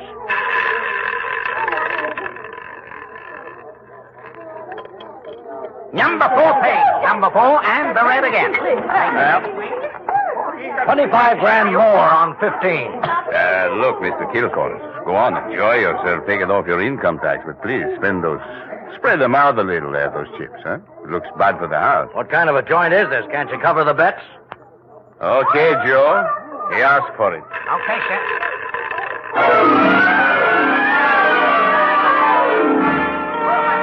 I didn't wait to see where the little ball went on the last spin of the wheel.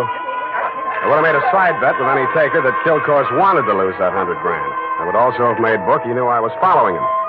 As I left the table and walked out of the club, I braced myself for what usually comes next. There would either be a dead body in the car or somebody would crease my noggin with a sap. But nothing happened. I switched on the headlights and stood in the glare of them for fully a minute, but nobody even shot at me. I flushed the shrubbery, no gunman. Checked the ignition wires, no booby traps. Driving back to town, I racked my brain for some way to bring them out into the open. I felt like a man with his life savings all on one number, waiting for the wheel to stop spinning, which wasn't far from the truth. Not much of a cliffhanger, but the best we could do this week.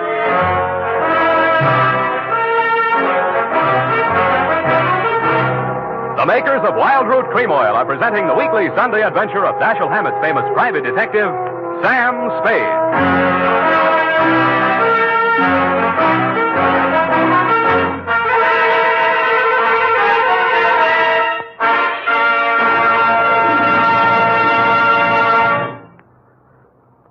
Now, here's important news on good grooming. If you want the well-groomed look that helps you get ahead, socially and on the job, listen. Recently, thousands of people from coast to coast who bought Wild Root Cream Oil for the first time were asked, how does Wild Root Cream Oil compare with the hair tonic you previously used? The results were amazing. Better than 4 out of 5 who replied said they preferred Wild Root Cream Oil. Remember, non-alcoholic Wild Root Cream Oil contains lanolin. It grooms the hair naturally, relieves dryness, and removes loose, ugly dandruff. So if you want your hair to be more attractive than ever before, get the generous new 25-cent size of Wild Root Cream Oil, America's leading hair tonic, on sale at all drug and toilet goods counters. It's also available in larger economy bottles and the handy new tube. Get Wild Root Cream Oil, again and again, the choice of men who put good grooming first. By the way, smart girls use Wild Root Cream Oil, too. And mothers say it's grand for training children's hair.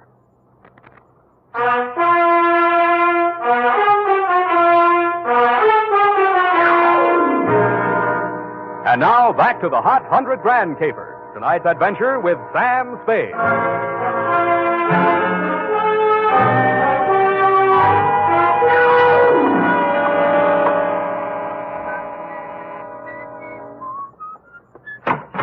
Yeah?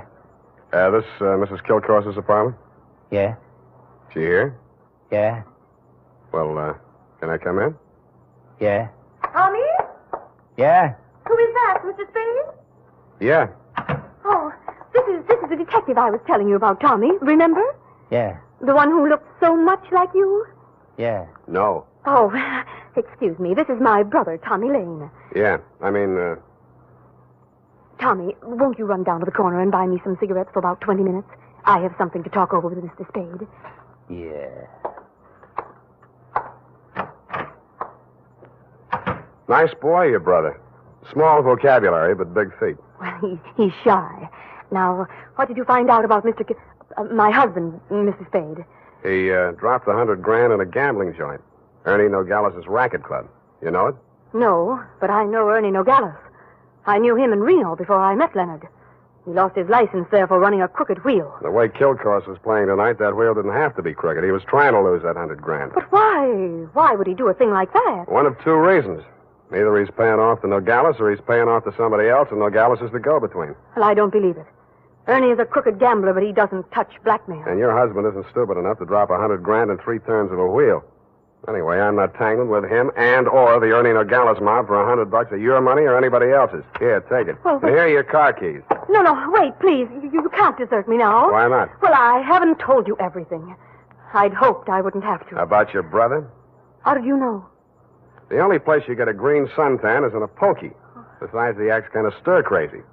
Spent a little time in solitary, didn't he? He won't talk about it. But that's it, Sam. That's why Leonard is paying that blackmail money to Nogales. You just said Nogales wouldn't touch blackmail. Any other corrections you'd like to make in your copy before we proceed? Yes. Well, I might as well tell you everything. Why not? I knew when I came to you this morning that my husband was paying this money to Nogales. I knew because I asked him to. You and Ernie Nogales are working together? I'm not that rotten. I didn't say you were, but you're a rotten liar. There's that much in your favor. But I'm telling the truth now, Sam. You must believe me. Everything that has happened is my fault. I persuaded Nogales to give my brother a job in his place in Reno. Mm-hmm. They quarreled, and when he got closed down, he blamed Tommy. He swore he'd kill him when he got out of prison. That's why I begged my husband to pay him to save Tommy's life. Who did rat on Nogales about that crooked wheel at Reno? I did. That's why I feel responsible. Leonard is so fine, so generous. But I can't let him go on paying for my mistake. Yeah, like you said, he's going to run out of money. Look at me, Sam. Do I look like the kind of a woman to whom money means everything in the world? No, but you're looking at me, not at Kilcourse. You're laughing at me. Oh, I know what you think. Perhaps I did make a mistake in marrying Leonard, but he was so kind, so considerate, like my father. Everybody reminds you of your relatives. You don't believe my story? Well, since you asked. Well, all right, then here's the truth. I'm really Jack the Ripper's granddaughter. My parents were terribly wealthy. I harpooned my mother in her Beverly Hills swimming pool, set fire to my father with a $50,000 negotiable bond, and eloped with John Wilkes Booth. That brings us up to 1865. Shall I go on? Don't stop. It's great. Oh, get out of here. Get out of here and leave me alone. After you've told me all your secrets, I'm not that rotten. You won't help me. You never intended to. Why go on torturing me? Oh, now, stop that. Please. I believe you. I believe all your stories. Now, what is my next smart move? Sam, the only way to stop Ernie Nogales is to prove that he's running a crooked wheel. And then he'd pay back all that blackmail money, and he wouldn't dare lay a hand on Tommy. Well, it's going to be hard to prove and expensive. I'll have to lose a little on that wheel before I can figure the way it's rigged. How much can you invest? Well, I have about $1,000 of my own. With you? Yes. Here. You take it. Smells nice. Sam. Yeah? Sam, after all this is over, and after I've put things to right with Leonard, I should have told him before this, but I owed him so much. Oh, Sam, I'm so glad it's you. Yeah. Me too, Angel. Go now, darling, before I beg you not to. What time does that joint close? Well, it runs all night, I think. Good. Let's stay up late and raid the icebox.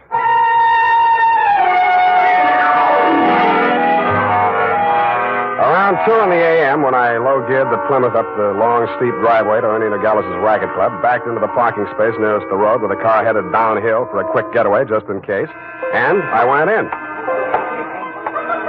The joint was still going full blast. I bought $500 worth of chips, swaggered over to the table where Kilcourse had dropped his $100 and nonchalantly flipped the blue chip onto the red. Appalachia, ladies and gentlemen, make your game. Okay, that's all. Around and round the little ball goes. I didn't look to see where the little ball went. Most of the money was on red, so it was bound to turn up black. A red, please. What? Number 15. Place your bets, please. Make your game, ladies and gentlemen. Around and goes. The chips were spread around more the next turn, so I stacked 100 at the bottom of the 1 to 34 column. With a crooked wheel, my 100 made it the best bet to lose. And 19, and the red wins again. Hey! I plunked 500 down on number 5 and raked in 17,500. I left my original bet on the table. When the little ball fell into the pocket, I was $35,000 to the good from my point of view, but not from my clients. I doubled my bet and looked apprehensively around. There were no surly characters edging up behind me. In fact, the only surly character in sight was Ernie Nogales, and he looked happy. That didn't make much sense. When my bankroll got to $105,000, I played a hunch. I threw $5,000 of it back on the table and lost it.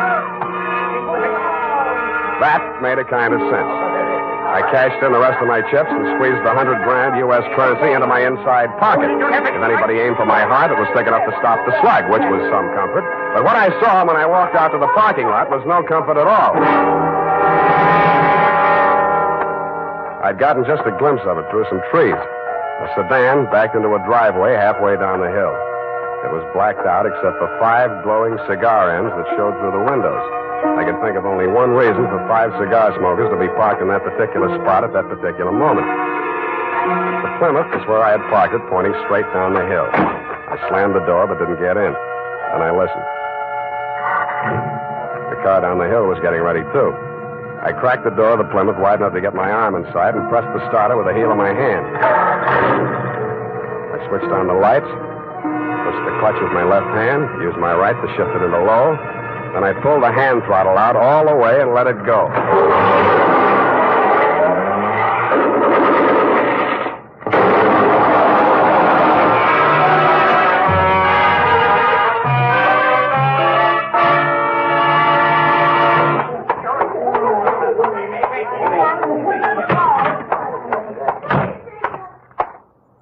What's the big idea busting into my office? We're going to have a talk, Nogales.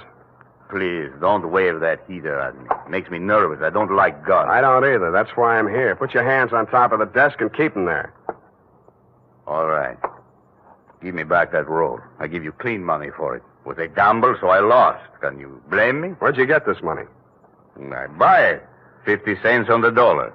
I don't ask where it came from, but I read the papers. I figured it was that shipyard payroll job a few days back. Like it just fell in my lap. I figured it'd make 50 grand instead of Kilcore's 5.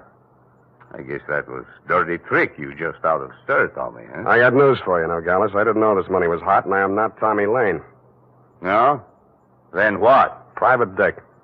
Tommy's sister hired me to take the fall for him. Look, I've got most of the caper. Kilcourse wanted to pay Tommy $100 grand.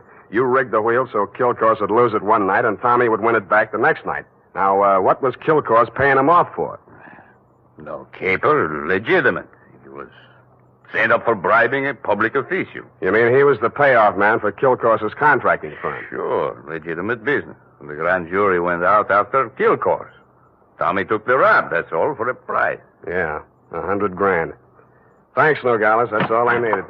I was afraid I might be too late. You are, Oh, I sweetheart. have so many things to explain. Where can you talk? Right in here. Who's this man? Why, that's your old sweetie from Reno, Ernie Nogales, remember? What's the matter with you two? You crazy? Oh, Sam, I should have told you the truth from the beginning. Check. The Nogales yarn, I can understand, but why did you tell me you were Kilcourse's wife? I was desperate. I had to say something. It was the only explanation I could think of for my interest in this case, without telling the truth. But you were making a pigeon out of me. I don't know about such things, Sam. All I know is I'm here in time to warn you. You mustn't walk out of here with that money. Listen. They may kill you to get it back. They already did. They're combing the wreckage of that car right now, looking for my body. Then Tommy was right. They did mean to kill him. How'd he get the rumble? While he was in prison, from another man that Kilcourse framed. He was in for life, so it was safe for him to talk. Hey, you two. Yeah, Nogales? That car that just drove up. I think that's Mr. Kilcourse. Oh, Hey, what's your hurry? Don't let me go! Come on, what's your hurry? Tommy's out there in that cab. I've got to warn him. Or tip off Kilcourse. Which is it? No, Sam, you've got to believe me. Sit down. Stop that. You two have fun. I'm getting out of here. Go ahead. Now, listen, sweet Lorraine, you may as well save your breath for those explanations. You're staying right here until the cape is all wrapped up. Here he comes. Have you got a gun, Sam? Yeah? Well, you better have it ready. Mm-mm. But Sam... Where's Nogales? I want to see him. He was called out of town, sir. I'm in charge. You Mr. Kilcourse? That's right. I want to know why you people have been interfering with my business. It might interest you to know that this building site's on an old Spanish land grant. Title's very shaky. I'll run an 8-lane highway straight through the middle of it and turn the rest of it into a game preserve. That's what I do to people who double-cross me. I tried to tell Mr. Nogales that, sir. He wouldn't listen to me. He tipped Tommy off for a split of $100 grand, but I knew sooner or later we'd have to answer to you, Mr. Kilcourse. Oh, well, what's that? Here's your $100 grand, sir. Count it. Well. What's your name, son? Sam Spade, sir. Well, I'm glad to meet an honest lad. Well, come along. You two, young lady, we'll all walk out together. Sam, what are you... What? Spade, huh? Yes, sir. I'm a private detective, but I'm ambitious. Politics? Yes, sir. Well, we'll run you for assembly. In the meantime, I believe there's an opening in one of the public services. Garbage disposal. Executive end, of course. Where the devil is that man with my car? Oh, there he is. You drop around to my office in the morning. Thank you, and good night, Mr. Kilcoy. Drive on, Horace. Back to the city. Oh, Sam. How could you? Hmm? All those lies and just handing over the money like that. It wasn't yours. It wasn't Tommy's either, sweetheart. Get in. Well, Tommy, are you all right? Yeah. Drive us across the bridge, Tommy, will you? Yeah. Tommy, Yeah? Tommy, I'm afraid we'll have to do without the money. Yeah? Sam gave it to Mr. Kilcourse. Yeah? Now, don't get excited, Tommy. I'm sure Sam had a reason. Didn't you, Sam? Yeah. I mean, that was marked money from a payroll job. Oh, then it won't do him any good. It'll send him up for a good long stretch if the eyewitness story that goes along with it is good enough. And you're just the girl to tell it, sweetheart. Am I right, Tommy? Yeah.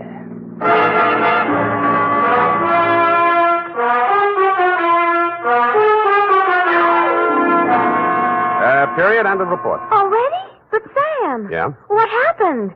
Who were the 5 men in the car, the ones who shot at that Plymouth in the mistaken belief that you were in it? Their names are of little account, Effie. Suffice it to say that Kilcourse pointed his pudgy finger at them in the hopes of keeping the charge of attempted murder out of his indictment. But I was too clever. I identified them. But Sam, you didn't see anything but their cigars glowing in the darkness. Have you never heard of Sherlock Holmes' monograph and the 49 varieties of tobacco ash, you fool? But Sam, Sherlock Holmes is only the segment of someone's imagination. He's a fictional detective. Well? You mean... Oh, Sam, you're tired. Yes, I am. It's affected your mind, winning all that money. Now, you just sit here and rest. What? Think of the snowy mountaintops and blue skies.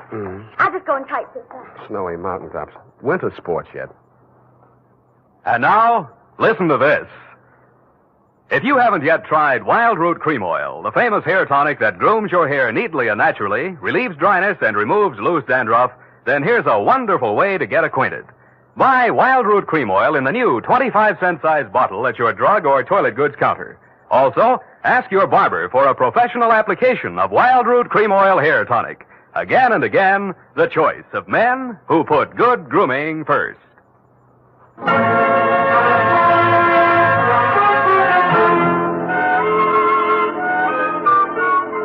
Well, here it is, Sam. And not that it made any difference, but how did you guess that she wasn't Mrs. Kilcourse? Simple. Kilcourse didn't recognize it. But, Sam, that was after you denounced her. I did no such thing. From the report, Sam, in black and white. Quote, why did you tell me you were Kilcourse's wife? Unquote.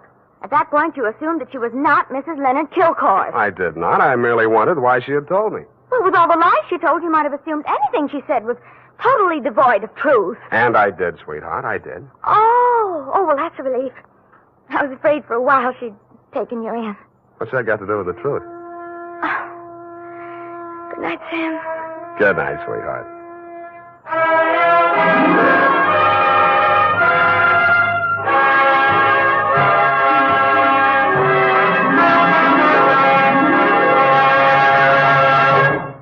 The Adventures of Sam Spade, Detective. Brought to you by Wild Root Cream Oil Hair Tonic, the non-alcoholic hair tonic that contains lanolin. Wild Root Cream Oil. Again and again, the choice of men who put good grooming first.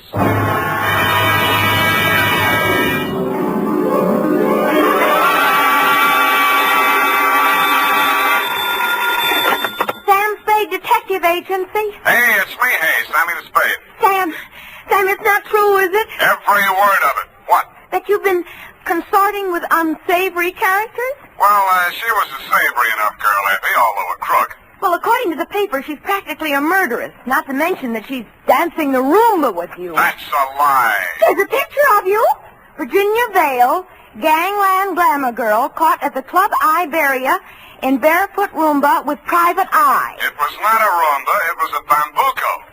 Oh, Sam, not over the phone. Boom, I can't stop it. Boom, boom, boom, boom. Stay where you are. Boom, boom, boom, boom. I'll be right down to dictate my report on the Lawless capers. Boom, boom. Dashiell Hammett, America's leading detective fiction writer and creator of Sam Spade, the hard-boiled private eye, and William Spear, radio's outstanding producer-director of mystery and crime drama, join their talents to make your hair stand on end with the Adventures of Sam Spade. Presented by the makers of Wild Root Cream Oil for the hair. Say, have you gotten acquainted with Wild Root Cream Oil yet? Tell you what, mister, If you haven't, even if you don't use any hair tonic at all, why not ask at your drug or toilet goods counter tonight or tomorrow for the brand new 25-cent Get Acquainted bottle of Wild Root Cream Oil. You'll like the way Wild Root Cream Oil grooms your hair neatly and naturally, relieves dryness, and removes loose dandruff. You never dreamed one hair tonic could do so much. So give it a try. Get the generous new 25-cent bottle of Wild Root Cream Oil. Again and again, the choice of men who put good grooming first. And now, with Howard Duff starring as Spade, Wild Root brings to the air the greatest private detective of them all in the Adventures of Sam Spade.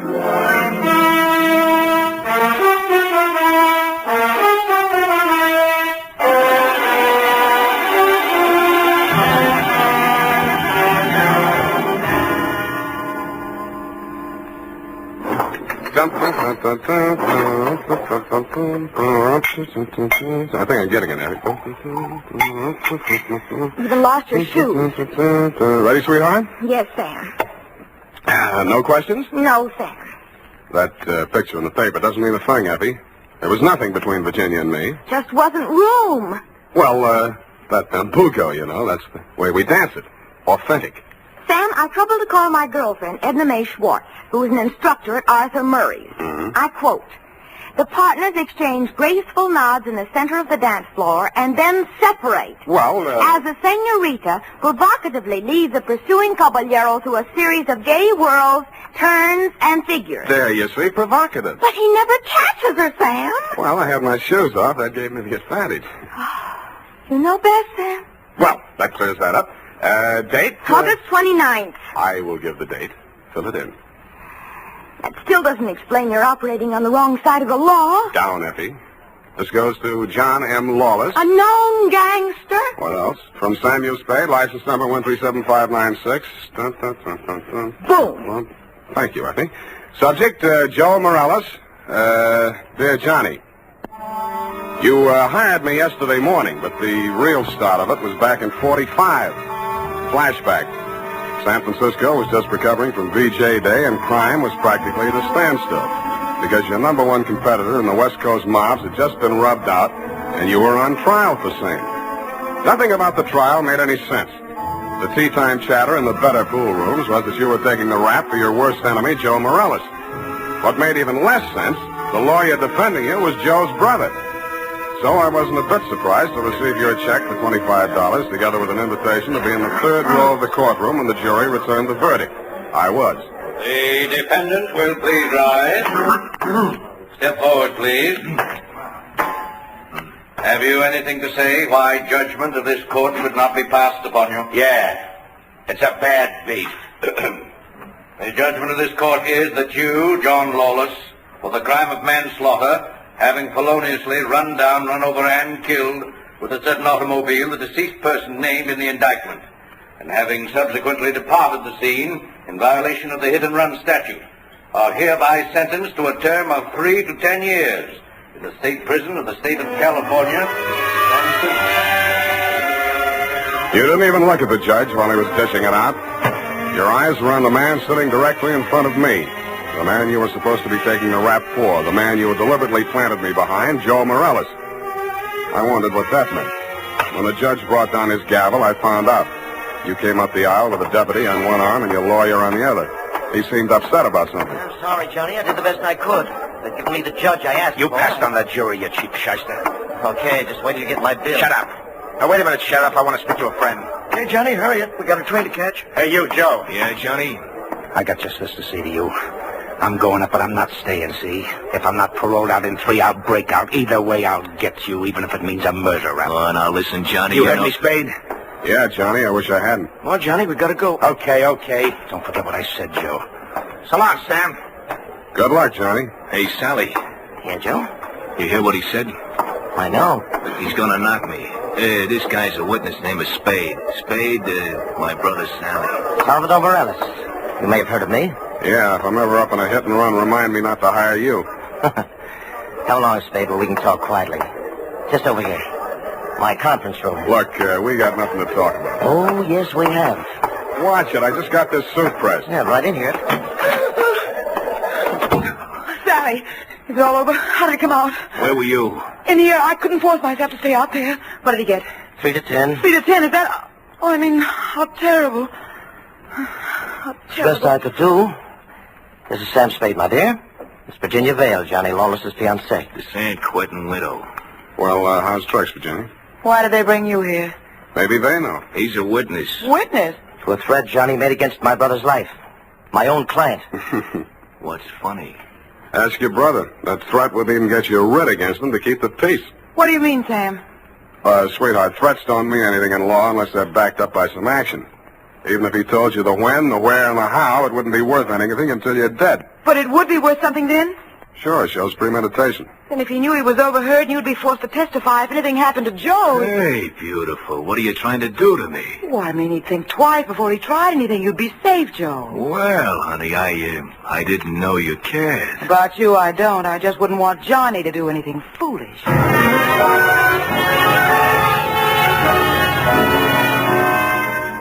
End of flashback. That was 3 years ago. A lot of big news has broken since then, but the only items that interested you in San Quentin were printed on the inside pages of the local press. Item: Virginia Vale, your fiancée, got herself engaged to Joe Morales, your worst enemy. And item: Salvador Sally Morales, your mouthpiece, had taken over your mob. Which brings us up to yesterday morning. Yeah? That you, Sam? Who's this? Johnny Lawless, remember me? No. I was hoping you'd say that. Look, Sam, I got a job for you. Call Peeper Breen. He may need it bad enough. I've got no contacts in the mobs anymore. This is clean. How clean? A chance to save an innocent man from the gas chamber. Well, There's $1,000 in it for you. Where'd I get a pencil? Now, what was the address? The Alma Arms on Pine Street near Jones. Yeah? Buzz me 3 times. 1 long, 2 short. And make sure there's no one on your tail. Got it. I was not tailed. I found your name on the bell panel, buzzed 1 long and 2 short, and the automatic lock clicked me in. You were waiting 1 flight up in the open door of your apartment. You didn't say anything, just made sure it was me, motioned me inside, locked the door, and led me back to a bedroom. Well, there it is, Sam. Mm-hmm. Joe Morales. Dead about 3 hours, I'd say. 4 slugs, chest, shoulder, and head. Looks like amateur work, a professional aims for the belly, or did you mean it to look like an amateur job? Would I be sap enough to drop him in my own apartment? Besides, he's my lawyer's brother, and I might need Sally again. Why did you call me? Well, you heard what I said to Joe after the trial. Who told you that, Virginia? Yeah, but she didn't have to. Didn't I ask you to sit there? Oh, that's one thing that worries me. Look, let's go in the other room, huh? I feel like a drink. Well, here's my pitch, Sam. I checked out of San Quentin yesterday morning. I didn't have a mark against me. The warden himself put my case before the parole board. He called me the ideal prisoner. Shall we dance? Okay, Sam, okay, but a man can change a lot in 3 years. So can a woman. Virginia met me at the gate and we drove into the city. We didn't have a thing to say to each other.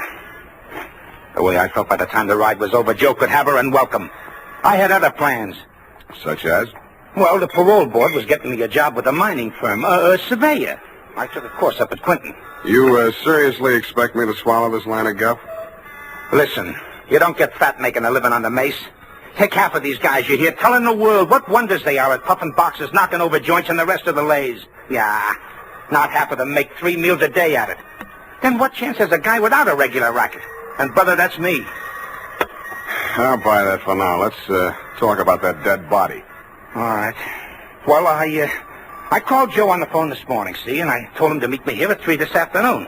I wanted to tell him, forget about what I said about how I was going to get him. Not that I wanted to write off that rap I took for him. But if he was scared, he might come gunning for me.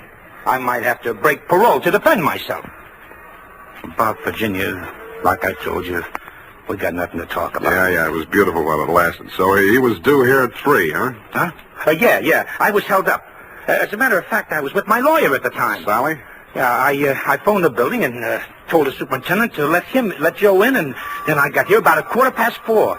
But I didn't find him till just before 6 when I called you, Sam. How come? Well, I just didn't look in the bedroom. I figured he got tired waiting and left, you know. Mm-hmm. Well, look, Johnny, assuming your story is true, and if it isn't, you ought to be ashamed of yourself. Who do you think did it? Well, that depends on why. If it was somebody gunning for him, it would depend on what's going in the mob since I've been in Clinton. You know more about that than I do. If it was somebody trying to frame me... What do you mean, trying? Hey, wait a minute. I got a phone homicide. You must have known that when you called me. Yeah, that's why I ripped the wires out. That's cute. That's very cute. Oh, that makes you look real good. Look, Sam, look. I'm not asking you to do anything extracurricular. Sure, you have to yell cop, but you'll do it over a pay station downstairs. And by the time anybody can get back up here, that stiff will be out. It will. Well, how's that going to be done? I got a friend in the undertaking business. Met him up at Quinton. He just installed a new crematorium. You should have called him first. I did, but I can call him off. You're stir-happy. Look, Sam, look, how about it, huh? So the cops come in tonight, tomorrow. Who cares? Not Joe, the weather he'll keep. What do you say, Sam? What do you say? I say you're probably bluffing, that you got no way of getting rid of the stiff, but on the outside chance that you might not be bluffing, I'll swing along with you for a couple of hours. If I don't turn up anything by then, the deal is off. Okay, that's fair enough. Yeah, but this isn't... Hey! Sorry, I gotta do it.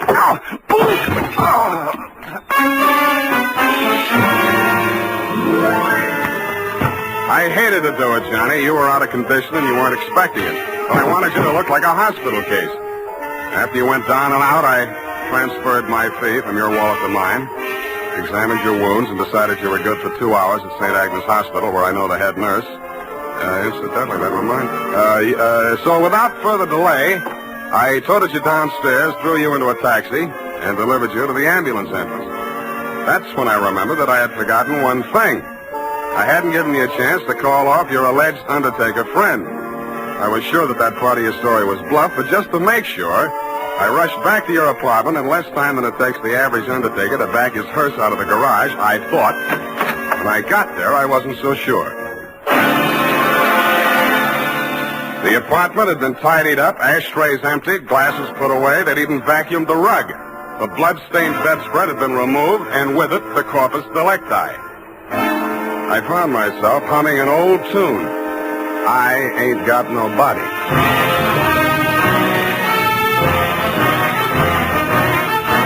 The makers of Wild Root Cream Oil are presenting the weekly Sunday adventure of Dashiell Hammett's famous private detective, Sam Spade.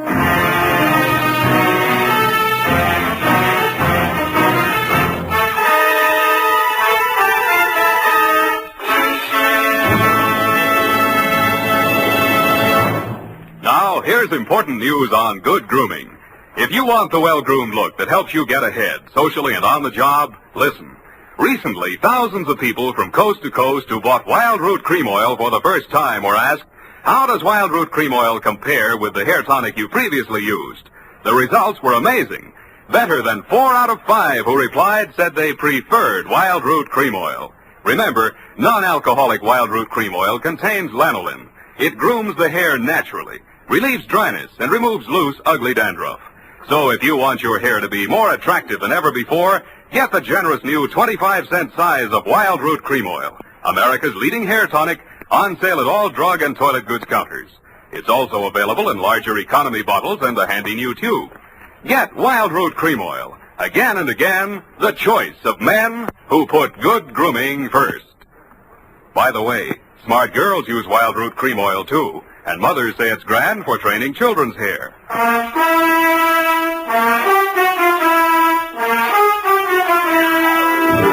And now, back to the Lawless caper. Tonight's adventure with Sam Spade.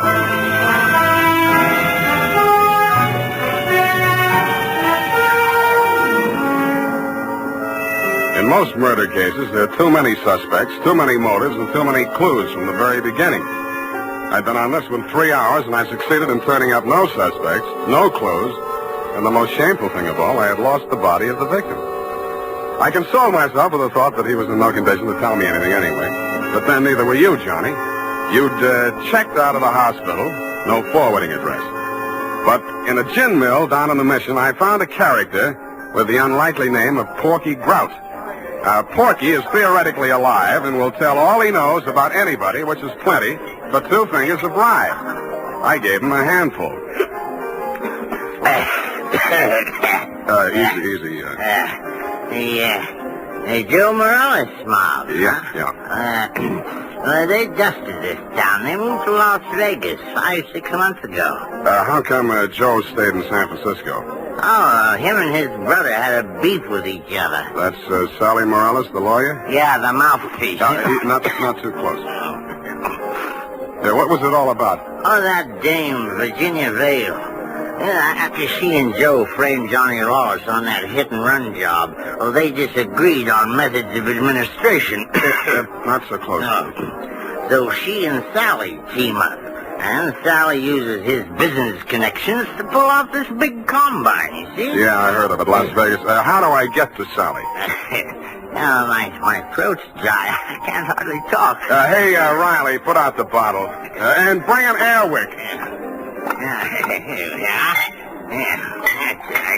Oop! Easy, I'll help you. Great, huh? Great stuff. Not too close. Now, when do you want to get to it? Tonight? Right now. Let me see now. The dame don't dance to nothing but rumba music, and she don't drink nothing but imported French champagne. Yeah. Furthermore, she don't go nowhere where she don't get her picture taken. And he don't dare take a drink in a place that pays him protection. Well, this being after hours, there's only approximately one place they could be at. That's the Iberia out on Van Ness. Yeah. Thank you and good night, Porky Grout. If your friends won't tell you, I will. What? Please don't bother to answer.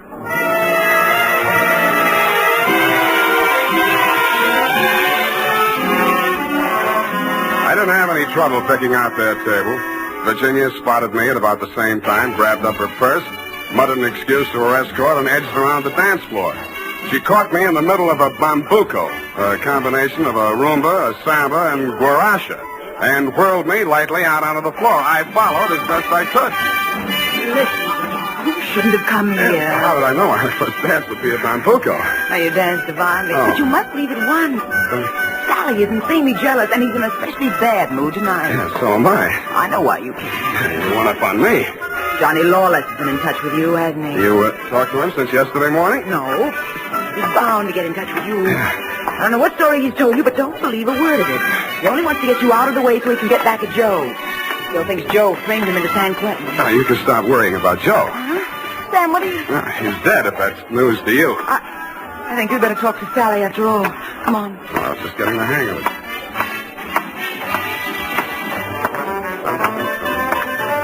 Well, my dear, so you've met another old friend. Hello, Sally. Hello. Sit down, Spade. Thanks. Sally. Huh?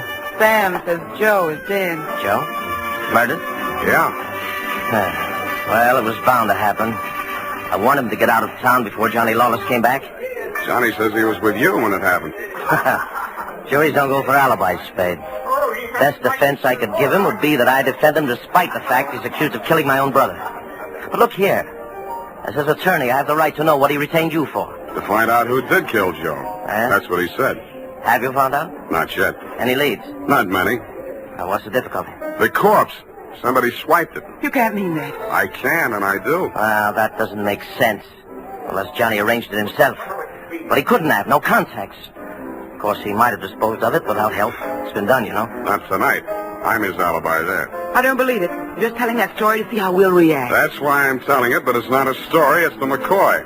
Sally, what can it mean? If Johnny didn't do it, then somebody must have done it to frame him. And if they did that, they wouldn't turn around and get rid of the evidence, would they? What? Well, the whole thing is wild. You know, there might have been two people who thought they were a team, but one of them was really working against the other and for Johnny. Well, that's absurd, isn't it, Sally? Is it, my dear? He's trying to play us off against each other. Don't fall for it, Sally. I had nothing to do with any of it. You've got to believe that. Yes, I was sure of you when Johnny was out of the way. You wanted him out of the way, you admit it. You're still in love with him, aren't you? Oh, aren't you? Alice, you're hurting me. Hurting? I'll help the DA write his brief. You'll go to Tehachapi for body snatching. Go ahead. I can't wait to get on the stand. The things I'll tell about you, how you let Johnny go up on that hit and run when you knew it was my idea and I was in the car with Joe. You will. Not a jury in the country would blame me for protecting my own brother. Protecting him? You were framing him even then. So you can have me for yourself. Oh, I'll have you in a gas chamber if you keep insisting. Your own brother. Squeeze out of that one if you can. I can. Love of woman surpasses brotherly love. I can see the jury now eating it up. Victim of a designing woman caught in the toilet. Nuts. I don't care whether either of you is guilty or both or neither or whatever. If I get that body back tonight, I'll let the cops worry about it. If I don't, I'll confess to everything myself and name all three of you as accomplices. All right, Spade. You say your only concern is that body? Right. Here's $500. Another $500 when you find it, huh? Does that convince you? Well, it helps. Here, my diamonds. Take them all. No, keep the diamonds, Virginia. If Sally gets sent up first, you'll need them for your defense. Think it over, kids. I'm calling the cops right now.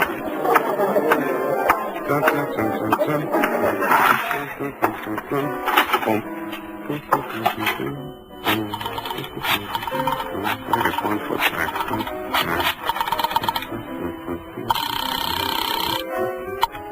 Homicide, Lieutenant Garrett. Roy, Sam Spade. Where's Dundee? Oh, he's asleep. Sam, I've been trying to reach you. Yeah, but do you know why? Why, sure, about Johnny Lawless. Is there something we don't know, Sam?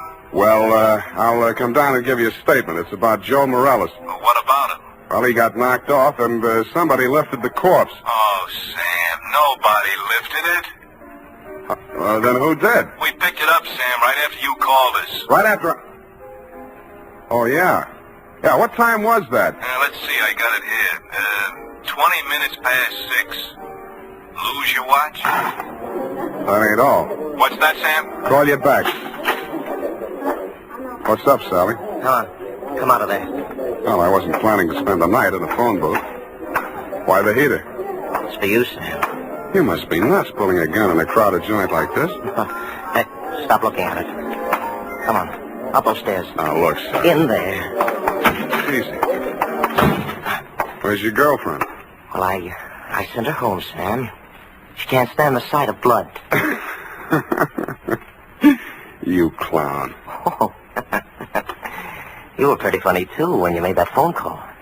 I didn't believe you'd go through with it. What makes you think I'm interested in that old rap? Johnny's already done the time for it. Joe can't talk, and I don't want to. I don't care what you want. It's what I want. That's what counts. Does it? You wanted Virginia? You got it. Oh, not the point. Just doesn't sound good. Salvador Morella's sweetheart going up on a murder rap. Well, you trimmed it down to manslaughter for Johnny Lawless, and she's enough prettier to rate an acquittal, or are we talking about the same killing? You think Virginia killed Joe Morales, don't you? Why? Because she seems so anxious to pin it on Johnny Lawless. Well? Well, nothing. Only I've got a score to settle with Johnny Lawless myself, you see. He left me out in a limb with that body snatch. If I can pin the killing on him, I got a story for the cops. Now, show how smart you are. Shoot me. I fully intend to. Now, look. Hold it, Sally. Hello, Johnny. You can do it yourself, Johnny. I was going to do it for you, but you can do it I don't get it. He's trying to pin that murder on you, Johnny. Like you pinned that old hit and run on me? But it's not the same, Johnny. Joe's killing is worth life if you're lucky. I never had much luck. Let him have it, Johnny. What have you got to lose? Well, you want me to... No. Step back, Sally. Okay. He dead? Yeah. You planned it different, didn't you, Johnny? Yeah, but I might as well get two for the price of one. Yeah, I planned it different, but I don't seem to care anymore. Well, then you won't need that. Huh? Sorry, Johnny. By the way, I'd like to thank you for keeping me in the clear. How come? That phone call you made the homicide using my name. Without that, I might be going up with you. How'd you figure it? Nobody but you had anything to gain by making that body seem to disappear. You knew I wouldn't check with the police till I'd made a try at locating it on my own.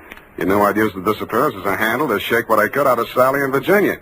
You knew they'd suspect each other because I had you alibied at the time of the body snatch, and that would start them screaming accusations at each other. Did they say enough to send them up? Yeah, I don't know how much will stick, but enough. They both admit Joe did that hit-and-run job I was sent up for? He and Virginia together. So she was with him. 3 years ago, I wouldn't have wanted to know that.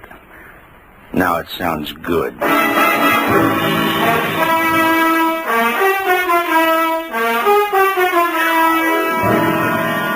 I didn't think it really sounded good to you.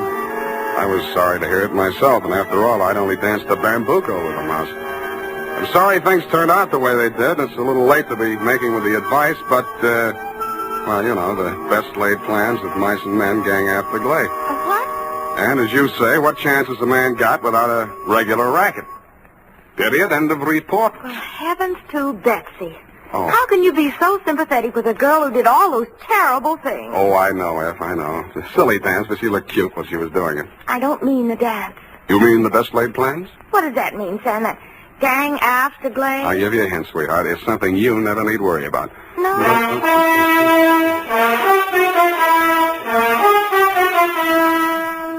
Here's why, men. Here's why Wild Root Cream Oil is again and again the choice of men who put good grooming first.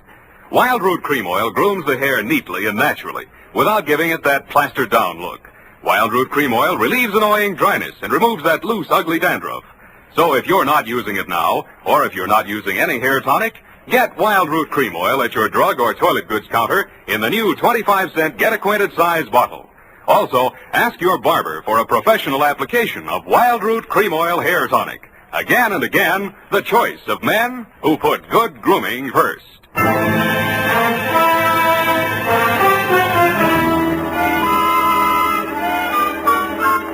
here it is, Sam. My, terribly confusing. I sensed that somehow. Who was that hit-and-run victim? Well, they named that dance after him, George L. Bambuco. I don't believe it. Sam, what does it mean? What does it mean? You know. Gang after glay? Snafu. Oh, why didn't you say so? Darlings, yes. Good night, Sam.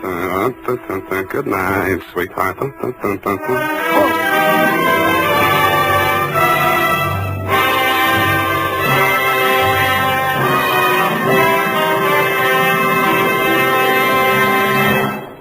The Adventures of Sam Spade, Detective. Brought to you by Wild Root Cream Oil Hair Tonic, the non-alcoholic hair tonic that contains lanolin. Wild Root Cream Oil. Again and again, the choice of men who put good grooming first.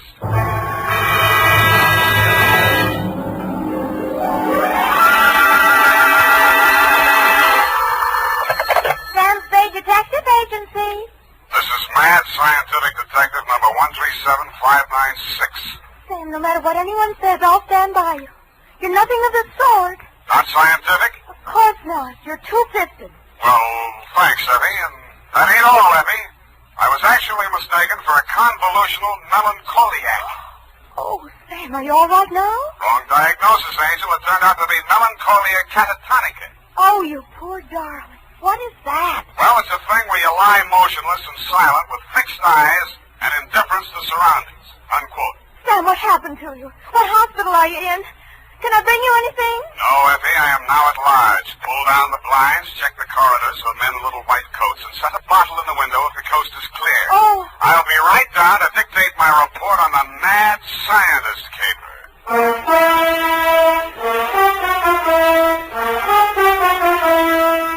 Dashiell Hammett, America's leading detective fiction writer and creator of Sam Spade, the hard-boiled private eye, and William Spear, radio's outstanding producer-director of mystery and crime drama, join their talents to make your hair stand on end with the adventures of Sam Spade. Presented by the makers of Wild Root Cream Oil for the hair. Nobody has to tell you that a neat personal appearance can have a lot to do with helping you get ahead on the job. Now, the first step to a good appearance is well-groomed hair. And I mean hair that's groomed with Wild Root Cream Oil. Wild Root Cream Oil always grooms the hair neatly and naturally. It relieves dryness, removes loose dandruff.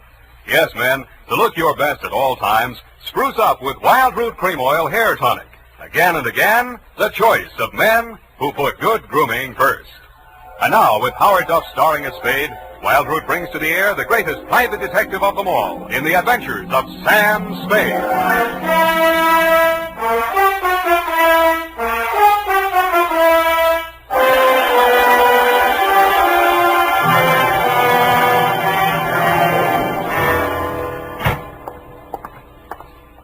Effie! Come in, Sam. The coast is clear. Where are you? Why is it so dark in here? Well, I had to put the lights out. The blind stuck. I couldn't get it down. The heat's off, Effie. Let there be light. Oh, I'm so glad. Let me look at you. Don't look at me like that and stop whispering. Oh, Sam. Did you get me all upset like that just for a joke? It's no joke, sweetheart. You really sick? Yeah, just sick of some of the types I made in this business. Oh, Sam. Date, July 25, 1948, to Detective Lieutenant Dundee, Homicide Detail, San Francisco Police, from Samuel Spade, license number 137596. Subject, the Mad Scientist caper. I worry so. Dear Dundee, he looked like a mad scientist, and that's exactly what he was. His eyes had a wild gleam in them, his hair was a wild tangle, and he was wearing a wild assortment of clothing that looked as if they'd been slept in shifts. He leaned across the desk at me and said, They have stolen my secret formula. They had. Gee, that's too bad. Oh, you think I'm crazy? I don't know yet, I just met you. My name is Raymond Fox. Does that mean anything to you? Raymond Fox, yeah, I think it does, but I don't quite remember what. I invented the helioscope. Helioscope? No, that wasn't it. I also synthesized hydroxylamophotocanatone. That was it. Yes, but unfortunately, production costs were prohibitive. But you didn't let that discourage you. Oh, no, indeed. You see, after a brief illness, I was back in my laboratory, perfecting my greatest contribution to science. What may prove to be the greatest contribution of science to humanity. I call it penetron. Penetron? That is what they have stolen. The secret formula for penetron. Penetron, huh? Now, what exactly is penetron, Mr. Fox, and who are they? Well, penetron is a plastic with a molecular structure which repels atomic radiation more efficiently than lead, yet weighs less than aluminium. Oh, that. Do you realize the significance of this? Well, And imagine a motor no larger than a cigar box, with a power potential that even I don't believe. They do. Who's they? Grierson Enterprises. Now, how do I know this? When I applied to the patent office to protect my discovery, I received this letter. Here, come on, read it for yourself. Commissioner of Patents, Washington, D.C. Dear Mr. Fox, your application for patent on formula designated under the trade name Penetron is hereby rejected. You see. Both formula and trade name, together with descriptive material identical to yours, have been registered by Mr. Albert Grierson, Grierson Enterprises, San Francisco. Very truly yours, George Sherman, Acting Deputy Assistant Commissioner. Yeah. You see? Yes. You don't need a detective, Mr. Fox. What you need is a good patent lawyer. Lawyer? I have one. A legal ball of fire named Roscoe Manning. You know this scoundrel? Yeah? He's got an okay reputation. And I am paying for it. $3,000 in retainers. And now he tells me he can do nothing. Insufficient evidence, he says. What is this outfit, Grierson Enterprises? Yeah, a snare in a delusion, with rented furniture, unscientific ventilation, and dirty work at the switchboard. Mm-hmm. How did they get hold of your formula? Well, it must have been while I was ill. They came and took it away. Out of your laboratory? Oh, well, what did it matter where? I've got to start someplace. Start with the man. I promise you he's a crook. If he steals from me, he's stolen from others. If we can prove that, then I have a case. Well, I can't promise you anything, Mr. Fox, but I'll see what I can do. Will $100 be enough for your retainer? Too much. 25 now, and the balance if I can do anything for you.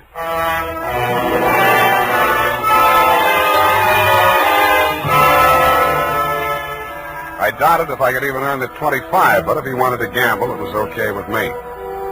The offices of Grierson Enterprises were pretty much as he described them, a beautiful front, especially at the switchboard. Grierson Enterprises, good afternoon. No, Mr. Grierson's out of town. No, I don't know when to expect it. I'll be right with you. That's good news. Grierson Enterprises? No, he is not. No, I do not, and he doesn't want to talk to you in any case, Mr. Manning. Oh, if it would just stop. Can't you shut it off? I might as well. Nobody seems to believe me anyway. You aren't looking for him, too, I hope. Oh, please, just tell me you're selling magazines or collecting salvage or just anything. My card.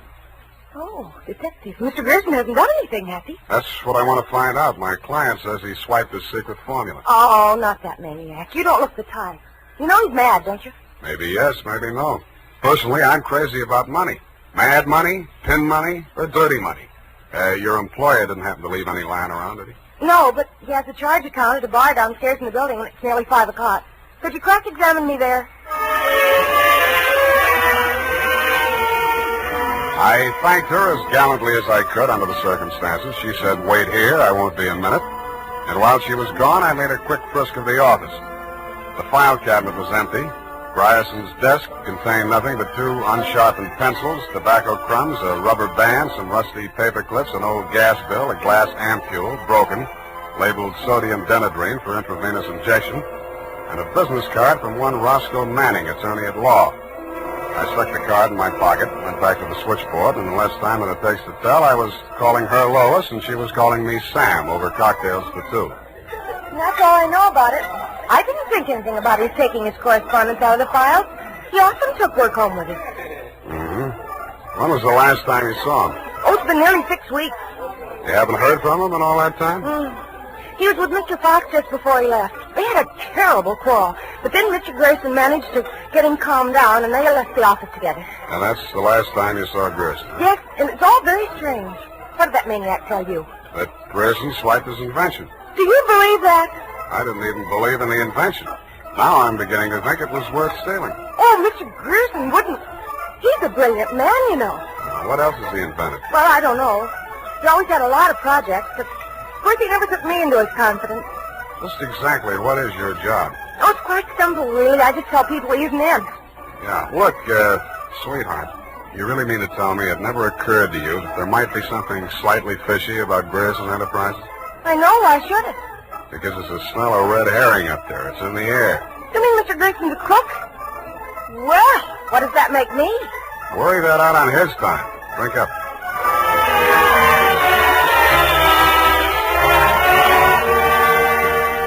She looked as if she were telling the truth. Though with women, especially blue-eyed women, that doesn't always mean anything. If she had anything more to tell, she obviously wasn't ready yet to tell it. I asked her to come up and listen to my Herb Jeffries records. She said my apartment needed a woman's touch. I handed her a broom. She hit me on the head with it and left. And so to bed. Up the Times and phoned my client. He wasn't in. Then I phoned a guy I know who sometimes knows about things and asked him what sodium denibray was. He said it was a sedative and or a truth serum, a mental-type drug. I wondered what Grierson had been using it for during office hours. I also wondered what else he'd been spending money for. I phoned another guy who knows about other things, and he called me back with the name of Grierson's Bank, Golden Gate Trust. An hour later, to my surprise, I actually had something to go on. Because in the past 6 weeks, checks totaling $50,000 had been deposited at Grierson's account, all drawn on the Citrus Exchange Bank of San Anselmo, and all bearing the signature of one Carl Birdwell, M.D. He wasn't hard to find. It was a big place in the outskirts, and the sign on the gate said, Mary F. Hotchkiss Hospital for the Mentally Deranged. Dr. Birdwell's cottage was one of 5 without bars on the window. He was spraying his roses. So that cystectomy of Dr. Koba's, how are those convulsions? Coordination all right? Can't complain. Got the use of your fingers back? Good. Pick up those shears. I want all those ragged edges. Cut off the hedges. Well, why don't you hire a gardener, or did those checks to Grierson use up all your ready cash? Eh? Oh, I thought you were the cystectomy. Good Lord, you're that convolutional melancholiac. You're not allowed out on the grounds. Guard! Guard! Now, wait a minute, Doctor.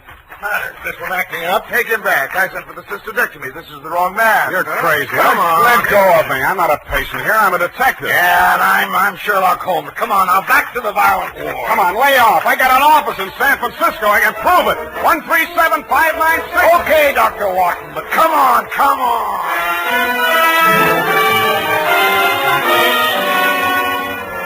And in more time than it takes to tell, due to the guard's jiu-jitsu, I was disrobed, straitjacketed, and rolled into a wet sheet. A full-fledged inmate of the Mary F. Hotchkiss Hospital for the Mentally Deranged, which is exactly where I belong for having taken Mr. Fox's $25.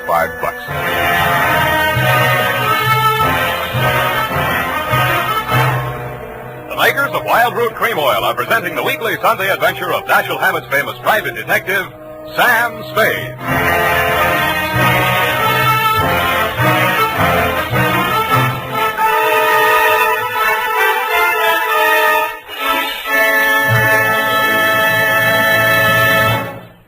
If you want the well-groomed look that helps you get ahead, socially and on the job, listen.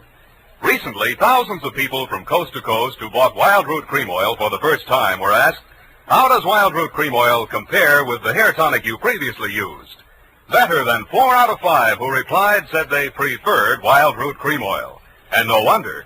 Wild Root Cream Oil grooms the hair neatly and naturally, relieves annoying dryness, and removes loose dandruff. What's more, Non-alcoholic wild root cream oil is the only leading hair tonic that contains soothing lanolin. So ask for Wild Root Cream Oil Hair Tonic. Again and again, the choice of men who put good grooming first. By the way, smart girls use Wild Root Cream Oil too, and mothers say it's grand for training children's hair.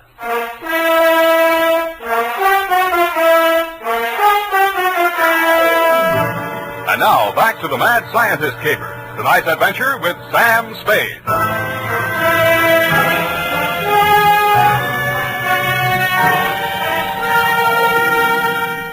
I have been shot, stabbed, slashed, pistol whipped, and sapped into unconsciousness. But until you have spent a night rolled up in a wet sheet, Dundee, you don't know what punishment is. You feel hot and cold at the same time, too miserable to sleep, too exhausted to stay awake. And after 4 hours of it, you just give up and join the crazies pushing up the daisies. There's only one thing I can say in favor of the Mary F. Hotchkiss Hospital for the mentally deranged. They get the patients up early. By 6:30 in the a.m., I had been rolled out of the sheet. By 6:45, I had thawed out enough to be taken out of the straitjacket by an orderly. I was glad to be out of it because it was very heavy, and that gave me an idea. I picked it up and swung it. In less time than it takes to tell, I was in the orderly's uniform, out of the violent wing, and shuffling up the walk through Dr. Birdwell's rose garden and through his cottage door. Good morning, Dr. Birdwell. Good Lord, who let you in here? What do you want? I was trying to tell you yesterday when I was so rudely interrupted. Hey? Oh, yes, the detective. Did you say Grierson sent you? I didn't say that. I'm afraid you'll have to be absolutely specific or I can't help you. All right. My client is an inventor who claims that Mr. Grierson stole a formula from him, got a patent on it, and stands to profit to the tune of about $1 million. The last two items check.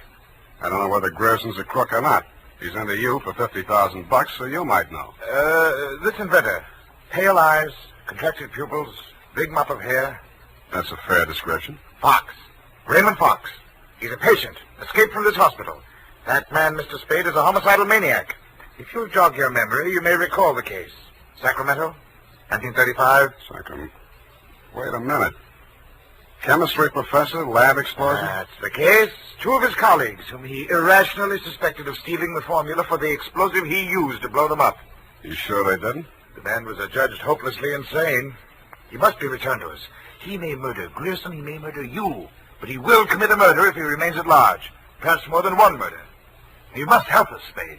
Like you, Doctor, I can't help unless you're absolutely specific about a couple of things. Your connection with Grierson, for instance. I invested in Grierson's firm. Uh-huh. How did Fox meet Grierson? He was allowed a certain degree of freedom here during his rational periods. I guessed that he went through my papers or overheard one of my conversations with Mr. Grierson. Mm-hmm. Do you know he retained a lawyer? Huh? Manning, smart patent lawyer. You must think Fox has a case. Oh, surely not. Grierson thinks so, too. You've talked to Grierson? No, but I've examined his bank statements. The bank allowed that? I told him I was Grierson's attorney. The point is, Grierson is broke. Why? Because he's paid out every penny you gave him to the order of Roscoe Manning, attorney at law. And you know what I think, Doctor? Yes? I think Raymond Fox is crazy like a fox.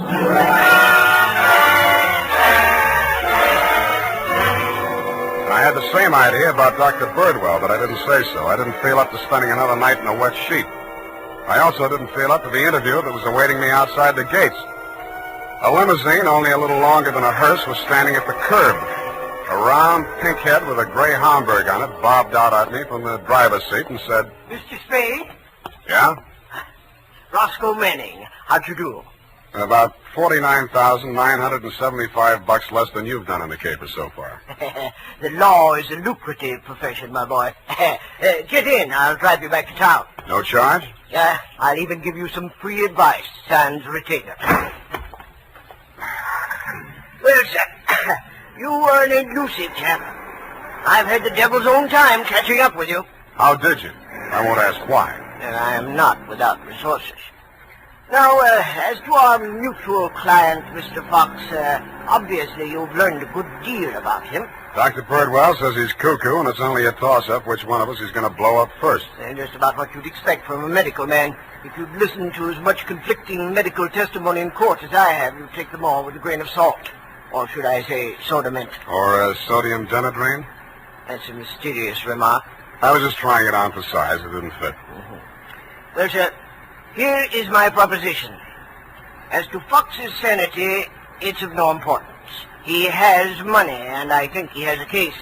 We can always get a doctor to say he's back in his right mind. Where do I fit into your scheme? You just keep looking for Grierson. And watch that secretary of his. I don't trust her. Anything else? Oh, I almost forgot. Here's $500, and here's your ticket to Chicago.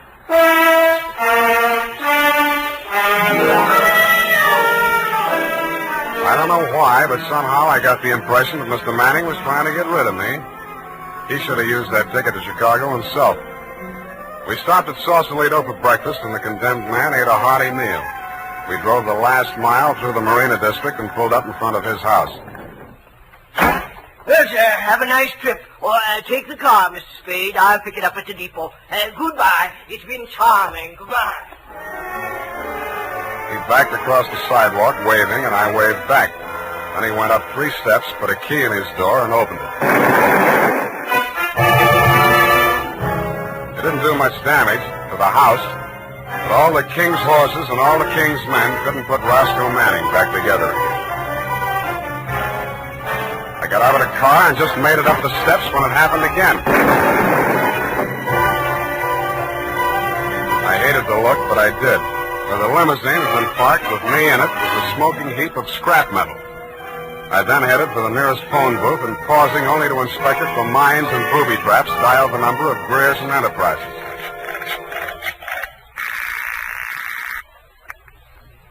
Grierson Enterprises. Lois, Sam Spade. Sam, darling, thank you for the present. What present? I haven't had a chance to open it yet, but I think I can guess what it is. A traveling clock.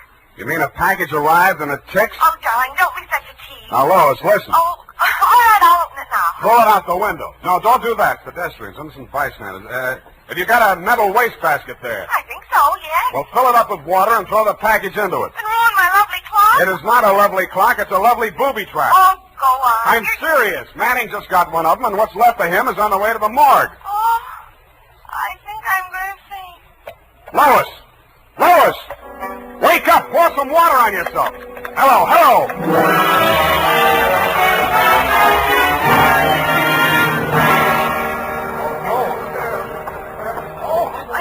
Let me through here. Come on, let me through.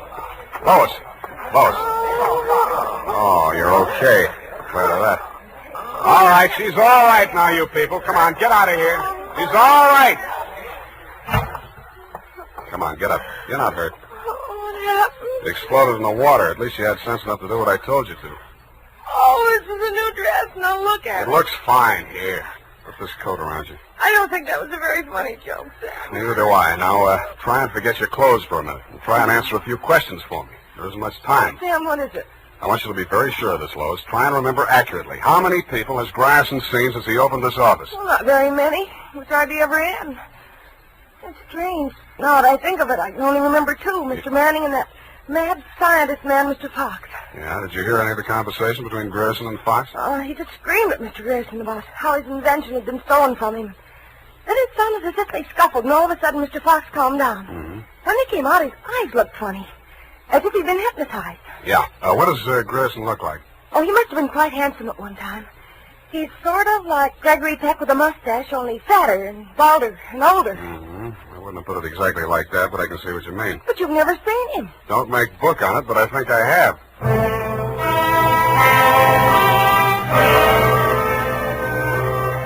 I made 3 phone calls. One to a crime reporter I don't like very well, giving him a false story on the death of Lois, Grierson's secretary. Another to my client, the mad scientist, alias Raymond Fox, and one to Dr. Birdwell. Then I went to my apartment and waited. My client arrived 5 minutes before the doctor. When Birdwell came in, my client said, Aha! That's he.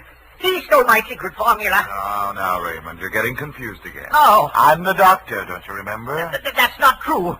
Your name is Grierson. Oh, he's much worse. He's identification. Now, you must try to remember, Raymond. Nobody's going to hurt you.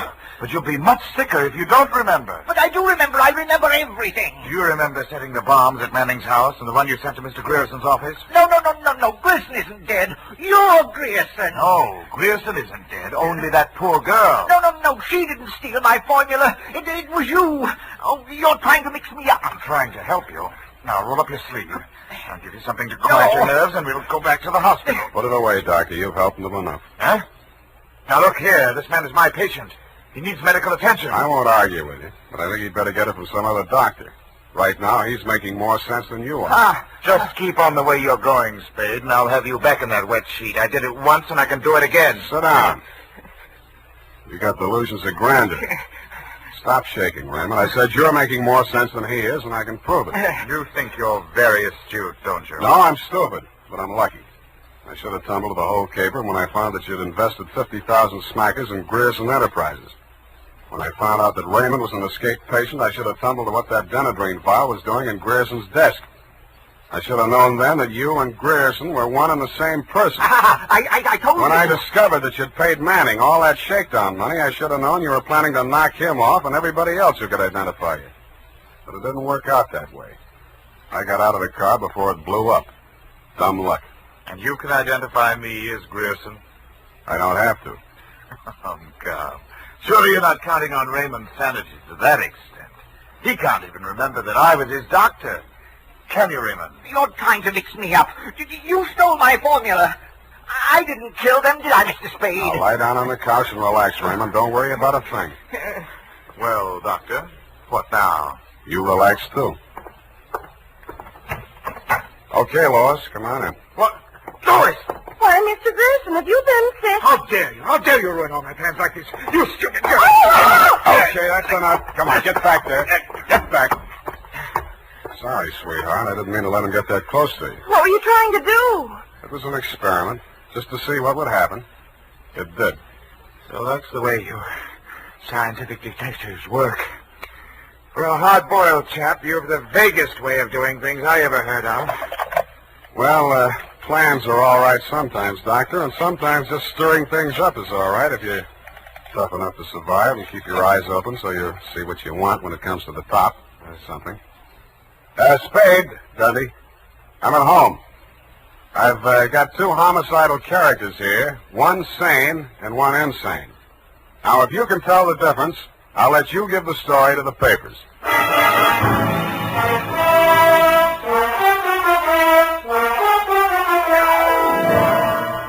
And that, Lieutenant D, is the crop. You picked the wrong one. Figures. It's as simple as this. Raymond Fox was the loony, but Birdwell, alias Grierson, conceived and executed the whole scheme, including the explosions. Don't worry about Fox. He's now back at the hospital working on a new secret formula. I don't know what it is, but it might be an anti-truth serum, because that's how Birdwell got the Penetron formula, by using truth serum on the mad scientist to make him talk. Anyway you figured, he's crazy like a fox. His enemies are all dead or on their way, and he's as snug as a rug in a bug house. Period. End of Looney Tunes. Well, of all... Well, just imagine. Well, it takes all sorts to make a world, I guess. Well, I guess you never spoke a truer word, Effie, but don't forget a stitch in time saves 9. Don't feel too badly about it, Sam. Better late than never. You took the words right out of the horse's mouth, but it's later than you think, Angel. Type that up, Angel, and while you're at it, see if you can think up a way to teach an old dog new tricks.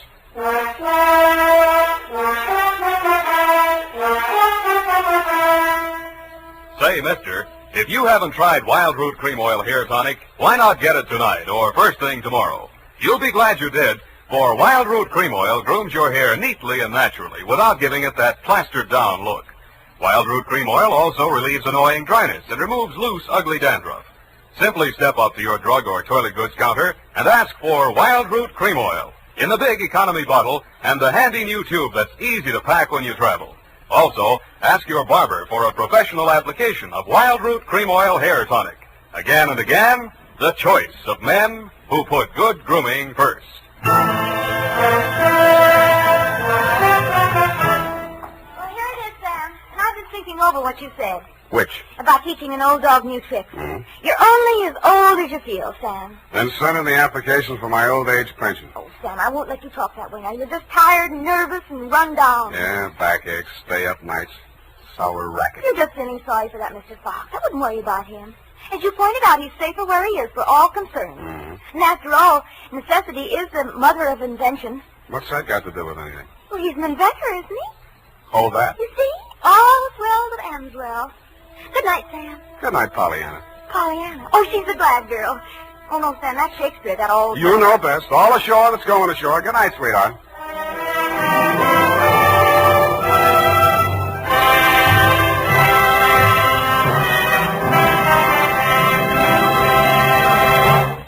The Adventures of Sam Spade, Detective.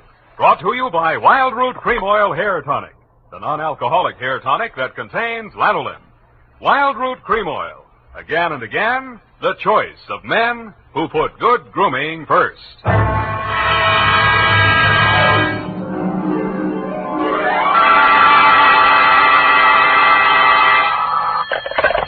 Spade Detective Agency. Bernadine, anything wrong? You sound almost human. It's not Bernadine, Sam. It's me, Effie. F. But I'll tell Bernadine about your compliment. How are things? Well, I've made out as best I could. I don't want you to think that I begrudged you a vacation. After all, you have worked hard. You did deserve it. Sam Spade, is that all you have to say to me? I'm not putting the blame on you. After all, it is a state law, so I can hardly accuse you of letting me down at a time when I needed you most. Well, you might at least ask me if I had a good time. I'm sorry if your conscience bothered you. Oh, well, it didn't. I had a divine time, and I met all sorts of interesting people. Mostly men. You don't say. What else? Well, it was this desert ranch, you know, with a lot of buttes around. You mentioned those. No, Sam, no. They're the result of erosion. Those outdoor types, they go to pieces. Sam, are you pulling my leg? Not over the phone, Abby, but stay where you are. I'll be right down to look at your snapshots, and when you have the time, I'll dictate my report on the missing Newshawk caper.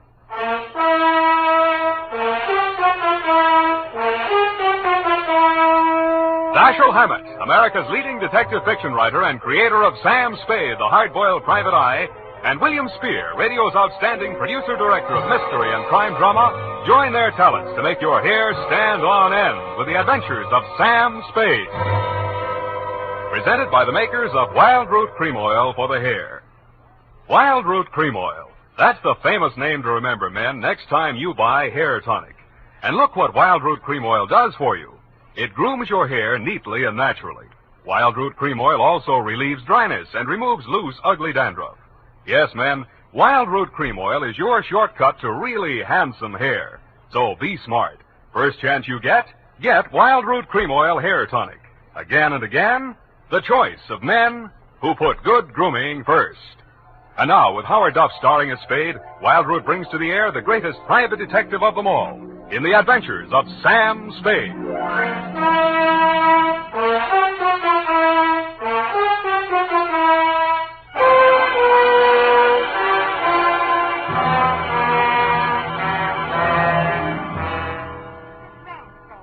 Just outside of Kanab on Virgin River. Kanab, the Pearl of the West. Uh-huh. And did I mention the buttes?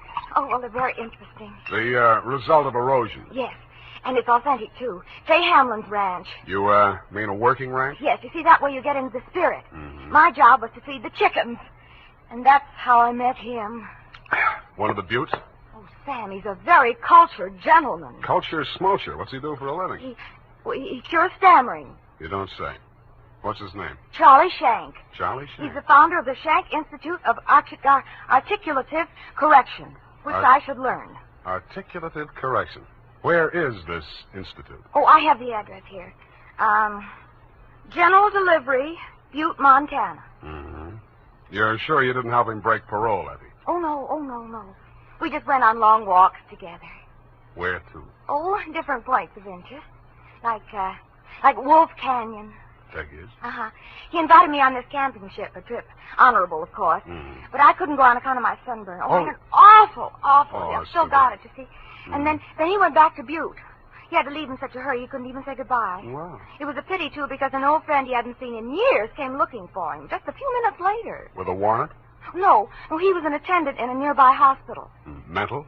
Oh, yes. Very intelligent. He read me some of his poetry. Maybe you've heard it.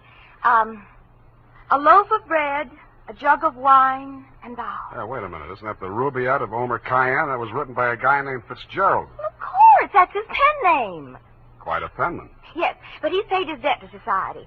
And the other time it was a bad beef. Oh, He naturally. told me all about it. Yes.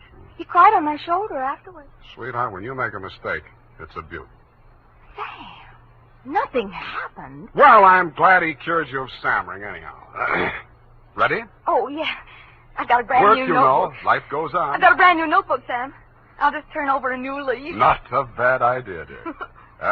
Date July 18 to Mr. Alex M. Youngblood. Try that again. Mr. Alex M. Youngblood, P.O., Box 317, San Francisco. From Samuel Spade, license number 137-596. Dear Mr. Youngblood, I need a vacation myself. You need Charlie Shanks. Sounds hard, Sam. Fortunately, until I met you, my only experience with any of the men and women who make your newspaper run had been with one of your corner newsboys who shortchanged me 2 times within as many days. I have not read your rag since. But your name looked imposing, and so did the $300 check upon which you had written it.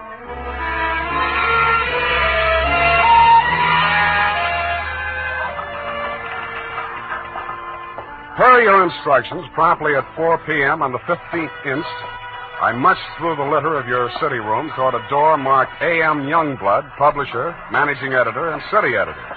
I wondered if you were ambitious, frugal, or 3 men. I did not know that you had good taste until I saw the trim, 20-ish, and toothsome secretary in your outer office. Hello. You're new here, aren't you? Well, I'm not exactly here. I'm just here to see Mr. Youngblood. The name is Spade. Samuel Spade? Sam, except for my most intimate friend. Well, my advice to you, Sam, is to beat a hasty retreat. He's in a foul mood. Oh?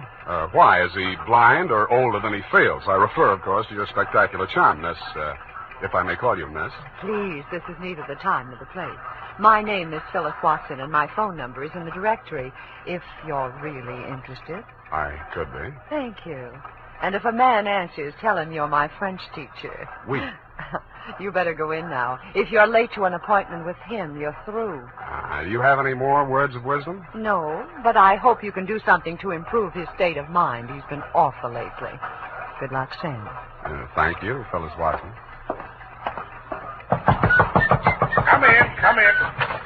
Now, 1 minute past 4. You must be Mr. Spade. That's right. You're almost late. Sit down, Spade. Cigar? No, thanks. Well, don't expect me to offer a drink.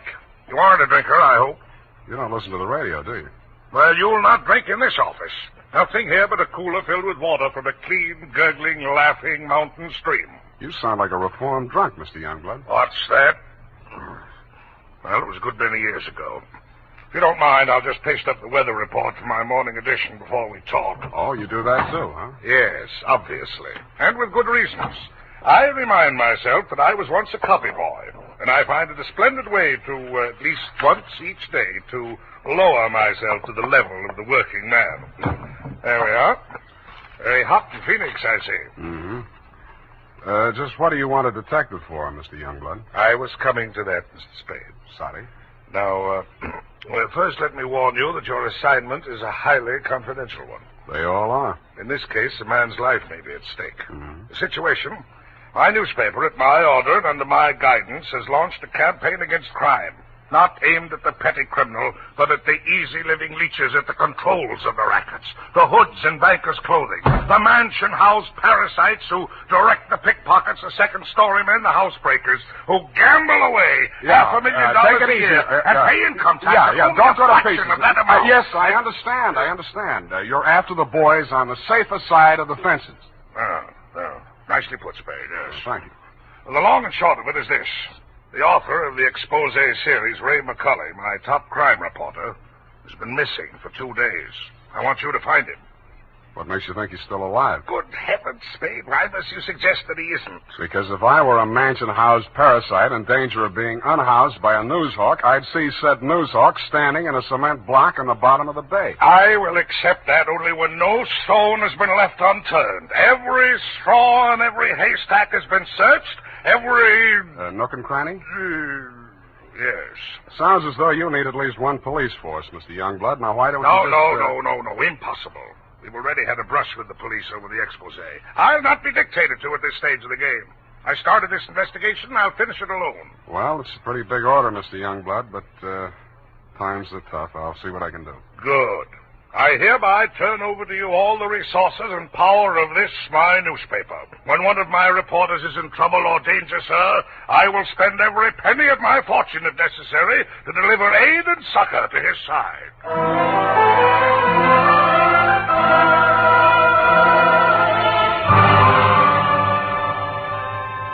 You then gave me Ray McCully's expose stories to date. I saw why you, his family and friends, and his creditors could have been worried about him. They were hot. One followed a stolen car from the time of the heist through the alteration of the body color, tire brands, license number, motor serial number to the time it was shoved onto a used car lot. They named names all the way through. And another did the same to the firm of Otter, Badger, and Mole, furriers, and alleged manufacturers of coats from clouted pelts. Ray McCully had dropped out of sight right after that story had been published. So I left your office hoping that I'd reach the address of Otter, Badger, and Mole before closing time. I did. The plushy showroom was occupied by a dozen attractive fur-bearing models, female, but wax. The live models, male, were wearing padded shoulders, pointed shoes, and coats tailored for underarm artillery. They would have looked more natural at Madame Tussaud's waxworks, Bertram the burglar section. Hey, oh, hey, what'll it be? Something for the little woman? Where do I find Mr. Otter? You the law? Leo sent me.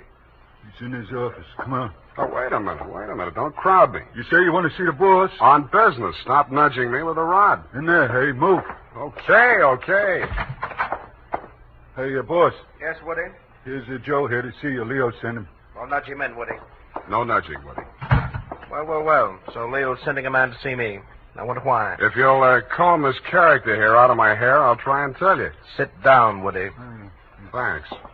You're new in town. Yeah, that's why Leo sent me. A local muckraker named Ray McCully interviewed you. He also interviewed Leo, but it didn't get printed yet. Leo wants to find him. So do I. How can I help? Well, he walked out of here, went to his hotel, wrote the story, and mailed it in. That's the last anybody's seen of him.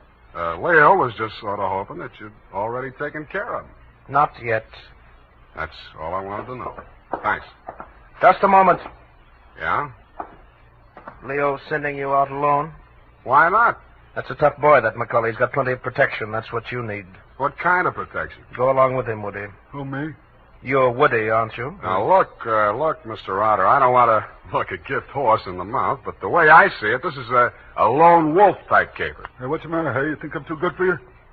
Well, Woody, I wouldn't say that. Good, it's settled then. Take care of him, Woody, and don't mix it up with any of Leo's boys. If he's out to get that rat McCully, he's our friend.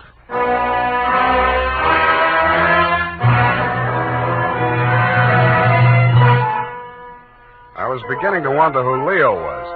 I'd grabbed the name off a calendar on the wall, Leo's Van and Storage. I didn't know whether he was the Leo Mr. Otter didn't like, and I hoped I wouldn't find out. The best way I could think to keep from finding out was to shake Woody. On the way uptown, I walked him past 4 police stations. Crossing Market Street, I pushed him straight into the arms of a traffic cop who begged his pardon and let me off with a warning. At the Blue Bottle Bar and Grill, I gave Joe, the bartender, the Mickey Finn sign, but Woody liked it. He ordered another. Then he said he knew a place on Columbus where the drinks were even better. It was called Leo's Place. I wondered if that meant anything.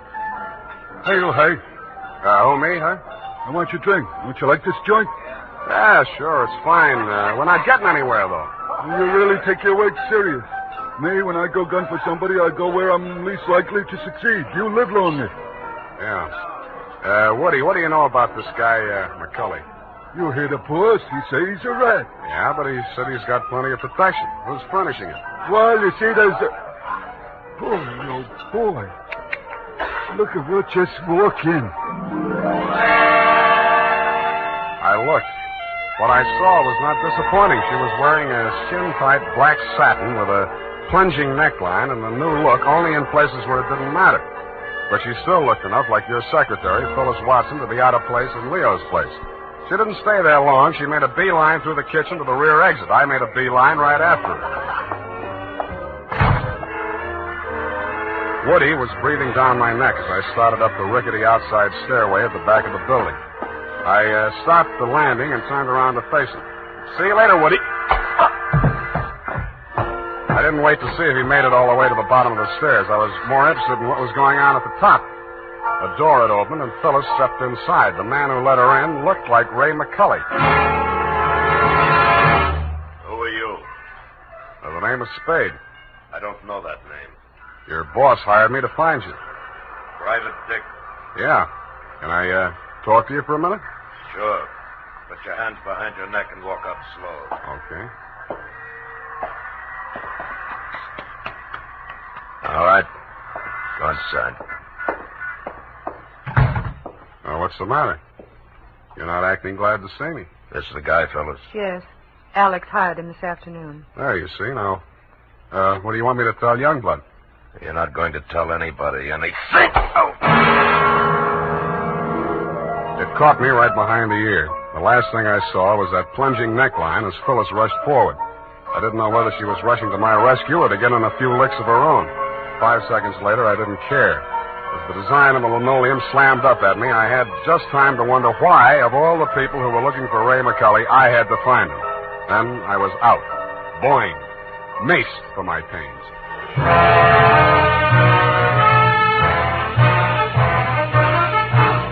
The makers of Wild Root Cream Oil are presenting the weekly Sunday adventure of Dashiell Hammett's famous private detective, Sam Spade.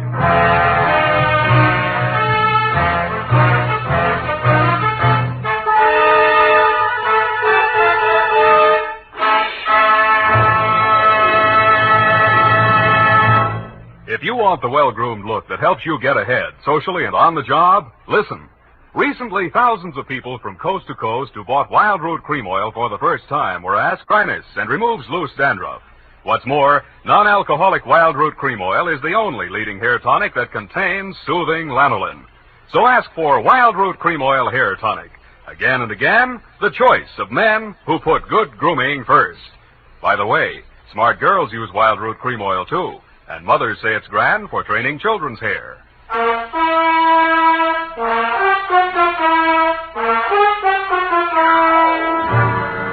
And now, back to the missing Newshawk caper.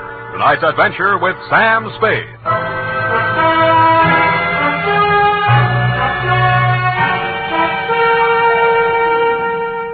I was lying on the floor in a room with nothing in it but a sink, an army cot, a square of dirty linoleum, and a body. I staggered to my feet, ran some cold water over my head, and took a closer look. It was Ray McCully. He was a very dead crusading reporter. He'd been stabbed clean through with a long-bladed kitchen knife. It said on the handle, property of Leo's place. I went through his pockets. In his wallet, a press card, a police card, union card, and 10 genuine, crisp, new $1,000 bills. That gave me a line on the killer. He was crazy. So was I. I left it on him, too. Folded up in his vest pocket, I found 2 newspaper clippings, one from the Chronicle and one from your paper. Both weather reports for the same date. It was very hot in Phoenix, according to both papers. But according to your weather report, the temperature in Needles, California was 135 degrees. That needled me. So did the slip of paper I found on his shoe. The number 9 and a date had been stamped on it with a rubber stamp. The date was the same as that of the weather reports. I turned it over. It said Ruthie's Booth, Manson Bowling Alley.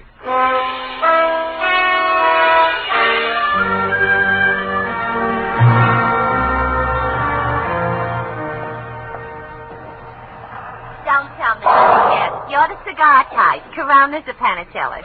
Thanks. I'm just shopping. I got a nice line of notions. So have I. No, I mean the dolls, the Hollywood dolls. You know, for the bed, only $1 plus tax. Very reasonable. Say, what's on your mind? Leo sent me. Oh.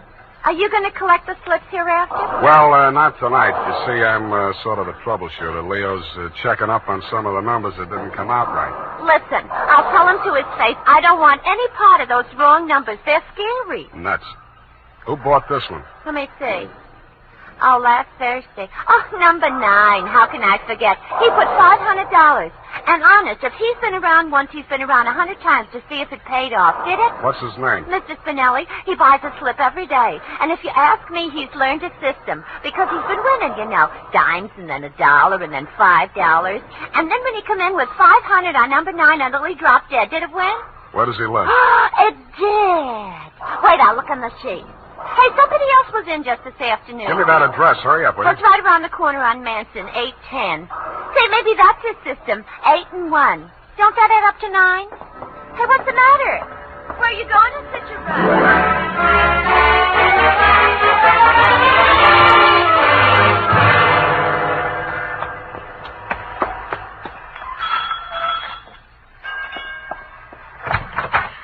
Please, come back later. Tomorrow. Next week. Are you Mrs. Spinelli? Yes, please. I had so much trouble. Is your husband home? Oh, my poor man. They take him away. He's dead. Oh, I'm sorry. How did it happen? Who are you? I'm a detective. Maybe I can help you. May I come in? All right. Come on.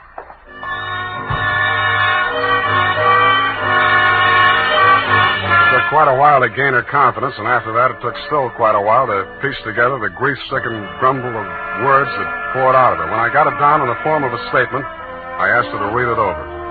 Item, statement by Mrs. Arturo Spinelli.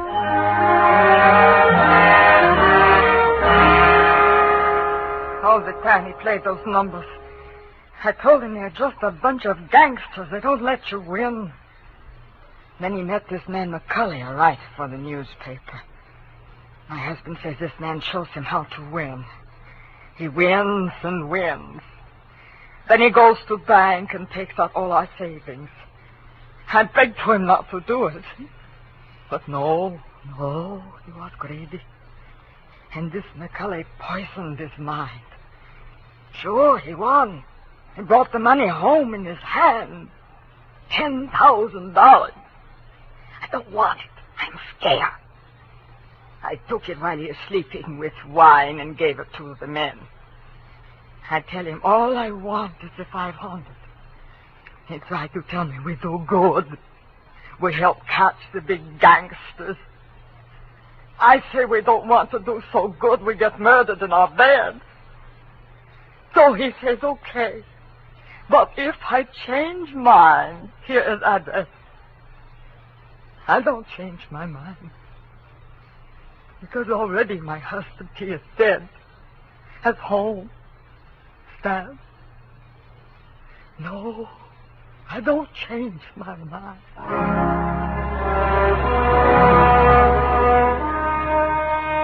She signed it, and I left her alone with her grief. I wasn't working for you anymore, Mr. Youngblood. You hired me to find you a reporter, and I had. And I wished I hadn't. The rest of it I did for myself. You weren't in your office when I got there, but Phyllis was. I found her behind the city desk in the act of dropping tomorrow morning's weather report into the slot. I grabbed it out of her hand. What? Oh, it's you. Where's your boss? At home, I guess. We'll talk in his office. Come on. Sam, I can explain how I You're happened going to to be... explain plenty before I'm finished with you. Sit down. Oh, you... I have to be so rough. What's the matter with you? Plenty. I'm stupid. I was stupid to take this job, and I was stupid to play it cagey with you. I should have beaten the story out of you before the trouble started. It's a little late in the day now, but not too late to send you up for McCully's murder. Oh, you're insane. Ray McCully was... I'm the only one who ever tried to help And you. I'm the only one who can place you in that room, not 10 minutes before the murder. I told you I can explain Stop why... trying to save your own skin. Spinelli was only one of a 500,000 poor dumb yucks that lose their nickels and dimes and dollars every day in the policy racket. Only he had the bad luck to win. There won't be any more lucky dead people like him if I have to make a patsy out of you to stop it. It won't stop it. Nothing will. Ray talked big and brave like you. Now he's dead. Yeah, with $10,000 dirty money in his wallet. I won't let you say things like that. Ray was an honest reporter, too honest. He thought Youngblood meant what he said about that cleanup campaign. Yeah, he did. He wanted to run this town by himself, clean up his competition.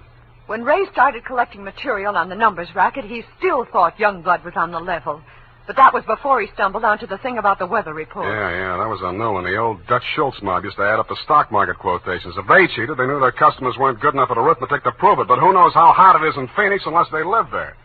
I don't know what you're talking about. Listen, that's how the number game works, sweetheart. The suckers pick a number from 1 to 10, see? The operators tally up the slips, and the least popular for that day has to win. The weather report doesn't have to pass through the copy desk, and with Youngblood pasting it up with a few strategic corrections, it was easy to make their winners look as if they were on the level. But of course, you had no way of knowing that. You only watched them do it day after day. You know, I couldn't understand why he did those things. It seemed silly falsifying a weather report, but it didn't seem as if it could do any harm. What did you meet McCully for? To get your cut of the 10 grand Spinelli was killed for? How dare you? I went there to warn him about you. Who killed him? I don't know. You're lying. All right, I'm lying. But I can prove that Ray was on the level. I've got the proof right here. The whole story he wrote on the numbers racket, even naming Youngblood as the head of it, his own publisher. I went there to get it. I was going to take it to another newspaper. Why didn't you? I can't tell you that. You don't have to. Mrs. Spinelli was confused, grief-crazed. She had to put the blame on somebody, and when she did, she got her revenge the only way she thought she could. She may have been right about that, but she killed the wrong man. Why didn't you tell me you knew who killed Ray? I wanted to give you a chance to tell me yourself. I'm glad you didn't.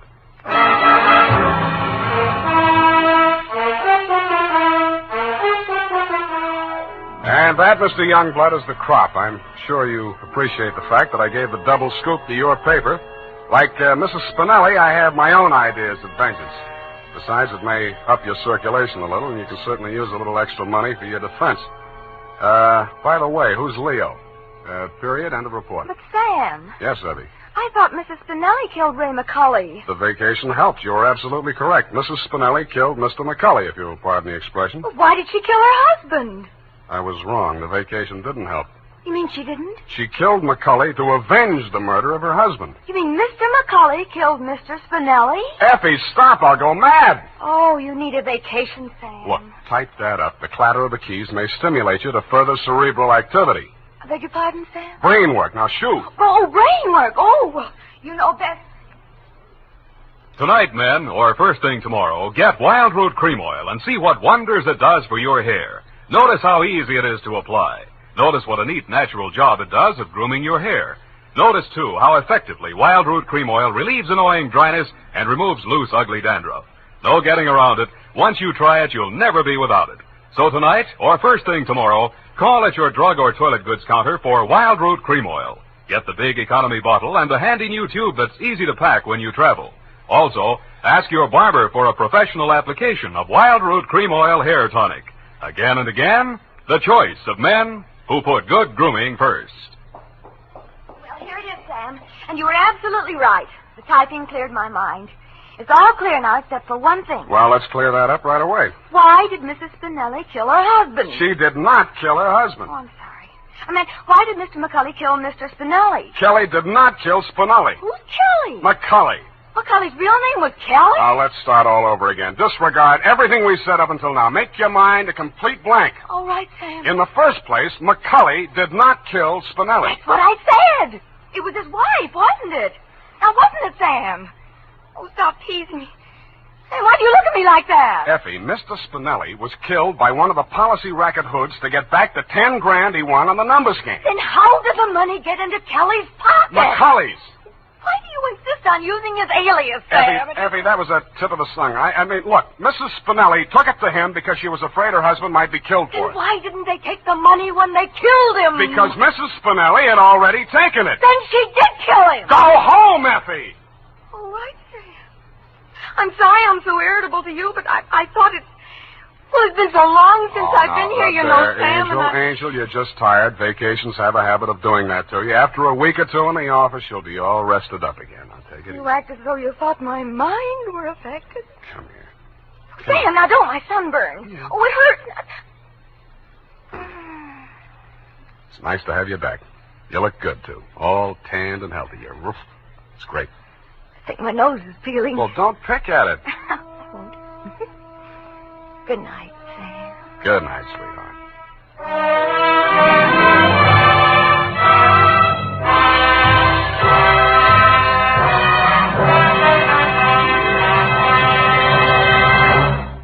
The Adventures of Sam Spade, Detective. Brought to you by Wild Root Cream Oil Hair Tonic, the non-alcoholic hair tonic that contains lanolin.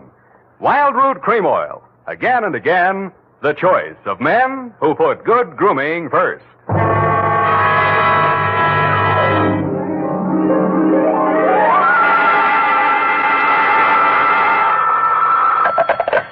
Sam Spade Detective Agency. Are you still there?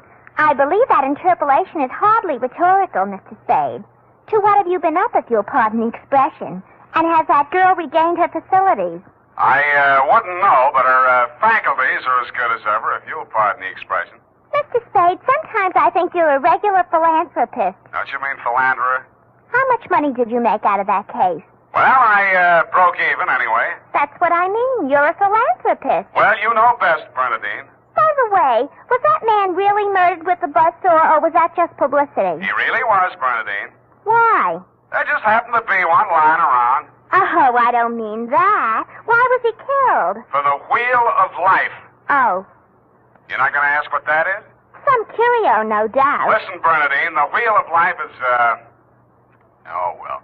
I suppose I don't have to tell you to stay where you are. Just sit quietly with your book in your hand, and I'll be right down to dictate my report on the wheel of life caper.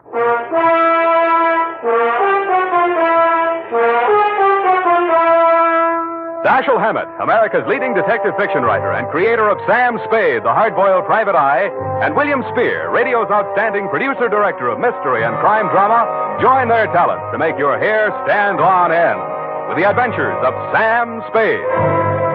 Presented by the makers of Wild Root Cream Oil for the hair. Come on, mister, give the gals a break. Treat them to a look-see at a really handsome head of hair. Neat, well-groomed hair, the way yours is going to look when you spruce up with Wild Root Cream Oil Hair Tonic. Famous Wild Root Cream Oil grooms your hair neatly and naturally, relieves annoying dryness, removes loose, ugly dandruff. So, how about it, men? Why hold off any longer when now's the time to get Wild Root Cream Oil Hair Tonic? Again and again, the choice of men who put good grooming first. And now, with Howard Duff starring as Spade, Wild Root brings to the air the greatest private detective of them all in the Adventures of Sam Spade.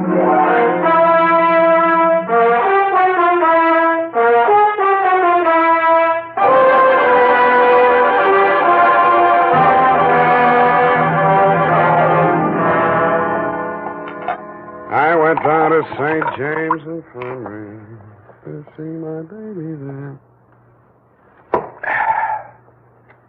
Ready, Bernadine, little flower? I'm way ahead of you. Keep it clean. No more than 3 erasures per page. Okie dokie? Doke. I mean date. Oh, I'd love to. July 11, 1948. To Detective Lieutenant Dundee, Homicide Detail, San Francisco Police. Subject, the Wheel of Life caper. Now, don't go away, Bernadine. I don't know why these things always have to happen to me. Under private detectives in the San Francisco Classified Directory, they're listed somewhere in the neighborhood of 60 agencies, several with large display ads. But somehow she managed to find me. It's all so strange, Mr. Spade. I hardly know where to begin. Well, the beginning is always a pretty good place to start, Miss O'Farrell. Yes, the beginning. It was like waking out of a nightmare you can't remember. Everything seemed out of proportion. Even the buildings along the street seemed to be leaning at a crazy angle. And then I realized I was traveling down a hill. I looked wildly around for something to help me get my bearings. And there was a street sign, O'Farrell, stuck in my mind, so I gave it to your secretary when she asked for my name. Uh-huh. What's your real name? I don't know. I don't know who I am, where I came from, or where I'm going. Mr. Spade, I'm so frightened. Now, wait a minute. A lot of people suffer from temporary loss of memory. Most of them recover. But amnesia is a sickness, and I am not a doctor. Oh. And you won't even try to help me?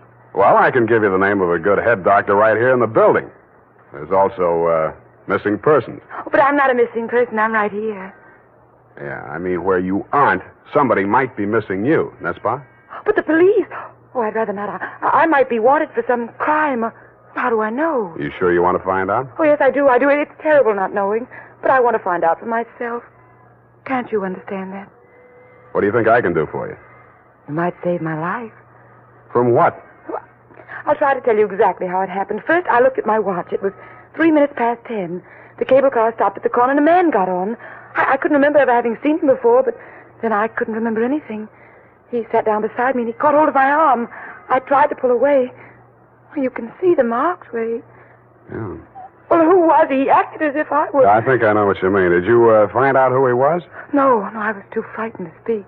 What did he say? He sort of growled it out of the side of his mouth, but it sounded as if he said, Lathrop wants to see you. You remember anybody named Lathrop? I can't remember anything before 3 minutes past 10 this morning. Well, let's go on with since then. The guy grabbed you, said somebody named Lathrop wanted to see you, and then what? I went into a panic. I managed to jerk away from him, and I jumped off the moving car, and then I looked in the classified section, and I found you. Why me? I don't know. Name, I guess. A spade to dig up my past. Please, Miss O'Farrell. Do you think I'm very silly? No, I think you're very beautiful. I wish you could remember whether you're married or not. Oh, no. Well, at least I have no wedding ring. What have you got? I mean, besides what's visible. Well, I couldn't find much of anything. I went over my clothing. There don't seem to be any marks of any kind. Oh. Well, you got any money? A little over $300. Let's have it. The purse, too. All right. Lipstick, aspirin, bobby pins, Kleenex. Nothing here. They couldn't have been bought in any drugstore. Powder. Hey, what kind of powder is it? Then there was this in my coat pocket. Match folder. Sailor's Rest Bar, Hotel Calcutta, 1100 Embarcadero.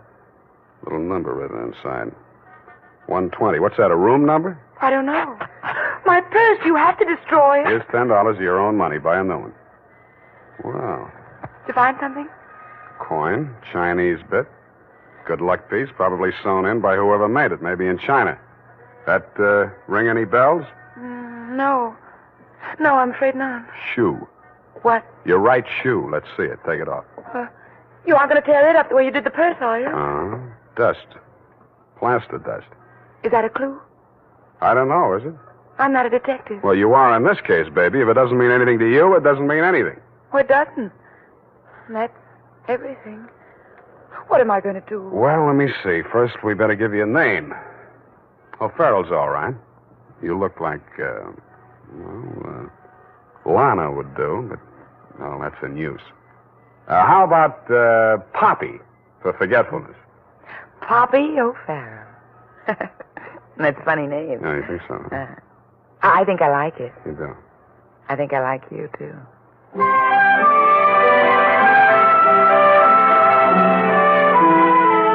I liked her, too.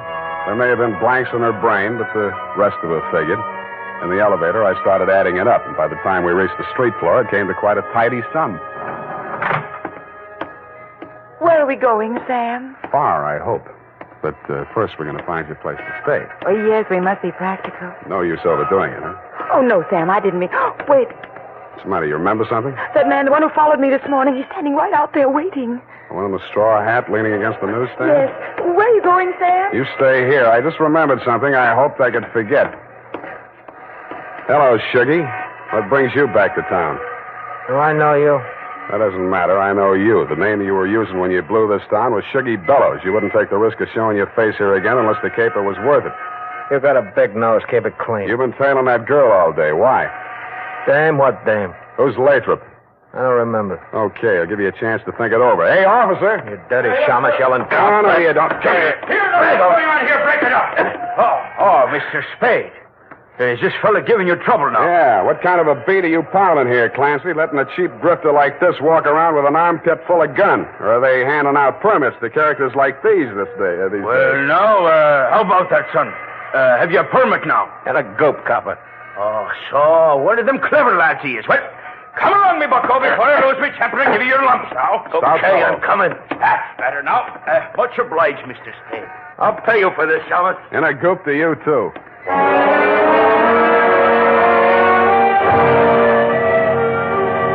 I was sure he would, but I was also sure that I wouldn't have to worry about him for the rest of the night. I checked Poppy O'Farrell in at the Belvedere, locked her in her room, and told Tiny Stover, the house dick, to keep an eye on her. When I left him, he was, and he seemed to be enjoying his work. Then I headed for the Embarcadero.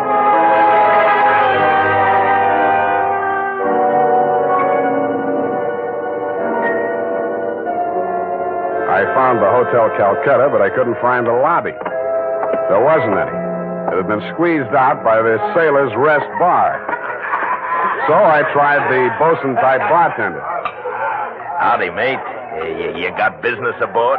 Yeah, where do I find the purser? Hey, went ashore. All the officers went ashore except the janitor. He's passed out in his bunk. Oh? How about the passenger? You're in the thick of them right now. They spend most of their time and their money right here. Which one belongs to 120? You a dick? Yeah, but I got $10. Well, what I can tell you ain't worth it, but thanks anyway.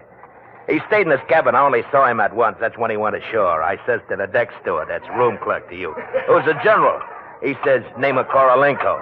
I noticed him because he was a real creep, see? 6'4", of solid brass. His head stuck up in the air, and he didn't move nothing from his stern to his shoulders. A real Frankenstein. Do I keep it then? Yeah. Do I get a look at his room? Yeah, sure. Go ahead. Who's stopping you?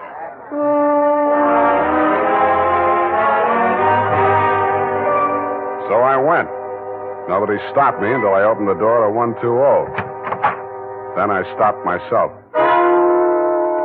It was an inside room with one small window and an air shaft, but it looked as if a flurry of snow had blown in. The floor and the rest of the flat surfaces were sprinkled with a fine, dirty white powder. It wasn't snow, it was dust, plaster dust, like the stuff I'd found in Poppy's handbag and on her shoes. I shook the place down, not expecting to find anything. I didn't until I opened the wardrobe.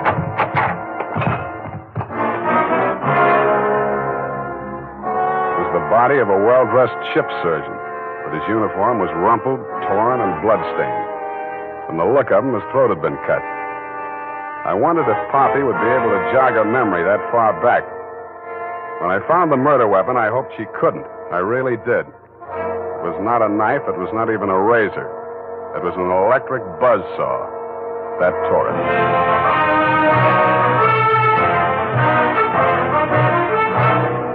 The makers of Wild Root Cream Oil are presenting the weekly Sunday adventure of Dashiell Hammett's famous private detective, Sam Spade.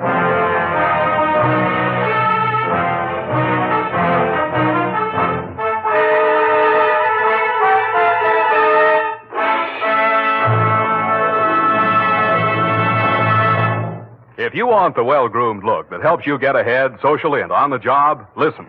Recently, thousands of people from coast to coast who bought Wild Root Cream Oil for the first time were asked, how does Wild Root Cream Oil compare with the hair tonic you previously used? Better than 4 out of 5 who replied said they preferred Wild Root Cream Oil. And no wonder. Wild Root Cream Oil grooms the hair neatly and naturally, relieves annoying dryness, and removes loose dandruff. What's more, non-alcoholic Wild Root Cream Oil is the only leading hair tonic that contains soothing lanolin. So ask for Wild Root Cream Oil Hair Tonic. Again and again, the choice of men who put good grooming first. By the way, smart girls use Wild Root Cream Oil, too. And mothers say it's grand for training children's hair.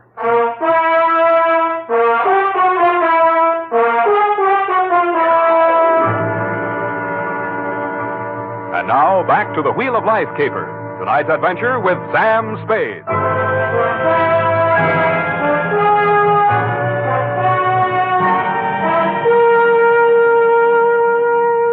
Times being what they are, I could use a little publicity. And so could you, Lieutenant Dundee, what with the elections coming up and you with no promotion all these years. This one time, I got it instead of you and wished I hadn't. The morning papers called it the Buzzsaw murder and went on shamelessly from there. Horror killing related by Private Eye. Stan Slade, ex-Pinkerton man, mum on mystery woman. Elderly sleuth, dodges photographers, denies hotel visit, was in bed with Apple and good book, says Peeper. There wasn't a word of truth in it, mainly because nobody could get at the facts. I wasted most of the day down at headquarters trying to find out what name Shuggy Bellows had been booked under. Then I dropped in at the Belvedere. Poppy had checked out. I decided to get back to my office and drink poison. I hardly got the desk drawer open when a sobering influence walked in. It was a Mr. 6'4" of solid brass. The Frankenstein who had been described to me by the bartender as the occupant of room 120. Excuse me. I am Korolenko. Please, I shall sit down. I am so heavy. Make yourself at home. Oh. Mr. Spade. Slade. Excuse me. I am so heavy. I am Korolenko. So you told me. I am really Spade myself. So, why are she hiding from me? Who? That girl, Miss Paget. Her I am paying 1 month in advance, $300 American. Me, she have dessert. I am not rich, only moderately wealthy. But you understand, it's not question for money alone. That ship's doctor, he was most kind to me. He cared to me even after I arrived. Now he are dead for his pains, his dirty tricks. Yeah, I know how you feel. Now, if you'll take it a little easy, I think we'll get farther. You say this girl's name is Paget, and she traveled with you. From McCloud, where she is the Florence Nightingale for Portuguese hospitals, forcing me to employ her, all others being Chinese nuns. That figures. You sick? No, only I am so heavy. They are breaking my back in traffic accident, rickshaw collusion. You're wearing a plastic cast? Yes, like a turtle. I am closed with my neck sticking out. Look, see? Now it is better as before. The ship's doctor trimmed the rough edges with buzzsaw. Buzz, buzz, buzz. I can walk. But it's like suit from armor, for which I alive. Look.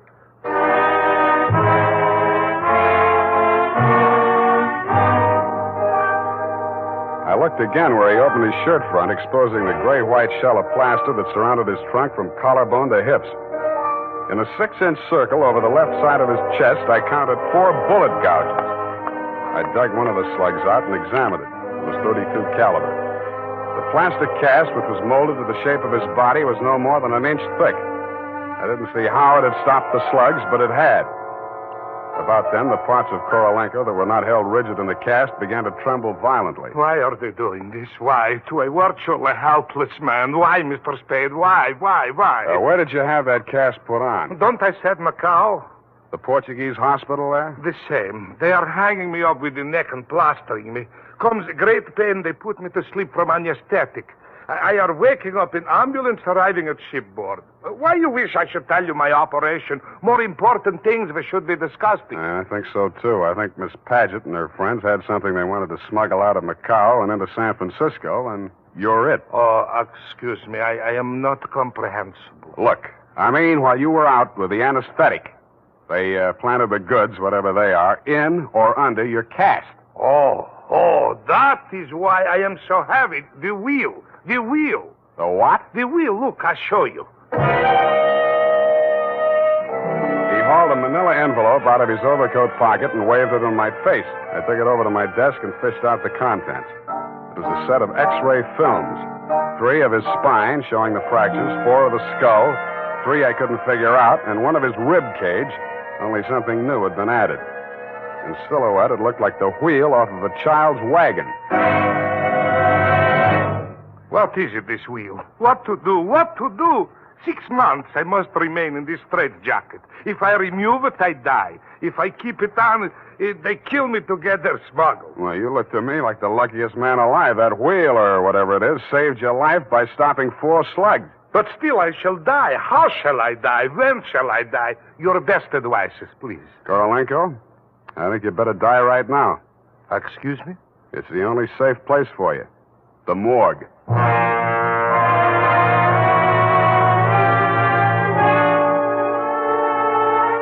I called my friend Maxie the morgue man, gave him pitch number 137596. He agreed to play along.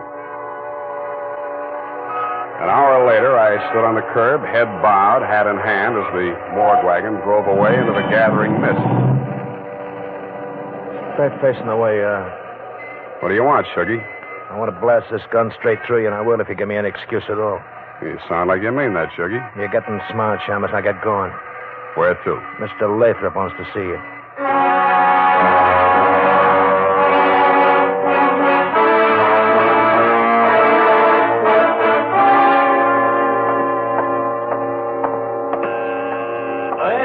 Yes, coming.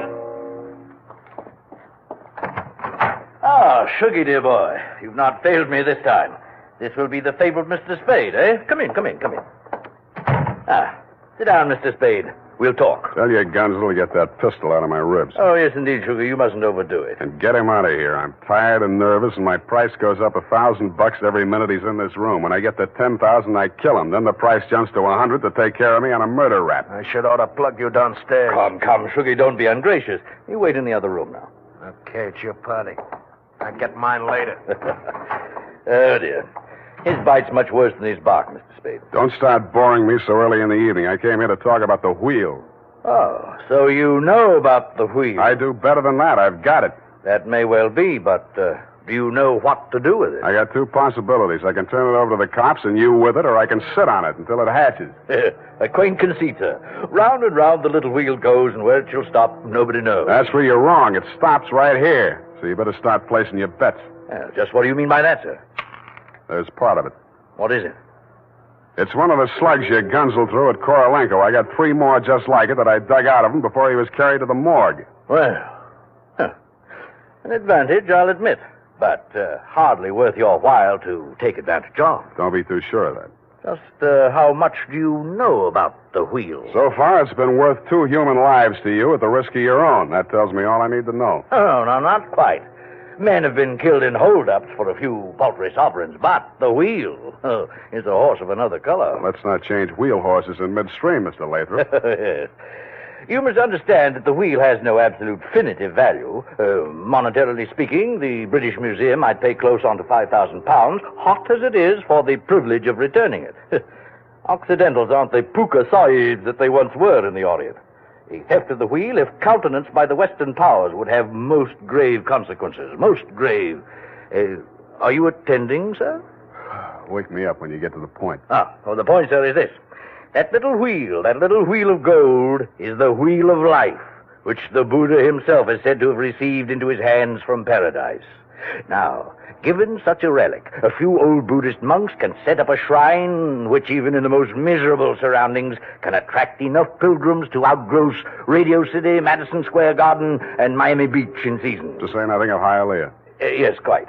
In short, we propose to act as booking agents for the wheel on a royalty basis with a percentage of the house. Mm-hmm. Why did you bring it to San Francisco? But, good gad, sir. Were we to bargain in the Orient, we should be hacked to pieces in our beds. I'll settle for a lump sum and let you do the bargaining. And your price, sir? We can talk money later. First, I got to give the cops somebody for the doctor's murder and for Korolenko. Well, that ought not to be too difficult. When may I expect delivery? I'll check on it. I went out to St. James Infirmary. City morgue. Maxie, Sam Spade. Yeah, Sammy. Deal's okay. Send it up. The address is... Sam, wait. Yeah? Sam, he ain't here no more. What happened? Somebody claimed him. A girl. Said she's his daughter. What did he do? Went on playing dead like you told him to. Maxie, where did she send him? Avalon Mortuary, corner of Lynch and Haight. Okay, by the way... Yeah, Sammy? Maxie, put some clean sheets in that morgue wagon, size 16. I may be your next passenger.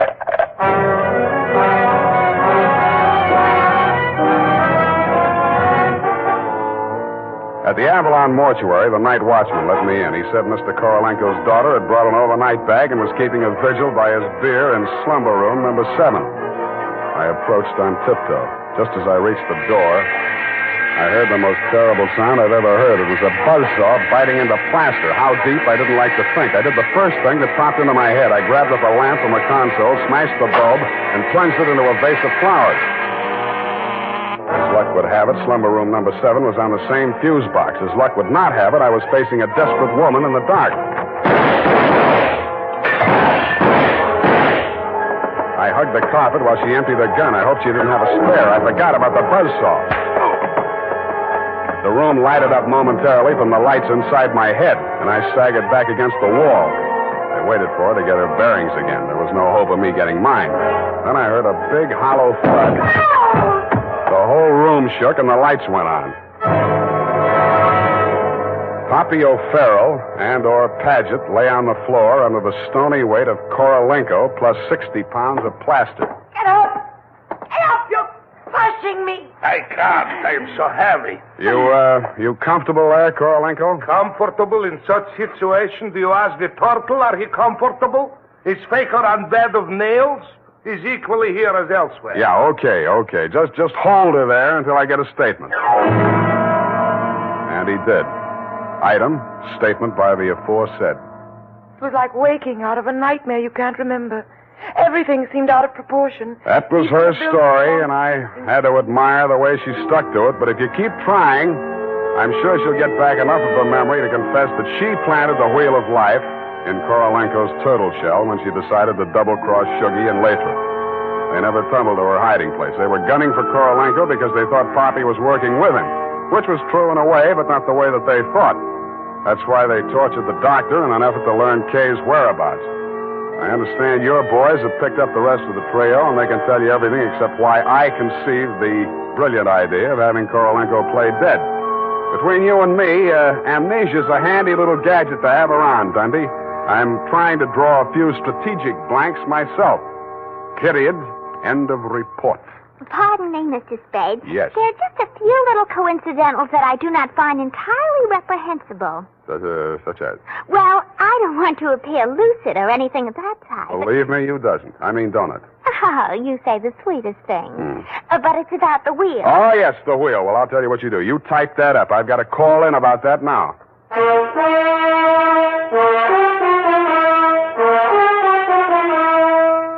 Tonight, when you're making out your must-do list for tomorrow, why not include a reminder to get Wild Root Cream Oil for the hair? Honestly, man, you'll be delighted with the neat, natural way Wild Root Cream Oil grooms your hair. The way it relieves that annoying dryness and removes loose, ugly dandruff. Just try it and see if I'm not giving you a good steer. Make a note right now to call at your drug or toilet goods counter for Wild Root Cream Oil.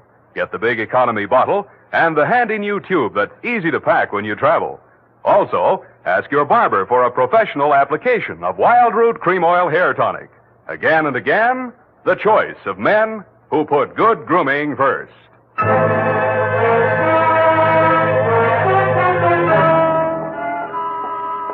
Did you ascertain the lowdown on the Wheel of Life? I certainly didn't. No, we won't know about that for 6 months. Because definitely, that plastic cast has to stay on him. Doctor's orders, you know. Oh, but I won't be here 6 months from now. You can say that again. But I won't be here 6 months from now. Stop repeating yourself.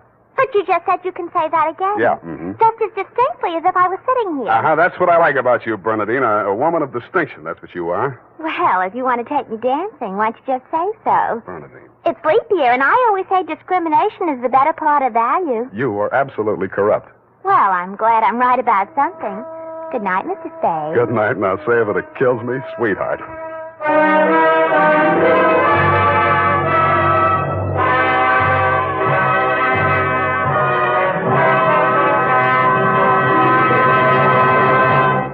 The Adventures of Sam Spade, Detective. Brought to you by Wild Root Cream Oil Hair Tonic, the non-alcoholic hair tonic that contains lanolin. Wild Root Cream Oil. Again and again, the choice of men who put good grooming first.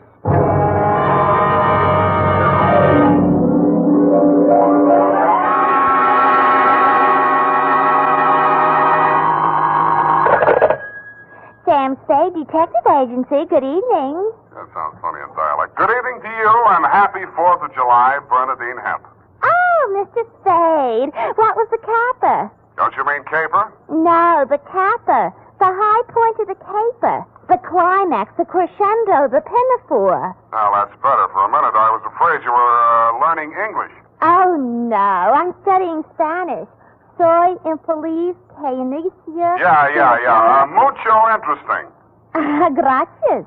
Shall I go home now? No, mal suerte. There's a little matter of murder in 2 languages, neither of which is Spanish, so stay where you are. I'll be right down to dictate my report on the Rushlight diamond caper.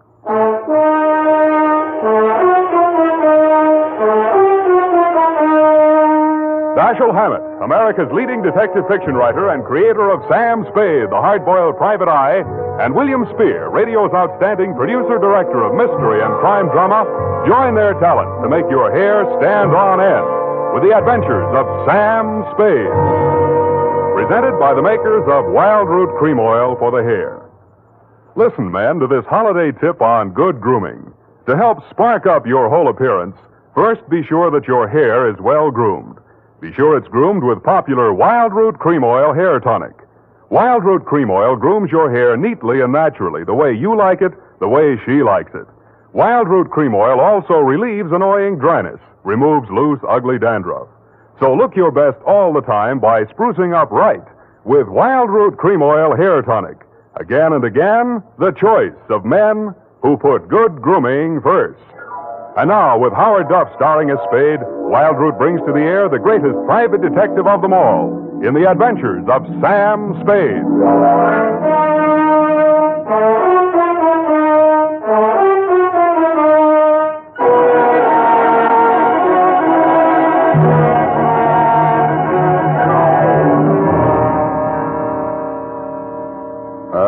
Date, July 4, 1948, to Mrs. May Rushlight, 21A, Granite Court. From Samuel Spade, license number 127596. Subject, the Rushlight Diamond. Dear Mrs. Rushlight, it was the kind of nice, relaxing assignment that comes my way just often enough to remind me that gumshoeing can be respectable. There was an air of quiet elegance about 21A, Granite Court, and about the butler who answered the door. He took in my rented gray topper and doeskin gloves, nodded approvingly at my wing collar, watered silk ascot, pearl gray waistcoat, morning coat, pinstripe trousers, and my spats with the mother of pearl buttons, and asked me if I were a florist. I set him to rights, and he led me up a flight of stairs to the early A.M. annex of your morning room. Mr. Samuel Spade. You're just on time, Mr. Spade. Mrs. Rushlight will be pleased. I'm Nancy Ward, Mrs. Rushlight's social secretary, and if you don't think that's tough to say, try it. Mrs. Rushlight's social... what's tough about that? You'll do. Definitely you'll do. Shall we dance? I will dance at her wedding. But don't get me wrong, I'm not secretly in love with Ralph Rushlight, and the bride is lovely. Just hate to see all that money going down the drain. Is there anything else you think I should know? You know what your job is. You're supposed to guard the wedding presents. That's simple because it's nothing but a lot of cheap silver. And stay away from the champagne. It's non-vintage. The food will be foul. The guests are the most dismal aggregation ever assembled. Sounds like a lovely party. I arranged the whole thing. I told you she's a lovely bride. What'd she ever do to you? I'd rather not say. I don't want to sound bitter. This way, Mr. Spade. The old hat. Mrs. Rushlight will see you now. Thank you, Florence Nightingale. Nancy? Oh. This is it, darling. Mr. Spade, come over here, young man, so I can get a better look at you. How's this? It's good. Turn around. Yes, you'll do. That'll be all, Nancy. Couldn't I be finishing up these place cards while you talk? Take them with you. Do them outside. Very well. Nosy girl. But nice. Nice nose. Oh, you too, eh? Well, I agree. That's why I'm marrying off my nephew to that wretched girl, Lotta Van Eyck. Have you ever seen Bugs Bunny, Mr. Spade? You don't mean the... They protrude. The ears? No, the teeth. As my late husband used to say of her mother, she could eat a tomato through a tennis racket. There's only one thing that'll prevent this wedding from being an utter disaster. She doesn't understand much English. Well, what's the matter with your nephew? A great deal, but it doesn't show. Suffice it to say, he has criminal tendencies and the mentality of a snail. Mrs. Rushlight, I don't like to seem forward, but why are you telling me all this? Oh, you're supposed to mingle with the guests. You'll need some conversation. Now, as to your assignment. The bride, being what she is, the wedding presents are hardly worth guarding, except for one. Ironically enough, it's from me. What is it, a machine gun? Oh, that's good. Oh, excuse me, I must write that down. And then tear it up immediately. Oh, dear. No, Mr. Spade. But it's bad luck, the Rushlight Diamond. You've heard of it? Something about it in the American Weekly a while back, wasn't there? Yes. It's not as large as the Hope Diamond, but there's not a flaw in it. My late husband, Roy Rushlight, bought it for his first wife. She sank with the SS General Slocum in Hellgate, the East River, 1904, over 1,000 lives lost. Luckily, she was wearing a paste copy at the time. I was only a young girl when I married Mr. Rushlight, and fool that I was, I signed anything his lawyers asked me to sign. After his death, I discovered that the diamond was to be mine only until the marriage of my husband's male heir, at which time it must go to his bride. Well, that's too bad. You say, though, that the Rushlight Diamond is bad luck. Oh, there's that, of course. I wonder if it's too much to hope. Well, I must go and help dress the bride. Go along downstairs, Miss Spade. Take this jewel case with you. Put it on the table with the other presents, and guard it well.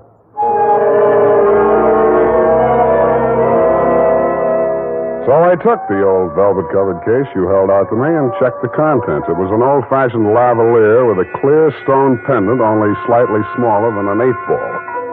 Didn't look like a diamond, but smooth-cut diamonds hardly ever do. It didn't look like bad luck either, but a mirror broke in the hall as I passed it, then I fell all the way down the stairs, and as I entered the ballroom, I knocked over a punch bowl. Nothing really terrible happened until just before dark when the guests began to arrive. In theory, a detective guarding wedding presents is supposed to make himself indistinguishable from the other guests. In practice, it never works out that way. He has to spend most of his time within sight of the booty, so he is very easily spotted. I don't believe it. He's too good looking. Oh, but he must be. He's not anybody we know. Well, ask him. It's leap year. Oh, here comes Colonel Bixby. He'll know. Well. Beauty gathered round the booty, eh? And much more beauty than booty, though. Say, when are they going to hang the diamond on that drip? No, there's no way to talk about the blushing bride. Is that it in the crummy old case there? That case is heirloom, young lady. The stone that reposes in it is worth a king's ransom. Now take your grubby hands elsewhere. Get on with you. Go on. Well, just because he's going to give the bride away, thinks he can order everyone around. Mr. Spade, allow me to congratulate you, sir. These affairs, one all too often sees the detective on guard duty at the punch bowl. I was forewarned. Oh, yes, very bad champagne. Flat. I'll be glad when these ill-starred nuptials are consummated. And by the way, Bixby's my name, Colonel Lysander Bixby. Colonel? It is my melancholy and thankless duty to give the bride away to the hapless groom, Ralph Rushlight. However, it's much better to give than to receive. You tell that to May Rushlight, eh? Quite a trinket. Mustn't touch grubby hands, remember? Oh, sense of humor as well as sense of duty, eh? Candidly, if I knew a place to fence it, I'd be the... Colonel Bixby. Oh, Miss Ward. How lovely you look. Poor Ralph. Mrs. Rushlight asked me to warn you to get ready. The bride will be down any moment. Good grief. Well, I suppose I must steel myself. Where did I leave my glass? Keep your eye on that old goat, Mr. Spade. I don't trust him. Who is he? He's the only one here who knows why this wedding's happening. It's the bride's foster father. You mean he's got something on the family? You'll never know how much until you kiss the bride. Look, Nancy, it's none of my business, but Starting. I'll have to go in now. Now, wait. What? How does it go? Speak now or forever hold your peace? No, I can't do that. Thank you for understanding.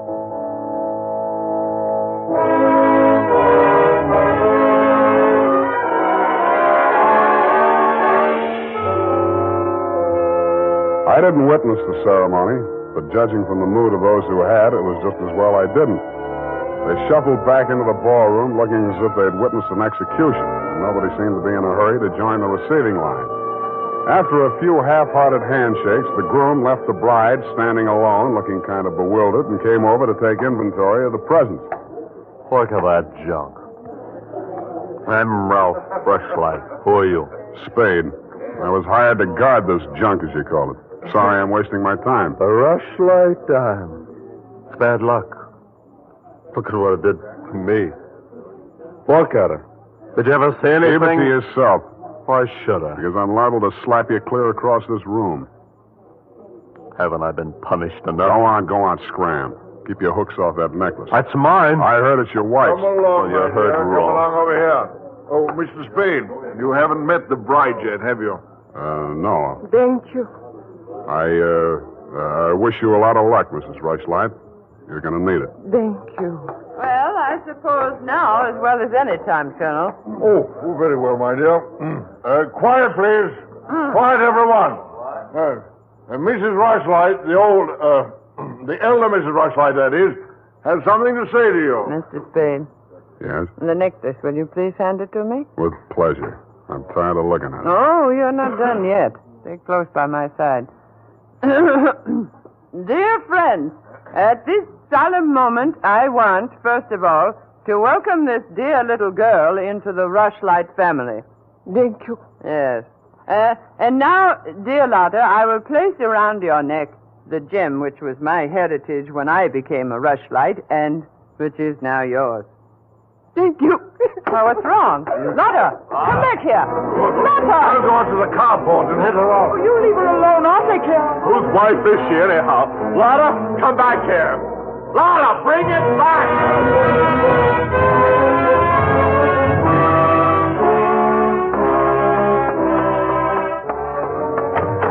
I was almost ashamed to join in the chase, but I had to because I'd been hired to guard the Rushlight diamond, and for my money, the best way to do that was to help her get away.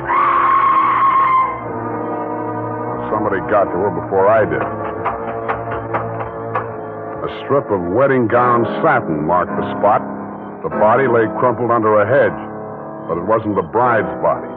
It was the groom. He'd been stabbed to death with a pair of garden shears, which made sense. But what didn't make sense was that the necklace she'd been wearing was still clutched in his hand.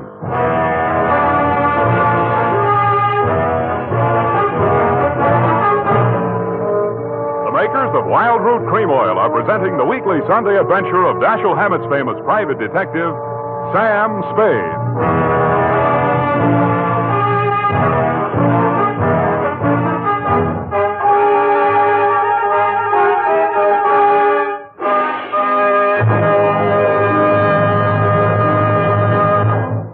If you want the well-groomed look that helps you get ahead, socially and on the job, listen.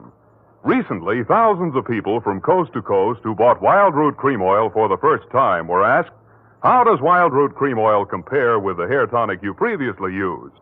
Better than 4 out of 5 who replied said they preferred Wild Root Cream Oil. And no wonder.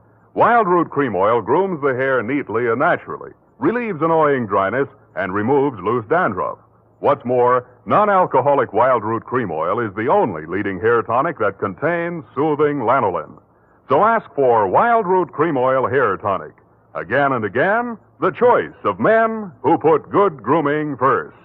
By the way, smart girls use Wild Root Cream Oil too, and mothers say it's grand for training children's hair.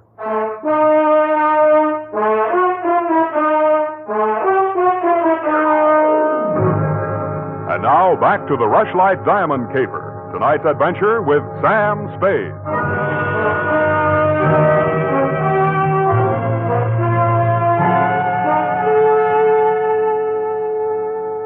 Number 21A Granite Court was teeming with motives and suspects.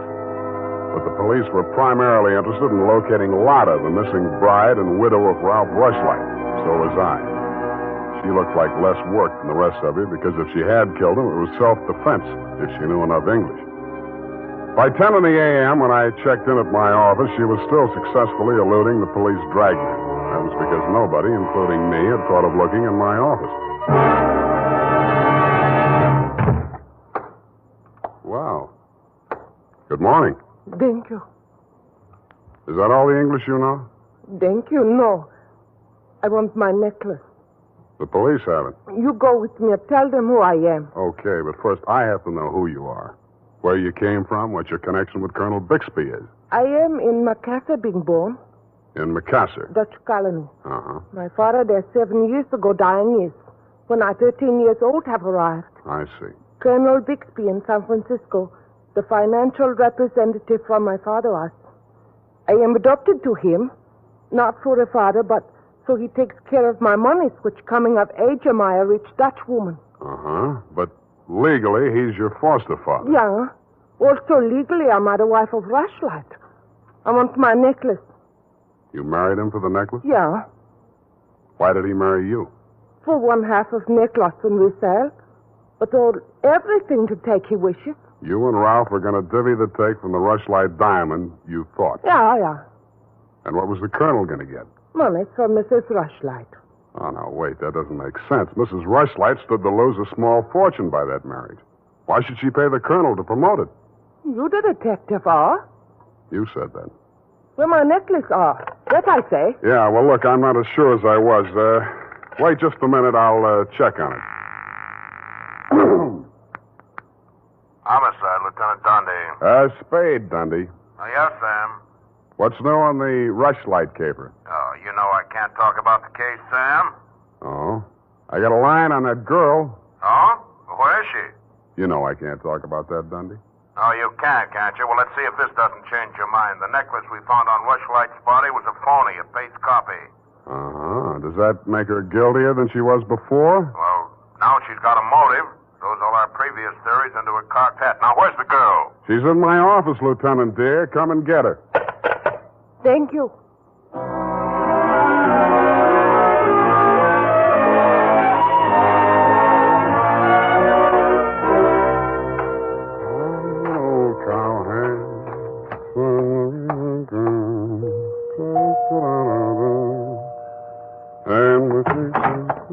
Oh, it's you, Sam. Back again? Yeah, do you mind? Well, that depends on who you came to see. You, sweetheart. Oh.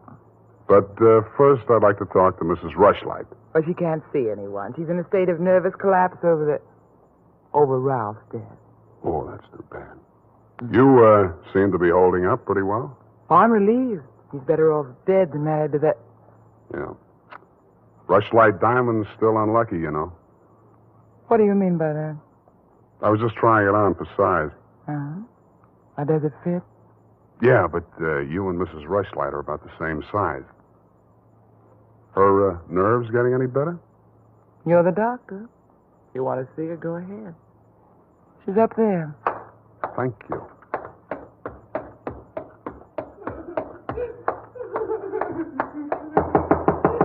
Mrs. Rushlight. Go away, I'm ill. I'm sorry to break in on you like this, but I haven't got much time. How dare you?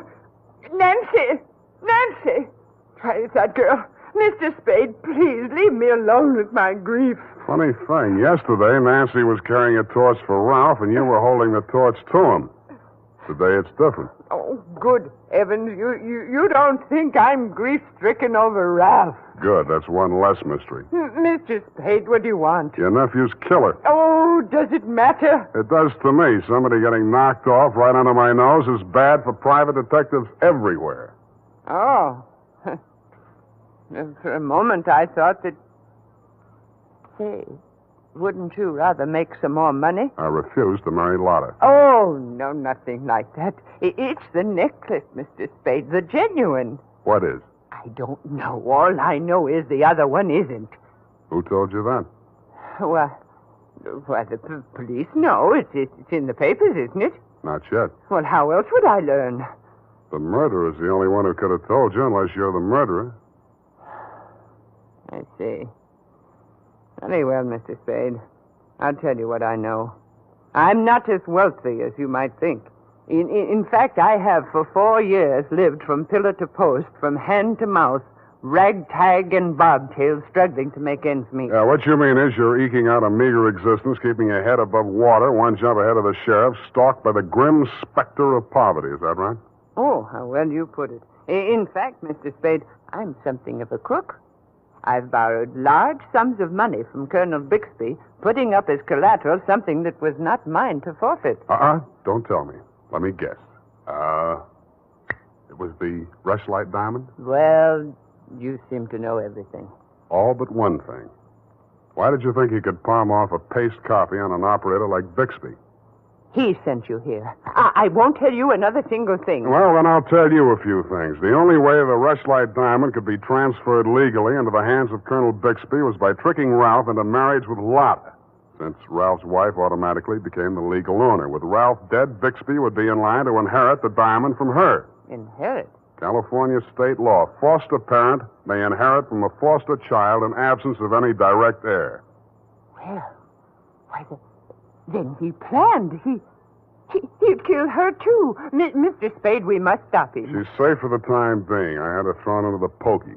They can hold her 48 hours for questioning, but they can hold you longer. They can even hold you as an accessory before the fact. Why, I didn't know he was going to kill anyone. Lotta was just going to hand over $1 million diamond to Bixby out of the kindness of her heart? Oh, no.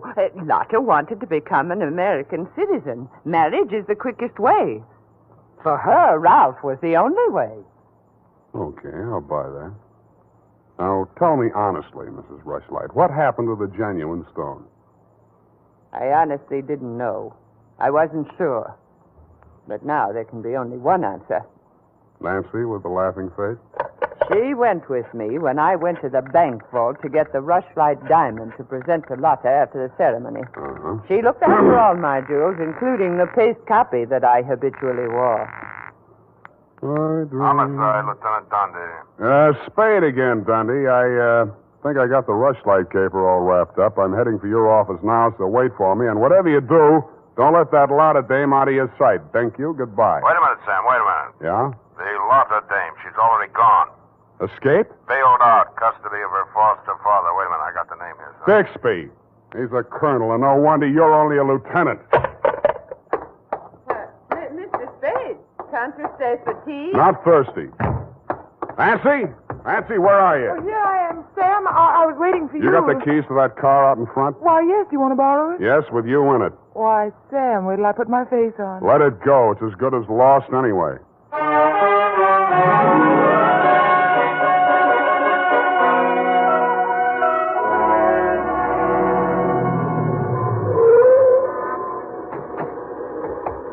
Come on. What is this place? Where are you taking me? Never mind. Just hang on. I'll fly you up to the second floor. Sam, that was a shot that sounded like Lotta. You stay here. Don't come in until I call you.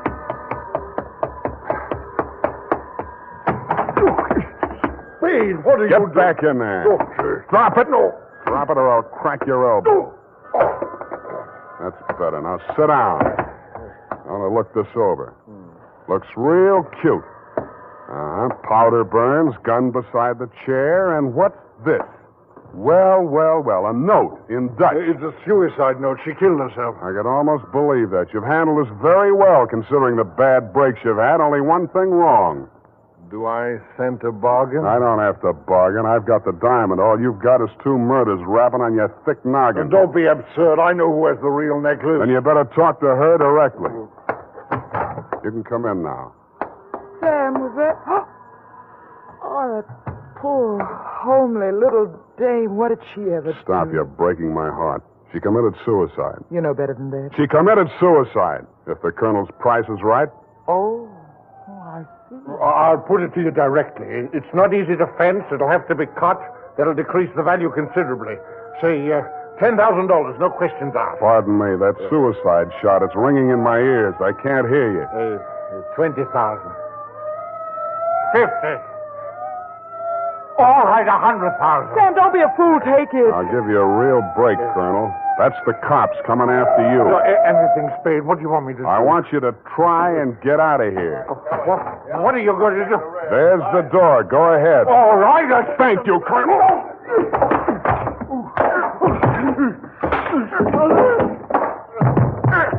All right, men, remember, he's desperate.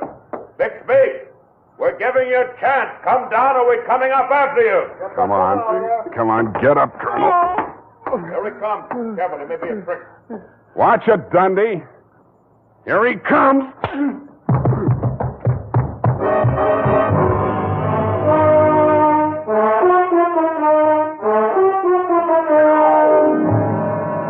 And that, Mrs. Rushlight, is the crop. For a man that went down fighting, Colonel Bixby didn't need much persuading once they got him under the lights down at headquarters. He confessed to everything, and the murders weren't the worst of it, the way I figure. The worst of it was the cruel way he victimized the poor little ugly duckling, Lotta Van Eyck. It's tough enough to be whipped before you start. Period, and a report. My goodness, that was Louis Trist Day. I mean, I'm beginning to see why Effie gets so repressed sometimes. Effie, depressed? That little doll told you that? Only between she and I and the lamppost. She's so sensitive, you know. Not like I, of course. I invariably cry at weddings. You don't say, Bernadine. You attend weddings often? With high frequency, Mr. Spade. You mean frequently? No. The last time it was FM. You know, frequency moderation. Oh, yes. Moderation in all things, I always say. You mean you attend radio weddings? Oh, yeah. I've been married 6 times. My next date is television. You've been married 6 times? Well, to each his own, Mr. Spade. You mean 6 men have... Oh, no. No, I only marry my husband. Repetition is the spice of variety, I always say. Is that legal? If it's not after 6 weddings, what isn't? To each his own, you say. Well, we don't presume to make a career out of it. As soon as we get the mangler and the deep freeze, we're going on our honeymoon. Well, congratulations, and type this up when you have the time. Mrs. Bernadine Hemp.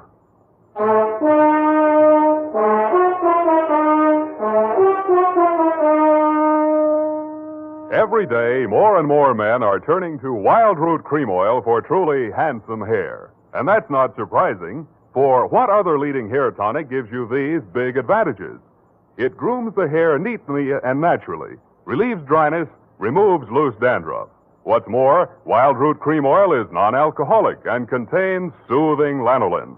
No wonder Wild Root Cream Oil is the favorite with so many millions of smart, particular men. Get Wild Root Cream Oil. Again and again, the choice of men who put good grooming first.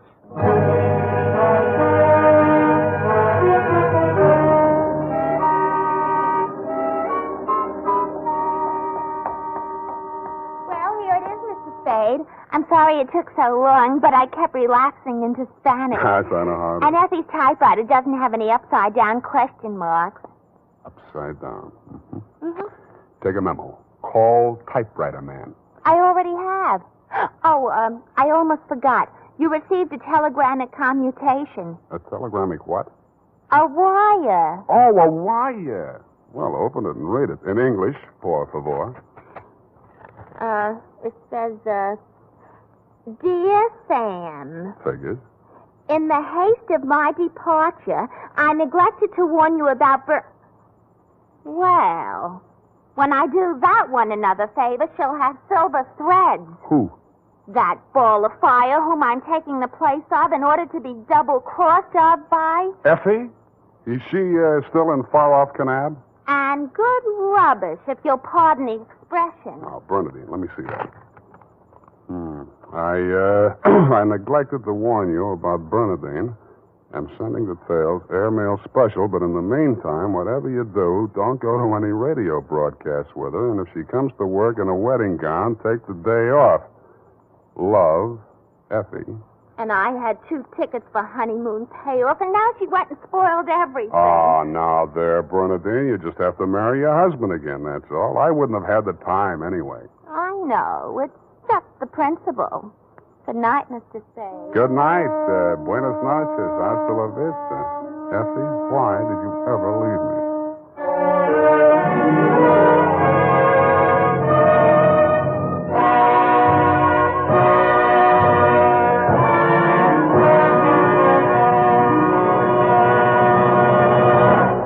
The Adventures of Sam Spade, Detective. Brought to you by Wild Root Cream Oil Hair Tonic, the non-alcoholic hair tonic that contains lanolin. Wild Root Cream Oil. Again and again, the choice of men who put good grooming first.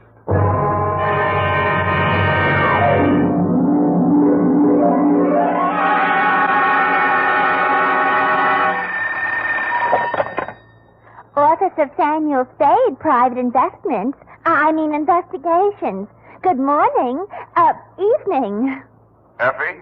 Miss Perrine is on a vacation. Perhaps I may be of assistance, no doubt. I don't know. To whom am I speaking to? I am sorry. I cannot divulge that information to an entire stranger. May I take a message? Look, Miss whoever you are, I don't want to discommode you, but I am sorry, but I will have to ask you in no certain terms to resist from this line you are handing me. I am not the type secretary. Forget it. I'll just call Miss Perrine long distance and dictate my report over the phone. Oh, my starving daughter. How utterly gouch of me, Mr. Spade. Oh, I'm Bernadine, Effie's relief. I mean yours. I could use some. Oh, shall I send out for some medicine? Yeah. The phone number's on the wall behind the water cooler. Tell them the 100 proof, bonded, and hang the expense. I'll be right down to dictate my report on the bail bond caper.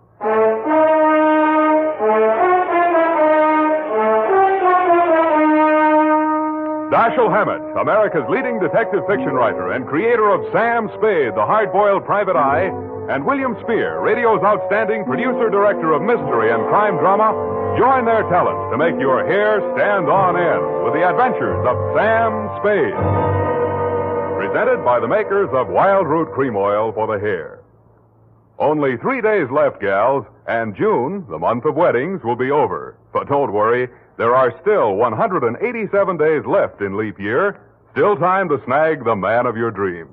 You know, the one who uses Wild Root Cream Oil on his hair. He and millions of other men use Wild Root Cream Oil daily, because Wild Root Cream Oil grooms the hair so neatly and naturally, relieves dryness, and removes loose dandruff. Any smart man who wants to look smart always insists on Wild Root Cream Oil Hair Tonic. Again and again, the choice of men who put good grooming first. And now, with Howard Duff starring as Spade, Wild Root brings to the air the greatest private detective of them all in the Adventures of Sam Spade.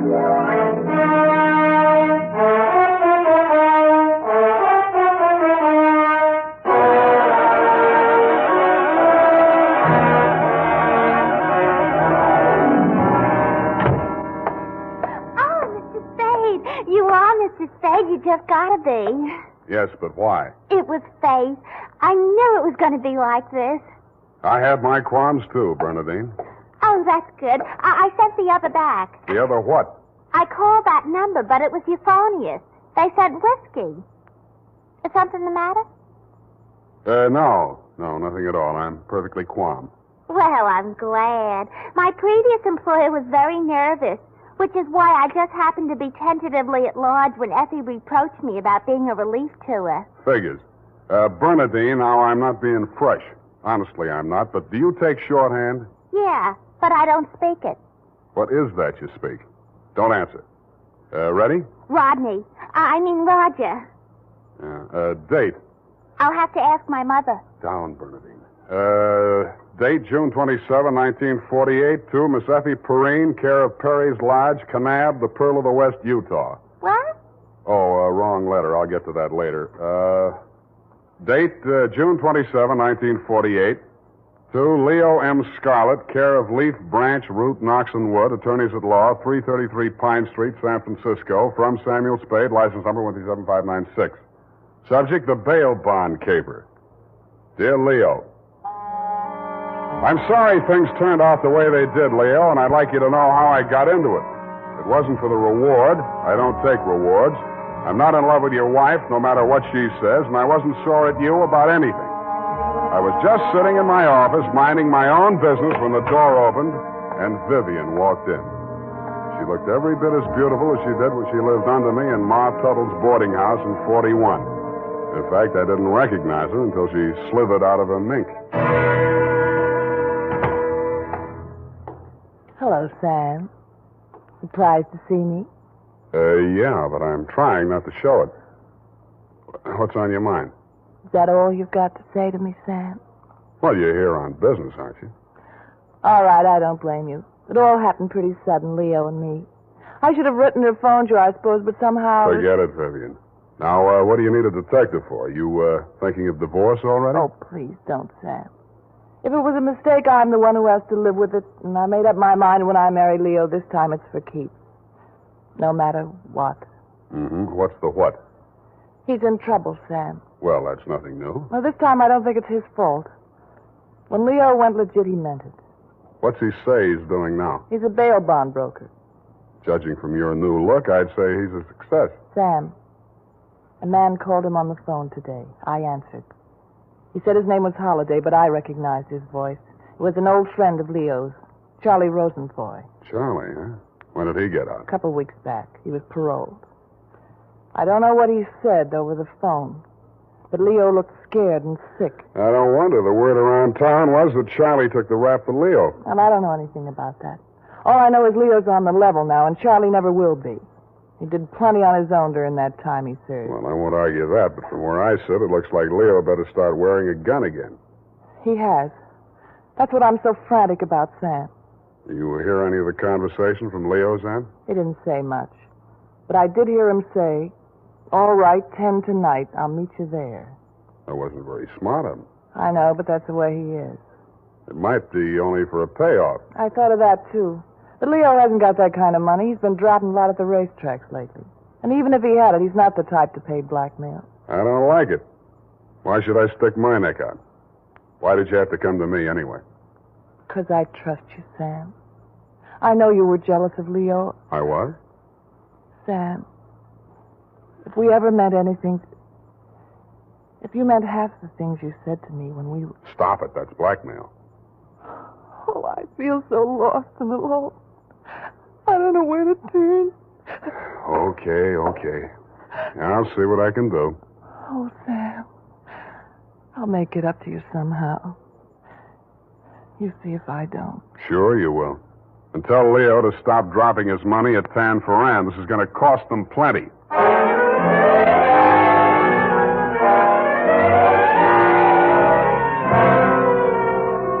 Vivian had said that your rendezvous with Charlie was scheduled for 10 p.m. and that you were too upset to go to work that day, so you'd be at home, 1246 Dunbar. I took a plant in your apartment building from a sleepy lagoon-type cocktail bar across the street called, you guessed it, the Sweet Leilani. Your wife joined me, and after a while, we got around to talking. At least she did. I bet you can't guess what I'm thinking about. Huh? Listen, Sam. You remember that night we drove to Half Moon? Bay. Oh, you do remember. Oh, we used to do the craziest things. I should have married you, Sam. Please, not while I'm drinking. You know what? The trouble with crooks, they have to work day and night. Yeah. Hey, you're not listening. No, but everybody else in the place is. Let's talk about you, Sam. Did I ever tell you how I met Leo? No, and please don't. And then he opened a bucket shop. You know what a bucket shop is? Yeah. It's stockbrokerage. Yeah, that's right. Only it's crooked. That was the first business Leo started when he went legit. Mm-hmm. He had to shut it down on account of those securities. Somebody was always stealing out of the safe. Were they insured? Yeah, but they wouldn't renew his policy. So after the second nightclub burned down and he couldn't get any insurance at all, even on his own life. That's why I'm so frantic, Sam. Hey, give me a nickel. I want to play Sweet Leilani.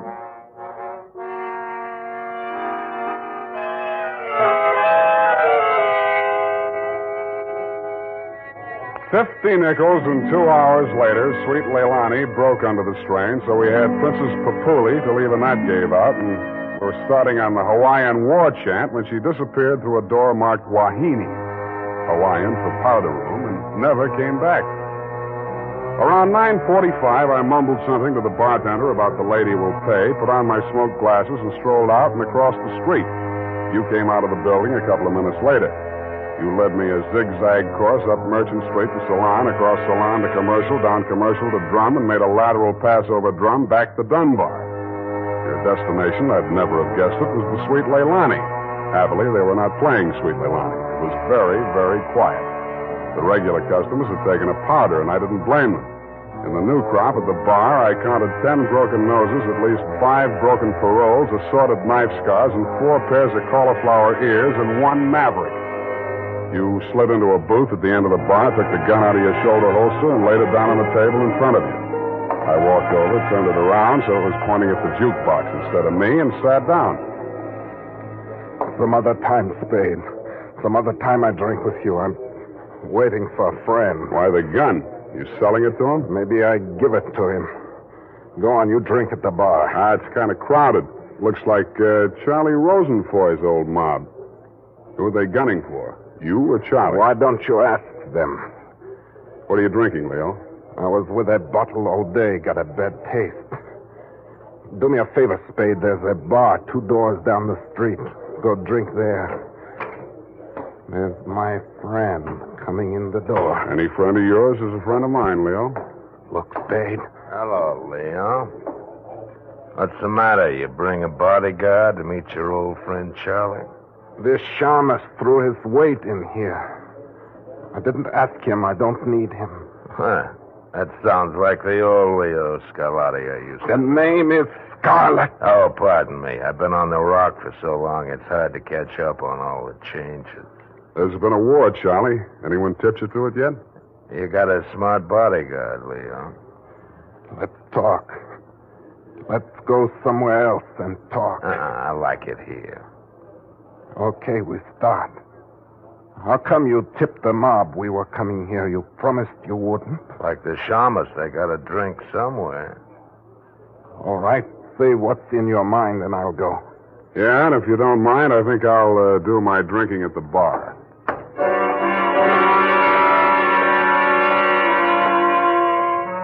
Both of your guns were on the table. It didn't look as though you were going to use them on one another, and I figured that neither of you was going to do much talking in front of me anyway, so I strolled back to the end of the bar to look at the television. The 10 o'clock news roundup was on, and the ticker tape that was moving across the screen said ... in Atlantic City today, period. I ordered a highball, and then the ticker tape started again. This time it said San Francisco, $1 million bail bond robbery.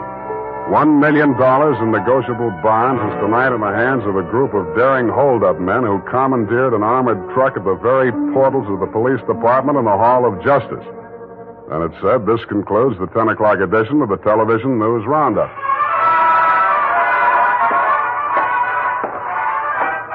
I had a slight hunch that if the television boys had had their cameras on the big bail bond robbery, that at least some of the characters would have been played by at least some of the bad actors that were foregathered in the Sweet Leilani. In fact, what you and Charlie were saying and doing when I walked back to your booth was almost too much to the point. You let me see the bulky portfolio Charlie shoved across the table at you. It looked like a carrying case for bonds, bank messenger type. But it was sealed with wax blobs bearing the imprint of the Great Seal of the state of California. I was impressed. Where'd you get this? You can read about it in the papers, and if I was you, I'd get this out of sight before them papers hit the street. One thing more. Don't try to clip none of them coupons. And one thing more in addition. Don't open it at all. Sure. Spade? Yeah, Leon? I think I hire you after all.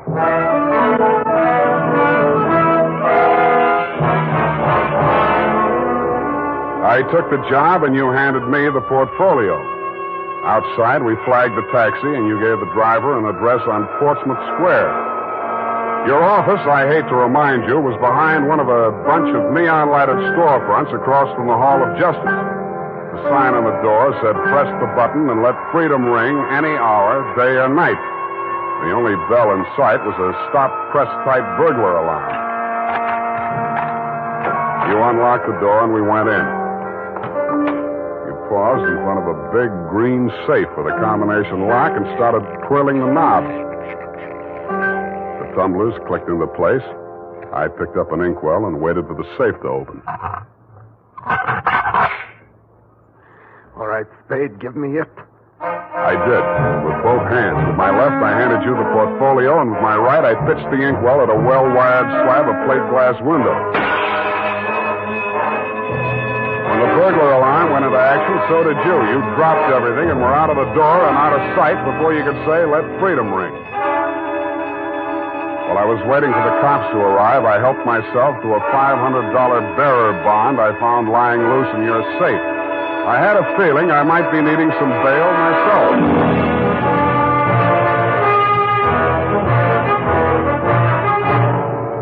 The makers of Wild Root Cream Oil are presenting the weekly Sunday adventure of Dashiell Hammett's famous private detective, Sam Spade.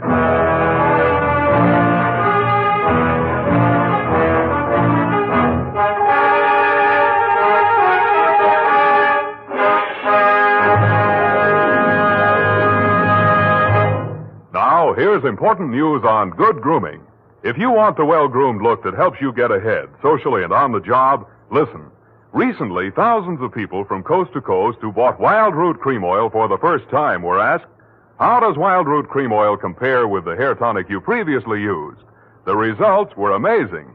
Better than 4 out of 5 who replied said they preferred Wild Root Cream Oil. And no wonder. It gives you the advantages that men consider most important. Wild Root Cream Oil grooms your hair neatly and naturally. relieves annoying dryness, and removes loose dandruff. What's more, non-alcoholic Wild Root Cream Oil is the only leading hair tonic that contains soothing lanolin, that's like the oil of your skin. So ask for Wild Root Cream Oil Hair Tonic. Again and again, the choice of men who put good grooming first.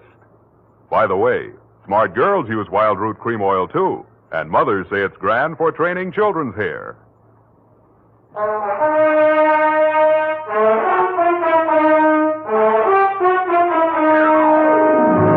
And now, back to the bail bond caper. Tonight's adventure with Sam Spade.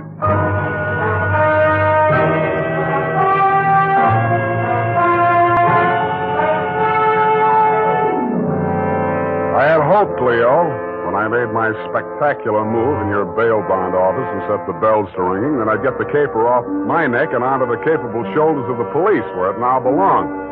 Then I told myself I could go home and get some sleep. I had never been that fond of Vivian anyway.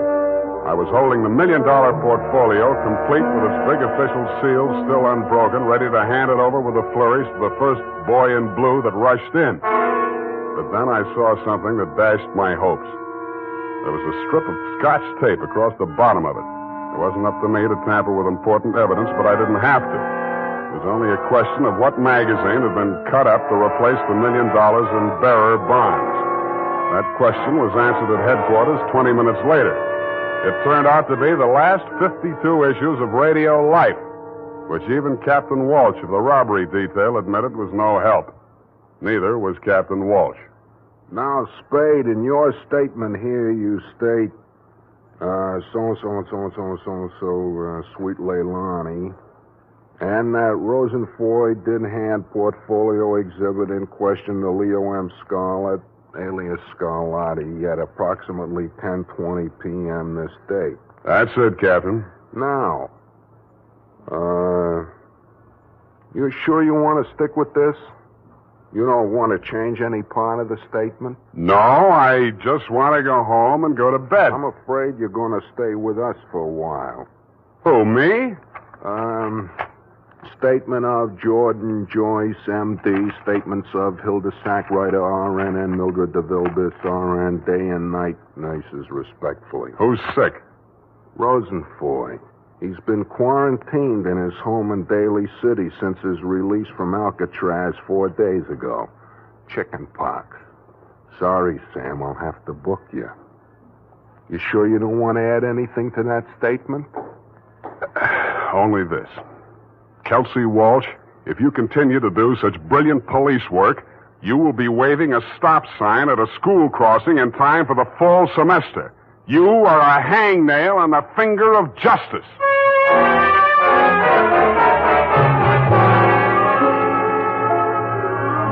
I thought I had been courteous and cooperative, but even so, it was the middle of the afternoon by the time they set my bail.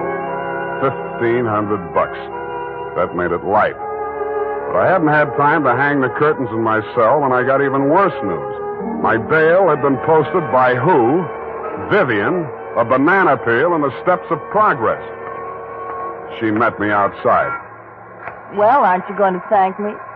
What for? Getting me in jail or getting me out? Getting you out, of course. It was all the money I had in all the world. Leo's money was impounded, you know. But, Sam, when I thought of what you and I once meant to each other, and maybe we still... Yeah. Well, you'll get your money back. I'm not really guilty. Oh, I know that. What else do you know? I guess it's safe to talk. Leo phoned me today. Where is he? He wouldn't say. Some pay station. He kept putting in nickels. Sam, you've got to talk to him. You've got to convince him it's best to give himself up. Now you're beginning to make sense, sweetheart. But how can I get to talk to him? I've arranged it. He's to meet us at the Club Leilani. You know, where we had our reunion yesterday. That place on Dunbar? Yeah. Oh, that's great. A crowded saloon less than a block from the police department. Besides, the place has lousy memories for me. By the way, did you ever get out of the ladies' room? If you don't mind, I'd rather talk about something else. Okay, let's talk about how do we bring this big secret meeting off in a crowded cafe. Is Leo coming in a false beard? You really think I'm stupid, don't you? I didn't say so. Well, it so happens that the place is closed on Tuesday. See that sign in the window? Closed Tuesday? Mm-hmm. Now, how do we break in? I was counting on you. You're a detective. Can't you use a glass key or something? Did you say that bail bond you bought for me was all the money you had in the world? That's the truth. Then get ready to forfeit it. It's a risk I've got to take. You've got to take. Sam, please, if we ever meant anything... Yeah, I know. Half Moon Bay. But sometimes I wish we hadn't been childhood sweethearts. Wait here. I'll case the alley.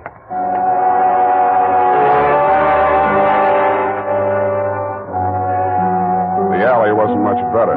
There were 2 windows, washroom type, all glass brick except for 2 small ventilators big enough to put your hand through. The only hope was the kitchen skylight. I didn't have any trouble getting up to it, but once I was there, things didn't look so good. The view from the roof was a garage door with 2 green lights flanking it. Then it struck me where I was and why I was there. The Club Leilani backed directly on the Hall of Justice where the big bail bond robbery had taken place at 5 p.m. the night before. Without further ado, I put my foot through a pane of the skylight, reached in, unlatched it, and dropped. Hurry up. Let me in, Sam. Up at the front of the building, I could hear Vivian clamoring for admittance. I decided to let her clamor for another minute or 2. It isn't a thing I often do, but I walked resolutely into the ladies' powder room. It was very well equipped. It had furniture, a telephone, and more clues than I needed. The magazines were there, the razor blades were there, the Scotch tape was there. There was even a scraping of red sealing wax on the steel frame of the window slot. But best of all was what I found in the paper towel dispenser. I lifted it out and moved it next door to the men's washroom. Then I let her in. What kept you so long? You'll spoil everything. I was afraid you'd... Here comes your husband. Oh. Come on, let me in. What happened, Leo? You're early. Any objections? I just got itchy, that's all. How are you, baby? Don't, Leo. I'm so nervous. Straining. What are we going to do, baby? What's Spade going to do for us? Tell him, Sam. I'll leave you 2 alone to talk it out. I'll freshen up a little. Haven't had my face on all day. Poor kid. Well, Spade, let's have it. Yeah, she's right, Leo. I can do a lot for you. But you've got to do something for me. Spade, this is level. I never saw those bonds. I know that. Then what are you after? The truth. It's the only thing that can save you, and if you take this rap, I take it too. I'm in clear up to my neck. Okay. Charlie Rosenfoy came around to Vivian and made her this proposition. He was going to pull this bail bond job and plant the goods on me to get even for the rap he thought he'd taken for me. Vivian pretended to play along with him, only she got hold of the package long enough to take the bonds out and put the old magazines in instead. Yeah. The idea was the mob would think Charlie had double-crossed them, taken the goods for himself, and delivered a phony packet to their banker, which was supposed to be me. Sure. Only you had to get smart and set off that burglar alarm. Now I'm getting the squeeze on all sides. The mob, the law, Charlie are all gunning for me at once. Don't worry about the mob and the law, and don't worry too much about Charlie. What are you driving at? That'll be him now. Who tipped him I was here? Get back in the corner. It's dark in here. He'll never see you. I'll take care of him. All right. Hello, Charlie. Oh. Come on in. Oh! Good boy, Spade. Get his gun. You're my friend. Sure, I'm your friend. Come here. Yeah, sure, Spade. Pleasant dreams, fellas. Now I act. Hey, Charlie! No, Leo!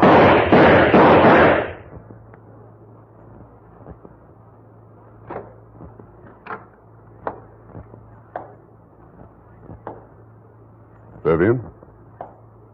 Sam? That you? Yeah. The last of your boyfriends. You mean Leo? Charlie? Yeah.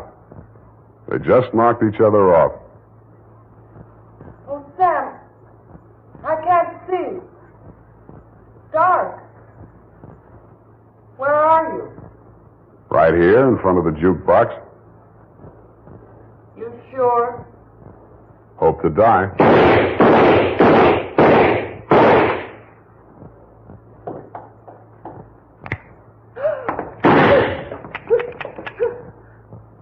Drop it, Vivian. It's empty. Sam,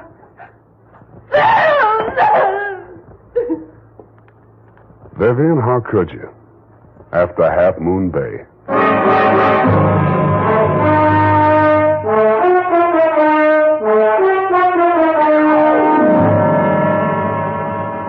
I'm sorry I had to knock you boys out, Leo, but better lumps than bullet holes, eh? After she started wrapping up the caper, it wasn't too hard to figure what she was up to, providing you could keep her smoke out of your eyes. She told Charlie how to operate on you and told you how to operate on Charlie. $1 million for her and 2 dead gangsters lying on the floor of an empty joint where they'd shot it out. The secret of the missing bonds would have to be written off by the police as having died with either one of whichever of you ever had them. Period. End of something. Pardon me, Mr. Spade. I know you're tired, and if you toothbrush, please feel free to allude the whole matter. But Yes, okay, let's do that. thank you. Effie said that you were always glad to qualify any little points that she didn't understand. She said that, did she? Yeah, but she also said that quite accidentally that you sometimes leave things out that should be left in. Bernadine, times are very bad. They're cutting salaries everywhere. But where were they during the whole nefarious affair, if you'll pardon the expression? The bonds? In the paper towel dispenser, didn't I say so? Oh, that's what you moved to the men's. But how did they get there? In the Walreenies, if you'll pardon the expression. Simple. When the thieves whizzed through the alley after the heist, Vivian had her well-manicured little lunch hook thrust through the window slot to receive them. Oh, that's how the red sailing wax got there. Bernadine, you're spectacular. Now go and type this up. You're making me nervous.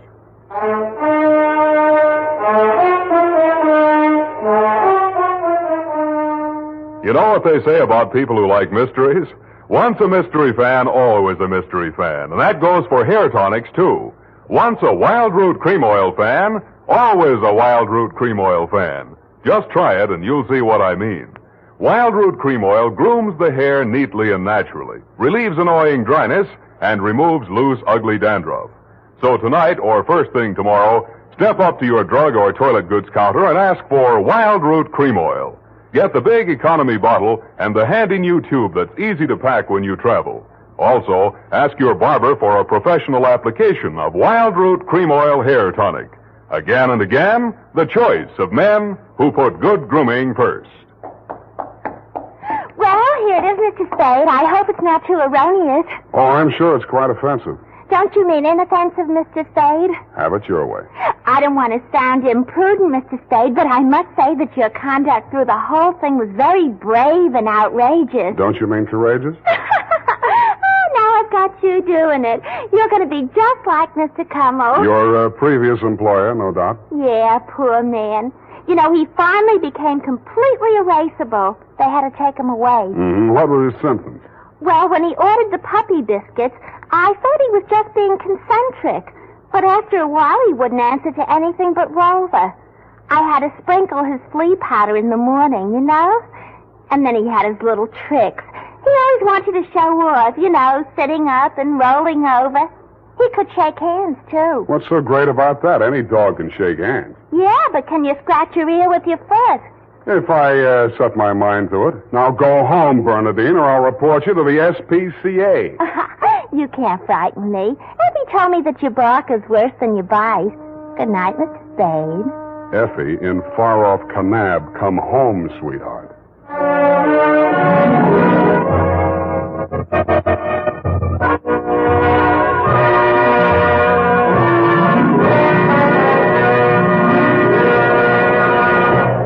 The Adventures of Sam Spade, Detective. Brought to you by Wild Root Cream Oil Hair Tonic, the non-alcoholic hair tonic that contains lanolin.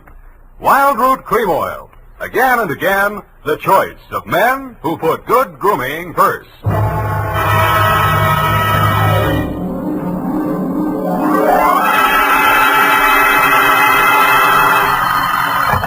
Sam Spade Detective Agency. It's me, sweetheart. Risen from not one, but 2 deathbeds. Oh, Sam, I bet not. You wouldn't take that lying down. Oh, Effie, you made a joke. Well, you did first, Sam. I did not. Oh, you mean you actually Now, don't pin me down. Anyway, I was present at 2 dying declarations. Would you believe, Effie, that a man could say something that wasn't true at a time like that? Oh, no.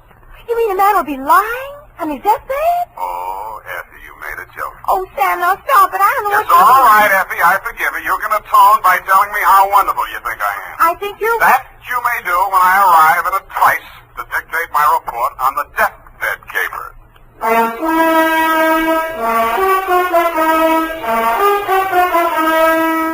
Dashiell Hammett, America's leading detective fiction writer and creator of Sam Spade, the hard-boiled private eye, and William Spear, radio's outstanding producer-director of mystery and crime drama, join their talents to make your hair stand on end with the Adventures of Sam Spade.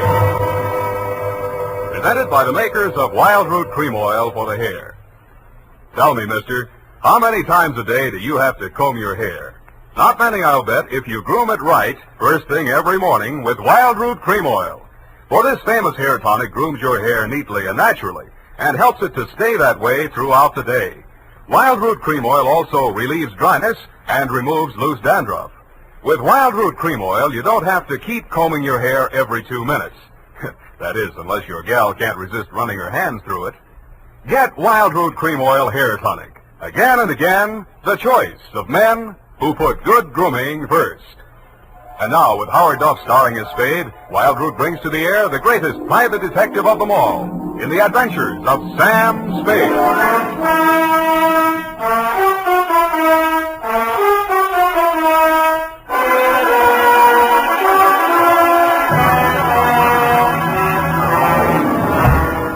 Many brave hearts are asleep in the deep. Sam, you're a sailor. Captain Sam, there's the brig for you. You got your logbook handy, gal? Oh, yes, Captain. So beware. But that's awful deep.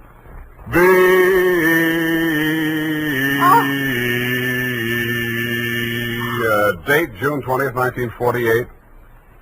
Where? Oh, I have no shame. To Marin County Sheriff's Office, San Rafael, California. Attention, Deputy Woodington from Samuel Spade, license number 137-596. Subject, the deathbed caper. Dear Bill, the dawn came up like thunder out of Chinatown across the bay. In San Francisco, all we could see was fog. But on your side, it must have lifted briefly because somebody named Dan Starbuck managed to find his way to a phone booth, call me, and asked me to meet him at the 3rd Street Pier in Sausalito.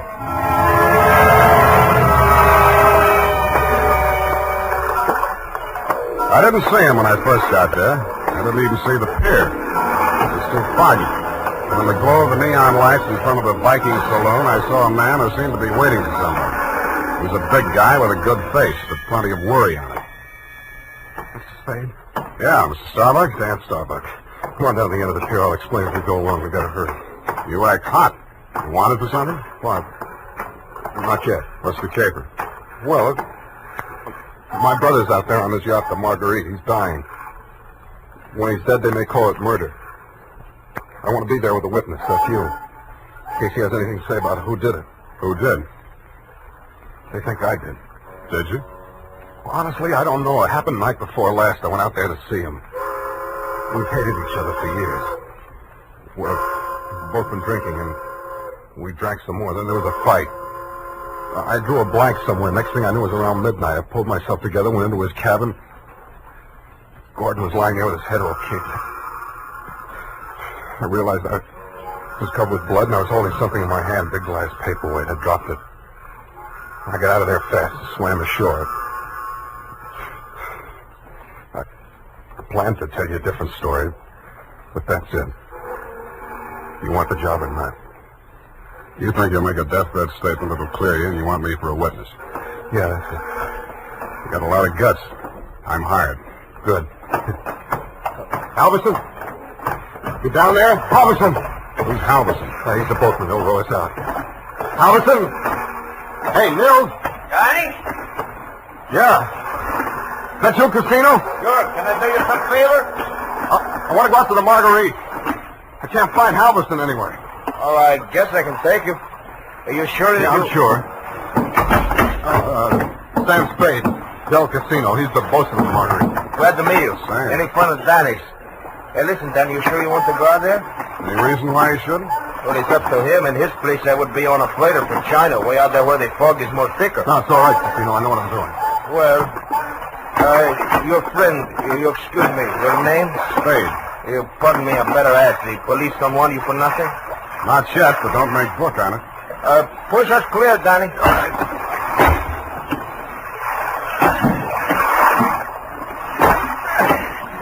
This fog is closing in, but I can still see the light from the Marguerite. I wish we don't find her.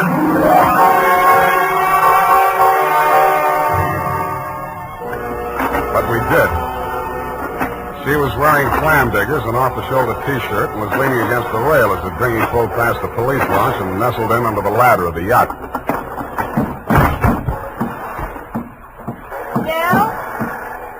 Del, is that you? Yes, Miss Starbuck. Who is that with you? Keep quiet.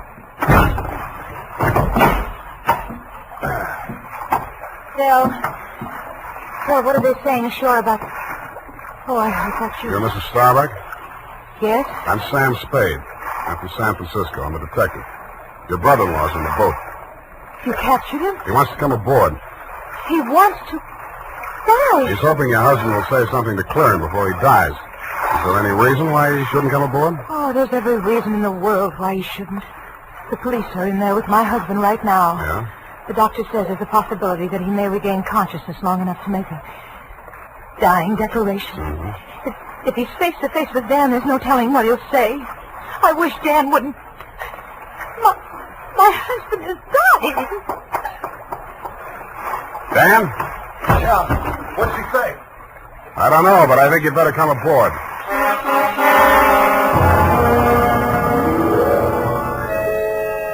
He seemed almost delighted as he swung his weight up out of the dinghy and climbed the ladder. Del Casino, the bosun, followed, wearing a puzzled expression that turned to fear as we entered the cabin. The yellow glare from the lamps swinging overhead was almost blinding to walk into out of the foggy night. The first thing I focused on was the bunk that held the dying man. His head was heavily bandaged, his skin was chalk white, and his lips were beginning to turn blue. The room was tense with waiting. Ranged around him in a semicircle were the supporting players.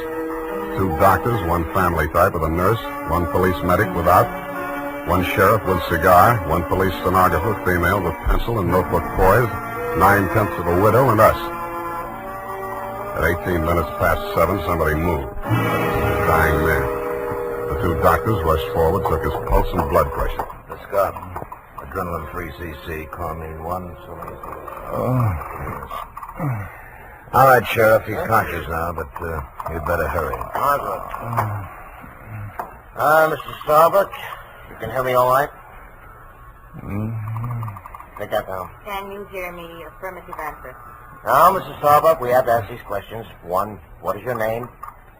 Please try to answer. What is your name? Gordon M. Starr. You got that? What is your name, Gordon M. Starr? That's close enough. Fill it in later. Now, Mr. Starbuck, where do you live? Where do you live? I'm dead. You got that? 1277 Marymount, Pasadena. Hey. Now, Mr. Starbuck, let's try a little harder. This is a long one. Have you been injured, and what was the cause of your injury? Yes. Hurts my... You got that? Affirmative. Now, the second part. What was the cause of your injury? Head. Head on head. Do you believe that you're about to die as a result of your injuries, or have you no hope of recovery? I know. No hope. Now let's get to the point. Who inflicted said injuries? Hey, Mr. Starbuck, please, you haven't much time, you know. Go away. Doc, is there anything you can do? I'm afraid not. This is ghastly. Can't you leave him alone? Can't you let him die in peace? What are you afraid of, Maggie? What are you afraid he'll say? All right. Tell them, Gordon. It was Dan that struck you, wasn't it? He was jealous. He always hated you for marrying me. It was Dan. Now, Mrs. Starbuck, I know how you feel, but we can't allow this sort of thing. Please step aside so we can finish up here. Mr. Starbuck. Doctor? Very low pulse. I'm not sure whether... Is Dan here? Here I am, Gordon. Tell him Do you identify this man, Mr. Starbuck? Yes. It's my brother. Dan. You got that, brother Dan? He's the one. He's lying. Gordon, you know who did it. Why don't you tell the truth? What do you got to lose now? Nothing. I'm finished. You finished me. Gordon! Gordon, not yet. Now come back. Doctor, answer. He's dead. Well, okay, Doc. Ennis Starbuck, it is my duty as sheriff of this county to take you into custody on suspicion of murder. I must tell you that anything you say may be held against you. You better come along too, Spade. Routine questioning, you know. Okay, Sheriff. Well, I don't think we'll need the handcuffs, will we, son? No, I'll go with you.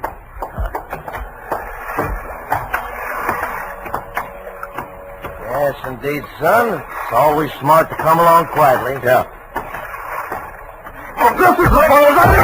Hey, David, come back here. Use your hand.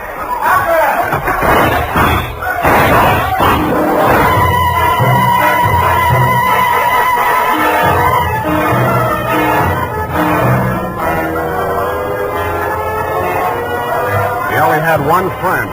The best friend in the world for a man on the land, the fog. The searchlights and the police launch spun frantically as the craft heeled around in a half circle to head him off. Instead of cutting the fog, the beams from the powerful lights bounced back from it and blinded the men behind them. After 10 minutes of that, they gave up. The sheriff had a theory. Don't worry. Between the fog and the currents, I doubt if we'll make it. We'll probably recover the body in the morning.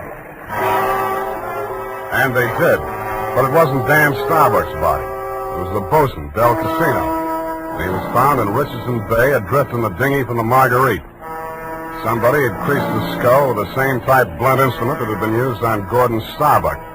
But Dell hadn't lived long enough to make a dying declaration.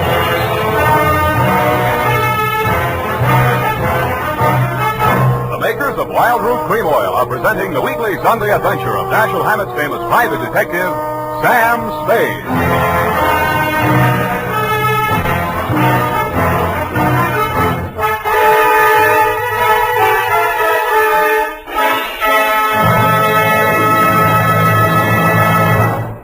Now, here's important news on good grooming. If you want the well-groomed look that helps you get ahead, socially and on the job, listen. Recently, thousands of people from coast to coast who bought Wild Root Cream Oil for the first time were asked, how does Wild Root Cream Oil compare with the hair tonic you previously used? The results were amazing. Better than 4 out of 5 who replied said they preferred Wild Root Cream Oil. And no wonder. It gives you the advantages that men consider most important. Wild Root Cream Oil grooms your hair neatly and naturally, relieves annoying dryness, and removes loose dandruff. What's more, non-alcoholic Wild Root Cream Oil is the only leading hair tonic that contains soothing lanolin that's like the oil of your skin. So ask for Wild Root Cream Oil Hair Tonic. Again and again, the choice of men who put good grooming first. By the way, smart girls use Wild Root Cream Oil too, and mothers say it's grand for training children's hair.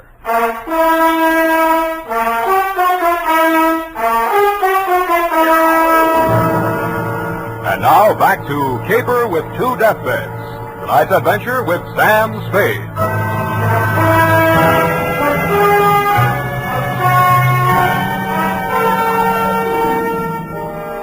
The police theory of the Del Casino killing went something like this.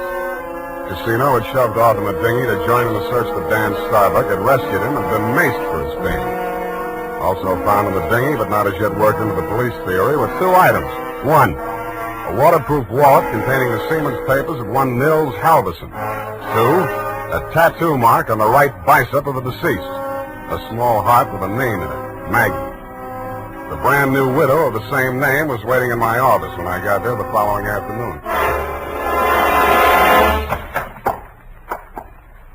Hello. Hello to you, Mrs. Starbuck. What can I do for you? Mr. Spade, I know very little about the ethics of your profession, and... Well, are you still working for Danny? If you mean, do I know where he is, the answer's no. Oh. I hoped you'd say that. Why? Because I want you to work for me. Need a new bosun? You needn't have put it quite so crudely. No, I didn't. Since your work is confidential, I'll admit I've done a few things that... Well, it's all too true. My first mistake was marrying Gordon Starbuck when I didn't love him. And I should never have let myself fall in love with Dan. I certainly should have known better than to let Dell fall in love with me. What about Nils Halverson? And me? Well, hardly. No. Nils Halverson was employed by my husband for various odd jobs whenever we put in at Sausalito. Mostly he'd row the guests out to the ship. He rowed Danny out the night my husband was killed. At least I think he did. I didn't actually see him. Where's Halverson now? I don't know. He goes off on drunks for days at a time, but I have a feeling that someone has paid him to disappear. He might have overheard something. Hold on a minute. You're going too fast. Are you, working up to a confession? Oh, no. It's just that I'm afraid a great injustice may have been done to Danny. After all, Mr. Spade, a man who's dying, I don't see how he could be altogether in his right mind. Do you? The law says he is if he knows his name and address. A deathbed accusation is as strong as evidence a lawyer can shove at a jury. You can't cross-examine a dead man, and most people have the quaint idea that a man on his deathbed is a lot more truthful than he was when he was hale and hearty. Then you think Gordon may have been lying? Could be, or wool gathering, or picking up some of the lines you were feeding him. Oh, I was just afraid he might die before he... You see, I thought I might shock him into saying yes or no. He could have said no, couldn't he? Well, make up your mind. Oh, all I know is it's on my conscience now. If we could find old Halverson and force him to tell what he knows. He's a very strange man. He's devoted to me. If the police find him before I do, he might refuse to talk out of a mistaken loyalty. To you? Well, I meant if he thought I had anything to do with it. Well, he's very strange. I told you that. What makes you so sure he's alive? Why wouldn't he be? If I'd been the killer and he'd rode me to and from the scene of my crime, I'd see him secured in Davy Jones' locker. Fish feed, lobster bait, asleep in the deep. Will you work for me? I'll let you know.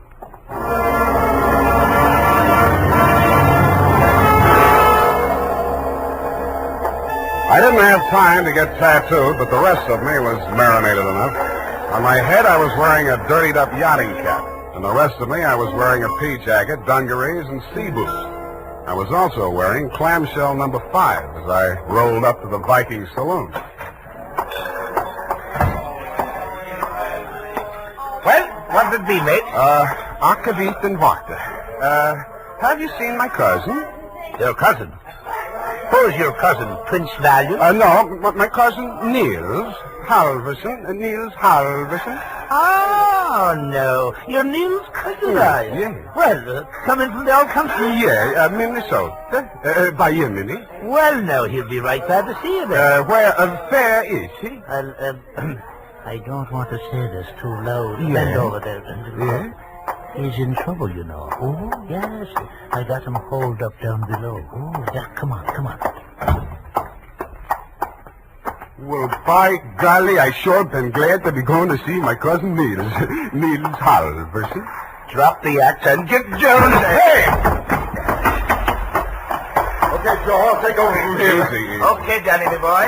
I got his gun. But watch him now, watch him. He's full of smorgasbord.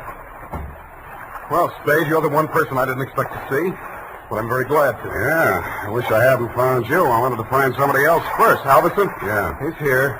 Want to see him? That's what I came for. And under here. Watch your head, low bridge. Yeah. Here we are. Where? The boathouse under the pier. Halverson used to hole in here to sleep off his schnapp. Where's he now? Over here. Uh-huh. Yeah, he's going to be a long time sleeping this one off. He's been missing since that night. Nobody knew he was here till last night. I headed for the saloon when I swam ashore. Joe hid me out here. He could still talk then. What'd he say? I wrote it down here. Well, it's no help. Let's say it. That's just a jumbled word. Marguerite. Merry Christmas drink. My beautiful Helga. Row, row your boat. Now throw me back. Row me back. $20 good and drunk. fog rolling in. Good and drunk. Gonna be 5 days, no business. Oh, my head. Paint the book. All crazy stuff. $20. You give him $20 to row you out? I didn't even see him. I swam out. My loving brother wouldn't have let me on board if he'd heard me arriving like a gentleman. $20. Did you frisk him? No. I'll have a look. Oh, I don't... Hey, wait. Huh. Real soggy, but a 20. Now, look here. I'm sticking to my story. I swam out there. I didn't give him that 20. Maybe you didn't. Maybe you didn't. You gotta believe me. I didn't even have $20. That's why I got... Shut up. What's the matter with you? What are you gonna do? Come over here, Dan. What? I don't believe a word of your story, and even if I did, it wouldn't make any difference. Well, what are you... Shut up. You're going to stop talking and listen for a while. I stuffed a gag into his mouth and muscled him over to a piling and handcuffed him to it. He didn't even look surprised. He just stood there staring at me as if he'd lost his last friend in the world. But I wasn't looking at him as much as I was listening to those footsteps on the boards overhead. I waited for them to come back. They did. I walked across the soggy planks to where Nils Halverson lay in the shadows. Nils, I want you to answer these questions again. Now, this time I'm going to take them down. You get lots of $20 and lots of drink. Now then, I know you don't feel so good. You don't have to talk if you don't feel like it. Just nod your head for yes and shake it for no. Okay, Nils? That counts in a court of law as long as there's a witness. Okay. Now, your name is Nils Halverson. Your address is 213 Bayview, Sausalito. That's correct, is it? Nod your head. Good. Good. That proves you're in your right mind. You know you were injured. Yeah. You know the cause of your injury. Hit on the head and thrown over the side of your boat. What? Huh? Not from... Oh, dinghy. Well, it's the same thing. All right. Now, you know you're dying. You have no hope of recovery. That's obvious, but nod your head. That's the boy. Now, Nils, on the night of the 18th, around 10 o'clock, after your usual working hours, you rowed somebody out to the yacht Marguerite, in return for which this person gave you a $20 bill. This person is also the person who killed, who inflicted your fatal injuries. It is. Now, the name of that person, if you can possibly speak even in a whisper, so there can be no mistake. Can you hear me? Just say it close to my ear. Yeah? Yes. Yes, I got it. That's all. Now, I know you don't write, Nils, but make your mark here. Come on, I'll guide your hand. There. Now we're going to take... Nils. Nils. Well, anyway. All right, Maggie. Come on in and join the party. Don't try anything. The light's on you. I'm a better shot than you, and if there's a ruckus, the whole saloon will be down on us. They're all friends of Danny's, too. Stop there. Toss the gun. Okay. What's the matter, Angel? You look kind of scared. No. Just disappointed, that's all. Don't give up so easy, sweetheart. I always wanted to take a trip around the world. We might go on the Marguerite together. Yeah, sailing into the sunset, sleeping with our deathbed statements under each other's pillows. I see what you mean. I guess it wouldn't work. How much for yours, and what do we do about him? Dan? I'll take care of that. Throw it in with a deal. Okay. But I want it in writing. A little statement to the effect that I can keep under my pillow. Fair enough. Now, all I want from you is a little statement from you to this effect. That you, Marguerite Starbuck, employed Nils Halverson to row you out to the yacht on the night of the 18th, that you there overheard a quarrel between your husband and brother-in-law, and that taking advantage of said brother-in-law's inebriated condition, you sneaked up behind your husband, hit him with a paperweight, and decamped, leaving the murder weapon in Dan's hand. You then started back to shore in the dinghy, and realizing that the only witness who could testify you were aboard that night... All right. All right, I'll sign it. Okay. We'll have plenty of time to put in all the legal decorations later. I'm afraid we won't, baby. You're going to be spending all your available time at the Tehachapi and points west. What are you talking You about? just made a full confession in front of a witness. You heard it, didn't you, Dan? Every word. Oh, it's Spike. Honest. An honest man. Well, I did tell a fib. Now, this is really going to hurt, I'm afraid, Maggie. You see, we didn't actually have any deathbed statement to match yours. No? No. Nils Halverson was a good deal too dead to have made a deathbed statement just now. He's been stiff for 12 hours.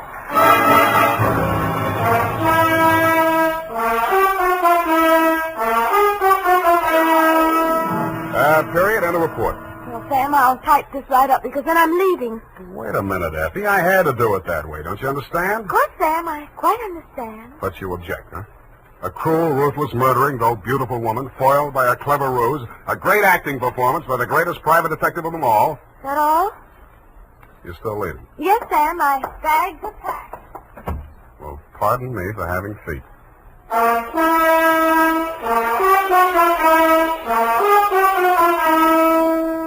There's a reason, men. In fact, there are 5 big reasons why more men every day are turning to Wild Root Cream Oil for well-groomed hair. Wild Root Cream Oil grooms your hair neatly and naturally. Wild Root Cream Oil relieves dryness and removes loose dandruff. Wild Root Cream Oil is non-alcoholic and contains soothing lanolin. 5 big reasons why you, too, should join the millions with handsome, well-groomed hair. Why you should step up to your drug or toilet goods counter and ask for Wild Root Cream Oil. Get the big economy bottle and the handy new tube that's easy to pack when you travel and just right for the office or plant. Also, ask your barber for a professional application of Wild Root Cream Oil Hair Tonic. Again and again, the choice of men who put good grooming first. Well, here it is, Sam. Goodbye. Now, wait a minute, Effie. You can't leave like this, not without... Oh, all right. I'll talk to you while I'm putting my hat on. Well, can't you at least look at me? After all, you should give me a chance to justify... Sam, apparently you're laboring under an apprehension. Of course I am. Oh, boy, am I glad I picked the last in June and the first in July. What are you talking about? My vacation. Vacation? You just had a vacation a few months back. Well, Sam, that's a year. Well, if you want to take advantage of a legal technicality... Now, Sam, don't say goodbye, man. Well, it's customary, I suppose. It's lucky that some of us keep our nose to the grindstone, our ear to the ground, an eye to the future. Huh? Television's just around the corner, you know. Oh, Sam. Come here, sweetheart. You look lovely in it. Come here. Have a wonderful time. Oh, Sam. Oh, Sam. Yeah. Now, go on. You missed your train. Where are you going? To Los Sierras. Well, just so you don't go to Kanab, Utah. All right, Sam. You know best. Good night. Good night, Sierra Sue. Now, who can we get for that part next week?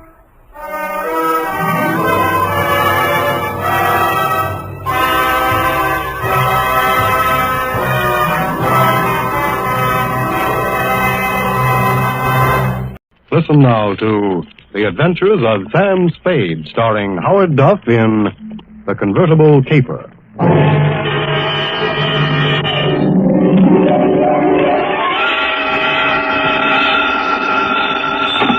Sam Spade Detective Agency. Me, sweetheart. Sam! I knew you'd have the courage to come back and face it. Well, I'm back, Effie. What shall I face first? You didn't do something else, did you, Sam? Besides what? Besides running away with that woman in a stolen car. You're a little mixed up, Effie. The car was stolen from her. You mean it was her own car? Well, not exactly, Effie. You see, she stole it from somebody else, and then somebody stole it from her, and then I got it back for her. Well, it must have been quite a car to be worth all that trouble. It wasn't so much the car, Effie, as... Party? Sam, I don't understand. Think it over, sweetheart. I'll be right down to dictate my report.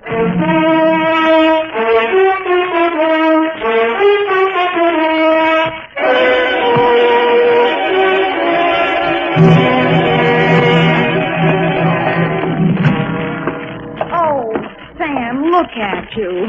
Can't you take no for an answer? And just what do you mean by that, Miss Perrine? Claw marks on your face. Wrong again, sweetheart. She said yes, I said no. Hence the scratches. I knew she was that type the minute she walked into this office. That ankle bracelet and green nail polish. Green nail polish. Well, puce colored. This one goes to homicide, Effie. Oh, not another murder, Sam. What else? To Detective Lieutenant Dundee from Samuel Spade with license number 1377596. Subject, the convertible caper. Dear Dundee, It had been a dull morning, but just before lunchtime, things began to brighten up. Her clothes looked like money, and what they were wrapped around looked even better. She eased herself into the chair I pushed up for her, rattled about $1,000 worth of charm bracelet at me, and after she'd arranged her legs, mouth, and eyes to our mutual satisfaction, she allowed me to hear the sound of her beautiful voice. I do not know whether you will be interested in my case or not, Mr. Spade. Put your mind at rest, Miss Estrada. Estrada. Who knows? Perhaps I am merely a waste of time. My time is your time as we stay in the States, Mrs. Estrada. Oh, you are very simpático, very kind. Entonces, my automobile has been stolen. When and from where? Last night, after midnight, while I was checking in at the Hotel San Rafael, where I am staying, I foolishly left it parked outside with the keys in it. Have you reported this to the police? No. I suggest you do. No. No? No. Well, why not? Because I stole it from another. Oh, I see. No, but you do not yet know all. If the police find the car and notify the one from whom I stole it, then that one will know that I am in San Francisco. And that's bad. He won't think that. If he finds out I'm in San Francisco, then he will come here and kill me. That is why I must recover the car rapidly and without the police. You will be glad to help me. Be very pleasant, Mrs. Estrada, but hot cars are not exactly in my line. You wish that I don't think anybody would murder you just for stealing his car. Oh, not for the car, no. Already he tried to kill me once, twice, 3 times. So I take the car and drive away rapidly. Away from where? Mexico, state of Chihuahua, where this pig resides who wishes to murder me. Why? Oh, he drinks. He becomes a beast. He accuses me of... Look here on my shoulder, the scar. Well, already he cuts me with a knife. Uh-huh. Now you have seen something that changes your mind about me, huh? You see that I am sincere. Why, Mrs. Estrada, I never had any doubts. Oh, please. I am without friends. You will call me Nietzsche, yes? Yes, indeed, Nietzsche. Bueno, now we are friends. In the car is sitting the pig. What's this pig's name? Pig is the only name I will honor him with. Pig. What make of car is this? Leonza. You know this kind of car? Yeah, it's a foreign car. I've seen a few around. This must have set the pig back several $1,000. Huh, he steals everything. Listen, my darling, please notice. Around here is pink with blue fenders. Not anymore. That's the first thing a car thief changes, the paint job. Any other distinguishing marks? Distinguishing marks? Yes. I would think. It has a radio. You don't say. And it has 2 windshield wipers. Well, I'll buzz around, Meetcha. If I find anything, I'll let you know. My fee is... Yes. Yes, that is something else. I have no money. Oh, that's great. That's just great. But I am sincere. You said so. Look, my darling, take this. It is worth very much. See? This little charm alone. Platinum set with diamonds. Worth very much. You will keep it until I pay you, eh? Adios, guapa. Hasta la vista. She thrust the charm bracelet into my hand, bit me on the ear, and departed. I put a Band-Aid on it, ran some cold water over my head, poured myself a stutz like a bourbon, and examined the bracelet. The dangle she pointed out was a white metal disc with a monogram in diamonds, 2 vertical bars with a horizontal one on top. It was the Greek letter pi or the initials TT, depending on who had stolen it from whom. I knew it was at least worth my fee. I dropped it into my pocket and went out. My first stop was over on Mission.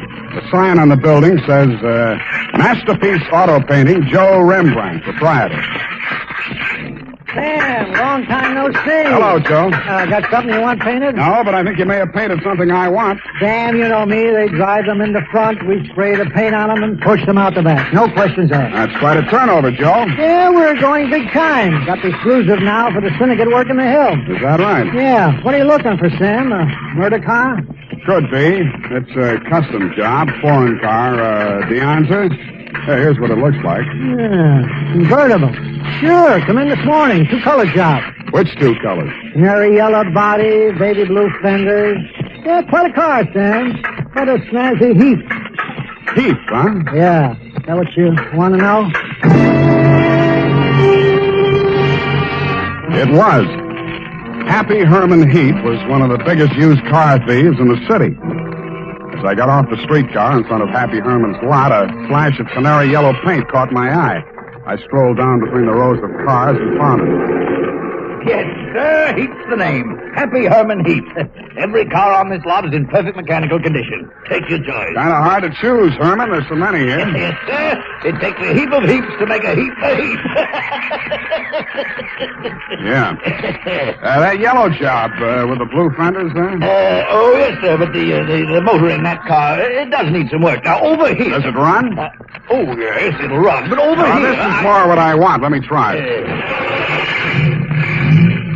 Sounds all right to me. Oh, idling, yes, but needs some work in the transmission of the differential. Mind if I drive it around the block? Well, the mechanics are just about to work on it. Besides, I'm afraid this car is more than you care to invest. Well, let me try it out anyway. Here, I'll leave a deposit. I reached in my pocket for Meech's charm bracelet. He took one look at it, and his expression changed. Well, why didn't you say so?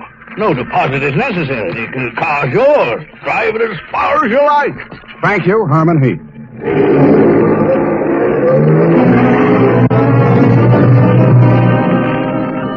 I took him at his word. I put the magic bracelet in my pocket, drove back to O'Farrell Street, parked in front of the San Rafael Hotel, slipped the doorman a buck to wash it for me, and went on into the lobby. The desk clerk said that Senorita Estrada had checked out 30 minutes before, leaving no address.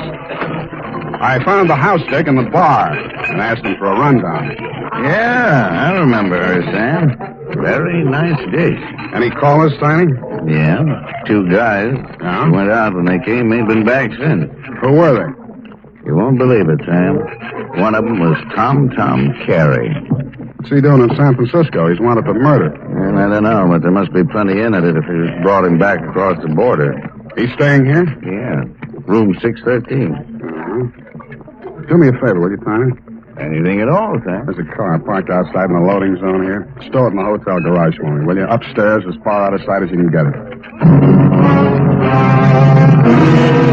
I went upstairs and rang the buzzer at room 613.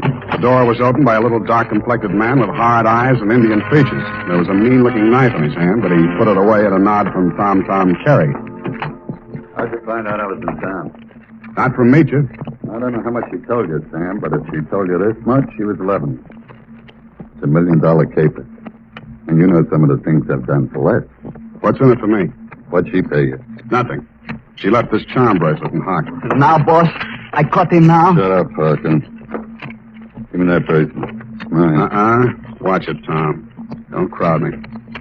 I got something bigger than this, or you wouldn't be here. All right, Sam, what do you want? I want to hear you talk. I guess you know I've been down Mexico way. I'm listening. I got a little business down here, garage business. Running hot cars across the border from the States? We cool them all.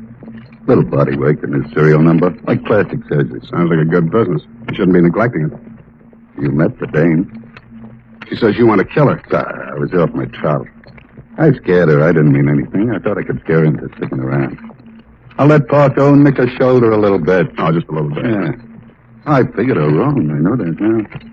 If I could see her for 5 minutes just to talk to her, I know it'd be okay. I can't help you, Tom. I want to talk to her myself. Listen, she hasn't got a penny, only that car. She figures I'm peddling that. Not anymore. She already sold it? Some car thieves took it. She hired me to trace it. Listen, Sam. Maybe broke from a strange country. I'd look good to her again. Here's $1,000, Sam. Oh, this is so sudden, Tom. Nothing. When you see her again, give her that bracelet back, huh? It was a present from me. And whatever you do, don't find that car. Okay, Tom, it's a promise. Thanks, man. Only one thing I don't understand. You said it was $1 million caper. I meant that. She's worth $1 million to me, Sam. The girl, Tom? Or the car? Oh, I wish I hadn't asked that question, Sam. I really do.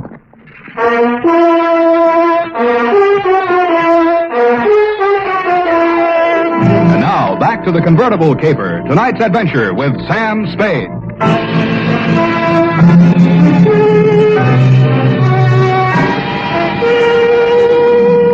When Tom Carey said $1 million caper, he meant just that. He never risked a rap for less than $100 grand, and no dame that ever lived was worth more to him than a hot mink coat. If Nietzsche wasn't the $1 million package, the car was. I didn't know what was in it, but Tom, it might be diamonds, dope, smuggled Chinese, or just plain money. So I went back to the hotel garage.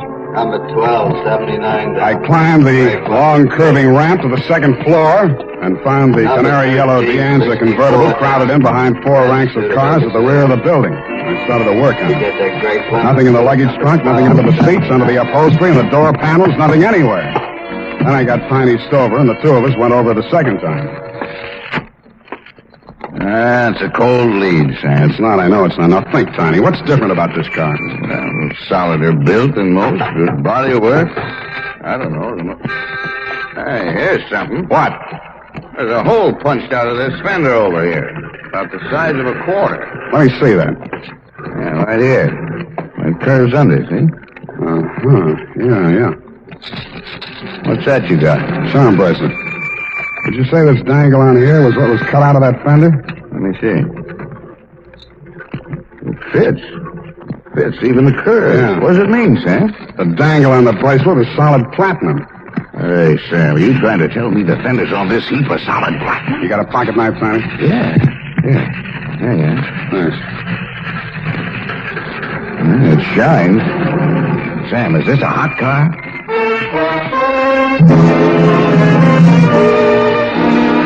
I didn't answer him. I didn't have to. He looked in the gray-white gleam of the bracelet shine at a square of paint I'd scraped off the fender and answered the question himself. Nietzsche's convertible was convertible in more ways than one. It was about the hottest car in San Francisco as of that moment. After I'd left the garage, I tried to phone Tom, but he wasn't in. I had an uncomfortable feeling he was out looking for me. He was. As I stepped out of the phone booth, there was a rush of air past my left ear. A knife stuck in the wood less than an inch west of him. I came out in the street and trying to see him duck around the corner into an alley. I ran after him. I collared him and stood him up against the wall. Let me go. I cut you down. What do you know about that car? What do you know about that car? Come on, talk, you get more of this. I don't know nothing. They don't tell me nothing. Where's Meacher? I don't know. Meacher don't know nothing either. Only Tom and... Tom and who else? I don't talk no more. They cutting you in? I don't need no cut. The boss, he pays me good. 40 pesos. Sometimes more. Work for me and I'll cut you in. I cut you to pieces. The boss treats me good. Sure, you do all the dirty work. There's any trouble, you'll take the rap. What means rap? They put you in a little room and squirt gas in you. You fall dead. Gas? Tom do this? He does indeed. Venga. Come, I take you to see the man. Su nombre es Felix. I think he will be very happy to see you.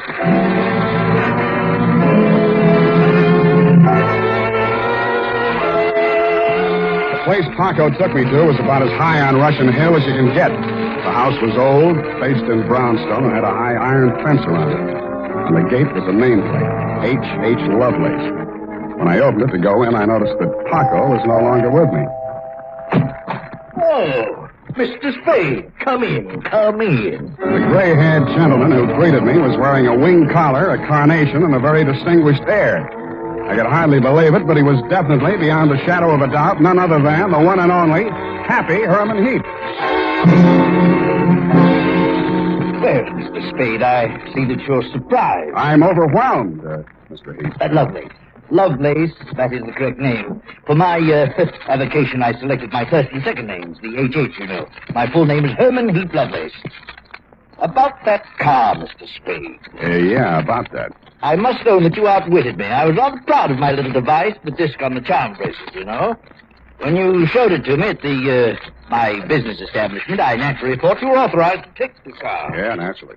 However, I'm not averse to enterprise in a young man, and I'm prepared to pay for my blunder. You said $1 million. I still couldn't accept, Mr. Lovelace. Oh, why not? I was hired to recover that car for my client. It's not mine to sell. Well, it's certainly not hers. I don't care whose it is. All I know is that my client's life is in danger, and it has something to do with that car. Miss Estrada? Yeah.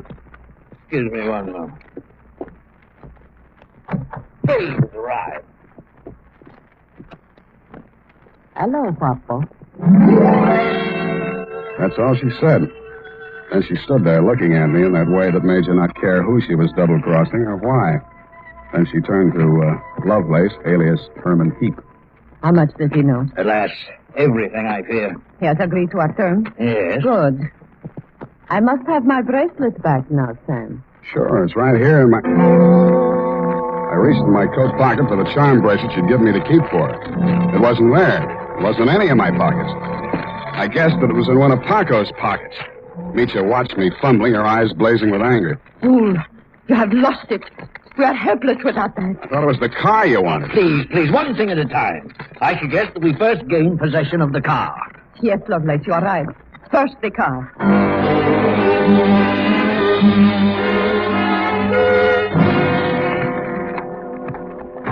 Ah, yes. This is the car at last. A princess in vulgar raiment, but still a princess. No royal coach carrying a king to a coronation ever held such riches. Hey, you talk too much. Oh, I do. Well, take your place at the wheel, Mitya. We shall drive out of here into a splendid future. After you, Mr. Spade. No, Mr. Heath. After you. Ironic, isn't it, that with all my varied interests, I've never learned to drive a car. Será tu poco, viejo. You seem kind of shaky, Mitya. You sure you can handle the car down the ramp? I'm very good driver, Guapo. Mitya, stop! Put on your brakes. There's a man coming up the ramp.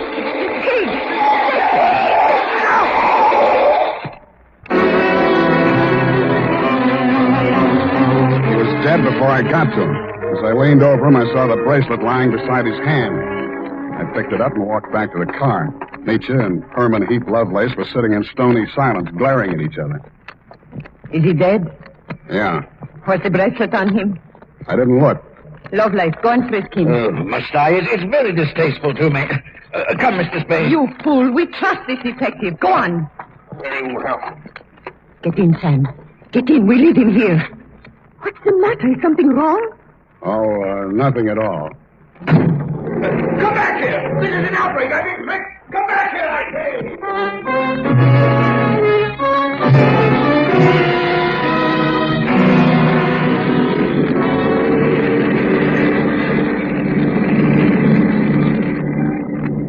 Please, Guapo. A cigarette. Sure. Here you are. Gracias. De nada. I saw you pick up the bracelet. I meant that you should share with me. That is why I gave you the bracelet in the first place. I liked you. Couldn't have been because you were safe as long as Tom didn't know where the bracelet was, and if you had to kill somebody for it, it would be me. Please, querida, what does it matter now? We are together, we have the car, we have the bracelet, and the pig is dead. That's what worries me. Oh, surely you do not think I meant to kill him. Of course not. Your foot just slipped. You stepped on the gas by accident. Yes, that was it. It won't stick, sweetheart. Not with me. But with the police? My story won't help you.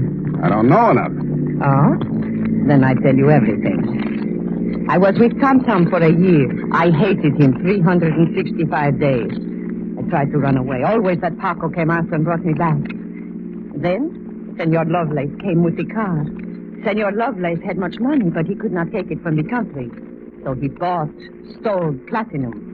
Some he received from refugees who had sent their fortunes abroad in that form. But there was no safe way to get it across the border. So for a cut, Tom had the platinum made into fenders and welded onto the car. Why was the bracelet so important? It was too dangerous for Lovelace to bargain directly. Tom was to get the money for the platinum and give the little piece of the fender as a token. Yeah. Lovelace would know who to give the car to when they showed it to him. That's why he let me drive the car off the lot, huh? I don't care, darling, even if you tried to steal it. Now we understand each other, no? You are tough, too. Tougher than Tom, I think. Well, now we have everything for ourselves, you and me. What do we care for the others, huh? You make a good pitch, sweetheart. You look beautiful while you're making it. But I don't like you driving. What do you mean? Pull over. I'm driving this heap back to the city. No. I said pull over. I won't let you do it. I don't care what happens. Take it easy. You want to kill us both? Sure, I will kill us both. We die together or we live together. Yes or no? You're nuts. Answer me. The answer is no. Bueno, you will see I mean what I say. fog thinned out just as we rounded a bend in the road. There was a point ahead with a sheer 300-foot drop to the sea. She jerked the car away from the pavement and steered straight at it. I grabbed the wheel and twisted it. The car skidded on gravel and slid sideways toward the cliff. I got the door open and tried to yank her out with me. She held on and kicked me until I rolled free.